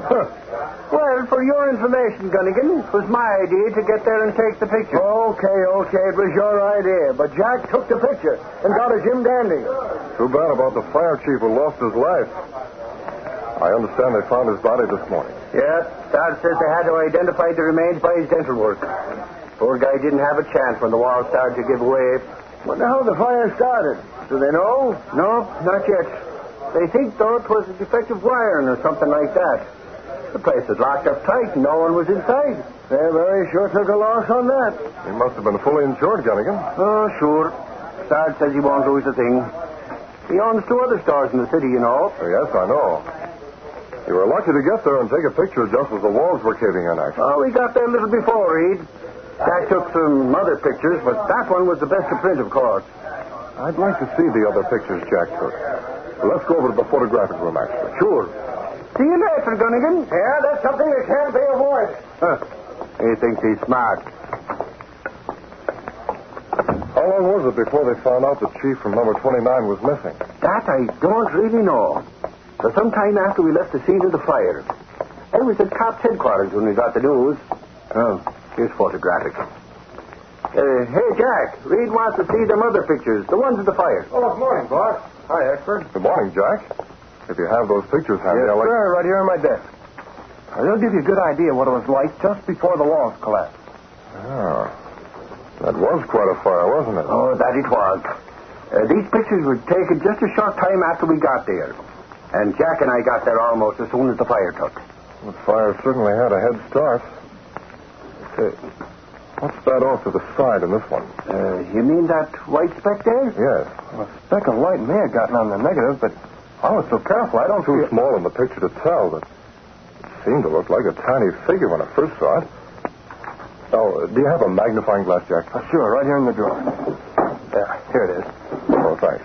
Now, let's have a look at that white speck. Look here, that is a figure. In a white helmet and coat. He seems to be jumping from a side window or something. Holy crow, so it is. The fire chiefs wear white raincoats and helmets. That one must have known the walls were going to cave in, so he got out in a hurry. But the chief from Battalion 29 was the only one who went inside, Reed. Are you sure? That's right, Mr. Reed. There were 2 other battalion chiefs there, but neither one went in the building. That must have been the poor chap who got caught. He jumped out, then went back in for some reason. Could be. Oh, sir, it couldn't be. This picture was snapped just a few seconds before the walls fell. He wouldn't have had time to get back in. Are you sure of that? Positive, sir. Yeah, that's right, Reed. I remember now. Now, ain't that a funny one, though? It's odd, to say the least, actually. I can't figure it out. Jack, make another print of this. Blow it up to a large size so that figure is definite. What are you going to do with it, Reed? I want you to show it to Sergeant Burke at police headquarters and to the fire marshal. Then, check to make sure there were only 2 other battalion chiefs at the fire, and that neither one of them went inside the building. Hey, maybe the chief from Battalion 29 got out, and the body they found was someone else. Nope, you're wrong, Jack. They've positively identified the remains they found as the chief. Anyway, if he got out, then he wouldn't be missing. Well, in that case, the figure in this picture doesn't make sense. There's some explanation. I'm curious to know what it is. Expert, as soon as you check with Burke and the fire marshal and get the reactions to the enlarged picture, let me know. Okay, Reed. I'll get on it just as soon as Jack gives me the picture. Believe me, I'm as anxious as you are to know what that figure's doing in that photograph.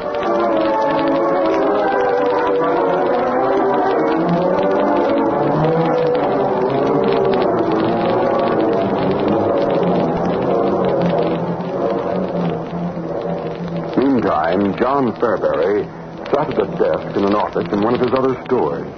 He glared impatiently at the hard-looking man who sat opposite him. Well, see here now. You shouldn't have come here this morning.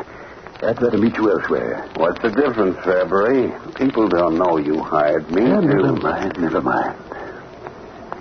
Why did you come? Oh, just to remind you that I'm in need of dough. You must admit I did a complete job for you. Yes, I admit that. But I want to be sure there's no slip-up before I pay off.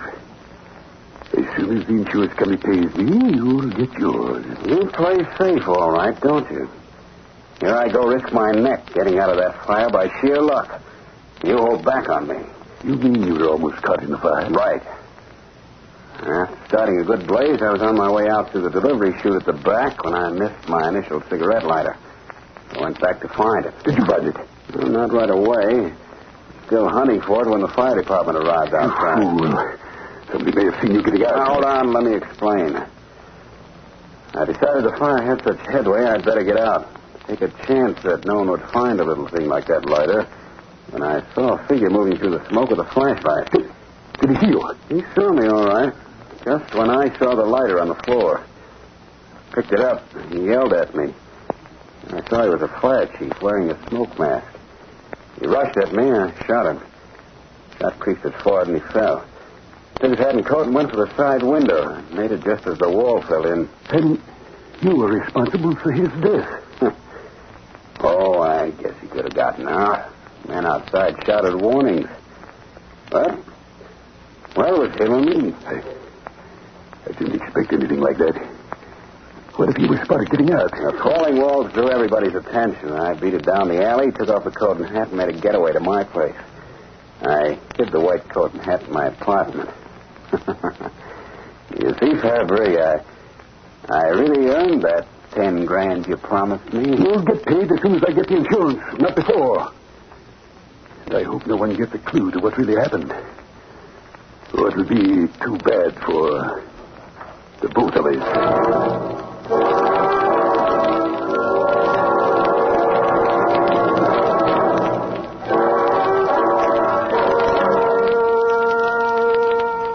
It was late afternoon. Brick Reed was busy in his office going over letters with his secretary, Lenore Case.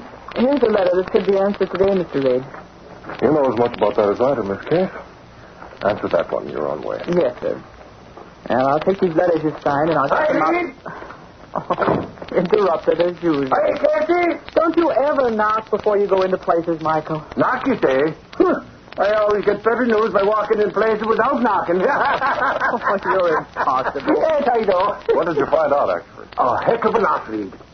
Besides the chief from Battalion 29, the one who was killed in the fire, there were only 2 other battalion chiefs there. And neither of them went into the burning building. I see. Sarge tried to argue that the figures in the picture must have been the same one who got caught inside, saying he must have run back in. But I convinced him he was wrong. According to what you and Jack tell me, you wouldn't have had time to go back inside. That's right. Jack took them pictures one right after the other. Mr. Reed told me about that photograph, actually. And I was thinking, might possibly be that someone, well, maybe a firebug who was still inside, used that means for a getaway and purposely left the chief to die. And now all the cops have to do is to find the guy you think was inside. Mrs. Case's theory is a good one, actually. Of course, it would have to be proved. If the remains of the chief showed evidence of foul play, then... The miserable remains of the poor chief can't be used to prove anything. The fire marshal was wondering if some freak of light shining on one of the regular firemen's black hat and raincoat made us think it was white. I'm positive the hat and raincoat in the picture were originally white. I agree with Miss Case on that. Well, no matter what you both think, the whole thing will stay a mystery, I guess. Well, why do you say that? Reed, both the fire marshal and cops headquarters are of a mind that we must have made a mistake about taking those pictures a few seconds apart. They think the figure must be the chief from Battalion 29, and that he must have gone back in just before the walls fell in. I see. I suppose that's all they can think. Well, the case will be closed, and Fairbury will get his insurance door. Well, by the way, where was Fairbury during the fire? Oh, him? He was at a late dinner party at the country club. He got into town long after the fire was out. Oh.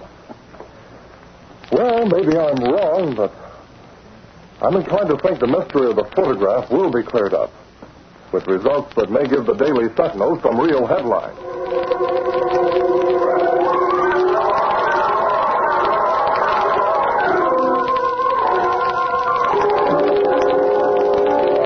We'll continue our Green Hornet adventure in just a moment. Mike Axford reported that the authorities were inclined to take their own explanation of the figure in the photograph and close the Fairbury fire case.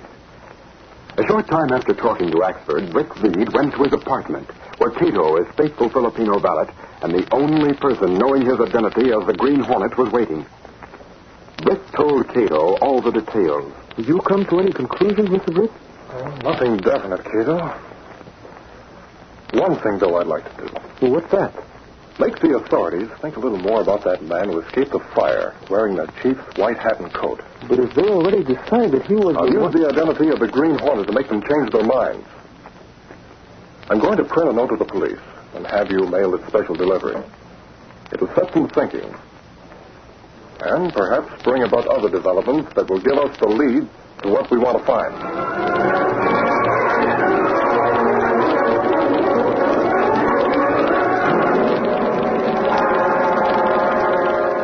The following morning at police headquarters... Hey, what you got there, Sarge? Give me a chance to find out, will you, Axford? The special delivery. Printed note. Let's see. If you cops want to play smart, you'll hunt for the man who set the Fairbury fire and escaped wearing the dead fire chief's white helmet and coat. Or do you expect me to round the killer up for you? The Green Hornet. Great day from the Hornet. Holy cow! He must have seen that guy escaping. The one whose figure shows up in that picture. I got to do something about this. Yeah, but give me a copy. I got to get it to the Sentinel. Wait till Reed hears about this.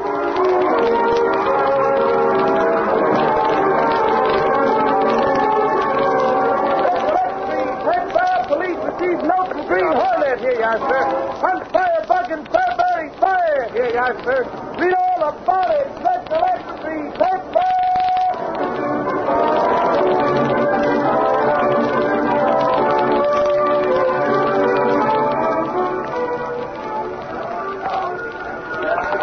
Sentinel City desk. Hello, this is John Fibber speaking. Oh, what can we do for you, Mr. Fairbury? I'm just read about the note the Hornet sent to the police. It's my opinion that the Green Hornet himself is the one who started that fire. What makes you think that? It's evident that he's trying to catch suspicion elsewhere by sending that note. I'm willing to back up my opinion by adding $5,000 to the standing reward your paper offers for the Hornet's capture. $5,000, huh? Fine. We'll put your offer in the Sentinel, Mr. Fairbury. Good. I may get him soon. I'm sure he's the one who shot the fire chief and used the helmet and the coat to escape. Could be, Mr. Fairbury. Did you say the fire chief had been shot? Whatever it was, you be sure to publish my offer. Goodbye. Goodbye, sir. Oh, holy cats, that fire is turning up more. For yourself, Jonathan? Oh, hello, Chief. I was just about to give you a buzz. Fairbury just phoned. Fairbury? Yeah. Says he's certain the Hornet's behind that fire, and what's more, he said the Hornet probably was the one who shot the fire chief and beat it in the chief's helmet and coat. Shot the fire chief? Yeah. Did we get a report from headquarters about the... No, we didn't get any such report. First time I heard it mentioned was when Fairbury said it. Just his own idea, I guess. Yeah, I suppose so. He's offering $5,000 reward for the Hornet's capture.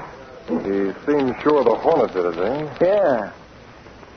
Well, publish his offer along with the Sentinel's standing reward. Then we'll just have to wait and see what happens.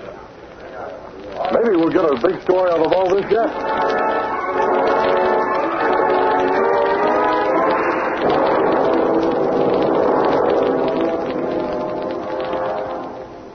It was dusk when Rick Reed left the Sentinel building and went to his apartment.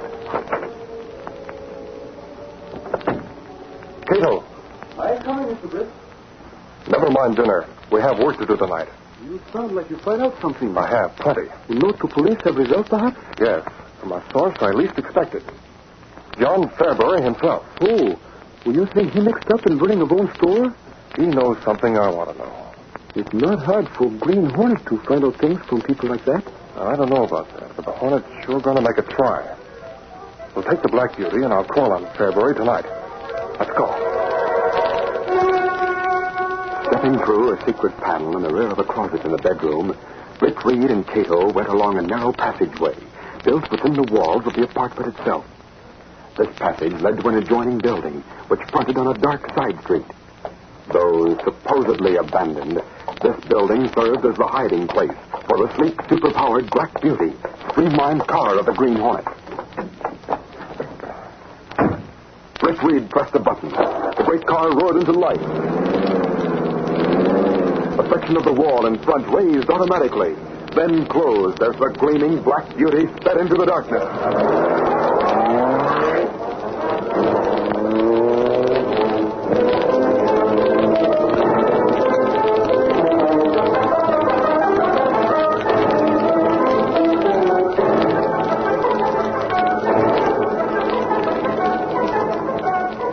John Fairbury lived alone in a luxurious apartment on the west side of the city.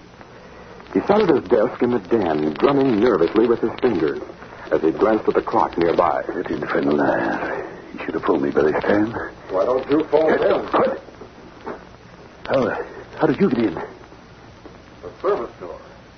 Very simple, Fairbury. You're the Green Hornet. Yes. If you capture me, you'll save yourself $5,000. Why have you come here? What do you want? Maybe some information. Maybe to make a deal. I can't tell you anything, and I don't deal with crooks. I do. And I'm sure you can tell me everything I want to know.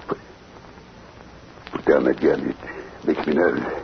It won't go off unless I want it to. How much did you pay for that job? What job? I don't know what you asked. You do. What was the deal? Wait.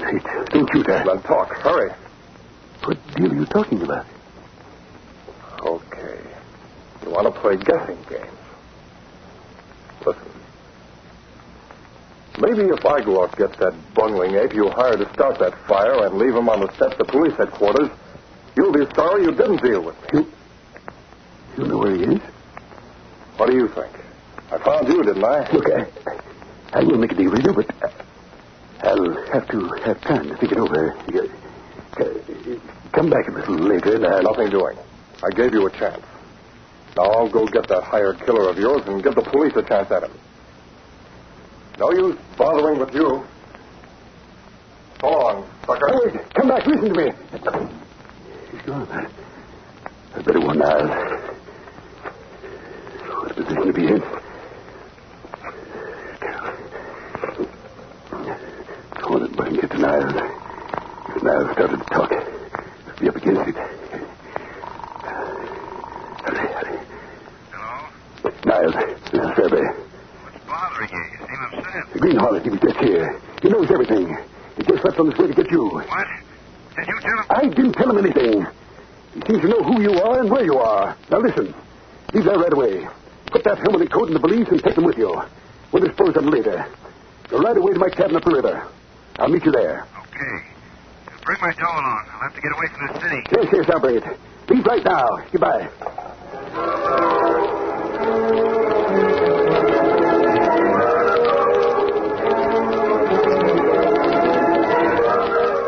Meantime, Britt Reed and Cato crouched against the wall in the next room. Did you hear what he said? Yeah.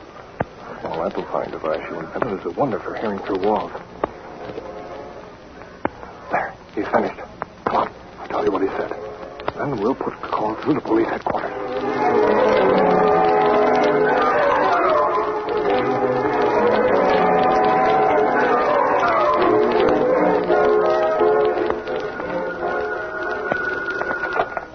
Police headquarters. Yeah. What's that? If we want to what? Hold on, say that again.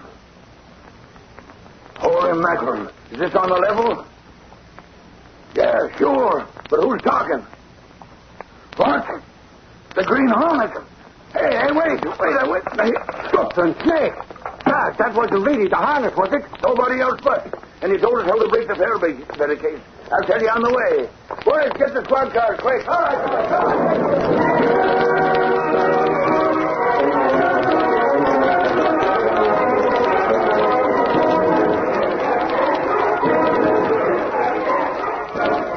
Later, in Fairbury's cabin, Niles and Fairbury were discussing their plan. You'll have to go a long way from this city, Niles. The Hunter's wise, and he'll get you if you stay around here. Did you bring my dough? Yes.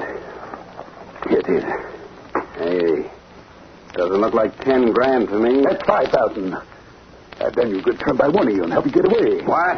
Now, don't lose your temper. Why, you underhanded crook. I set your place afire, take a shot at that nosy fire chief, and barely get out with my life. Now you want a chisel. You hired me. Now pay me. Don't move. We got your cover. Hurry himself. Sure, we heard everything you said. Put the cuffs on them, boys. Hey, Sarge, there's that police you mentioned. So it is. We'll open it. Come on. Glory be. Look here. A white helmet and a white coat. Yeah, with the fire chief's name and the battalion printed inside. Get them dirty killers out of here. We'll make them squeal when we get to headquarters.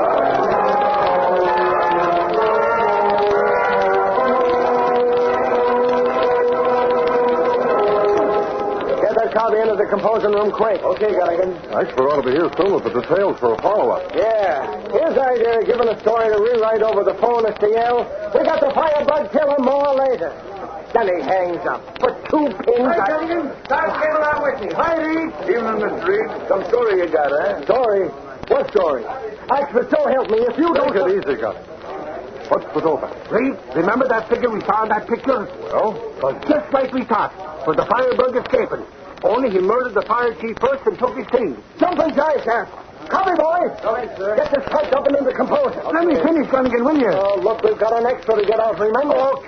Okay. Reed, who do you think was in with the killer? Now we play the game of who do you think? Get to the point. Tell us, Expert. None other than John Fairbury himself, that's who. He hired that killer to set the fire. He wanted the insurance. Oh, now he tells us. Copy, boy! Hold on! We got more! Poor Gunnigan's about to have a stroke or something. That guy has him every hour on the hour. He'll have another one. He hears the rest read. What? Is there something else? Sure. But the Green Hornet who tipped off the cops about where the killer and Fairbury were hiding out. That's right, Mr. Reed. Well, what do you know? Sure, and it took the Hornet to clear up the mystery of the figure on the photograph. What about the Green Hornet? Tell him, Expert. Like I said, the Hornet tipped off the cops and the mystery of the photograph. Copy, boy! Poor Gunny. Ain't he?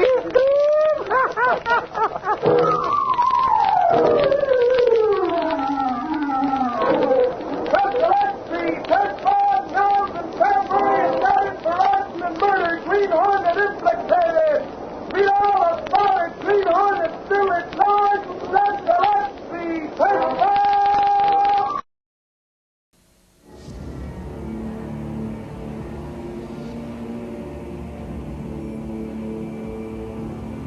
They met in secret. They forged an alliance. They spoke of treason. Bobby Bishop, please. Mr. Bishop's unavailable. I must speak with him immediately. It's a matter of life or death. Something terrible is happening inside the government at the highest level. A White House aide. They killed Yuri Pachenko. Where are you? I'll come get you. An investigative reporter. Listen, Amanda, that conspiracy piece you wrote, Bobby Bishop says he can confirm that story. Each holds a piece of the puzzle. What were your sources?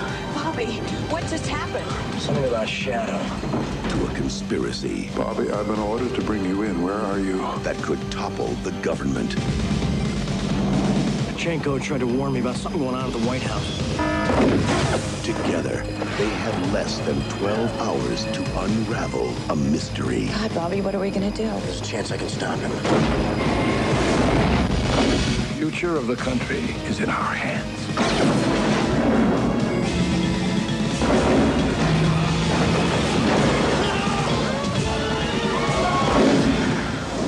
Shadow Conspiracy.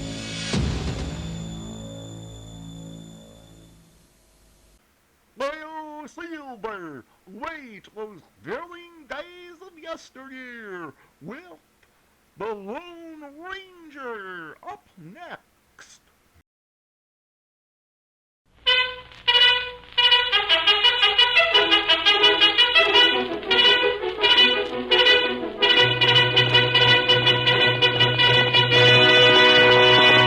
Hail, Silver, away! A fiery horse with the speed of light, a cloud of dust, and a hearty hi-yo, Silver, the Lone Ranger.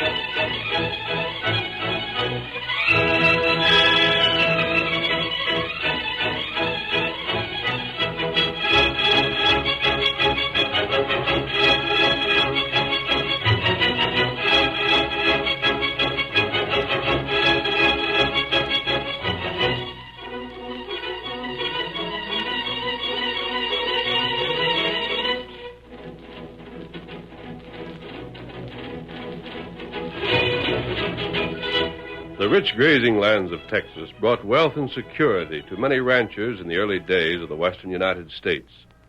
But the great herds wandering over the open range were an easy prey for rustlers. A lightning raid, a quick drive across the border, and the rancher had lost a year's profits. It was not until the masked rider of the plains started his great fight for justice that lives and property became safe in southern Texas. It was the Lone Ranger who brought law and order to a lawless frontier and made possible the winning of the West. Return with us now to those thrilling days of yesteryear. From out of the past come the thundering hoofbeats of the great horse Silver. The Lone Ranger rides again. Come on, Silver! We're heading south for the Rio Grande. Hi-yo, Silver! Away!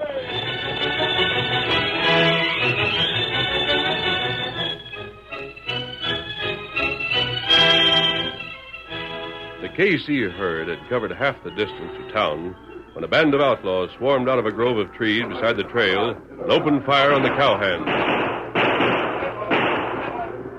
Outnumbered 5-1, the men from the KC stood their ground.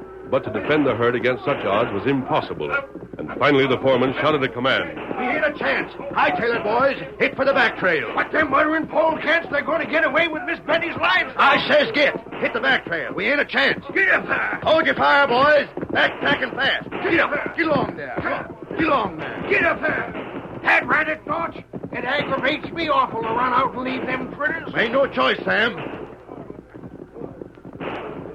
Ain't no use throwing waste of lead back, neither. Well, there ain't no harm in taking a last shot at them cow-stealing mavericks. Blast it all. I'd sooner die a fighting than to go back to them pretty girls and tell them the whole of their herd's been stole. Get up.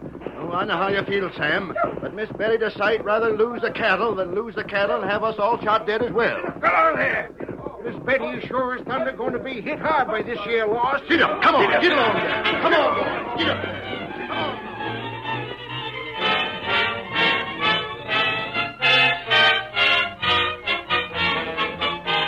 So that was the way of it, Miss Betty. Oh, I know you boys did all you could, Notch. I'm glad you were sensible enough to retreat. It's that there retreating that riles me something fierce, Miss Betty. Daggone it all. That Hood Milford bunch has had their way around these parts for too long. Sam, are you sure it was the Hood Milford outfit that stole the cattle? Sure, I'm sure. Ain't no such thing, Sam. We didn't see Hood there with the rest. Hood weren't there? Of course he won't. He's never around where he might dirty up them fancy clothes of his'n. But I know right well it was his bunch. How'd you know? Well, I know, that's all. I just know. That won't do, Sam. We can't have Milford arrested without some proof that he's the leader of the crooks. But he is. Oh, shush up, Sam. Just you knowing ain't proof. Well, what is proof, then? Answer me that. What is proof that he's the critter? Oh, never mind, boys. Maybe we can hang on somehow for another year. Miss Betty. Yes, Notch? Me and Sam and some of the other boys has worked this ranch for a plenty long while. I know. You were here when I was just a kid. We handled things for your pap before he died. And we aim to stick with you and your sister. Thanks, Notch. Now, you just forget about the payroll for a time. We got some cash savings hid away, and we hanker to sort of see you through this here tough spell that's coming up. Oh, I can't let you do that. Well, you can't stop us. Now, you just stop worrying. Come on, Sam. We'll go and try to talk them heifers into growing up real fast. Oh, Notch, you ain't talking sense. A heifer grows just so fast or no faster. Oh, I can't let them do that. I just can't. Paper. I'll write to the bank. Maybe they'll be able to sell this place and give us a little cash to go to California with. Oh, dear Banker Thompson.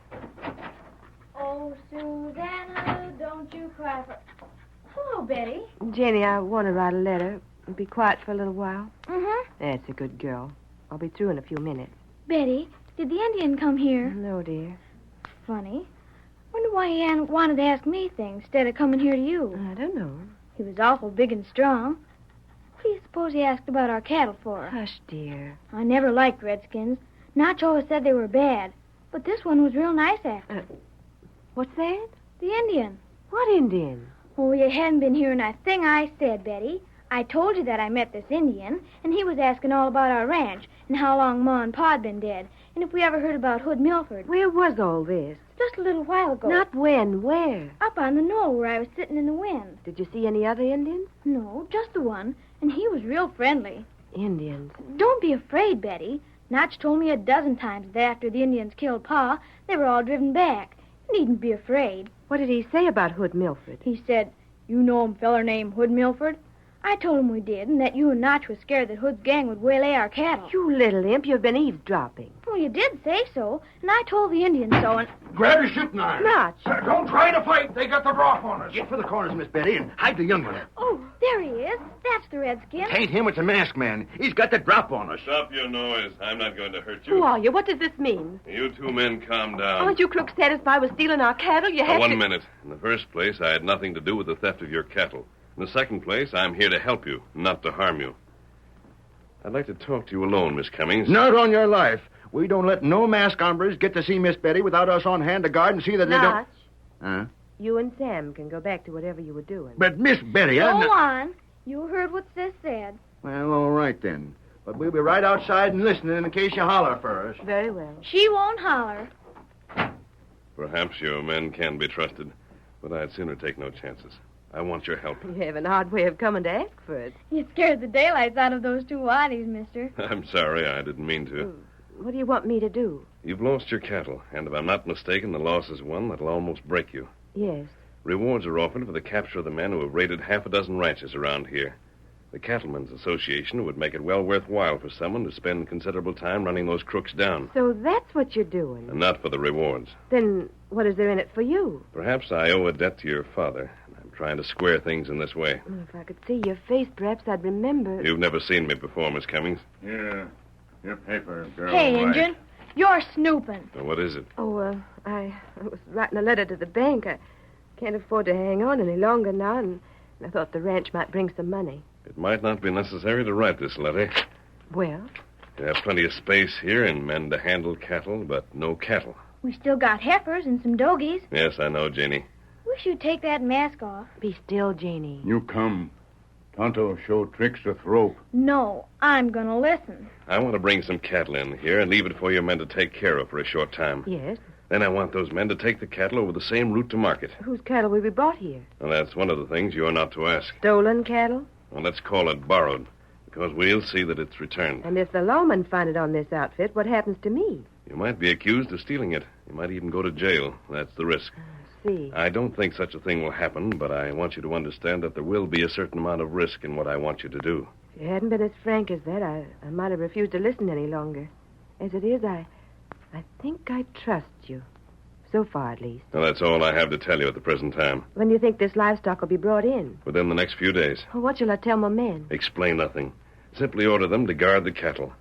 Tell them you're going to send it to be sold in place of the herd you lost. Well, I'll have to explain the cattle in some way. Those men are all old-timers here. I can't get away with any curt commands. They'll demand some explanation. Very well. Open the door, Tonto. The stock will be here in a few days, Miss Cummings, and you'll be well paid for handling it for me. They'll have heard that. I'll see you again. Hey, you ain't leaving now, are you? Yes, Janie. Come on, Tonto. We've got a lot of hard riding ahead of us. Betty, I like that stranger. Didn't you? Oh, I can't understand it. Those eyes, the way they looked at me. I had to trust him in spite of the mask. I wonder what he's going to do. I'll Silver, away! Look at him travel, leaping mackerel. We heard him. He's sending beef here, and he's superior. What's his game, Miss Betty? Boys, we're going to handle some cattle for that masked man. Stolen stock? He'll see that we're paid for handling the cattle for a few days. But what if it's stolen? Look, boys, we need cash badly. He didn't say that it was stolen cattle, and I didn't ask questions. Whatever you want to do, Miss Betty, you can count on us to stick.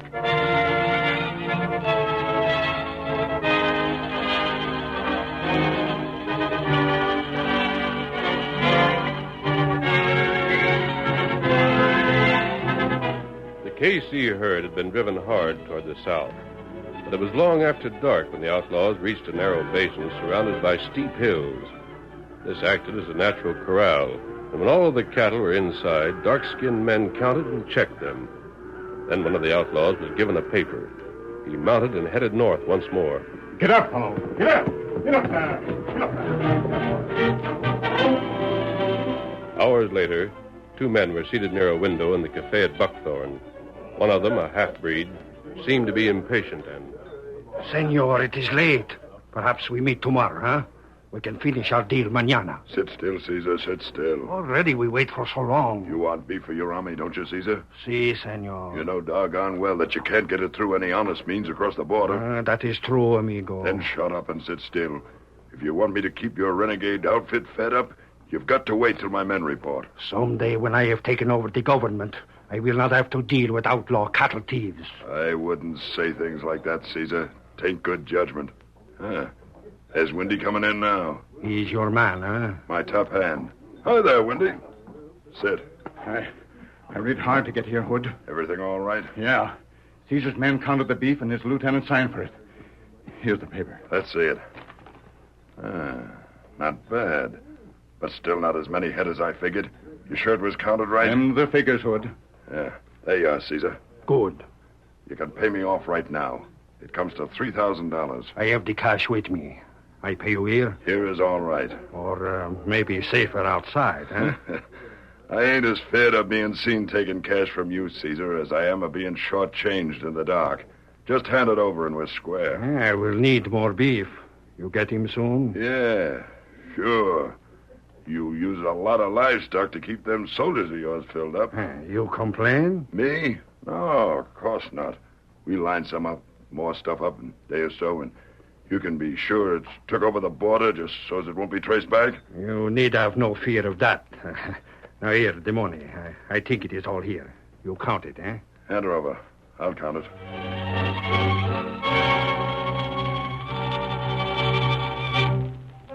Take a good look at them through the door, Tonto, so you'll know them again. The half-breed's name is Caesar. Tonto see him. The man with him is Hood Milford. The law's never been able to touch him. Breed come this way now. Him finish business. Stand back here in the shadows. He won't pay any attention to us. Buenos dias, senor. Now watch Hood Milford now. Get up there. Get up there. Come on. Milford's handing money to the bartender. That's one of the tricks that's going to make it almost impossible to put that crook out of business. Why that? The bartender will see that the money's split up to the lawman who might make a case against Milford. He pays plenty for his protection, Tonto, and he gets protection. How we fix? That's why I needed the help of the KC Ranch. Caesar is friendly with Milford as long as Hood supplies cattle at low prices. Sooner or later, though, there'll be a break between those two. We'll try and make that break come soon. All right, stranger. Turn slow and keep your hands still. What? Take his gun, Sam. I got him. Oh, watch the redskin. You're the men I saw at the KC Ranch house. Just so. We rode along your trail, mister, and we aim to learn what sort of skin game you're aiming to play on Miss Betty. Now, head away from here where we can talk. And mind that we'll let you have lead in the bag if you make a sudden move.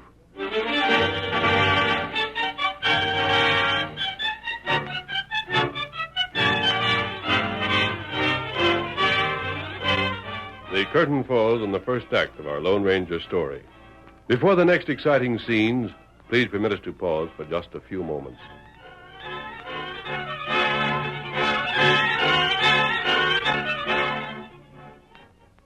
Here's on the trail. But I Come want on, I'll help you. Call all the men, saddle up. The sooner we're on the move, the better. All right, boy. Come on. We got to move that cattle. Fetch the horses out. Cinch up there. Toss that leather. If we get caught with this here beefsteak, we're sure enough done for. Now, come on. Hurry up there. You, Joe. Get over there. Come on. Hurry up.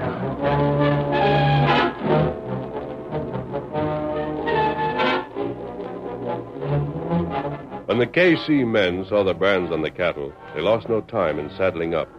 The herd was driven west along the trail to Mesa Point. But less than an hour later, the Lone Ranger joined the drive and issued a new order. Notch, this is where we cut south. South? 5-4, we're cutting south. Because that's the way I want the cattle taken. But that ain't the way... Save your questions until later. We'll stop for water and give the stock a chance to rest in a little while. Meantime, save your breath.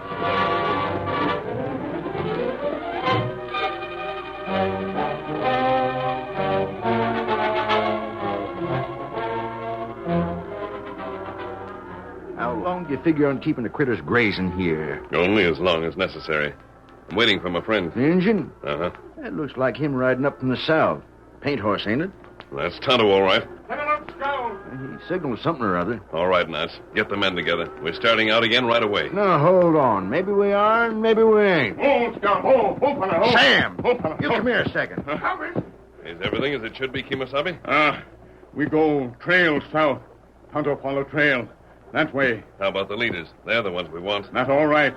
We go south now. Hold on, mister. Get ready, Notch. We ain't moving till we know to where. You're taking these steers south where I show you. I'm downright sorry, stranger, but so far all we know about you is that you're mad. That you won Miss Betty over with your fine style of talk, and that we're running red-hot steers that it ain't safe to meddle with. Just so. We turn back right here, lest we find out more about your scheme. All right, then listen.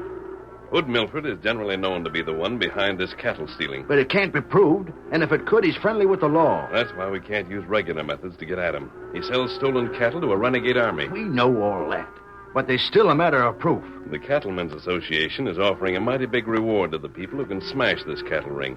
That's why I'm letting you KC riders in on it. I don't want the reward. You don't want no reward, huh? By ginger, that don't make sense. What do you figure on getting out of what you're doing? There ain't nothing like it I ever heard tell of, except that hombre we heard stories about, Notch. Huh? That Lone Ranger.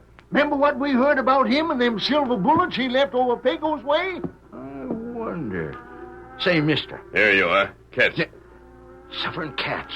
Look, Sam. Is she silver? Silver is right. Now, come on. That settles it. Come on, Sam. Lead the way, mister. We're with you. Get going, Lone Ranger. Come on, Silver! Follow him, boys. Pack that cattle in. Close in the wings. Herd them along. Get going now. Come on, you. Hurry up. Notch asked no more questions. He obeyed every command and saw to it that his men did the same. When night had fallen, the Lone Ranger and Tonto rode ahead. Come on, Silver! Those renegades have taken their cattle over the border. All our plans will fall flat, Tonto. Them not take 'em over border. Soldier camp too close. The soldiers will stay there till signaled? That's right. The opening to that basin is just ahead. Moon show Tonto cattle there. I wonder about Caesar. Soon we know.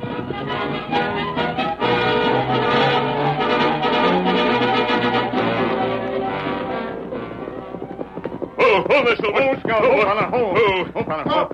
Who is there? Where's Caesar? What you want? What do you think? We're bringing cattle to him. One moment. Senor! I come. Who is here? Cattle's coming in here. Have your men get ready for it. I don't know what you talk about. Who are you? Well, it's going to be sore if I'm not in town as soon as possible, so don't delay me. Are you ready to take the cattle? I do not know. I make no arrangement yet. I was not advised. The cattle's coming in anyway. You can take it or leave it. I'll take the cash to Hood and save you the trouble of going there. Yeah, better than me go. I take money myself. If I take it. I do not know you.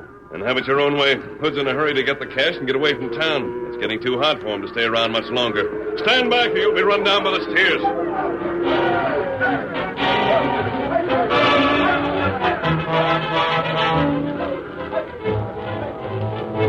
The KC cowhands herded the hard-running cattle into the renegade camp. But the Lone Ranger did not wait for the job to be finished. Instead, he raced across country toward the army camp, close to the border. And when he was less than half a mile away, he drew both guns and emptied them into the air.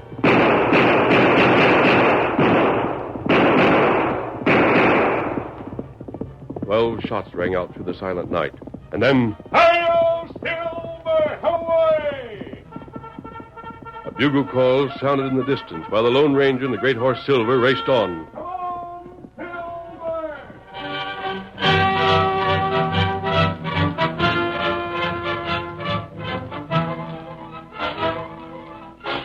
In the Buckthorn Cafe, Bud Milford was talking with the deputy sheriff, and... As long as you get paid, you got nothing to complain about, and you'll get paid whenever I do. That reward that's posted, though. If anyone finds that out, why Finding out about my business don't mean nothing. I'll see to it that any proof that's got is mighty flimsy, and you see to it that I'm tipped off when such proof comes in. You keep me out of trouble, deputy, and I'll keep you well paid. What's all this coming in? Well, that's the KC bunch. What are they doing here? Hi, gents. Set 'em up. We're beginning to celebrate. Hi there, Nut. Hi, your own self. Come close, boys. We've got news to tell you. We licked the cattle thief. What's that? Hello there, Hood. Maybe you'll be interested in hearing what's just happened. We found out where the KC cattle was took after it was stolen. Yes? I'm glad to see you here, Deputy. You can report to the sheriff that we smashed the mystery of the cattle Miss Betty lost. Yeah? Well, go on. Speak up. How'd you do it? Followed the trail. That's what we done. Didn't we, Sam? Just so. We had a redskin that was right smart about it, and he guided us. Did you find the KC cattle? Well, can't prove it's hound, worse luck. The critters that had it was breeds from over the border. It burned out all the brands, so we couldn't identify it. But we knowed it all right. So you think that jails the thieves? Sam's all wrong. We can't jail him on suspicion. Anyhow, this critter that was the leader claims he bought and paid for the cattle. And I reckon he told the truth. Them breeds wouldn't dare to show themselves around too much. It was a gang of crooks that sold it to him. Yeah, and it was the leader of them crooks that we gotta get to get that reward money. Have you any notion who this leader is? We got notions, Hood. Any proof? No, we ain't no proof. You always wore a loco sidewinder notch, going off half-cocked again. I don't know as to that. We figure on getting this here leader plenty quick. Now, what I want to know is this.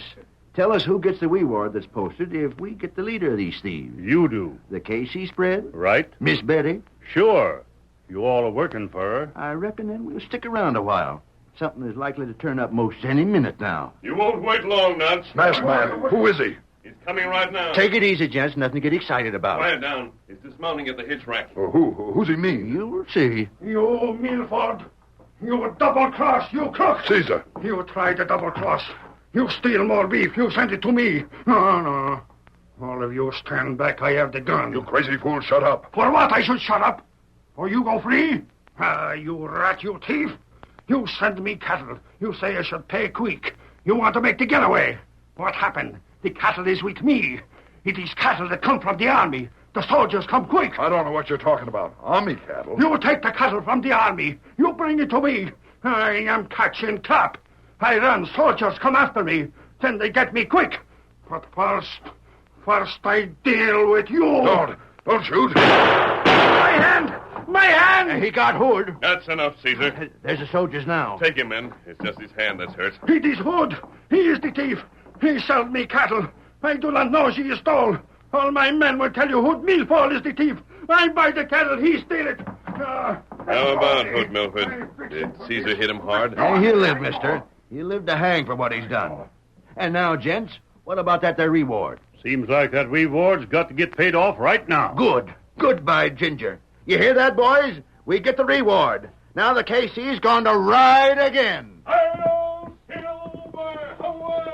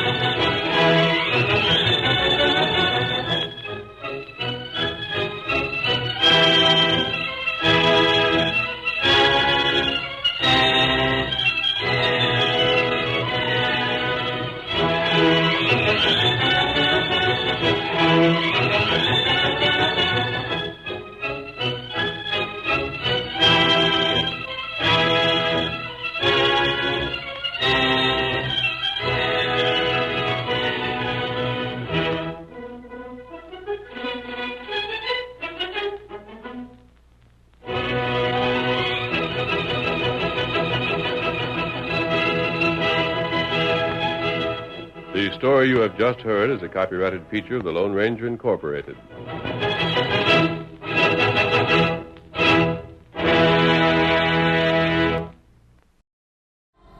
U.P.S. by any chance? Give Aunt Vanessa a nice kiss. Is she going to take you away forever? No, she's just going to borrow me. I loved you.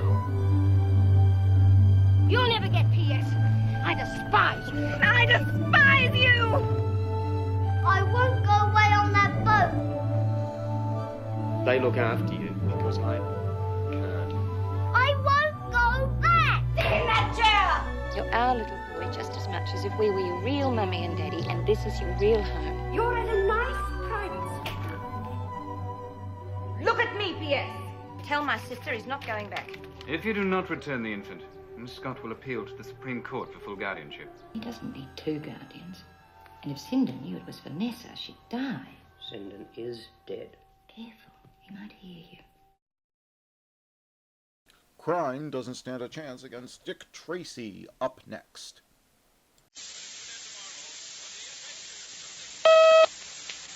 And now, Dick Tracy!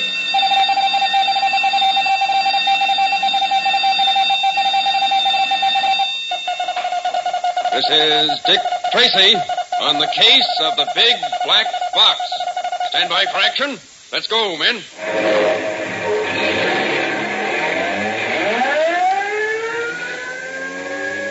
Yes, it's Dick Tracy, protector of law and order. Today is the anniversary of an event that took place in the life of Andrew Jackson, whose father died before Andrew was born. When Jackson was still a small boy, his mother died, and to top off his misfortunes, his 2 brothers were killed in war. And yet, this man who started life alone in the world became later the 7th president of the United States. The event that meant so much to Jackson's career was a battle fought after the end of a war, the War of 1812. In those days, there was no fast means of communication, no telephone, telegraph, or radio, of course, so people in America didn't know that peace had been signed in Europe until long afterward. But about the time of the signing of the treaty, 7,000 British soldiers landed near New Orleans, and General Jackson, known as Old Hickory, attacked them but was driven back. He had his men set up fortifications. On January 8, 1814, 134 years ago today, the British assaulted the American position. But within a half hour, they lost 2,000 men and were thrown back. This amazing victory made Andrew Jackson a national hero, and it laid the foundation for political strength, which later made Jackson president. And now, Dick Tracy. Yesterday, Dick Tracy and Pat Patton, under the assumed names of Dick Tracer and Pat Paragon, began in earnest their investigation of Oompa Papa's activities. With an armed guard outside their door, they chose the window as a means of exit. Using bed sheets for ropes, they entered a room some 30 feet below, which turned out to be Oompa Papa's study. And as yesterday's episode ended, they could hear ominous footsteps slowly approaching the tapestry-laden room. You sat behind the desk, Pat? Yeah. If he comes in, make a disturbance to attract his attention, but don't be seen. I'll nail him from behind the door. Roger. What art thou that usurpest this time of night, together with that fair and warlike form? Hey, you get off now. The majesty of Hey, shut up, Pat. Oh, hey, wasn't that magnificent, Dick? And all in one breath, too. I didn't know you were a Shakespearean scholar, Pat. Oh, I'm real deep, kid, real deep. Say, you certainly cooled this character, whoever he is. Did you hurt your hand? Nope. We've got to move fast now, Pat. This fellow ought to be out for a couple of minutes. We've got to go through this desk. Well, you take the desk, Dick, while I give Cutie Pie here a quick frisk. Okay. Aha, an automatic. Shall we keep saying? By all means. Yeah, that's how I feel about it. Find anything in that desk, Dick? No. Oompa Papa seems to be a cagey boy. He doesn't leave things lying around. Well, they've done well enough to get the newspaper telling us about their attempt to murder John Harris. Now all we have to do is to find out who in this macabre household is responsible. Oh, I'll have the data for you in no time. Hey, he's coming around. No, Pat. Shall I sap him again, do you think? No, it might cause a serious injury. We don't want to be responsible for that. Yeah, but he's a thug. And he'll be arrested with the rest of this gang when we get the evidence we need. I'd better tie him up, huh? No good, Pat. I don't want him to see us. For us to get anywhere at all, we've got to hope that Oompa Papa doesn't learn that we got out of our rooms. Yeah, I see what you mean. I'll just take this newspaper along. Right. I want to read the Harris story right through. Let's go, Pat. Lights out. And we'll close the door. Shall I recite some more Shakespeare? Get moving, you lug. Well, where to now? Back to the room that we broke into. Or should I say that you broke into. Then we shinny up the sheet and we're there. Oh, you make it sound so simple. Why don't we forget about that sheet and the 1,000-foot drop under it and go in the front way? We could slug the guard at our door and walk in like we own the joint. Yeah, with half a dozen Tommy gun slugs in us. And Oompa Papa finding out just what we've been up to. Now we turn down this corridor. Ah, you're a great man. How you can remember anything about this crazy house beats me. Oompa Papa, impatient when Mike didn't return with his newspaper, is now on his way with the bodyguard Rusty Blade to the study that Dick and Pat have just vacated. Apparently, I am about to witness the complete disintegration of my entire empire. I suppose I have no one but myself to blame. If I insist upon surrounding myself with submorons, I should expect them to bungle even the simplest tasks. Oh, hey, Oompa Papa. I try to do my best for you. That only makes the results more pitiful. I send you out with explicit instructions to kill a man. Not only do you do everything backwards, but the man is still alive. Yeah, but not very much alive with 3 slugs in his back. I do not recognize degrees of inefficiency. Either a job is done or it isn't. Yeah, but... And just a little while ago, I sent Mike to bring me that newspaper in which your blunder was so thoroughly written up. And he doesn't return. One would think that a little thing like carrying a newspaper wouldn't overtax his brain. Well, maybe he stopped to read it. Let us confine our speculating to the realms of possibility. Yeah, leave us do that. Here we are, my study. You will go in first. Oh, yeah, sure. Hey, Oompa Papa. The lights is out. Well, switch them on, you blockhead. Oh, yeah, that's a good idea. Hey, did you hear that? Of course I heard it. Will you turn on the lights? Yeah. Hey, it's Mike. He's laying on the floor. Hey, come on, get up, Mike. You don't look dignified. Slap his face and wrists. Bring him around. Yeah. Mike, I want you to know that I'm doing this in just the spirit of friendship. More. Oh, no. Okay. You can stop the massage. Yeah. How do you feel? Oh, like somebody dropped a safe on me. For heaven's sake, what happened? I don't know. I come walking in here to get the paper you sent me for. My heart was light and gay.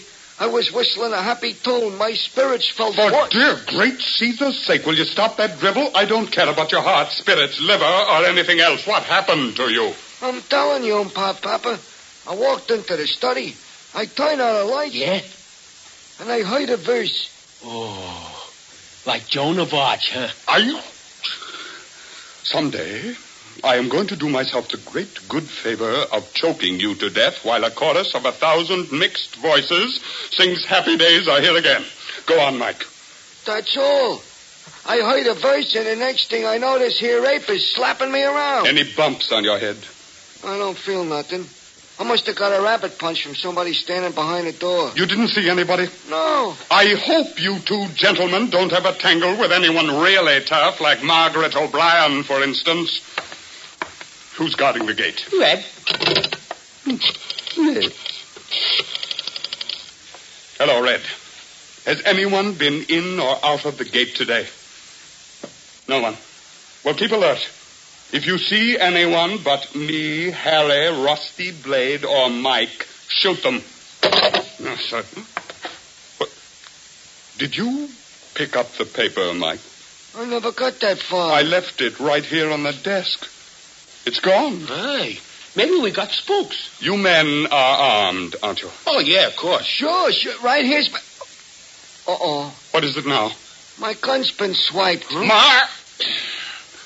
My only comment is that I hope whoever has it does me the extreme kindness of shooting you with it. Oh. Get your gun out and search the house, Rusty. I'm going upstairs to talk to Tracer and Paragon. Oh, they couldn't have done it.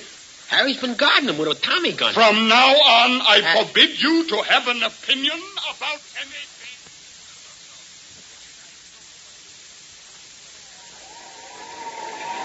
You want to go up the sheet first, or shall I, Dick? I'll go, Pat. When you get to our window, swing the sheet back to me. Anything to keep you happy, son. All right, here goes. Oh, boy, this is slippery. Have to be careful. I guess I can... Okay, Dick? Yeah, I'm okay, but when you come, watch the grip. It's slippery wet. Right. Okay, Pat. I'll swing the sheet over to you. Ready? Right. Here she comes. I got it. That's it. All right, now. I'm coming. All right. Hurry it up, Pat. Oh, you're right. It sure is slippery, all right. Almost there now. Who's that? Oh, great. That was the sacred 9 knocks of Oompa Papa. Get in here quick, Pat. Shut the window. Sit fast, Dick. We can't let him see us soaking wet. No, I'll strip and put my robe on. Would you mind coming back? It is I, Papa the Great. I would talk with you. Just a minute, Papa. Pat, get in there and turn the shower on. Okay. Come in, Papa. Well, thank you very much. But you're dripping wet. Well, that's why I asked you to wait. I was in the shower when you knocked. I had to get my robe. Why so out of breath? Well, I was doing my setting up exercises. Oh, yes, of course. I see you. You were doing what? Oh, there's Pat taking his shower. Well, I trust that he doesn't do setting up exercises, too. Oh, no. He's in too weak a condition for that. Yes, well, tomorrow he will be strong, for I shall place him in my electronic dynaminator. And I will... I gotta see you, Papa. I have told you never to interrupt me. Yeah, but look, this ain't gonna wait. Now, look, just for this once, take my word and come with me. Come. I shall return, Mr. Tracer, when I see what this...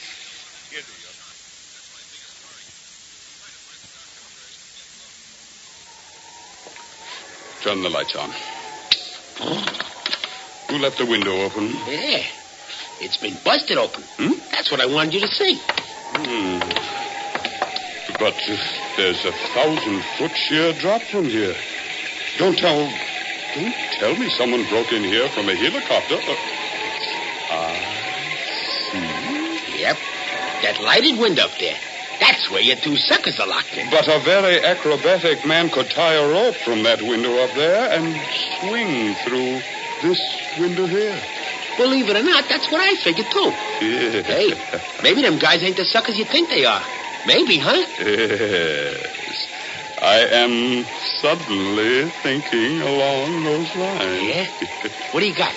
Tomorrow, when I put Pat Paragon in the electronic dynaminator for his health cure, instead of a little harmless electricity, I'll hitch it up to the amplifier and give him a couple of 1,000 volts.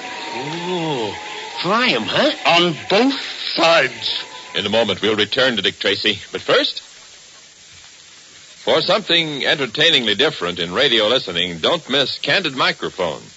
Here's a Thursday night show that brings you the conversations of everyday people in every profession and every walk of life. You see, a man with a secret mic makes the round of the town, listening in to people at work and at play, and he records what they say. Of course, no recording is broadcast without permission of the person whose voice is recorded. For example, Candid Microphone, which uses no scripts or actors, might bring you the conversation of a police officer and a man who's just been given a ticket for overparking. Or it might bring you a glimpse of children at play in the park, or two people meeting accidentally on the street. You'll hear their honest reactions to many situations and to the questions the man with the secret mic puts to them. You'll learn their hopes, their fears, the courage with which people face life and the happiness and sorrow they bear.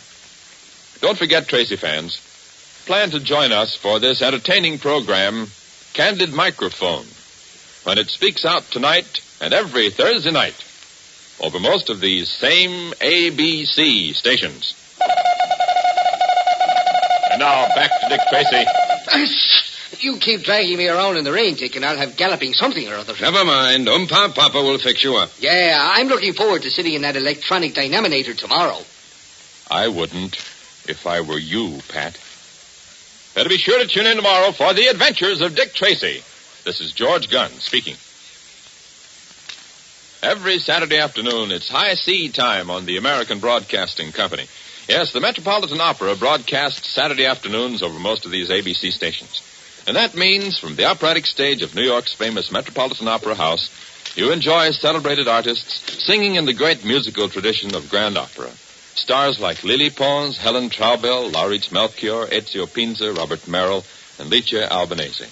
Every week, of course, Milton Cross is on hand to introduce each act of the opera being performed. And so, for an afternoon's musical enjoyment, don't miss the Metropolitan Opera on the air tomorrow afternoon or Saturday afternoon over most of these same ABC stations. This is ABC, the American Broadcasting Company. American Broadcasting Company. American Broadcasting.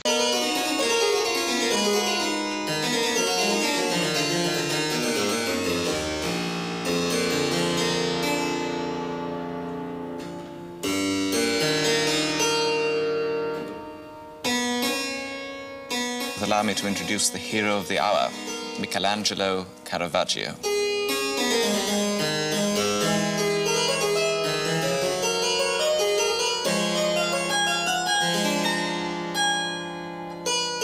Ranuccio! Achille, you're blind. I did it for you.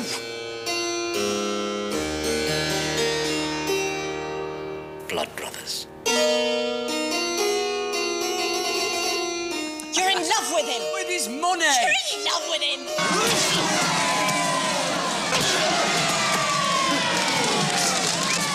Princess. What more do you want? Much more than you can imagine.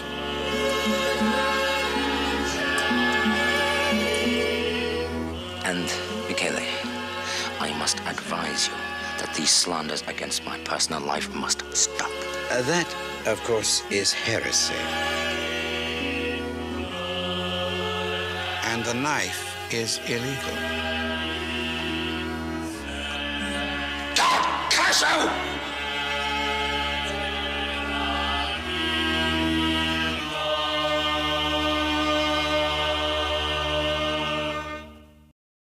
Organized crime doesn't stand a chance against the gangbusters, who are up next.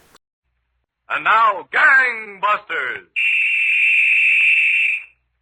Gangbusters, presented in cooperation with police and federal law enforcement departments throughout the United States.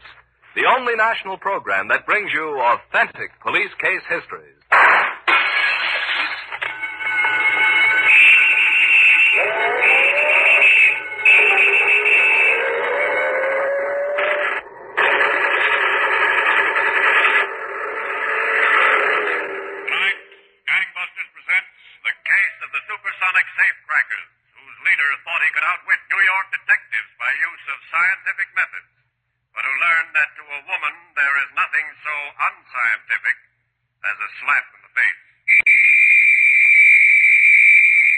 And now to Gangbusters and facts that show the operation of our law enforcement officials in their war against the underworld. Gangbusters has asked the Honorable John J. Sullivan, former Chief of Detectives and Deputy Police Commissioner, City of New York, to narrate by proxy tonight's case. The inside facts in the case of the supersonic safecrackers. Chief Sullivan, I know the criminals in tonight's case certainly presented a problem to detectives of the New York City Police Department.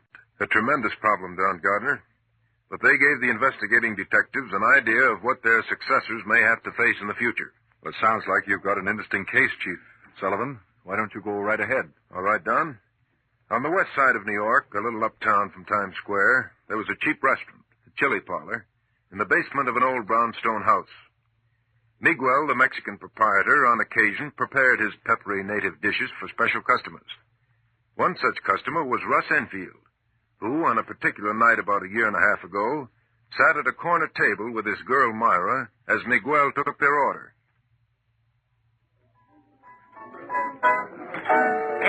Then I fix you some nice enchiladas, which we follow up with some nice cheese tacos, see? Fine. That's stuff, Miguel. Can't you make something simple, like ham and eggs? Ham and eggs? This is poison, ham and eggs. Go on, Miguel. Go on. Whip the stuff up. Whip this stuff up? Well, this cannot be whipped up like ham and eggs. Ross? Now, look, Myra, it's all settled. You got enough clothes. You can't have it. You know what I need. Yeah, I know what you need. Well, let's forget about it. Russ, I swear I'm not going to stand for this pushing around. There's certain things a girl's entitled to. If you don't keep quiet about it, I'll give you what you're entitled to. Now, don't let's start it. Uh-oh. Comes Jonesy and the guy. Ray. Where's this turtleneck sweater? All right. Now, keep quiet. Well, here we are, Russ. Hello, Jonesy. You look sweet tonight. Yeah. I just got a haircut. Okay. You're Preble, huh? That's right. Joe Preble, Russ Enfield. Come on, Jonesy. Let's go over to the bar and have a drink. Is it okay, Russ? Sure. Go ahead. I want to talk to Preble. care of my enchiladas. Yeah, I'll see they don't get cold. Come on, Mary. Those enchiladas couldn't get cold inside. There he is. Have a chair, Preble. Thanks. Cute kid. She's just like the rest of them. No problem? Sounds okay to me, Russ. The way Jonesy explained it. Jonesy's not the best explainer in the world. Have any questions? What kind of questions? Safe cracking is safe cracking. With a few improvements, yeah. For instance, you don't have to carry that gun anymore. Who told you I'm carrying a gun? Nobody told me. I just found out now. You carry it in the shoulder holster under your left arm. Right? Now, whose mind you been reading? I've been reading any minds. Just a dial on this little gimmick. It's a funny-looking watch. What is it, anyway? Just a little gimmick I picked up. They used them in the war. Metal detector. Oh, cute. Cute as they come. But how does it open a safe? Might come in handy, just like everything we use. The walkie-talkies, the supersonic stuff, everything. You gotta show me that it beats the old way. You've been on ice too long, Preble. You got a sing-sing complex. Now remember what I tell you about the gadgets we work with. The scientific stuff can only go so far. Can't even go that far without a little head work. Okay, just lay it out. Now, hold it. Senor Ross, you would like the tortillas plain or toasted? Toasted, I think. Anything, Miguel. Just get it out here. See, toasted. Toasted will be more better tonight because it's yesterday's tortilla. He should drown in a barrel of tequila.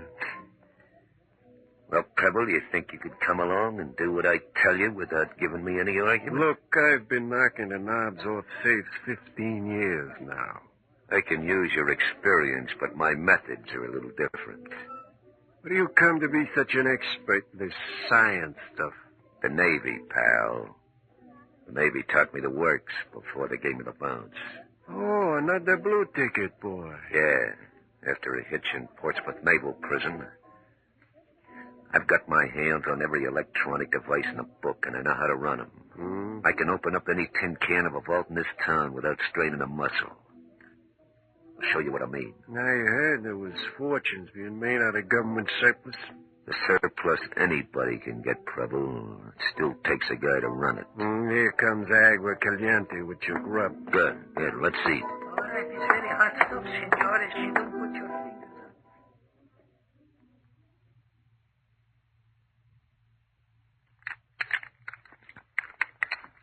Now, you think you could crack this safe the old-fashioned way, Preble? I might. Come on, Russ. How long does it take to get that junk rigged up? Yeah. Plug this in the wall socket. There. The old-fashioned way ain't good enough. Now you gotta crack a safe with gadgets. Think of the combination, Preble. Yeah. Now you're talking.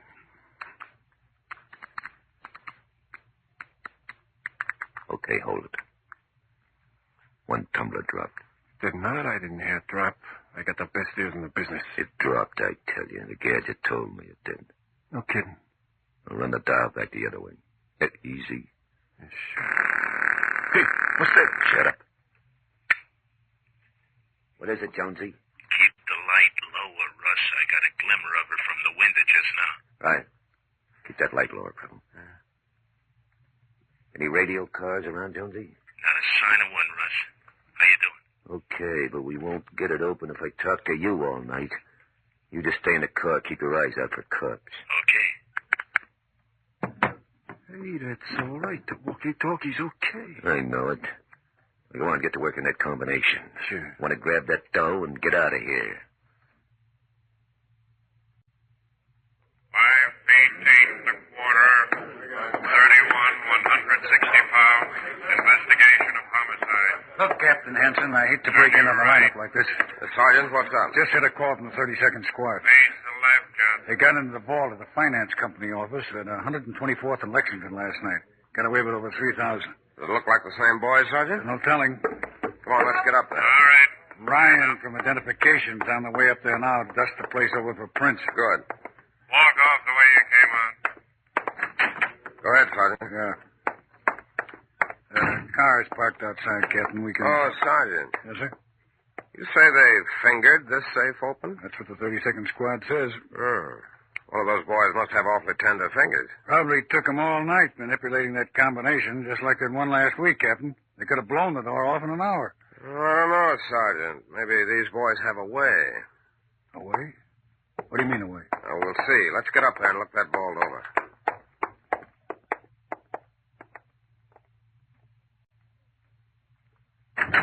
Hey, Russ, Hello, Jonesy.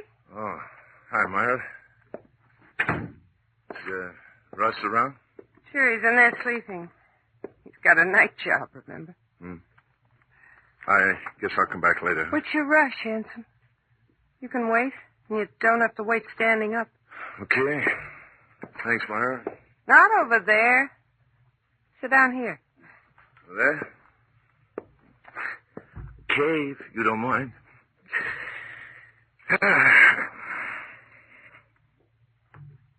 Jonesy. Yeah, Myra? Remember at the bar last night I was telling you about that dress? Yeah, sounds nice. You couldn't let me have another 200, could you? Well... I know I owe you so much already, but you'll get it back, every cent. Well, it's not the dough, Myra. You've got the 200, haven't you? Sure, I got it, but... But what? Look, I told you before, Russ wouldn't like me giving you money. You know he wouldn't. You don't have to be afraid of Russ. I wouldn't tell him anything about you and me. I'd like to get that dress today, Jonesy. Okay. You can have your 200. Jonesy. I knew you wouldn't let me down. I just knew it. Myra, you belong to Russ now. Russ is a good-looking guy. He can talk and... And what? Skip it. You got the papers around in your place? Maybe they got something in about the job. Oh, no, don't you think... Oh. Hello, Jonesy. Oh, hi, Russ. Oh, what's on your mind, Jonesy?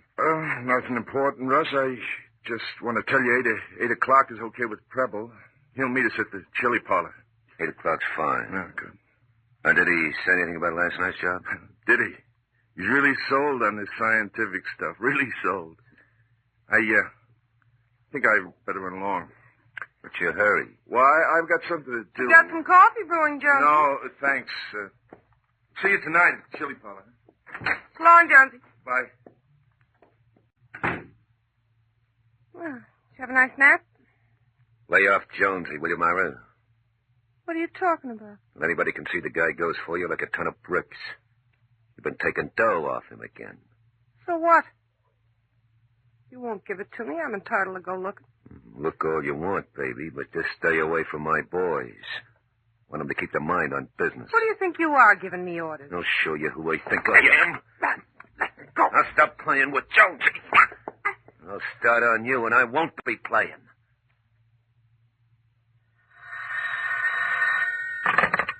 Captain Hanson talking. Oh, Captain. Sergeant Keel. Look, I'm with the chief engineer of the Euclid Safe Manufacturing. Well, what does he have to say? Nobody, he says, nobody could open that new safe of theirs without blowing the door off. Did you tell him he was wrong? Did I? And I showed him the pictures, too. He still says that new model safe combination has silent tumblers and nobody could hear them drop. He says it looks like an inside job, and I'm about ready to believe him. Is there any way at all to open that safe without the combination? Yeah, just a minute, I'll ask him. Is there any way to open that safe without the combination? The captain wants to know. It could only be done with a... What? Oh, yeah. He says they tested it, Captain, and the only way it could be done was you could hear the tumblers drop if you had a supersonic listening device. Yeah, that's interesting. Yeah, that's interesting, Captain, but what kind of a burglar carries a supersonic, whatever you call it? I don't know, Sergeant, but come on back to the office. We'll see if we can find out. So, Don, as the gang of criminals led by Russ Enfield prepared to extend their scientific safe-cracking venture still farther, New York City detectives had obtained their first inkling to their method of operation. It was the beginning of a long trail that didn't end until the threat of death lurked on both sides of a skyscraper's skylight. Now, back to gangbusters. You were telling us, Chief Sullivan, that the criminal Russ Enfield that led his gang in a number of successful safe crackings by using such modern instruments as supersonic listening devices and walkie-talkie apparatus to warn of approaching trouble. That's right, Don. And New York City detectives had an idea of what was going on and were proceeding with their investigation. One night shortly before starting on a safe burglary they had planned, Russ Enfield had just finished dinner with his Confederates and the girl Myra at the chili parlor the gang patronized. Listen, Russ, boss or no boss, this is the last time I go for this Mexican food. Can kill you. Yeah, it's like olives. You gotta learn to like this stuff. And you will if you got a stomach left. Oh, what's the matter with Mexican food? I like it. Okay, Jonesy, it's getting late. Drive Myra home, will you? Yeah, Russ, sure. Yeah, I thought you were taking me on this one. A dame's place is home. Who asked you? On home, will you? Come on, Myra. Now, hurry back here, Jonesy. Preble and I will have the whole thing gone over. Well, have a good time, boys. Let's go, Jonesy. You sure? Toodaloo. I'll see you later, Jonesy. Yeah. I got the car parked right outside, Myra. That's sweet of you, Jonesy. Look, Myra, I want to talk to you. Now, wait. Wait till we get outside. Okay. I'll get the door. Hey, buenas noches. Night, Miguel.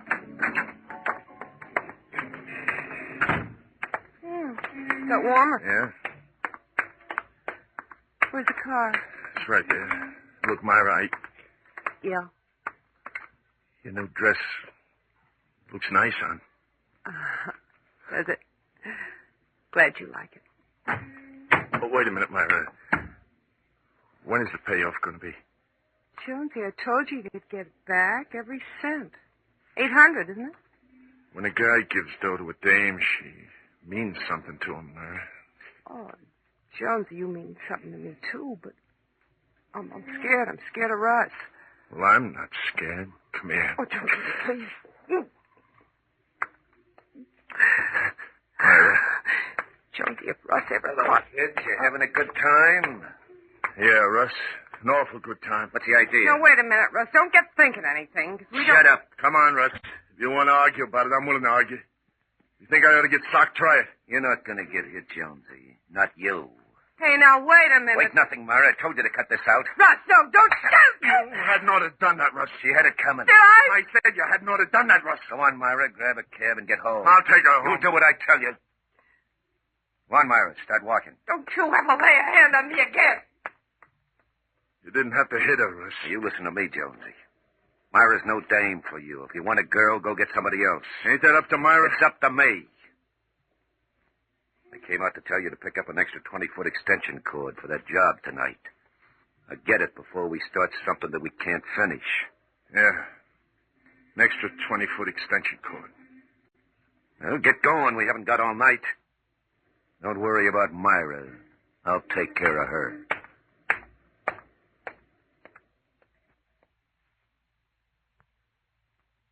Let me get this straight, Commander. You say these are all the types of supersonic listening devices that are Navy equipment? That's right, Captain Hanson. There are 2 or 3 other types, later developments, but they're still secret. They all look pretty bulky. Except this one portable job. The Army had some types of their own, you know. Yes, I know. I checked with the Army. That one's sensitive enough to enable a man using it to hear the tumblers in a safe combination drop. I've heard of instances where it was used during the war by the OSS and intelligence on certain missions in occupied territory, and quite successfully, too. I don't suppose these devices have too many industrial uses. No, Captain, not too many. Wouldn't be too difficult to trace all sales of them through the War Assets Administration. Well, when I leave here, Commander, that's exactly where I'm going. Come on, Myra. Come on. Open up this door. Open up or I'll push it in. You all right? I'm gonna be bothered. Right.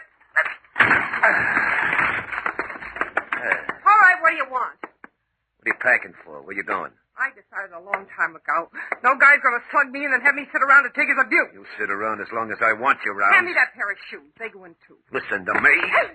You hang that stuff back in the closet or I'll give you going over you'll never forget. Jonesy, you have something to say about that? I told you to stay away from Jonesy. Russ, you stop. You'll do what I tell you. You'll stay away from Jonesy. Get that through that head of yours. Now go on, hang that stuff up.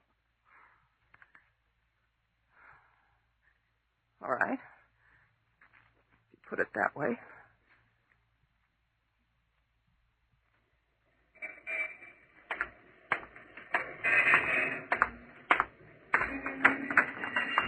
Yes, sir. Step right in. Yes, sir. What can I do for you?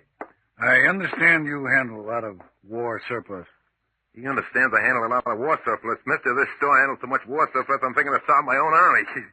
What would you like? We got pup tents, jeep tents, barrack tents, sailor suits, soldier suits, diver suits. Okay. Have you got any portable supersonic listening devices? We got any portable supersonic listening devices? Sure, we got them. Right this way. Thanks. Telling you we got a portable supersonic listening device the likes of which you never seen. And they've been going like hotcakes, too. Everybody wants one, everyone. Yeah? Sure. We run them in, run them out by the carload. Hey, take a look at this little number. My name is Sergeant Keel, Safe and Loft Squad. Oh. Well, you don't say. You're a sergeant, huh? That's right. How many of these things did you buy from the War Assets Administration? Let me see. 10, I think. They came with a job lot of other merchandise. 10, yeah, 10. And they've been going like hotcakes? Well, not exactly. I sold one. One. Do you remember who bought it? Do I remember who bought it? I never forget a customer. Maybe sometimes I can't remember the face, but I never forget a customer. We got a record someplace. I'm going back and see what I can find out. Now, if you want to look around some of our fine merchandise for your own use, go ahead. Don't touch nothing over there. No, thanks. I think I'll just go in back and help you look.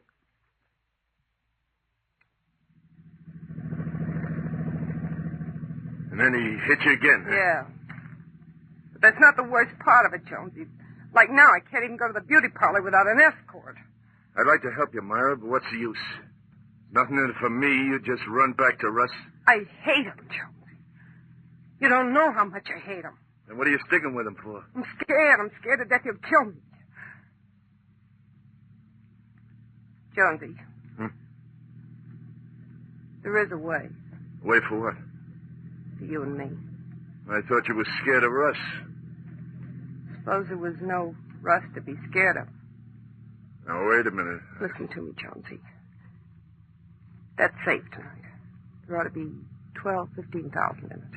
So? You and I could do a lot with 15,000, Jonesy. An awful lot. Yeah, maybe we could. Russ told me he's taking both you and Preble up into the place with him. I'm going to stay in the car. What about Preble? He don't mean nothing to you, does he? Not much, no. Okay, then. Okay, what? When the safe gets open and you've got the money, that's the time. Both of them? I don't know. Well, you don't have to, you know. If you can do without me. Well, now, look, Myra. But if you don't kill him, Jonesy, we'll never get a chance, you and me. Never. Think of it. 15,000. Yeah, Myra. Yeah, I want that chance.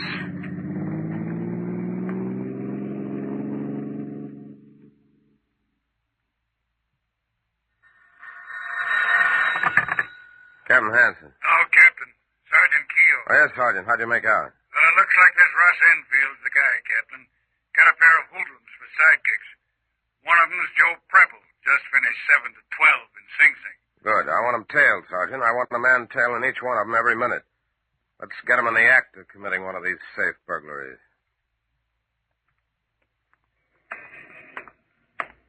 How about it, Sergeant? Been able to raise the captain? They're ringing in now. Captain Hanson. Sergeant Keel, Captain. Talking from a call box on the corner of 93rd and 2nd.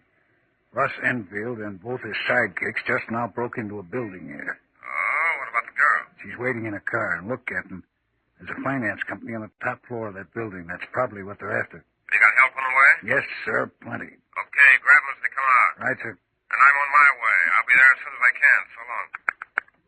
Captain's on his way, Riley. Good. Now, look, that office is on the top floor. As I remember, most of these buildings around here have got skylight. Want to go up and have a look? Yeah, the watchman at that loft next door let us up and we can cut over his roof. Okay. We'll tell Gordon to get the men posted as soon as they get here. Let's go.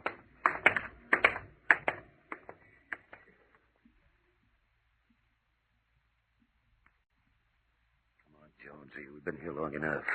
Come on, let's get packed up and going. Treble. I'm set. You know, Russ, I wouldn't be surprised if that adds up to 15 grand. Yeah, we'll see what it adds up to when we count it. Now, come on. Get that stuff together. Russ. What? Myra told me you hit her again. What business is that of yours? It's my business, all right. Is it? I told you hadn't ought to go around hitting people, especially Myra. Oh, forget it. Get that stuff together. Sorry, Russ, but Myra said you... Hey. Don't move, Russ. What's the idea? You too, Preble. Up. Put that gun up, you dope, before I... All right, hands up, both of you. Okay, don't shoot. Drop that gun. Okay, don't shoot. Yeah. Not me, you don't get. Stop, you halt. Not me, you don't get. Not me, you rotten nose. Now, look, Copper, look. Just take it easy. We got him, Sergeant. All right. There wasn't any sense running, Russ. All right. You'd gotten yourself killed. Scientific mind like yours should have reasoned we'd have every exit covered. Okay, turn around and walk back to the safe. We want to look that job over.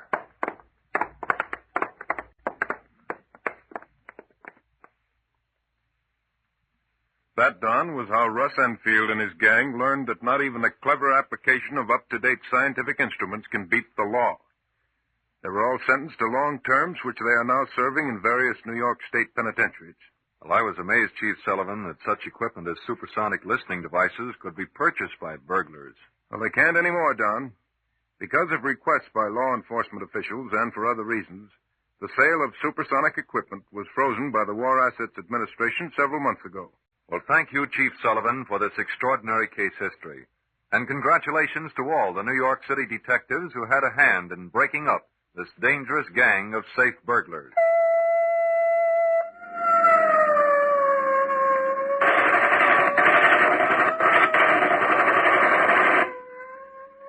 Leading roles were played by Chuck Webster, Elspeth Eric, and Bill Zuckert. Don Gardner speaking. Gangbusters is a Phillips H. Lord production.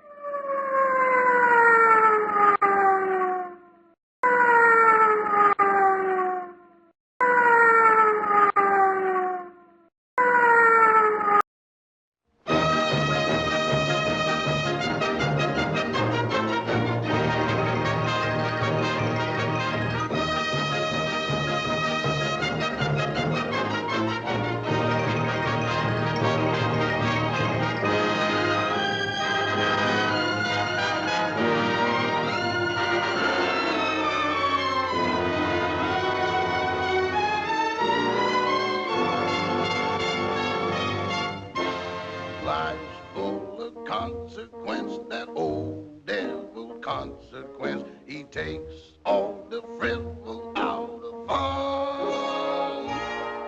It seemed like happiness is just a thing called Joe. He got a smile that make the lilac wanna grow. There's honey in the honeycomb, there's sugar in the cane, there's oysters in a real oyster stew, and bubbles in sweet champagne.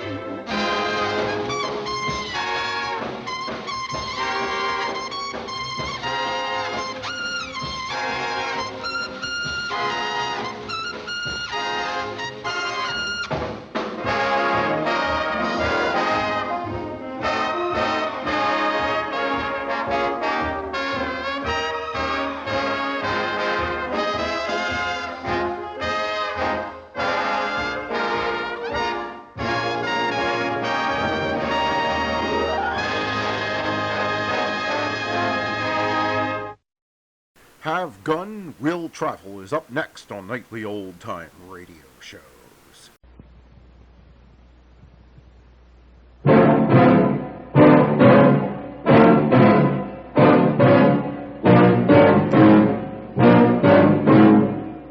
If you pull that trigger, this torch will start a fire you'll never be able to stop. An oil fire. It'll wipe out everything you've worked for.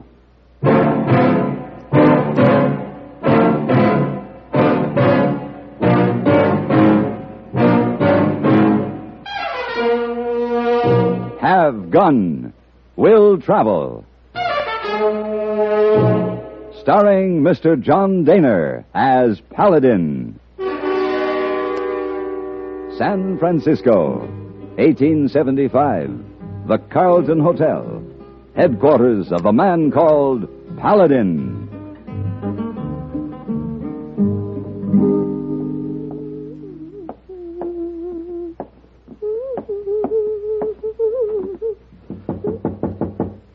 Come in. Oh, Mr. Paladin. Well, Miss Wong. Hi. And how are you this evening? Oh, very good. Thank you, Mr. Paladin. Excuse, please, but the man in Ravi asked me bring you this. Oh, what is it? Oh, yeah, not say. Huh. Bottle of wine. Yes, sir. Has good color. Message come with it. Oh, where is it? Oh, he told me message. He come to Ravi, wait for you, then say he has no time to wait longer. He give me bottle and message. I see. What's his name? Renato Donatello. Donatello? Yes, sir. He want you come to his ranch soon as possible. Donatello Wine Ranch. Oh, yes, I've heard of it. Oh. All right, Miss Wong, I will.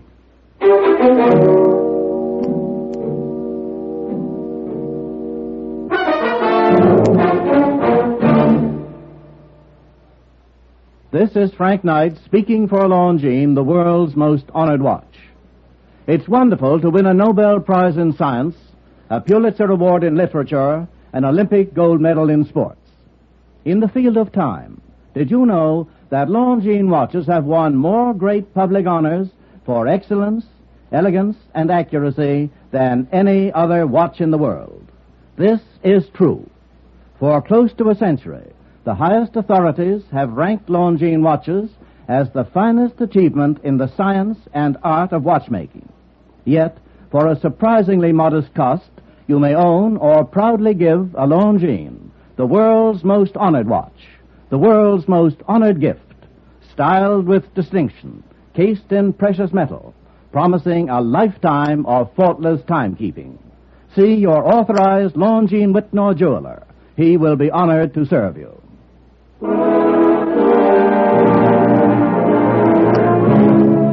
The Donatello house was placed squarely in the center of a huge vineyard. The grounds were neat and clean, the buildings a sparkle, the rows of vines well kept. Obviously, years of loving care had gone into everything.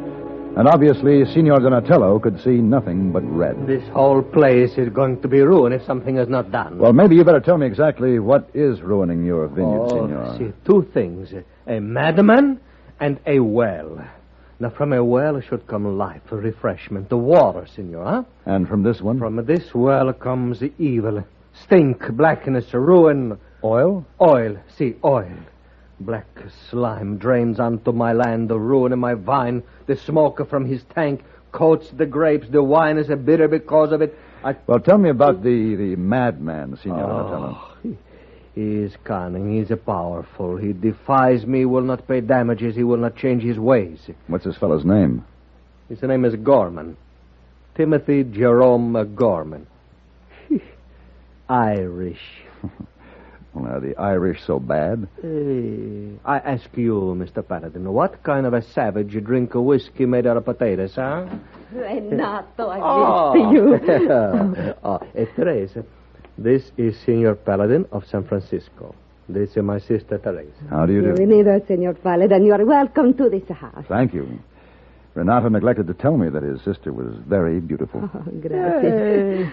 Teresa, also the finest cook, senor. Today I make scallopini. It is awaiting you. And you must eat, Senor Paladin. Oh, first, but I get you some wine to taste. Huh? Only a moment. I am glad you're here, senor. Renato is so upset in this terrible fight with Senor Gorman. What's your opinion of Gorman? He's a bad enemy, but he would be a good friend. Do not tell Renato, but today I sent some scallopini to Senor Gorman. It is my finest dish. That's a fine peace offering. Here we are, senor. Now, this was my prize wine. Now, you taste, huh? Thank you. Huh? What do you think? Well, it's a little sour. A little sour? It has a... It's like the inside of a smoke chimney. That's that oil well. What? What is it? Let's have a look. Oh! Senor Gorman does it. That's the pan of scalapini I sent to him. Hey, what an insult. I'll go up there and I crush that savage. No, you won't, senor. Let me go up there first and see if I can do anything.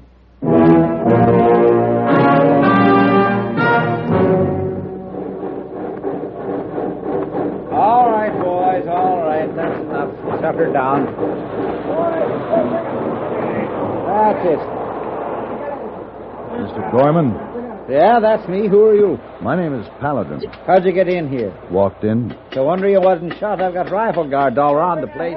I saw them. What's the reason? A crazy Italian who's trying to ruin me. You look like a good man in a fight. How'd you like to work for me? I'd like to, except for one thing. I already work for that crazy Italian. Now, look here, you But before we talk, Mr. Gorman, we should understand two things. First of all, he's not crazy. Second, he's an American. He's crazy as a bog walker. Well, this is a nice-looking operation you have here. What would you know about oil?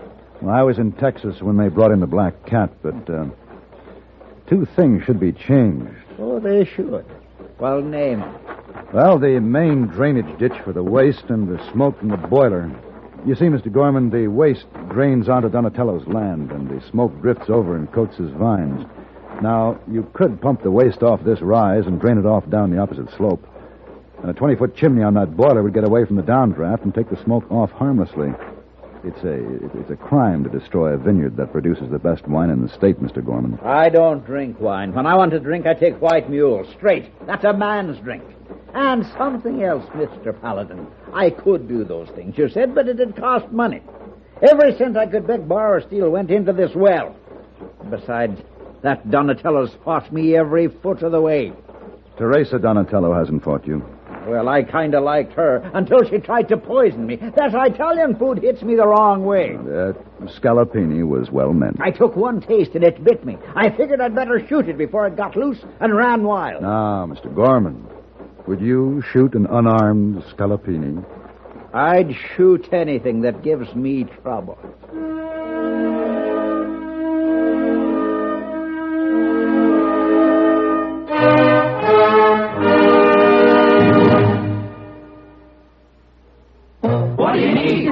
Lots of dollars during sicknesses. You need lots of dollars for an accident. You need the kind of protection that only Mutual of Omaha sells. What do you need? You need Mutual of Omaha income protection with the unusual lifetime benefits feature. Insurance that pays cash direct when total disability keeps you from working. You need it because Mutual of Omaha can pay you for as long as the covered disability lasts, even for life. Here's what you need. You need income protection insurance with a lifetime benefits feature, pioneered by Mutual Benefit Health and Accident Association of Omaha. For information, call your local Mutual of Omaha agent in the Yellow Pages, or write Mutual of Omaha, Omaha, Nebraska. For information on how to receive cash during disability, write to the largest organization of its kind in the world, Mutual of Omaha. Send your name and address to Mutual of Omaha, Omaha, Nebraska. It could be the most important thing you'll do this year.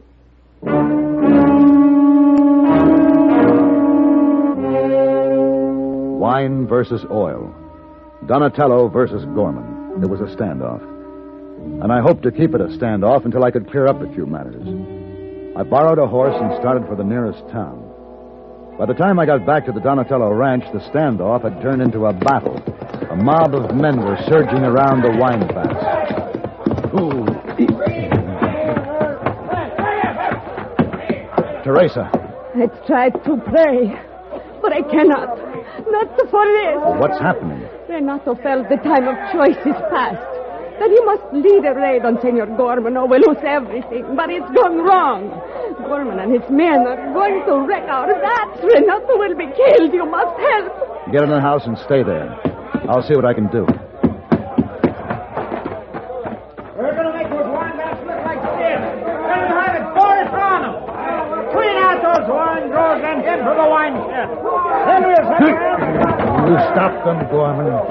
Tell them to go back or I'll blow your spine in two. Hold it, wait. It's a trap. Come back. That's fine. Now more of the same.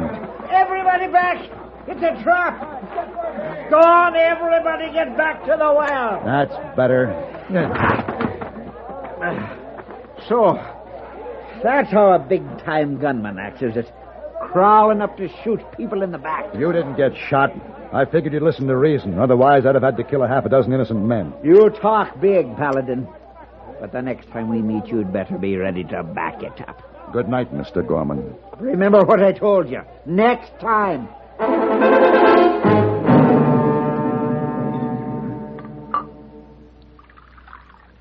I think you understand that your attack was a foolish move. Yeah, see. No, thank you. Gorman can ruin my vineyards as he pleases. Tomorrow, Teresa and I will pack and move. This vineyard and winery means a lot to you, doesn't it? Yeah. It was my whole life. I have no wife, no little ones, Paladin. I have the vines that I put in the ground with my own hands. Those vats, they're not vats of wine. They are years of my life. But believe me, I understand. And I want you to understand that Gorman feels the same about his well and refinery, Senor. Oh, you can't compare my beautiful wine with that black slime. The principle involved is the same. No. Look.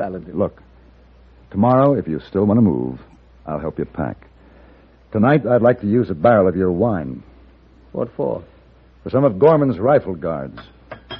You crazy? Do you ever read Omar Khayyam, Senor? Huh? The grape with logic absolute shall all the warring tribes confute. Ah. Now then, I want that barrel of wine and a wagon.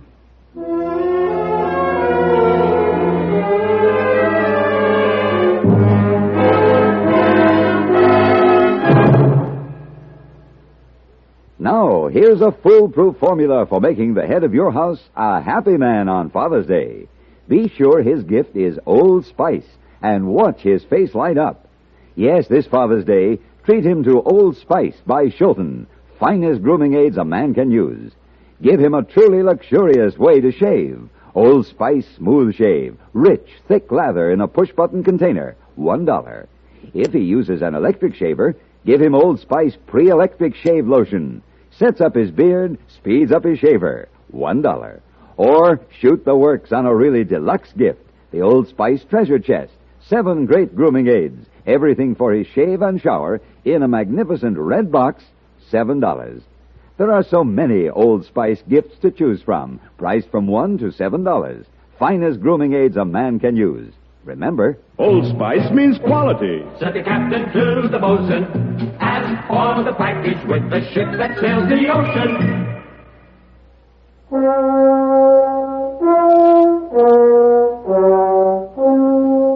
It took a great deal of trouble to have a barrel of Donatello's wine fall off a wagon in just the right position for 3 of Gorman's guards to see it. It took 2 full hours of patient waiting for them to drink enough of it. And then it took some persuasion in Signor Donatello's direction.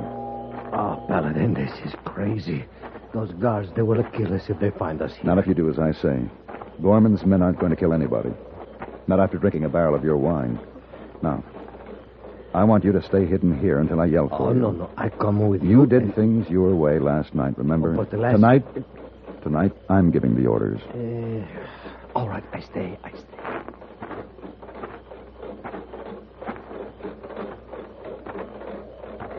All right, you lily-livered weaklings. Break your backs. Get that A-beam up on end and lift, will you? I say lift. Gorman. Paladin, why are you alive? Well, what are you standing there for? At him, boys.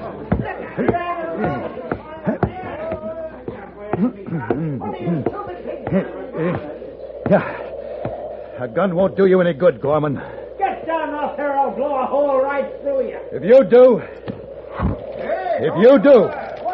there'll be quite a fire. I need it, Paladin. I'll give you 5 seconds. Put out that torch. This torch will set your whole tank afire if you shoot me. Now, time's up. My life isn't worth that much to you, Gorman. Put down the gun. All right. Well, that's better. Now I'll come down. We'll talk.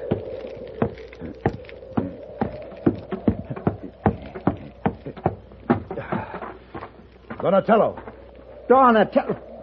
What's he doing skulking around here? Now you can burn it up, huh? Go ahead. You started a fire. I like them apples, Mr. Gore. Sure, I don't want to start any fires unless I have to. Now, here.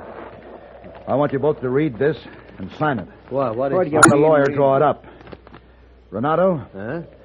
You give Gorman $3,000 to build a drainage setup in a chimney. In exchange, you'll get a share in the well and a voice in how it's run. No, why should I pay $3,000? Go ahead and start a fire. Well, you've never seen an oil fire, have you, Donatello?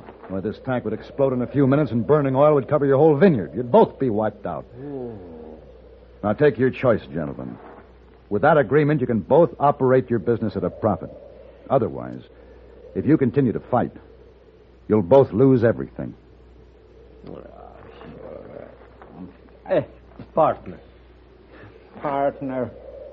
Shake hands. I know. Shake hands. Shake hands. Good.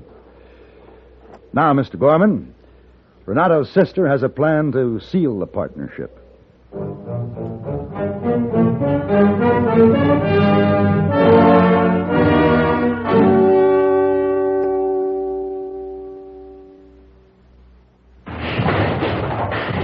Colonel, what news? Bad news, my general. The army of Engine Wear advances. The forces of Engine Noise are poised for a major breakthrough. Where now, Colonel? The hydraulic valve rifter, sir. A heavy buildup of sludge, rust, and corrosion. New K-Site 3C could handle them. Where is supply? General, could even new K-Site 3C stop this engine's noise? Colonel, it's never too late for new K-Site 3C. If I could add just one pint to this oil right now, it would clean this engine, smooth this engine, silence this engine. Sir, the hydraulic valve lifters, they're pounding us to pieces. Man the radio. Call for help. Calling all car owners. This is Crankcase Central, urgent. Add 1 can K-Site 3C to your motor oil immediately. Obtain at garage or service station. $1.50. Results guaranteed or double your money back. Did they receive us?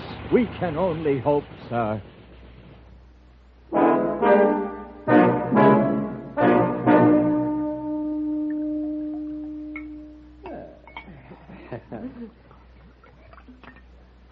To the new partnership. Well, say now, this wine ain't so bad after all.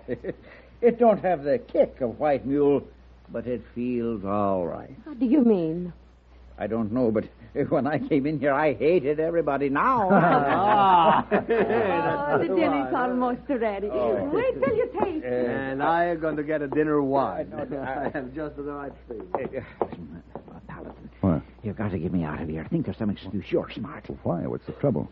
Tracy, she's a fine, handsome woman and all, but I can't stand that Italian food she cooks. It scorches me very inside. Here's to the food. Oh, no. And here's the wine. And now we're all going to eat like friends. You sit, Mr. Gorman. Why don't you show Mr. Gorman your special dish, Teresa? Of course. Here. You like? Why, that's Irish stew.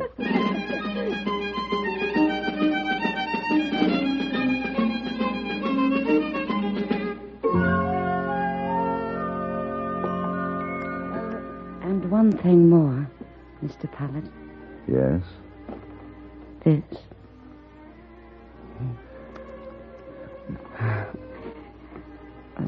I will see you tomorrow. For breakfast. Mm-hmm. Good night. Until then.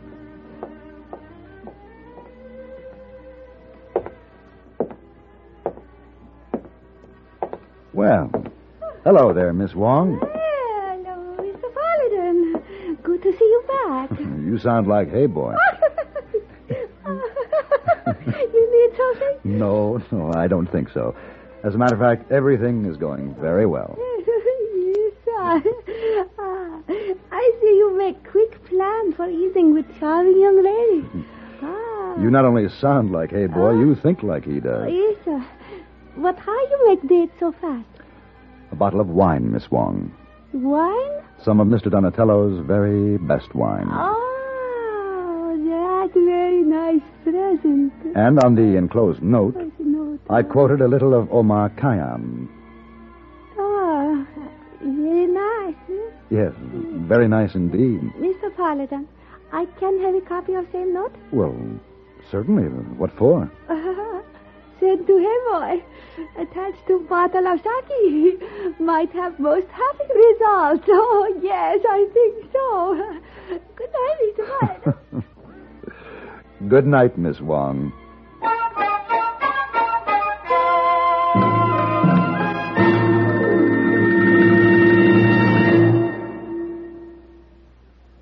Chester, put down that gun. I can't, honey. Mr. Dillon told me to practice. Oh, I don't care what Matt Dillon says. Mrs. Dennis Weaver says no guns in the house. But Mr. Dillon told me. Oh, here's our picture in Look magazine. And it says, Chester of Gunsmoke and his wife, known in private life as Mr. and Mrs. Dennis Weaver. But Mr. Dillon told me, honey. Now, does Maverick practice fast draws around the house? No, he helps his wife cook dinner. Well, now, ain't that something? Oh, here's your old friend Doc here and look. And the riflemen. And there's Yancey Derringer. Well, forevermore. Oh, ain't their wives purty, though? You know, everybody ought to get Luck and take a look at them, 'cause you know that girls was made to be loved. Girls... Oh, Chester, you show Matt Dillon a copy and let him see what other Western heroes and their wives do around the house. Well, all right, music lover. I'll be seeing you. Where are you going? Down to the newsstand to buy a copy of a new issue of Look magazine. Why? Well, for Mr. Dillon.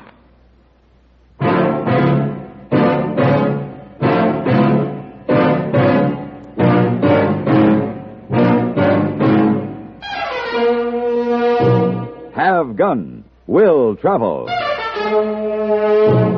Created by Herb Meadow and Sam Rolfe, is produced and directed by Norman McDonnell and stars John Daner as Paladin, with Ben Wright as Hayboy. Tonight's story was written by Ken Cold and adapted for radio by John Dawson. Featured in the cast were Blanche Hawkins, Lawrence Dobkin, Virginia Gregg, and Waldo Epperson. Hugh Douglas speaking.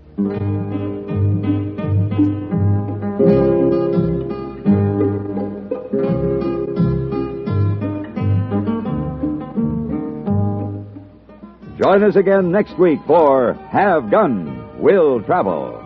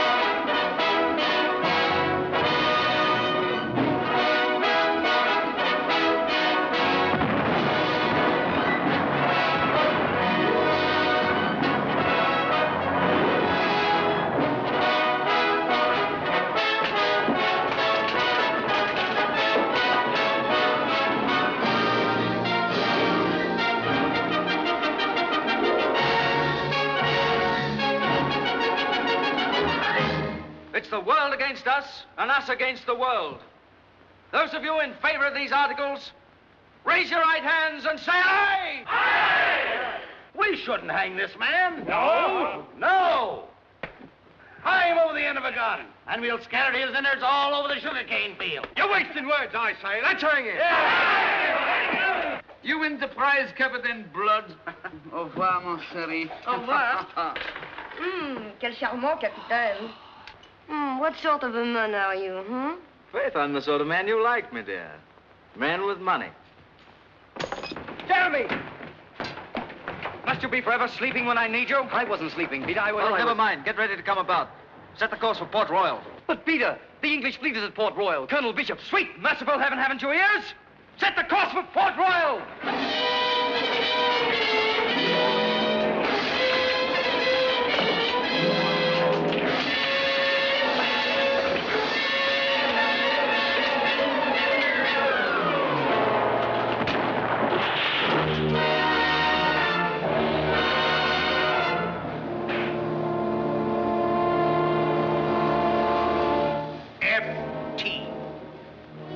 whoever wears that brand is known as a fugitive traitor. Burn those letters in your brains, lest they be burned in your hides, too. I've seen your pirate ways. I've seen myself bargained for and fought over. A combat between jackals. You pirates are used to taking what you want without the formality of purchase. I'm thief and pirate, and I'll show you how a thief and a pirate can deal. I advise you to go back to your ladies at Tortuga, who are thrilled by your bold, lawless ways. What matters is that now I own you as once you own me. You're mine, do you understand? Mine to do with as I please.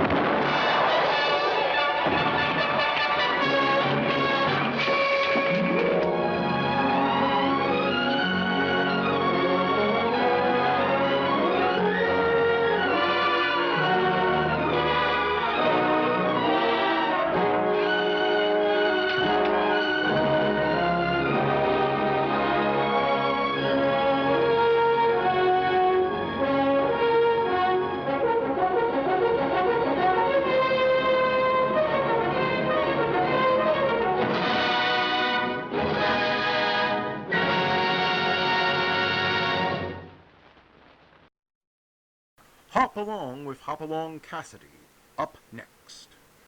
It's Hop-Along Cassidy.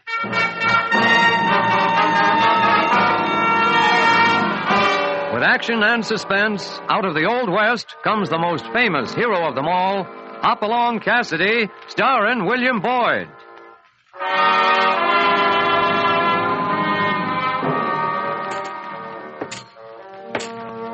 The Ring of the Silver Spurs heralds the most amazing man ever to ride the prairies of the early West, Hop-Along Cassidy. This famous hero thrills his 60 million fans with action and dangerous adventure. In the role of Hop-Along Cassidy is the popular star of the motion picture series, William Boyd. And now, another exciting story of the early West. Hoppy Sees Red.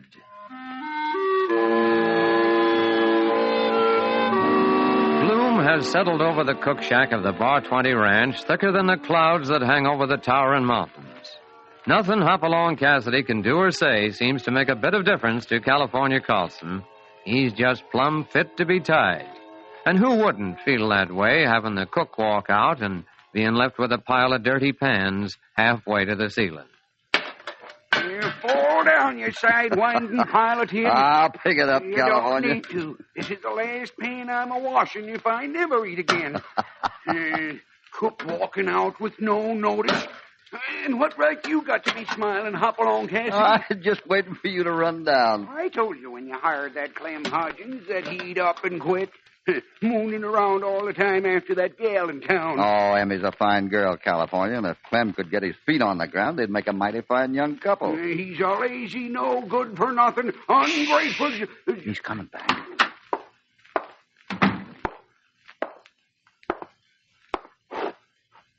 I know what you're thinking, Mr. Cassidy.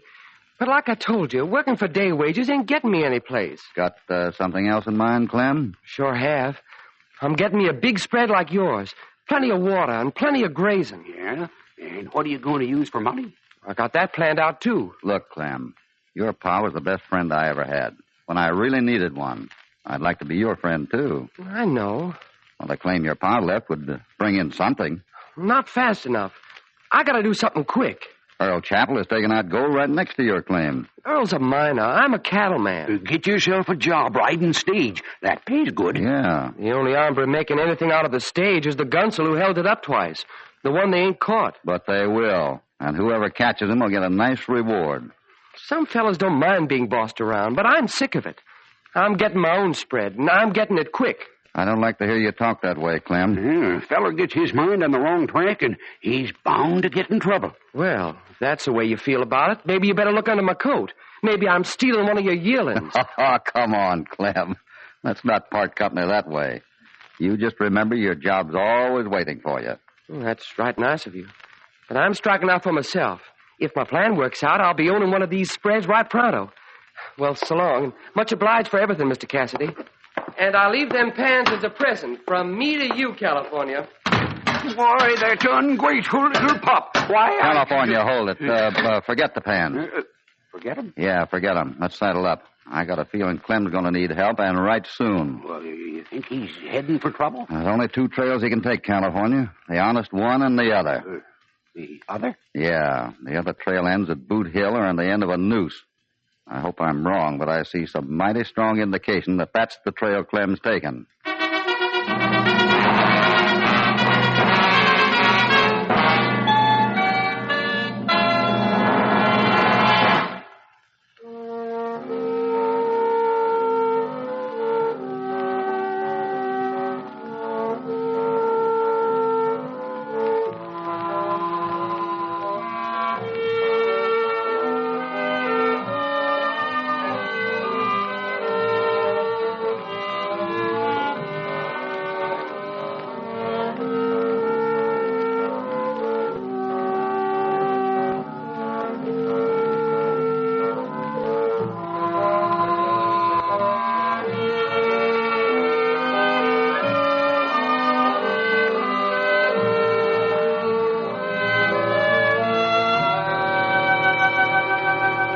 Now back to Hop Along Cassidy and our story, Hoppy Sees Red. Clem Hodgins, son of one of Hop Along Cassidy's best friends, has quit his job at the Bar 20 Ranch to get enough money to buy his own ranch. He didn't explain how he was getting the money, just that he'd get it. He rode off the ranch into town and stopped at the home of Emmy Purcell.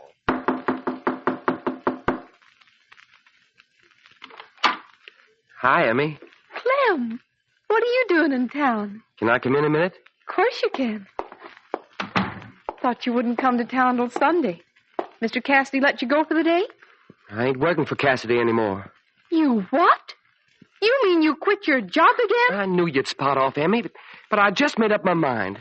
I ain't getting anywhere on day wages. Clem Hodgins, after Mr. Cassidy was good enough... Now, don't you go giving me any more lectures. I know what I'm doing. And I know what I'm doing, too. Now, wait, Emmy. Don't say we're quits until you hear me out. I got other plans for us. There ain't any other plan except work, and you know it. I'm going to have a big spread. Lots of graze and lots of water. Well, you might as well know, Clem. There ain't no denying I'm in love with you, but I can't live my life out with a man who won't work. Just give me a little more time, Emmy. I'll prove I know what I'm doing. Why don't you work your mind like Earl is doing? He's taking out gold every week. Too slow. I ain't a miner, Emmy. I'm a cattleman. Oh, we'll say no more about it for now. Good afternoon, Emmy. May I come in? Why, sure, Earl. Come on, Clem's here. Hi, Earl. Fine, Clem. Glad to see you. Didn't expect you till Sunday. I quit. Oh. Guess you know what you're doing. But how about working with me at the mine? Why, I got other plans. Sit down, Earl. Oh, I can't stay, Emmy. I just saw Clem's horse outside. I got to get over to the Fargo office, shipping out $3,000 of gold dust to Denver. Why, Earl, that's good. 7 weeks' work, but it's worth it. I don't quite know how to say this, Clem, but if you could use it to get started, you're welcome to it. Oh, Earl. You don't mean it, Emmy. It's just showing off. Clem, is that any way to talk to your pal? Well, is this any way for you to talk to your intended? I ain't married to you yet, Clem Hodgins. Not yet.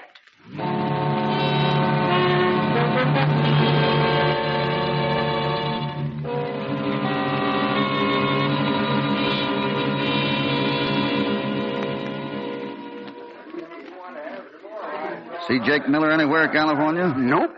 So darn much smoke, I can't see 10 feet. Oh, wait, I see him. He's coming this way. Fine way to run a Fargo office. I have to look for the agent in the saloon. Hey, well, how are you? Ain't seen you for a month. You're just the feller I'm looking for. I'm looking for you, too, Jake. You are? What for? Better come outside. The smoke's too thick in here. Oh, what you want to see me about, Hoppy? Wanted to know if a package came from me on the stage this morning. Nope, nary a thing. But I was just wondering if you'd help me a bit. Well, I don't know. You know anybody high up in the Fargo company? No, guess not. Why? They's word that they're going to cut out this year's stop and go by the way of Rocky Point on account of the holdups we had near here. Why, it'll leave me without a job. I see. I guess I can tell you this, Hoppy. There's another shipment going out this afternoon, and I'm scared it'll leak out. Well, I got to go over the store of the list, then I'll stop by the Fargo office and see what we can work out. Oh, darn it, I just knowed you'd do something. I feel better already. See you in 10 minutes, Jake. I'll be waiting for you, Hoppy. Hey, you know, Hoppy, he'll be a-watching. There's something funny about that feller. Funny? Yep, them watery eyes. He's as phony as a 35-cent sapphire. You mean you're just now figuring that out?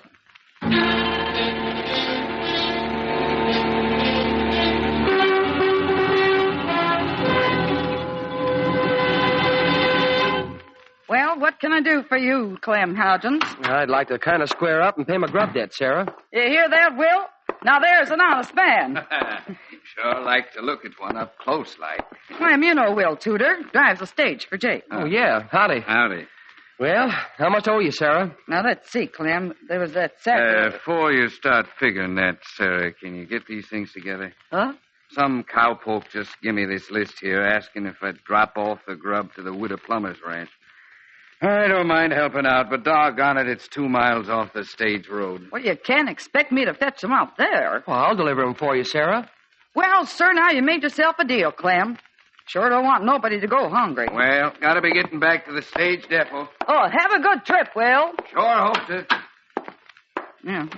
Just take me a minute to get these things together. Team's hitched to the spring wagon out back, Clem. And watch out for the G-horse. He's flyer than a yearling. He don't worry me none. Well, here it is. Beans, flour, bacon, and sugar. Got him. Well, have them there in no time. You figure on my bill while I'm taking these. Maybe better wait till the stage is gone. Don't worry, I'll beat the stage over the pass. You're sure in a powerful hurry. Let's see now. Last month, Clem got chewing tobacco, and he was already our own. Well, if it ain't Hopalong and California, howdy, boys. Hello, Sarah. Gotta get a pile of groceries. I'm sure glad to see you come in, California. I got something for you. It isn't some more crackers with coal oil on them, is it, Sarah? Not this time. What is it? Jelly beans. Look at here. Jelly beans. Well, bless your sweet little heart, Sarah. Look, Hoppy. Red ones, black ones, green ones. Wow! Yeah. Sarah, wasn't that Clem Hodgins who went out the back door a minute ago? Yes, sure. What? Oh, what's his hurry? Oh, he offered to deliver some groceries out the post road for me, and... Post road? Yeah. Is there anything wrong? No, guess not. I told him to wait till the stage went out in that narrow pass, but he wouldn't wait. It's doggone funny. He ain't got nothing else to do. He could have waited. Sarah, here's the list. We'll be back later and pick 'em up. What's your hurry? I just thought of something. I promised Jake I'd see him at the Fargo office. Sure, and you plumb forgot it, Hoppy. My goodness, you act like your life depended on it. A life might depend on this, Sarah, but not mine.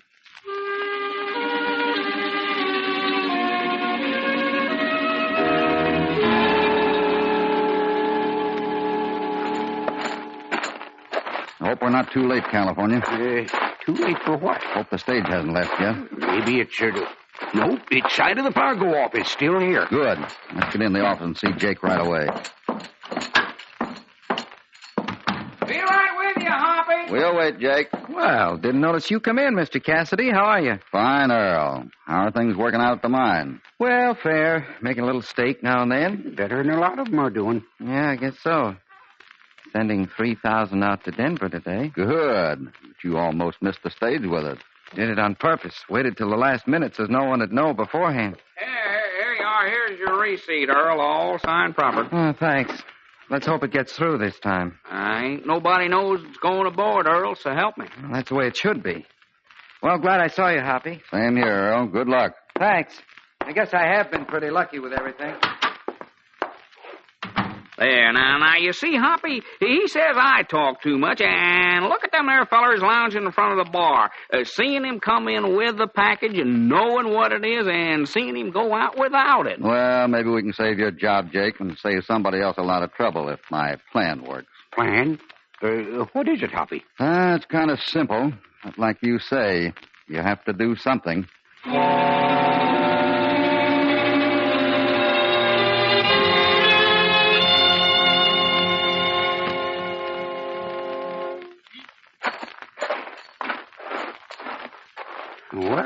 like everything went off without a hitch. I wouldn't say that, California. What? Well, what are you looking down the road for? Rider coming into town, beating the dust. Yeah, he sure is.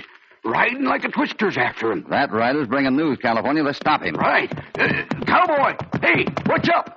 Where's Sheriff Turlock? What happened? Stage held up. Get a posse.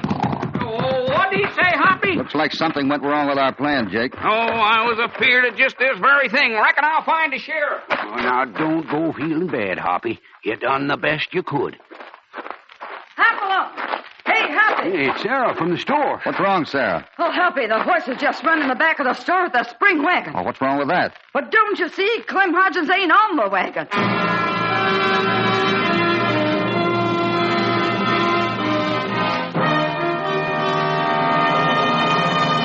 Before we continue with this exciting story, here is a word from your announcer.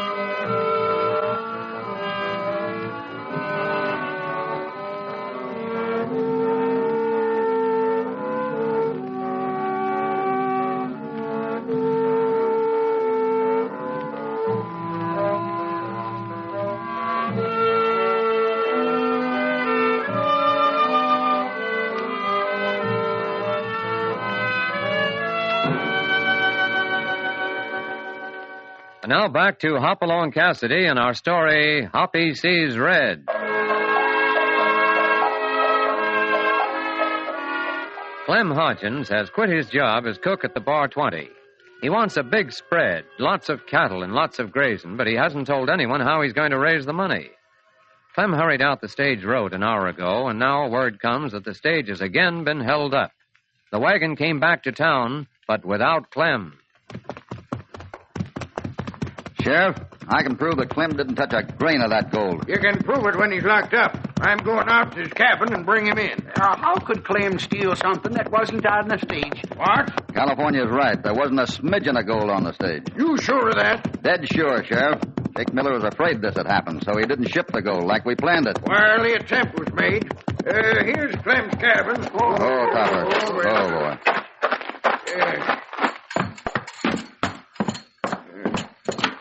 I come to take you, Clem Hodgins. Don't give me no trouble.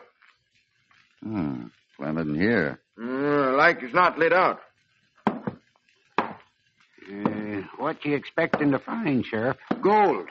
If a feller's dumb enough to do what he done, he's dumb enough to cash it away in a hurry.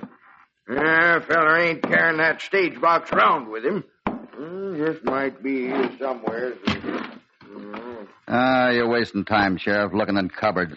I tell you, there's no gold on that stage. Another thing. Hold your tongue, Cassidy. You're wrong. If this ain't gold in this pouch, I'm a nester. What? Let's see it, Sheriff. Look. Hands full of it. Now, what do you say, Cassidy? Don't look like Jake played along with you. Clem! What are you doing in my cabin? Reach, Clem. No funny stuff. I'll take that shooting iron. Get out of my house, all of you. The horses and wagon came back to the store, Clem. I don't care if they run on the river. That bronc got scared of a rattle and run off the trail. Throwed me out, and I've been walking back. You don't need to walk no further. You're riding the rest of the way, Clem. For what? For holding up the stage.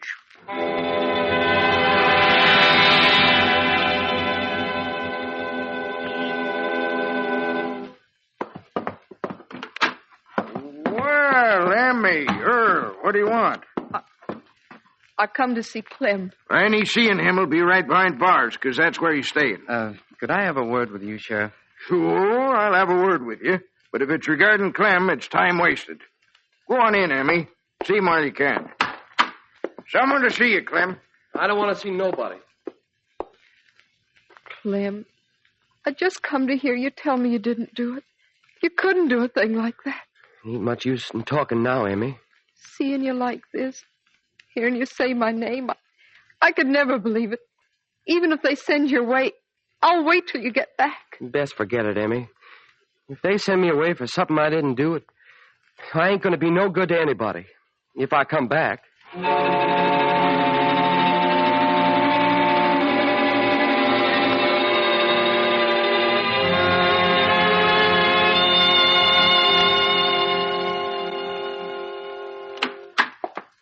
Boys out the brass knob said you wanted to see me, Sheriff. Yeah, come on in, Jake. Hello, Jake. Well, Hoppy in California, say, this is a regular meeting. I'd just like to have you answer a few things, Jake. Nah, you look here, Sheriff. Hoppy knows I ain't mixed up in this. No one said you were. Well, I should think not. After all, it was your idea in the first place. Oh, why didn't you follow Hoppy's idea? Yeah, why did you change our plan? Well, change plans?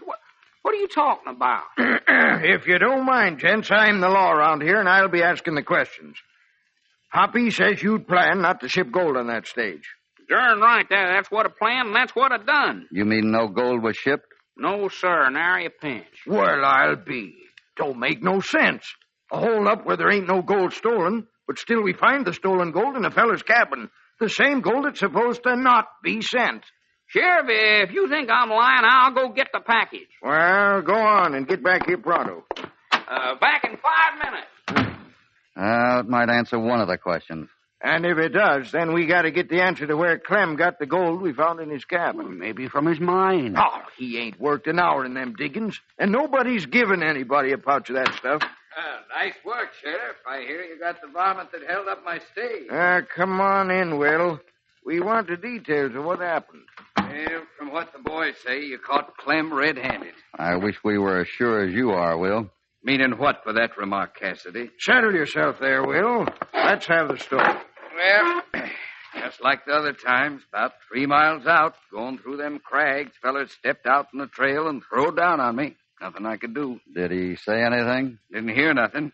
He had a blue handkerchief over his face. You know Clem Hodgins. Was it him? I couldn't rightly say. Looked about his size. Well, that's not much help, Sheriff. Wait. Hold on a minute. I just thought of something. After I threw down the pouch, this gunsel waved me on. I'd gone about 30 rods when I seen a spring wagon pulled off the trail, kind of hidden the mesquite and rock. Spring wagon? Go on, Will. Looked like a wagon I seen lots of times down to the general store. Old, dust color, broken seat. California, it's getting kind of late. I think we better get things finished up. I'll write a list of what I want at the store, and you get the note to Sarah right away. Oh, darn it, Hoppy, she's got the list. Not this list. Will, did you know there was gold on that stage? Well, of course, the pouch was locked up. No way of telling. Here, California, give Sarah this note, and hurry while the store's still open. Okay, Hoppy. Won't be going long. Wait here for me. Right. Well, I guess I told you everything, Sheriff. I'm going to go down to the brass knob now and get some victuals. I'll be right back. Yeah, I guess things is pretty settled now. No more when Jake gets back. Yeah, if he gets back. What you mean by that, Hoppy? Just thinking out loud, Sheriff. Sorry. Will, I'll walk down with you and get a bite to eat. Fella hates to eat alone. Don't need to come on my account. I like eating alone. I thought maybe you and I could talk while you eat. Well, guess there's no law against it. Oh, I almost forgot, Sheriff. If California comes back before I do, tell him to meet me at the brass knob. I may be needing him.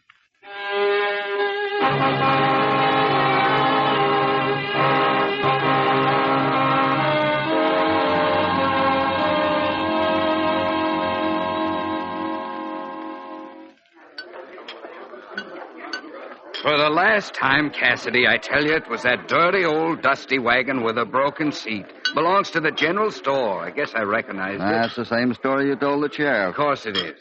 Now I'm a-going. I've been arguing with you for an hour. It's been worth it. Took a neck right out of a noose. Neck? But I don't see how my story's helping Clem Hodgins none. That's where you're wrong. What are you looking out the back window for? Come here, Will. Look out this window. You can see the back of the grocery store from here. What if you can? Nothing I want to see over there. I think there is. Look, there's the store wagon. No, it can't be. I'm going loco. Bright red. Yeah, the general store has a red wagon. Not a dirty, dusty-colored-looking wagon like you said. Well, I'm sticking to my story. It ain't no affair of yours, Cassidy. It's a mighty important affair of yours, Will. Now, look here, Will Tudor. Quit bumping people around. Hoppy, what's wrong with Will? Like to knock me down? He seen a ghost or something? Yeah, a red ghost. Come on, California. We got a lot of work to do fast. Now I know for sure who held up the stage. You going to get him? No, I'm following Will Tudor. We got to get where he's going before he does. You know who done it, Hoppy? Known for several hours, but a confession is the only way we can pin it on him. Well, then what's our hurry? Because you can't get a confession from a dead man.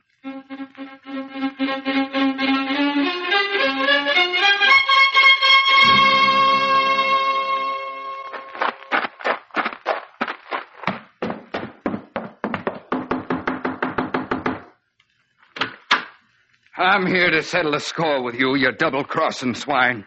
Telling me wrong about the wagon. Having me say it was dust-colored when all the time it was red. I didn't want to do it in the first place, and now we're caught. Well, what do you got to say? Don't you reach for that gun. Oh.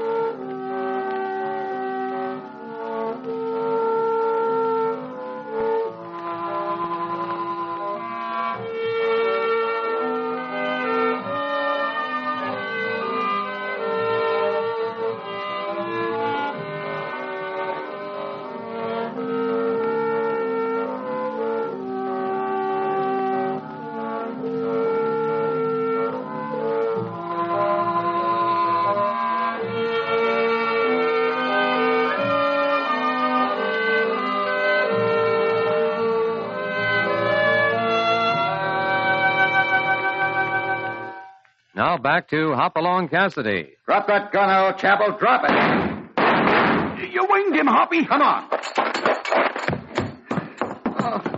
Why did you have to... Why did I wing you, Earl? Because I don't want to be in the same condition as Will Tudor. He's done for her, Hoppy. Yeah. Will came here and acted like a madman. He threatened me. I had to do it. Now, save your strength, Earl. You're going to need it when you get back to town. To explain why you and Will Tudor framed Clem Hodgins.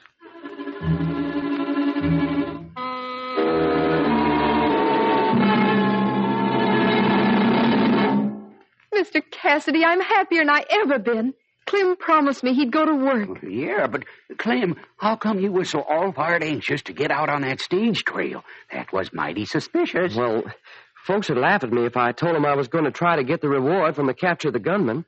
Well, that's what I had in mind. Whatever made you think Earl did it, Mr. Cassidy? Well, it was simple. We didn't ship the gold, but it was found in Clem's cabin. Earl had Will Tudor push the pouch off somewhere in the brush where it wouldn't be found. Took a small bag of gold and hid it in Clem's cabin. But why would he do that to Clem, his best friend? He had lots to gain. His mine came up against Hard Rock, so he's been tunneling into Clem's mine. Then, of course, with Clem gone, Emmy would need protection. Earl's protection. Well, she won't need it anymore, Mr. Cassidy. And if my cook's job is still open, say the word. Oh, that, my friend, is the best news yet. California means that, Clem. But what I can't understand, what made Tudor the stage driver spill the beans? His story was too perfect. It had to be broken down. But how did you do it? Along Cassidy, I could just skin you alive. Now, what's wrong, Sarah? Well, I got that darn note you sent me. And she done what you told her. Yep, I did. I done what you told me. But answer this. Answer what, Sarah? How am I going to get this darn red paint off of my head?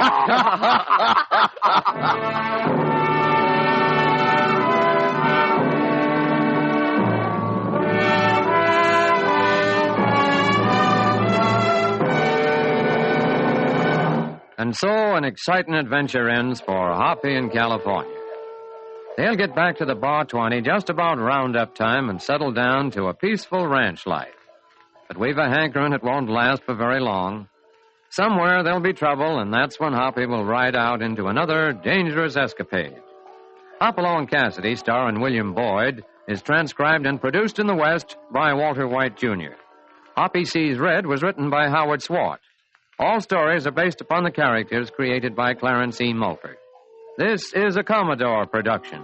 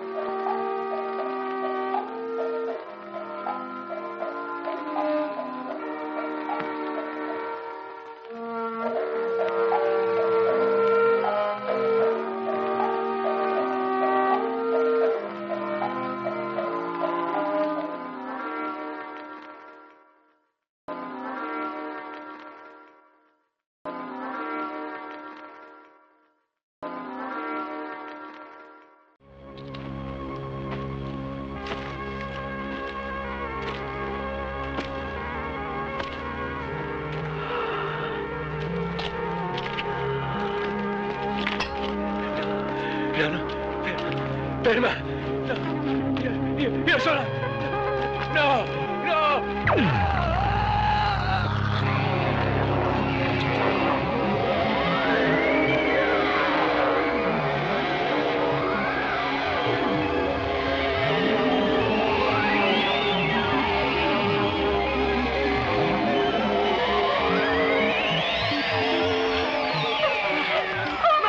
Fermatevi!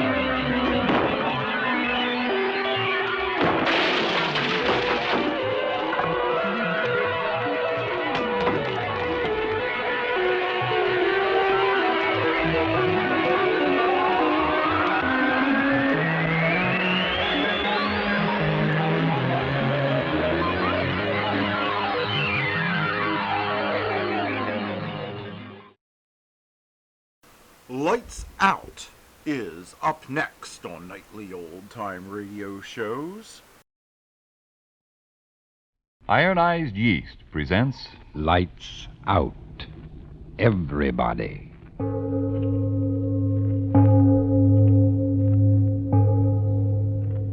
It is later than you think. Lights Out brings you stories of the supernatural and the supernormal, dramatizing the fantasies and the mysteries of the unknown. We tell you this frankly, so if you wish to avoid the excitement and tension of these imaginative plays, we urge you calmly but sincerely to turn off your radio now. My name, Arch Obler. Someone recently asked me, what would you do if you could get your hands on all the money in the world and buy one of those peculiar backflips peculiar only to a playwright's mind? Tonight's story happened. This is a story of a super crime. But before we start, Frank Martin has something to say to you.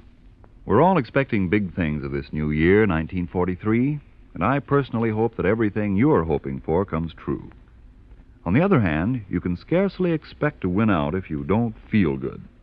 So if you're miserably thin and run down, weak and nervous, always tired, and if it's only because you need more vitamin B and iron than you're getting from your meals, take this friendly tip. Try ironized yeast. Lights out. Everybody.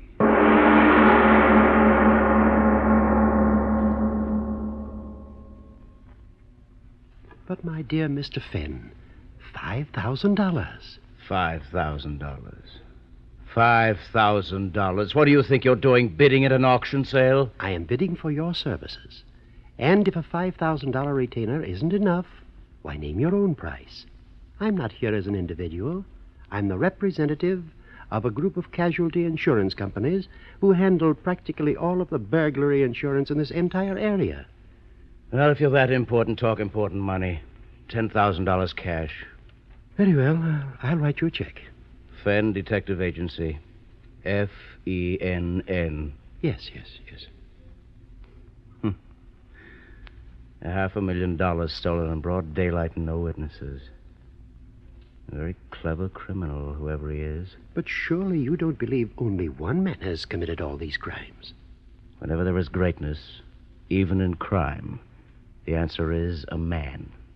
One man. 25 places robbed both sides of State Street, 25 stores robbed in the space of 30 minutes, and you talk of one man? He's very clever.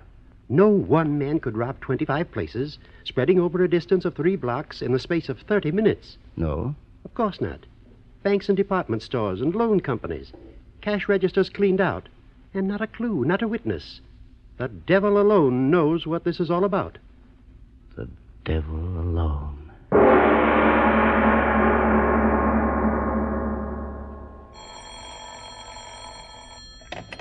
City morgue. Oh, hello, Chief. Yeah, he's been here 2 days in a row. Yeah, all he looks at is the bodies of the hit and run. Hey, listen, Chief. Here he comes now. Yeah. Okay, I'll try to find out. Yeah. Hiya, Mr. Fenn. Early today, ain't you? Quickly, show me the new ones. Yeah, sure. Why not? The same kind? Yes. Okay.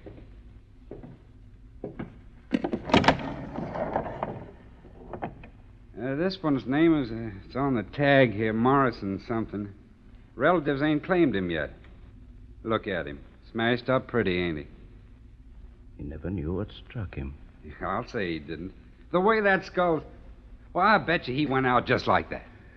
I'm no longer interested in this one. Where's the next? Coming up. Wait till I put this fella back on ice. Let me see. Where'd I put the dame? Oh, yeah, here she is. Kid. Whoever the rat was at his hair must have busted the front end of his crate. Look at her. Ain't much of her left to tell who she was, is there? Only identification on her was her first name in a book. Let me see, Libby. Yeah, that's what it was, Libby. Gosh, if this was my girlfriend and any hit-and-run rat did this, I'd find him even if I... Hey, Mr. Fenn, what's the matter? What are you laughing about? It ain't funny. The girl's face, it smashed her. What are you laughing about? I know. Now I know.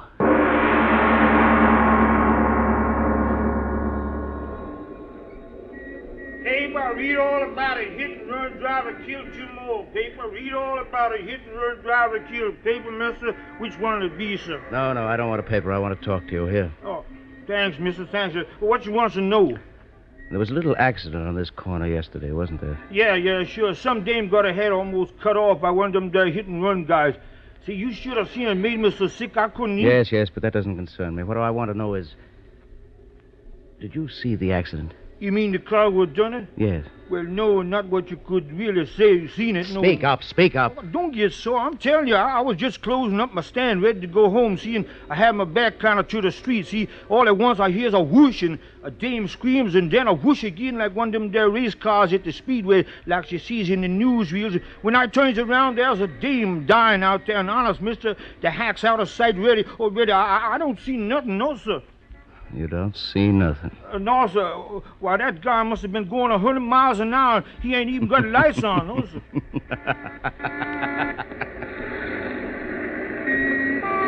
You. Hey, you. Hold on there. I want to talk to you. Are you talking to me, copper? Oh, wise guy, huh? Listen, you, what's the idea of cross-examining everybody in this neighborhood? Now, just a minute before you start using that nightstick. You better have a look at this.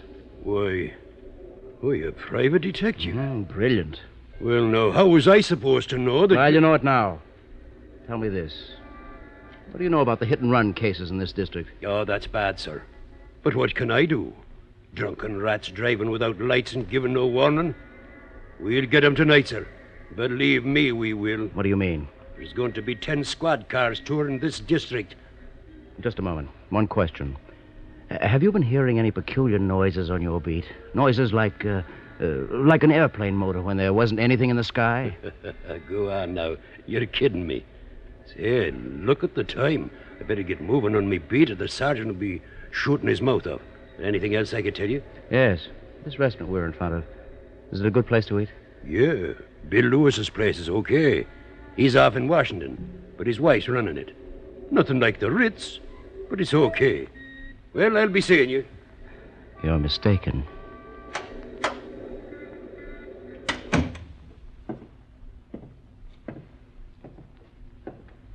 What'll you have, sir? Nice dinner? Coffee. Piece of nice fresh pie? Apple, peach, cherry? Apple. Yes, sir, right away. I beg your pardon? Where did you come from? I followed you in. I wish to speak with you. I don't want to buy anything. I am not selling, just like you. I am asking questions. Eh? I have been watching you. All afternoon you have been asking many questions. What's that to you? I am a Bellini, Dr. Bellini. I live in this neighborhood. I am interested in whatever goes on in it. Glad to meet you, Doctor. Maybe you can tell me. Have you heard any unusual noises during the late afternoon and evening hours? A noise you couldn't quite locate or explain? Noises? What noises? You are a detective. Why do you ask that? As a physician, I pride myself on my powers of observation. You are a detective, eh, my friend? Yes. Then come with me. Do not raise your voice now. This gun in my pocket will kill you. Walk slowly toward the door. Make no noise. Now, open the door and step outside. I advise discretion. I will be close behind you.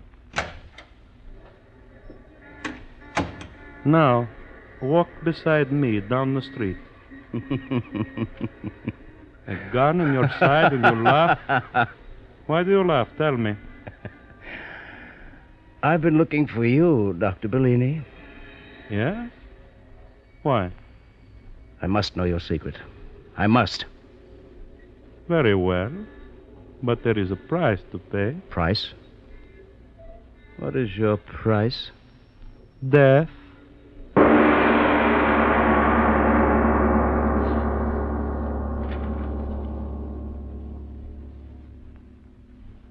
Ladies and gentlemen, a breath and a moment for relaxation before we return to the strange story of Bellini and Mr. Fenn, and the secret price of which is death. Yes, before going on with tonight's Lights Out story, a moment for relaxation and a return to the realities of today. For instance, here's a lady with a problem that's facing a lot of us these days. Life is so hard lately. I feel it's my duty to do war work, Of course, I've got my home and the children to take care of. But how can I keep going when I'm losing weight? Can't eat or sleep. Oh, honestly, I'm so worn out and on edge, I don't know which way to turn. You have a problem. But the solution may be easier than you think. As simple as more vitamin B and iron. More vitamin B and iron? I don't understand. Well, you see, when you don't get enough vitamin B from your food, then your appetite may be so poor that you don't eat enough to keep up your weight and strength. Or your food may not do you the good it should. And when you don't get enough iron from your meals, you may be weak and pale and listless. But if I do need more vitamin B and iron, then what? Then try ironized yeast tablets. They're ever so pleasant and easy to take, and they give you both vitamin B and iron. That's why ironized yeast tablets have been of such amazing help to thousands who only needed more of these substances. Help them gain wonderful new pep and strength and 5, 10, even more pounds of good new flesh, often in a few short weeks. Yes, indeed, ma'am. If you need more vitamin B and iron, by all means get ironized yeast tablets. Then see if pretty soon you aren't saying, What a relief to be doing things again. I've forgotten what tired means. I've gained pounds, and thanks to ironized yeast, I feel wonderful. And now back to Lights Out. Mark Fenn and Bellini are alone, and the detective is about to hear the secret whose price is death.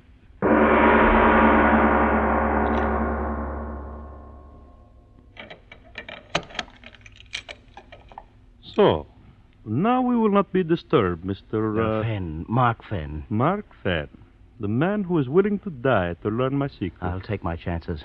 Just tell me, how did you do it? But first I will ask you questions. You are either a very clever man, Mr. Fenn, or a very lucky one.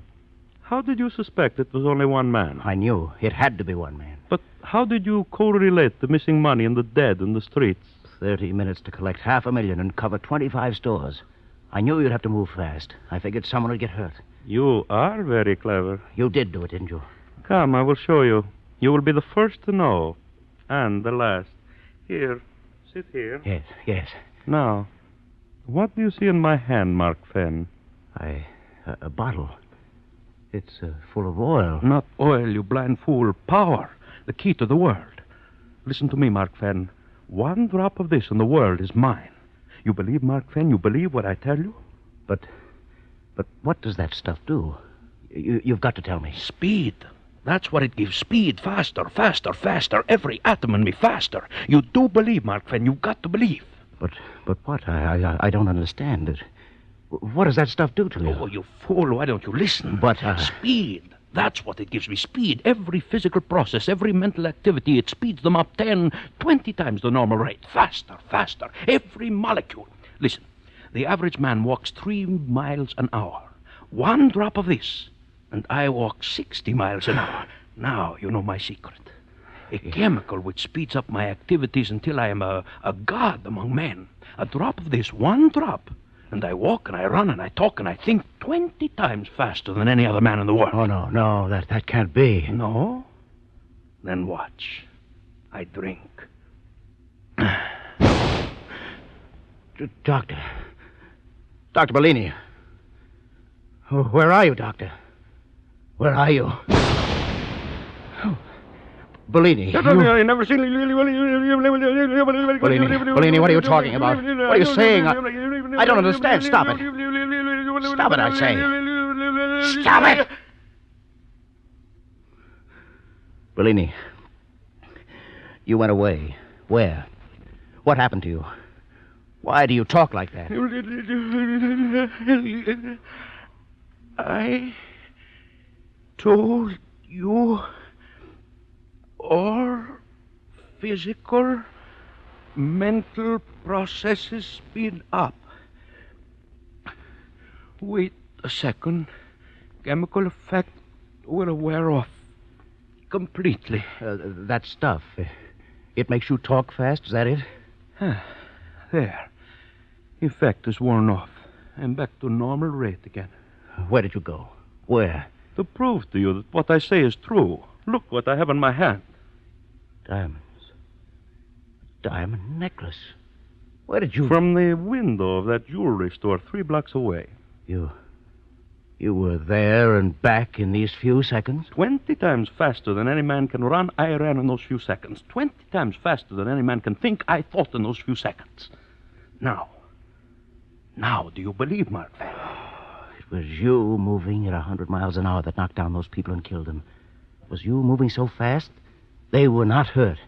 Or they were hurt, but not you. Yes, it was I.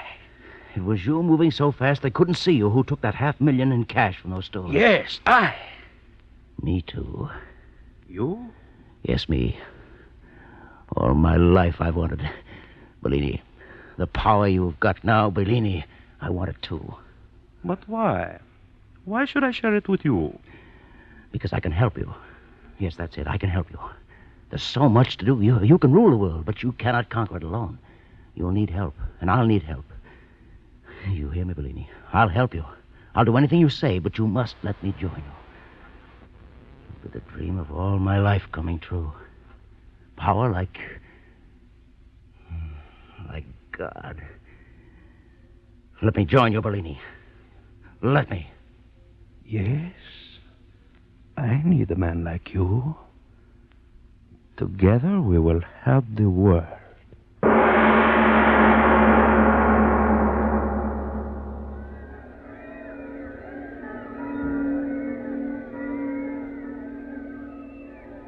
And I say to you that this great and unprecedented crime wave which is sweeping our city is due entirely to the unholy alliance of crime and politics. Sweep the culprits out of office, and I tell you that our streets will be safe and walk once more. I tell you, Mr. Mayor, I'm doing everything I can do. I've sworn in 1,000 extra deputies. I've got the force working triple shift. And I tell you, fellow citizens, this alliance of the underworld and their masters can never be broken until we, the people, take matters into our own hands. Like the vigilantes of old, we must rise in our wrath and drive these vampires out of our fair city. Fellow citizens,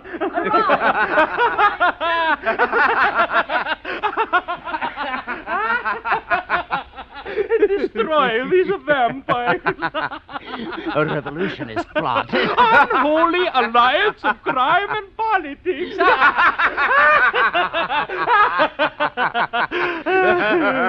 Oh, we have done well in these 10 days, eh, Mark Van? I'll say we have, lady. $10 million. Nobody in the world ever collected money that fast. It was good letting you join me. I told you. All the places where money is, you know. But it's not money alone we want, Bellini. Oh, I know. We have been just, how do you say it, testing our wing. And now we're ready to go. Yes. New concentrate of my chemical is ready. Today we have taken the city, tomorrow the world. The world. But now, while the city we have left behind us boils in the madness we have brought to it, you and I, we will rest, eh, Fan? You laugh again. Why? I was thinking of the fun I had this morning. Oh, you mean when we liquidated your enemies? Dead. Every mother's son of them. Every one that ever laughed at me. Yes, dead, every one of them. And you go on to new triumphs. They never knew what hit them.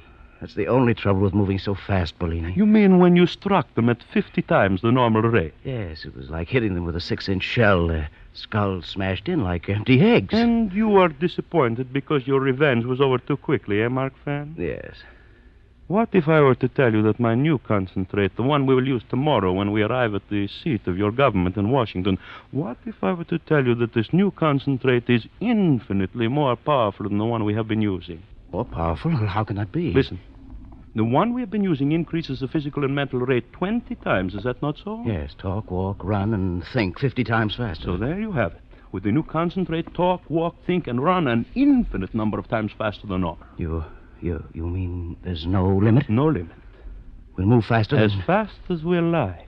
Say. 200, 300, 500. The limit will be our desires. A blur of light here, there, the next place. Masters of men. Because compared to us, men are snails who crawl while we run.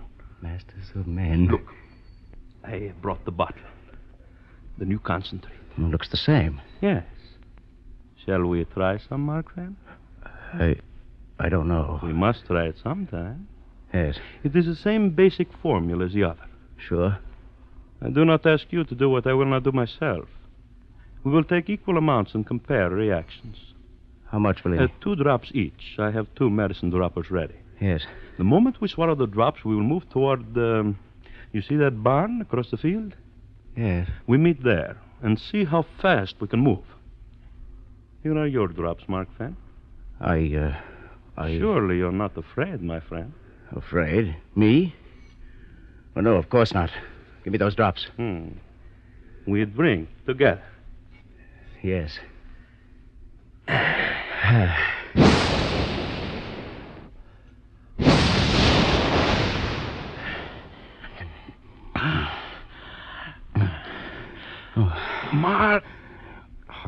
Mark Fenn. What? Mark Fenn.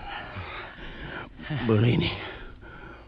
What happened? I am not quite sure. The barn. We're lying by the barn. We did get here. Mark Fenn, your clothes. My clothes? Well, I'm naked. I too. Mark Fenn, listen.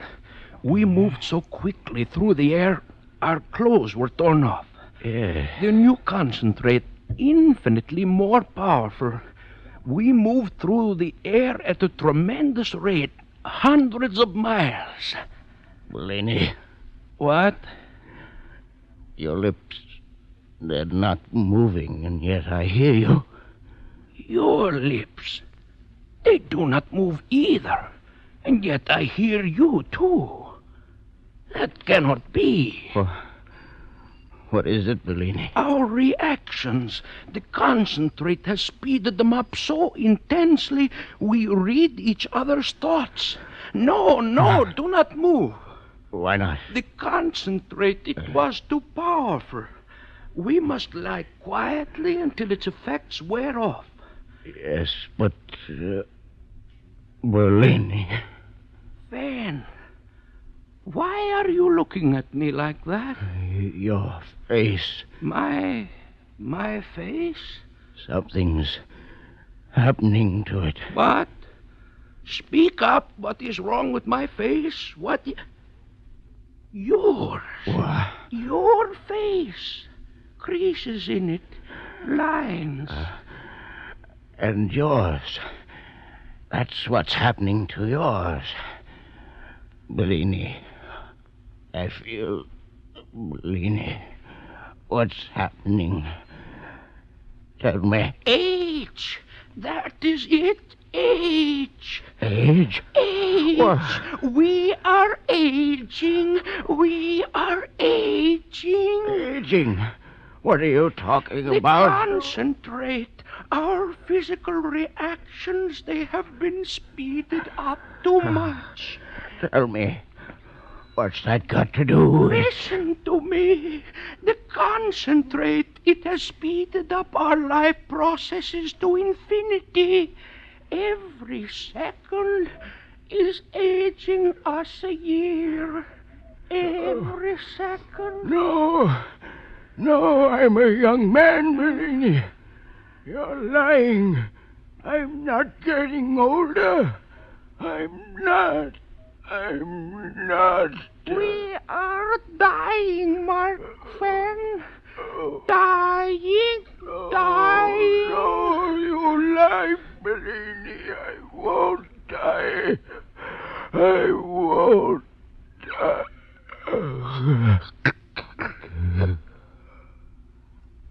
Dead. And yet the solution works on in his flesh. Decay. No, I cannot die. Master of men, I cannot die. Master of death.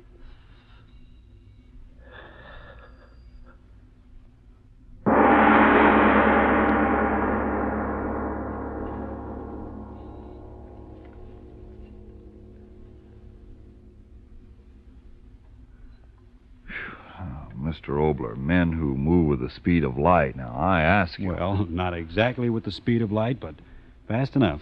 It's all quite possible. But before talking of that and other pertinent matters, a word from you, please, Mr. Martin. Remember now, friends, if you simply need more vitamin B and iron in order to get back your old-time pep and strength, your zest for living, then by all means try ironized yeast tablets. Try them on this no-risk, money-back basis. If you don't quickly begin to eat better, sleep better, feel much stronger, more alive, yes, and if you're not convinced that ironized yeast tablets will help you gain the pounds of good new flesh you need, the cost of the first bottle will be refunded to you in full for the Ironized Yeast Company, Box IY, Broadway, New Jersey. Remember, too, there's only one ironized yeast. You'll know it instantly by the big IY on the package and on each tablet. And now, Mr. Obler, what is this about human beings moving as fast as light? Well, rather than talk of that, I'd like to speak to all of you of something that's as real as the air you're breathing right now. You know, if we could put a little lights-out fantasy into the war, all we'd have to do to get more ships and planes and guns for our fighting men would be inject some of Bellini's wonderful speed-up serum in the arms of our workers. But the Japs and the Nazis aren't fighting this war with mere fantasy. They're using real bombs and bullets. And the only way to get more of the weapons of war into the hands of the men fighting and dying for us is for more of those who are not working at war jobs to get into war industry. Your work can help win this war. If you live in an area where there's a shortage of workers in the nearby war plants, get a war job. Go to your local United States Employment Service office. They'll tell you where to get free training courses and where you can be of most help. Remember, that's only if you already live in a production center that's short of workers. If you don't now live in such a place, don't move to one. See your United States Employment Service branch for information about future war jobs, which will be open to outsiders later after the acute housing and transportation problems have been solved in these crowded centers. Now, the surest way to put a Jap in the White House, yes, a Jap in the White House, and a Nazi at your front door is to expect the other fellow to win the war for you. So, if you're in a position to get a war job, get one as soon as possible. To work for victory is just another way of fighting for it. Thank you, Mr. Obler. And now, what about next week? Well, next week, a story I've been trying to write for almost 2 years. I started to write it for a broadcast with Norma Shearer a couple of years ago, but it just didn't write. Then I tried to write it for Betty Davis and Miriam Hopkins, but each of the broadcasts had to be changed because this particular play just didn't work out in my mind. Well, at last, the typewriter's been good to me, and the dictaphone has done its part, and the stenographer has done her work, and it's all on paper. Its title, The Mirror. The story? Oh, but as usual, that's next week. Lights Out will come to you again next Tuesday at this same time. Be sure to listen to Arch Obler's weird story of The Mirror. And if you need more vitamin B and iron, be sure to try ironized yeast, the one and only ironized yeast, with the big letters IY on the package and on each tablet.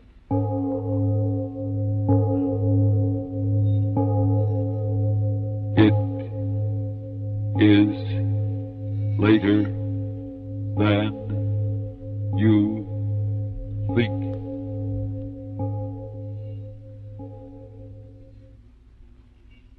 A smooth, comfortable shave. That's what you want from a shaving cream. And, brother, that's what you get with Mole Brushless Shaving Cream. Mole forms a protective film between your skin and your razor. Gives your razor something to ride on. Helps guard your face against nicks and cuts. The result? A smooth, comfortable shave. So get Mole, M-O-L-L-E, Mole. This is the Columbia Broadcasting System.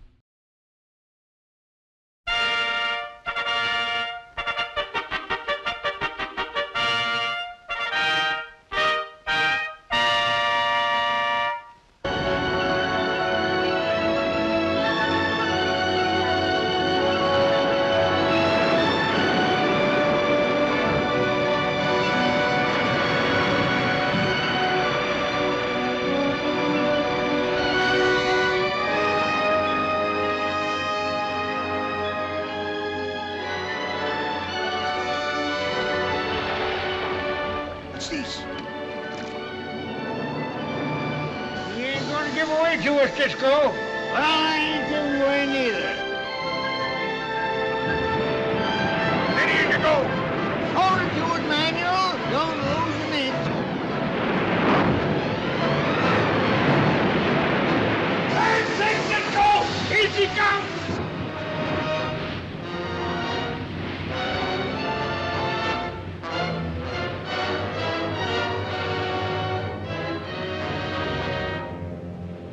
There's a place in my heart for the one I love best, and I still keep her picture tattooed on my chest.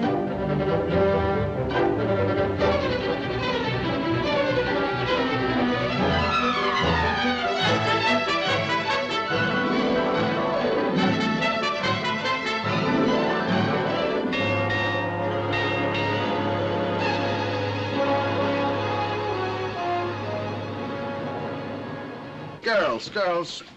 Hey, look. Manuel is in town. Girls? Oh, sure, beautiful girls. Oh, I got maybe 5, 6 girls in Gloucester. I tell each one I like her best. You gotta tell big lies to girls to make them happy. Oh, you don't go with the girls. Oh, sure I go with girls. Oh, Long Jack, what do you worry about? He admit the whole thing like regular grown fella. He say he's sorry, everything all right Nothing's now. all right till I beat his ears off. Get out of my way. Jack, you touch that kid, I tear you apart, see? Yeah? Me, Manuel talking, I tear you apart, see? Step lively up there now.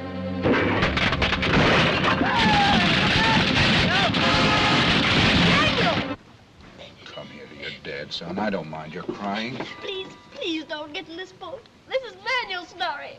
Manuel's married.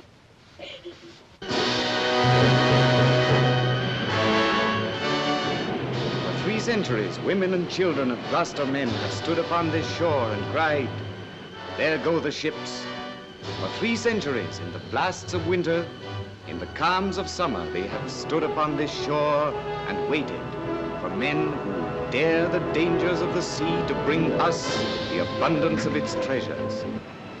This year again, the bodies of men lie deep beyond that horizon. And from that sea returns only the memory of their courage and strength.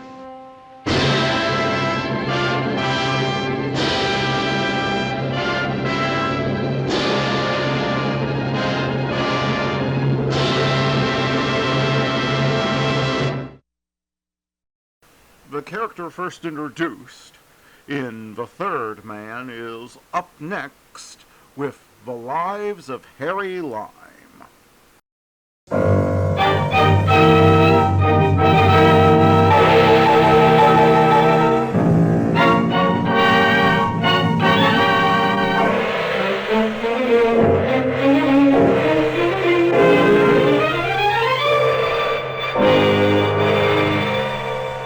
Presenting Orson Welles as the Third Man.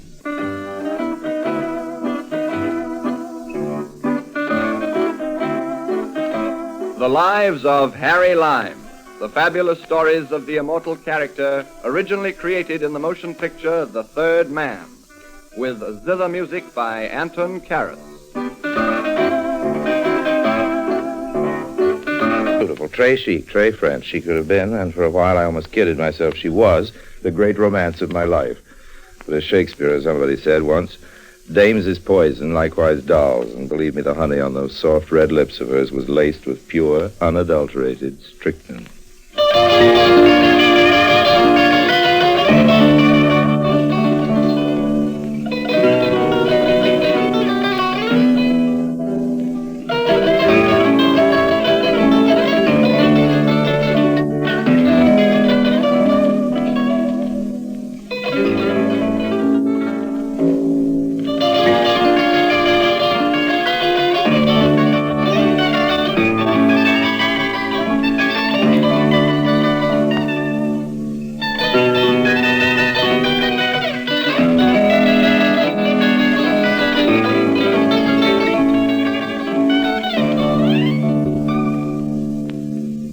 And now, Orson Welles as Harry Lime, the Third Man, in today's story, The Double Cross.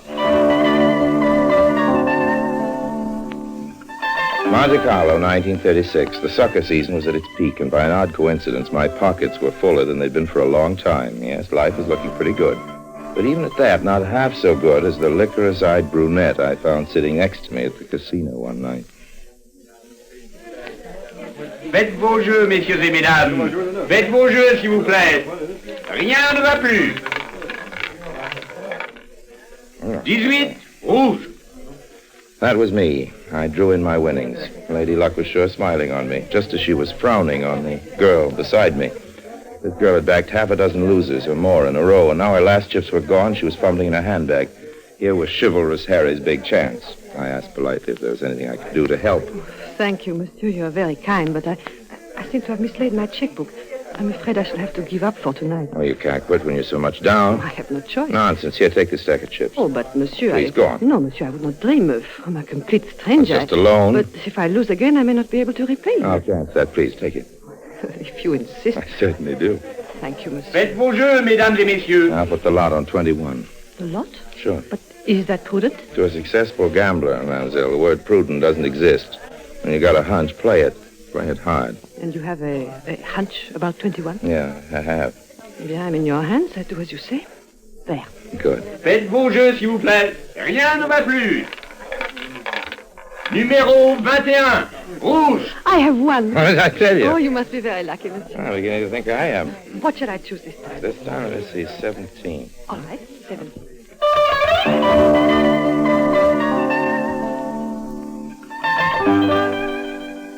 Well, that's how I met Louise. By 11 o'clock, we were both good winners and good friends. We decided to call it a night and strolled out into the casino gardens, and then after a while down to the seafront. It was one of those clear, blue summer evenings that poets write sonnets about, and to my amazement, I found myself getting kind of sentimental.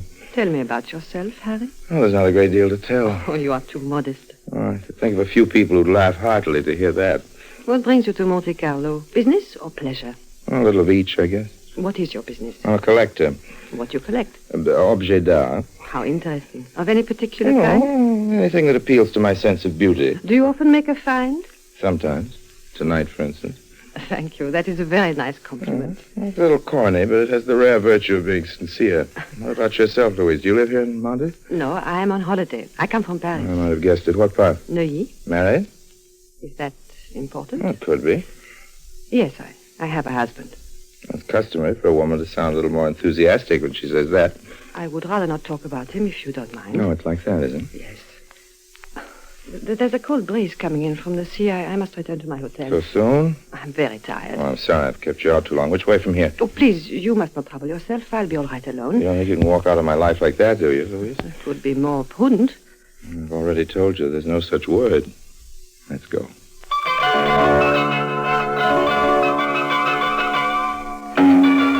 I'm not the sort of guy who won't take a chance, but usually if there's one thing I steer clear of, it's jealous husbands. Yet tonight, somehow, it was different. I felt, sort of reckless.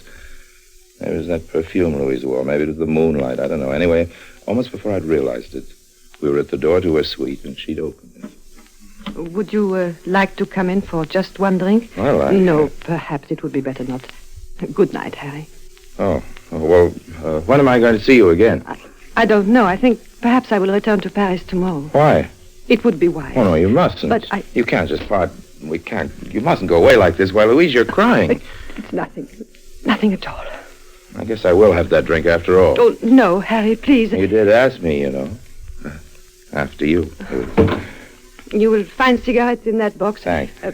What would you like? Champagne? I don't care. Listen, Louise, you and I have got to talk this thing out. There's nothing to be said. You bet there is plenty. You realize what's happened, don't you? Will you open this bottle, please? Sure.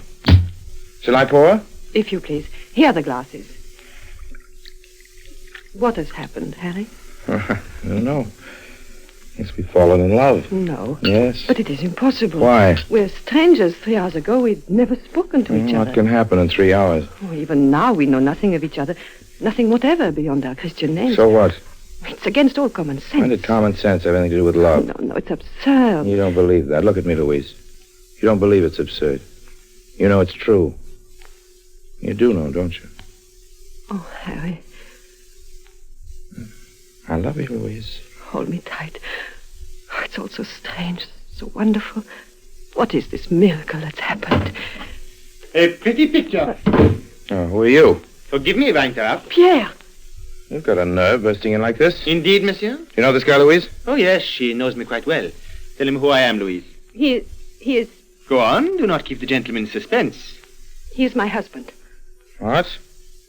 You didn't tell me he was here in Monte. A regrettable oversight, I'm sure. I'm sorry, Harry. I have no doubt the gentleman is sorry, too. The point is, what is to be done about it? Well, naturally, I I apologize, That is very generous of you. And I assure you, your wife is altogether blameless in this little affair. Oh, you Americans are so gallant. And now, if you'll excuse me, Not so fast, monsieur. There is much to be said yet. Oh? What, for instance? This may be just a passing incident to you, but does it not occur to you that you have ruined my whole life? I don't get you. You make love to my wife. I've always Well, believed I her wouldn't faithful say to that. me, but now you kill my trust in her. You destroy the whole fabric of our marriage. Oh, now, look here. If you were a gentleman, the least you could do would be to offer some compensation for the harm you have done. What kind of compensation? Let us say 200,000 francs. Are you kidding? I assure you I am very much in earnest. You seem to forget one thing, monsieur. Oh, what's that? If this story were to get out, it would create an unpleasant I get scandal. it. You would not wish that, I'm sure. I figure, kid. Blackmail, is that it? Call it what you will, monsieur. Okay, go ahead. You may find it hard to prove, though. Louise and I both deny it. But Louise is a very truthful person. She would not deny it, would you, my dear? You did kiss me, Harry? Oh, yes. Yes, I did. So now we know exactly where we stand. I'm surprised at an apparently smart pair like you two. I do not understand. Oh, I admit it's a neat little racket. I say it pays as well as most, but you should pick your marks with a little more care, you know. So now you insult us both, eh? Is that possible? Monsieur! This is intolerable. Relax, both of you. About time you learn my surname, Louise. It's Lime. No, Lime? Not Harry Lime. In the flesh. Not too much of it, And we but in the tried flesh. to. Oh, this is too absurd. You must forgive us, monsieur. We had no It idea. was you who picked him out at the casino. But how was I to know? He has about him such an air of naivete and innocence. I find it helps with the suckers. A million apologies, my friend. And for me, too. That's okay. And to think that you are the famous Harry Lime. Why, it is a very great honor to meet you, monsieur. This is a big occasion. We must drink to celebrate it. A toast. To you. Oh, my no. friend. No. Let's both drink to Louise. To me? To the greatest actress in Europe. Frankly, I was never more completely fooled in my life. Well, to Louise. Louise. Tell me, is this your regular racket? Oh, not at all. Merely what you might call a seasonal sideline. I see. It helps to pay our summer expenses. Well, what's your specialty? We are interested in anything that promises a profit. Oh, who isn't? In point of fact, monsieur, if you happen to be free at the moment, it occurs to me we may be able to do business together. Oh? I have recently had a proposition, but it is not an undertaking for a woman. It needs two men. Well, let's hear about it. As you know, American dollars are easy to obtain on the continent and very difficult in England. There is a strong demand for them in London and a big profit for anyone who can smuggle them in. Guess there must be. The English customs are difficult, but it can be done. You see, among my other accomplishments, I am a qualified pilot. Now, here's the proposal. A certain gentleman in London is prepared to advance money for me to buy dollars here.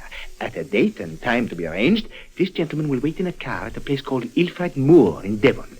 A plane will fly overhead, a passenger will parachute out, his pockets and attache case filled with dollars. He will be met by the gentleman who will collect the money and drive him to London, and from there he can make his way back at leisure to France. Well, what do you think? No. It's not simple? I'm sure it's a honey of an idea, but... But what? Well, presumably I'm the guy who's supposed to float through the air with the greatest of ease, huh? Exactly. Well, that's not so good. You are not afraid, Harry? Well, not at all, but I prefer my neck the way it is, unbroken. It is true there is an element of danger, but it is very slight. Surely it's a small risk to take for 1,000 pounds. 1,000 pounds? Uh-huh. You say there's that much? 1,000 pounds? Oh, but yes. And what is more, if the first venture succeeds, there will almost certainly be others. Oh, that's different. Then it is a bargain? Okay. When do we start?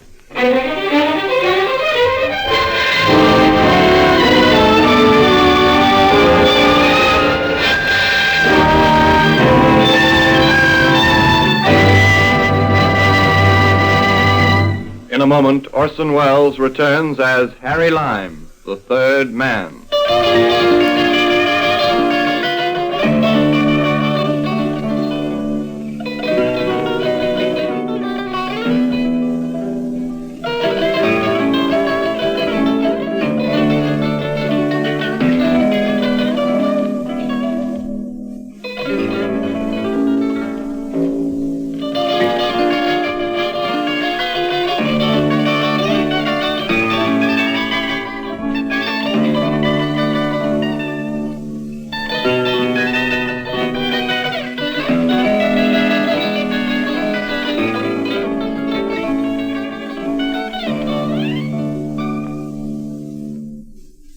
And now, Orson Welles as Harry Lime, the third man, continues in today's story, The Double Cross.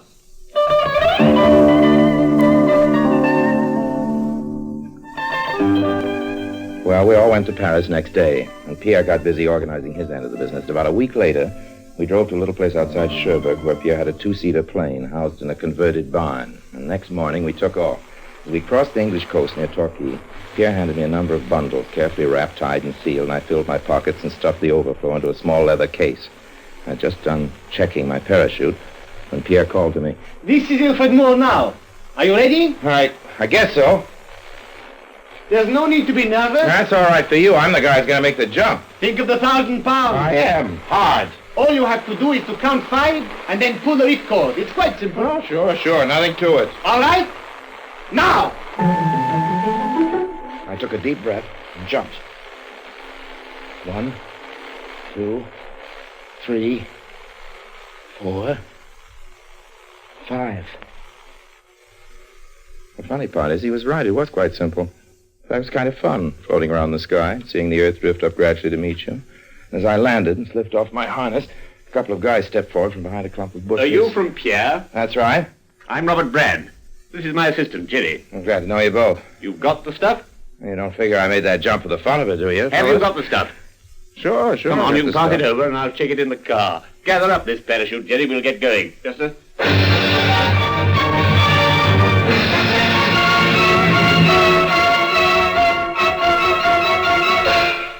Didn't take me 2 minutes to find out this Brand was tough, the English gentleman type, but hard as iron.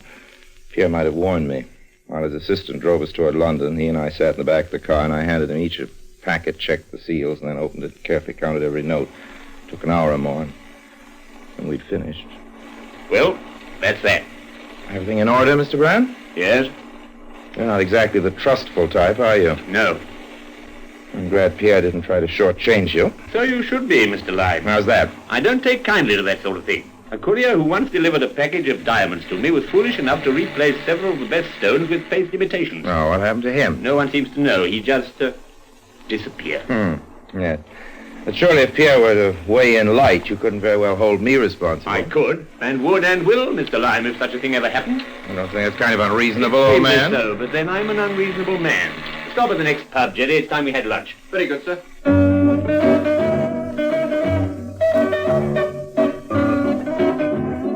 Back in Paris, a couple of days later, I told Pierre of our amiable little conversation in the car. I would not take too much notice if I were you. That's the sort of thing a guy does take notice of if he's wise, old man. Lots of people like to talk that way. Well, maybe, but this one wasn't kidding. In any case, what is there to worry about? Well, why wouldn't I worry? Well, I've got to make one mistake, and I'm for it, old man. I do not make mistakes. Well, if you don't want to have a look for a new parachutist, you'd better not. That's all.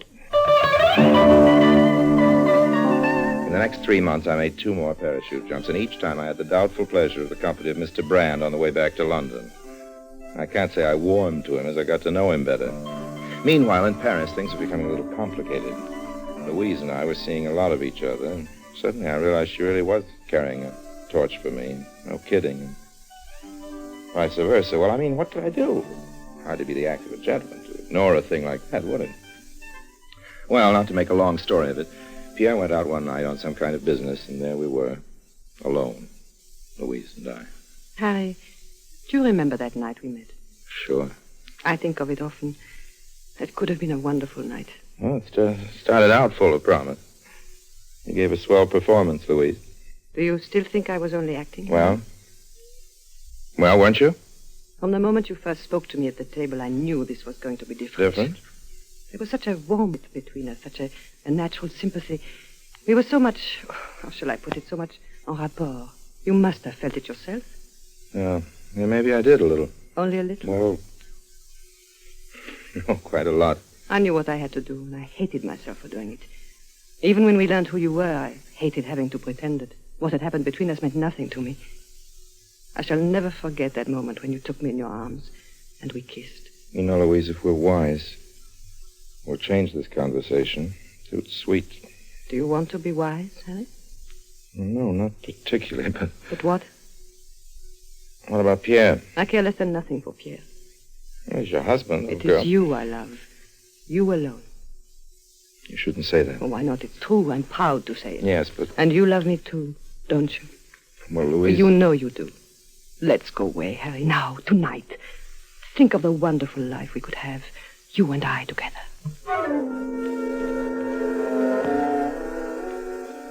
She was lovelier than ever, a half-light.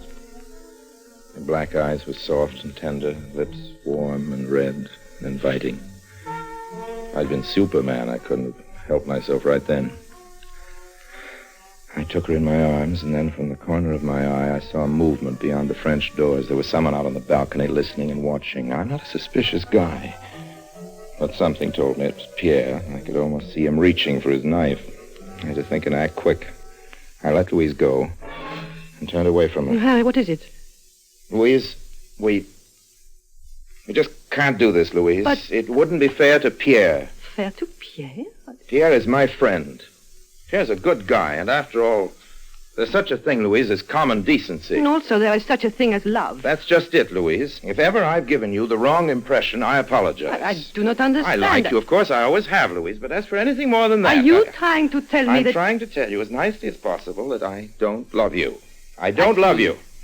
I see. I'm sorry, but there it is. And so you should be sorry, leading me on the way you have. Now, be fair, Louise. I've never said one word. One word? What do words matter? You've told me 1,000 times in the tone of your voice, in your looks, in your touch. That's not so. That's not so at all, Louise. You misrepresented my manners, What Louise. a fool I've been. What a fool. I believed you, and all the time you were just amusing yourself. I assure you... You will be sorry for this, Harry. I do not forget. One day you will regret ever having met me. Louise!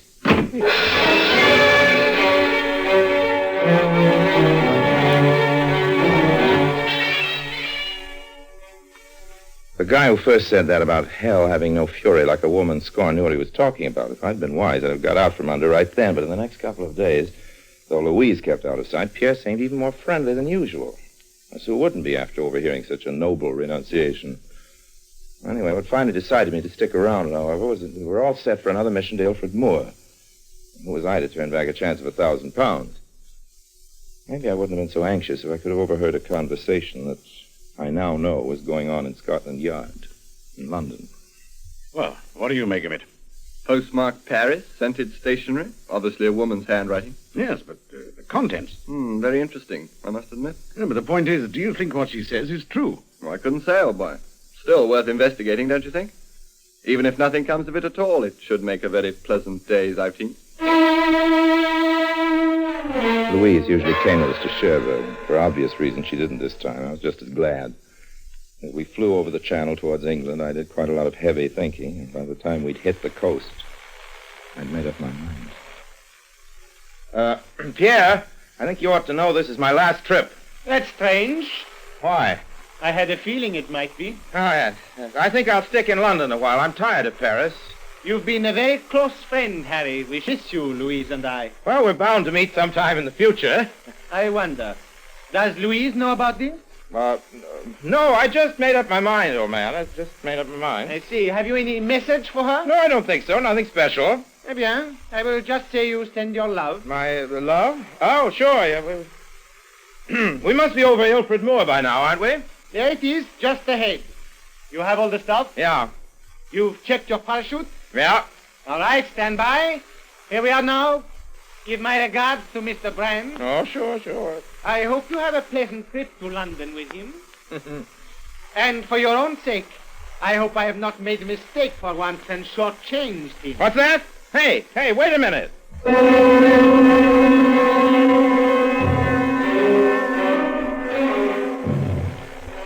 It was too late. I'd been on the brink, and as I spoke, Pierre lunged forward and shoved me in the chest, and as I topped backward into space, I could see that he was smiling. And it wasn't a friendly smile. It seemed hours while I floated down. And why should I have any special reason for wanting to land? I knew by now exactly what would be waiting for me. My feet touched earth at last. It was a bad landing. I skidded and rolled over, and by the time I'd freed myself, there were two guys standing over me. This is it, I said to myself. I looked up. They weren't Brand and his assistant at all. The two fellas I'd never seen. Mr. Harry Lime? Yes? We're from Scotland Yard. Oh, well, how do you do? You're kind of off your beat, aren't you? We would advise that you might choose this rather unconventional way of visiting England. Advised? You mean we somebody... had a letter from a young lady in Paris. At least the writing suggests that she's young, and the perfume suggests that she's a lady. Soir de Noël, so my wife tells I me. get it, a sellout. She seemed to be under the impression that you may be carrying a rather large sum of money with you, in American dollars. I wonder what could have given her that idea. You don't mind if we search you, I hope? What happens if I do mind? I'm afraid we shall have to insist. Okay, go ahead. I'll take the briefcase. You attend to Mr. Lime's pockets. Certainly, old man. Well, I must say you have a few packages here, and all so neatly tied and sealed. It seems almost a pity. Oh, what's the matter? Well, this seems rather a lot of trouble to have taken for a wad of brown paper. A what? Brown paper, Mr. Lime. Look at it. Yes, and look at this. Yes, and this. In fact, it's all brown paper. So it is. I got it at once. Louise had spilled the beans to Scotland Yard in an anonymous letter, and Pierre dummied the packets knowing what Brand would do to me, the double cross. Only what they didn't know was that between them, they'd cancel the whole thing out and save my bacon. Funny, isn't it? Very, very funny. Yes, I'm afraid you have the advantage of us, Mr. Lime. Oh, how's that? We don't quite see the joke. No, and I guess you never will. What happens now? Oh, just a few formalities. Could I see your passport? Certainly, old man, certainly. Aren't you glad to oblige? Yes. Well, it seems to be in order. That's fine. You gentlemen happen to be driving back to London? Yes. Then maybe you'll give me a lift. Oh, with pleasure. Well, come along. Let's go, shall we?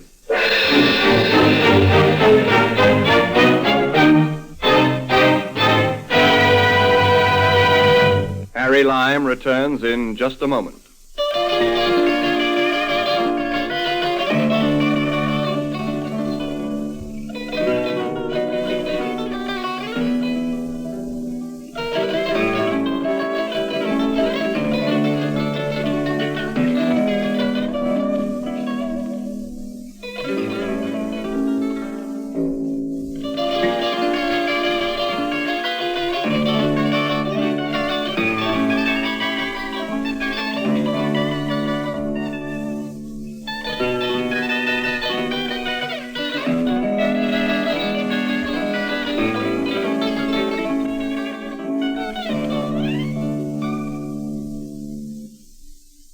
And now, Harry Lime.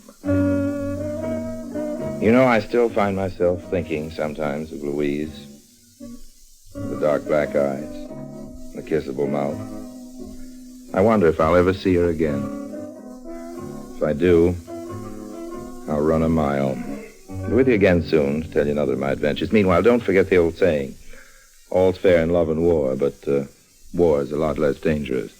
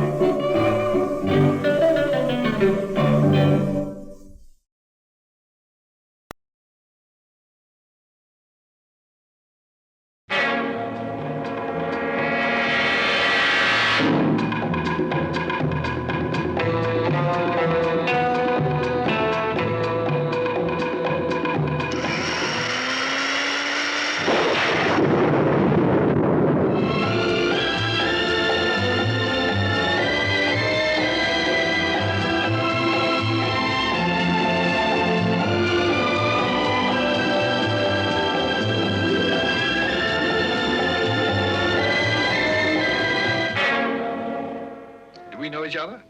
Why do you think we're going to? I don't know. How would I know? Because I already know an awful lot of people, and until one of them dies, I couldn't possibly meet anyone else. Well, if anyone goes on the critical list, let me know. As you can see, she was in serious trouble. But she still found time to enjoy herself. Mrs. Lambert, any morning now, you could wake up dead. Of course, she never had as much fun as her husband. Now, he knew how to relax. You see, it all began when he got off the train.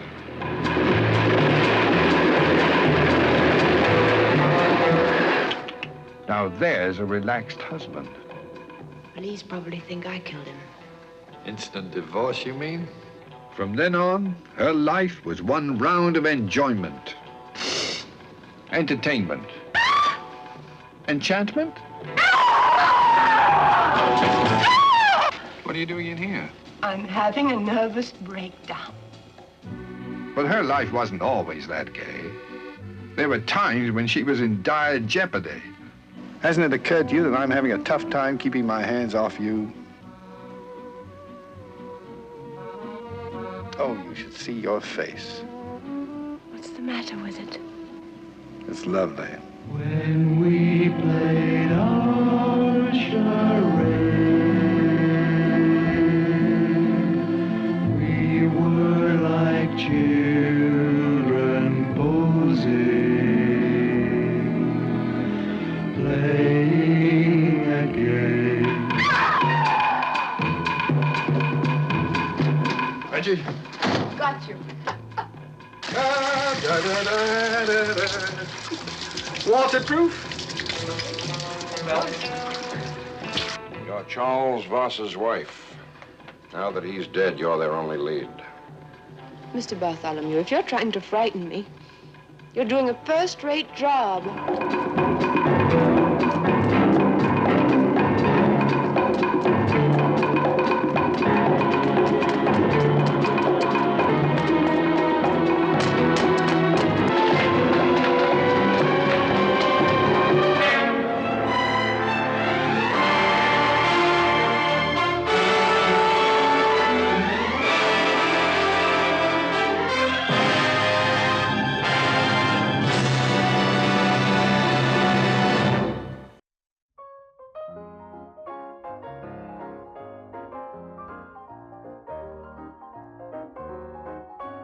All right, it's that time of day again. It is time for the Trivia Minute, and here we go. The name Alaska means mainland or great land.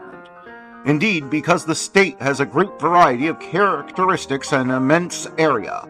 Alaska was discovered in 1741 when the Danish explorer Vitus Johnson Bering spotted it on a trip from Siberia. After that, hunters from Russia started traveling there. Russian fur traders and whalers were the first to establish a permanent settlement on Kodiak Island in 1784. The settlement was at Free Saints Bay. The United States purchased Alaska from the Russian Empire on March 30th, 1867 for $7.2 million. That's 2 cents per acre. Many people in the U.S. didn't want the country to buy Alaska from the Russians. Oppositions and critics called the deal signed by William Seward the Seward's Folly.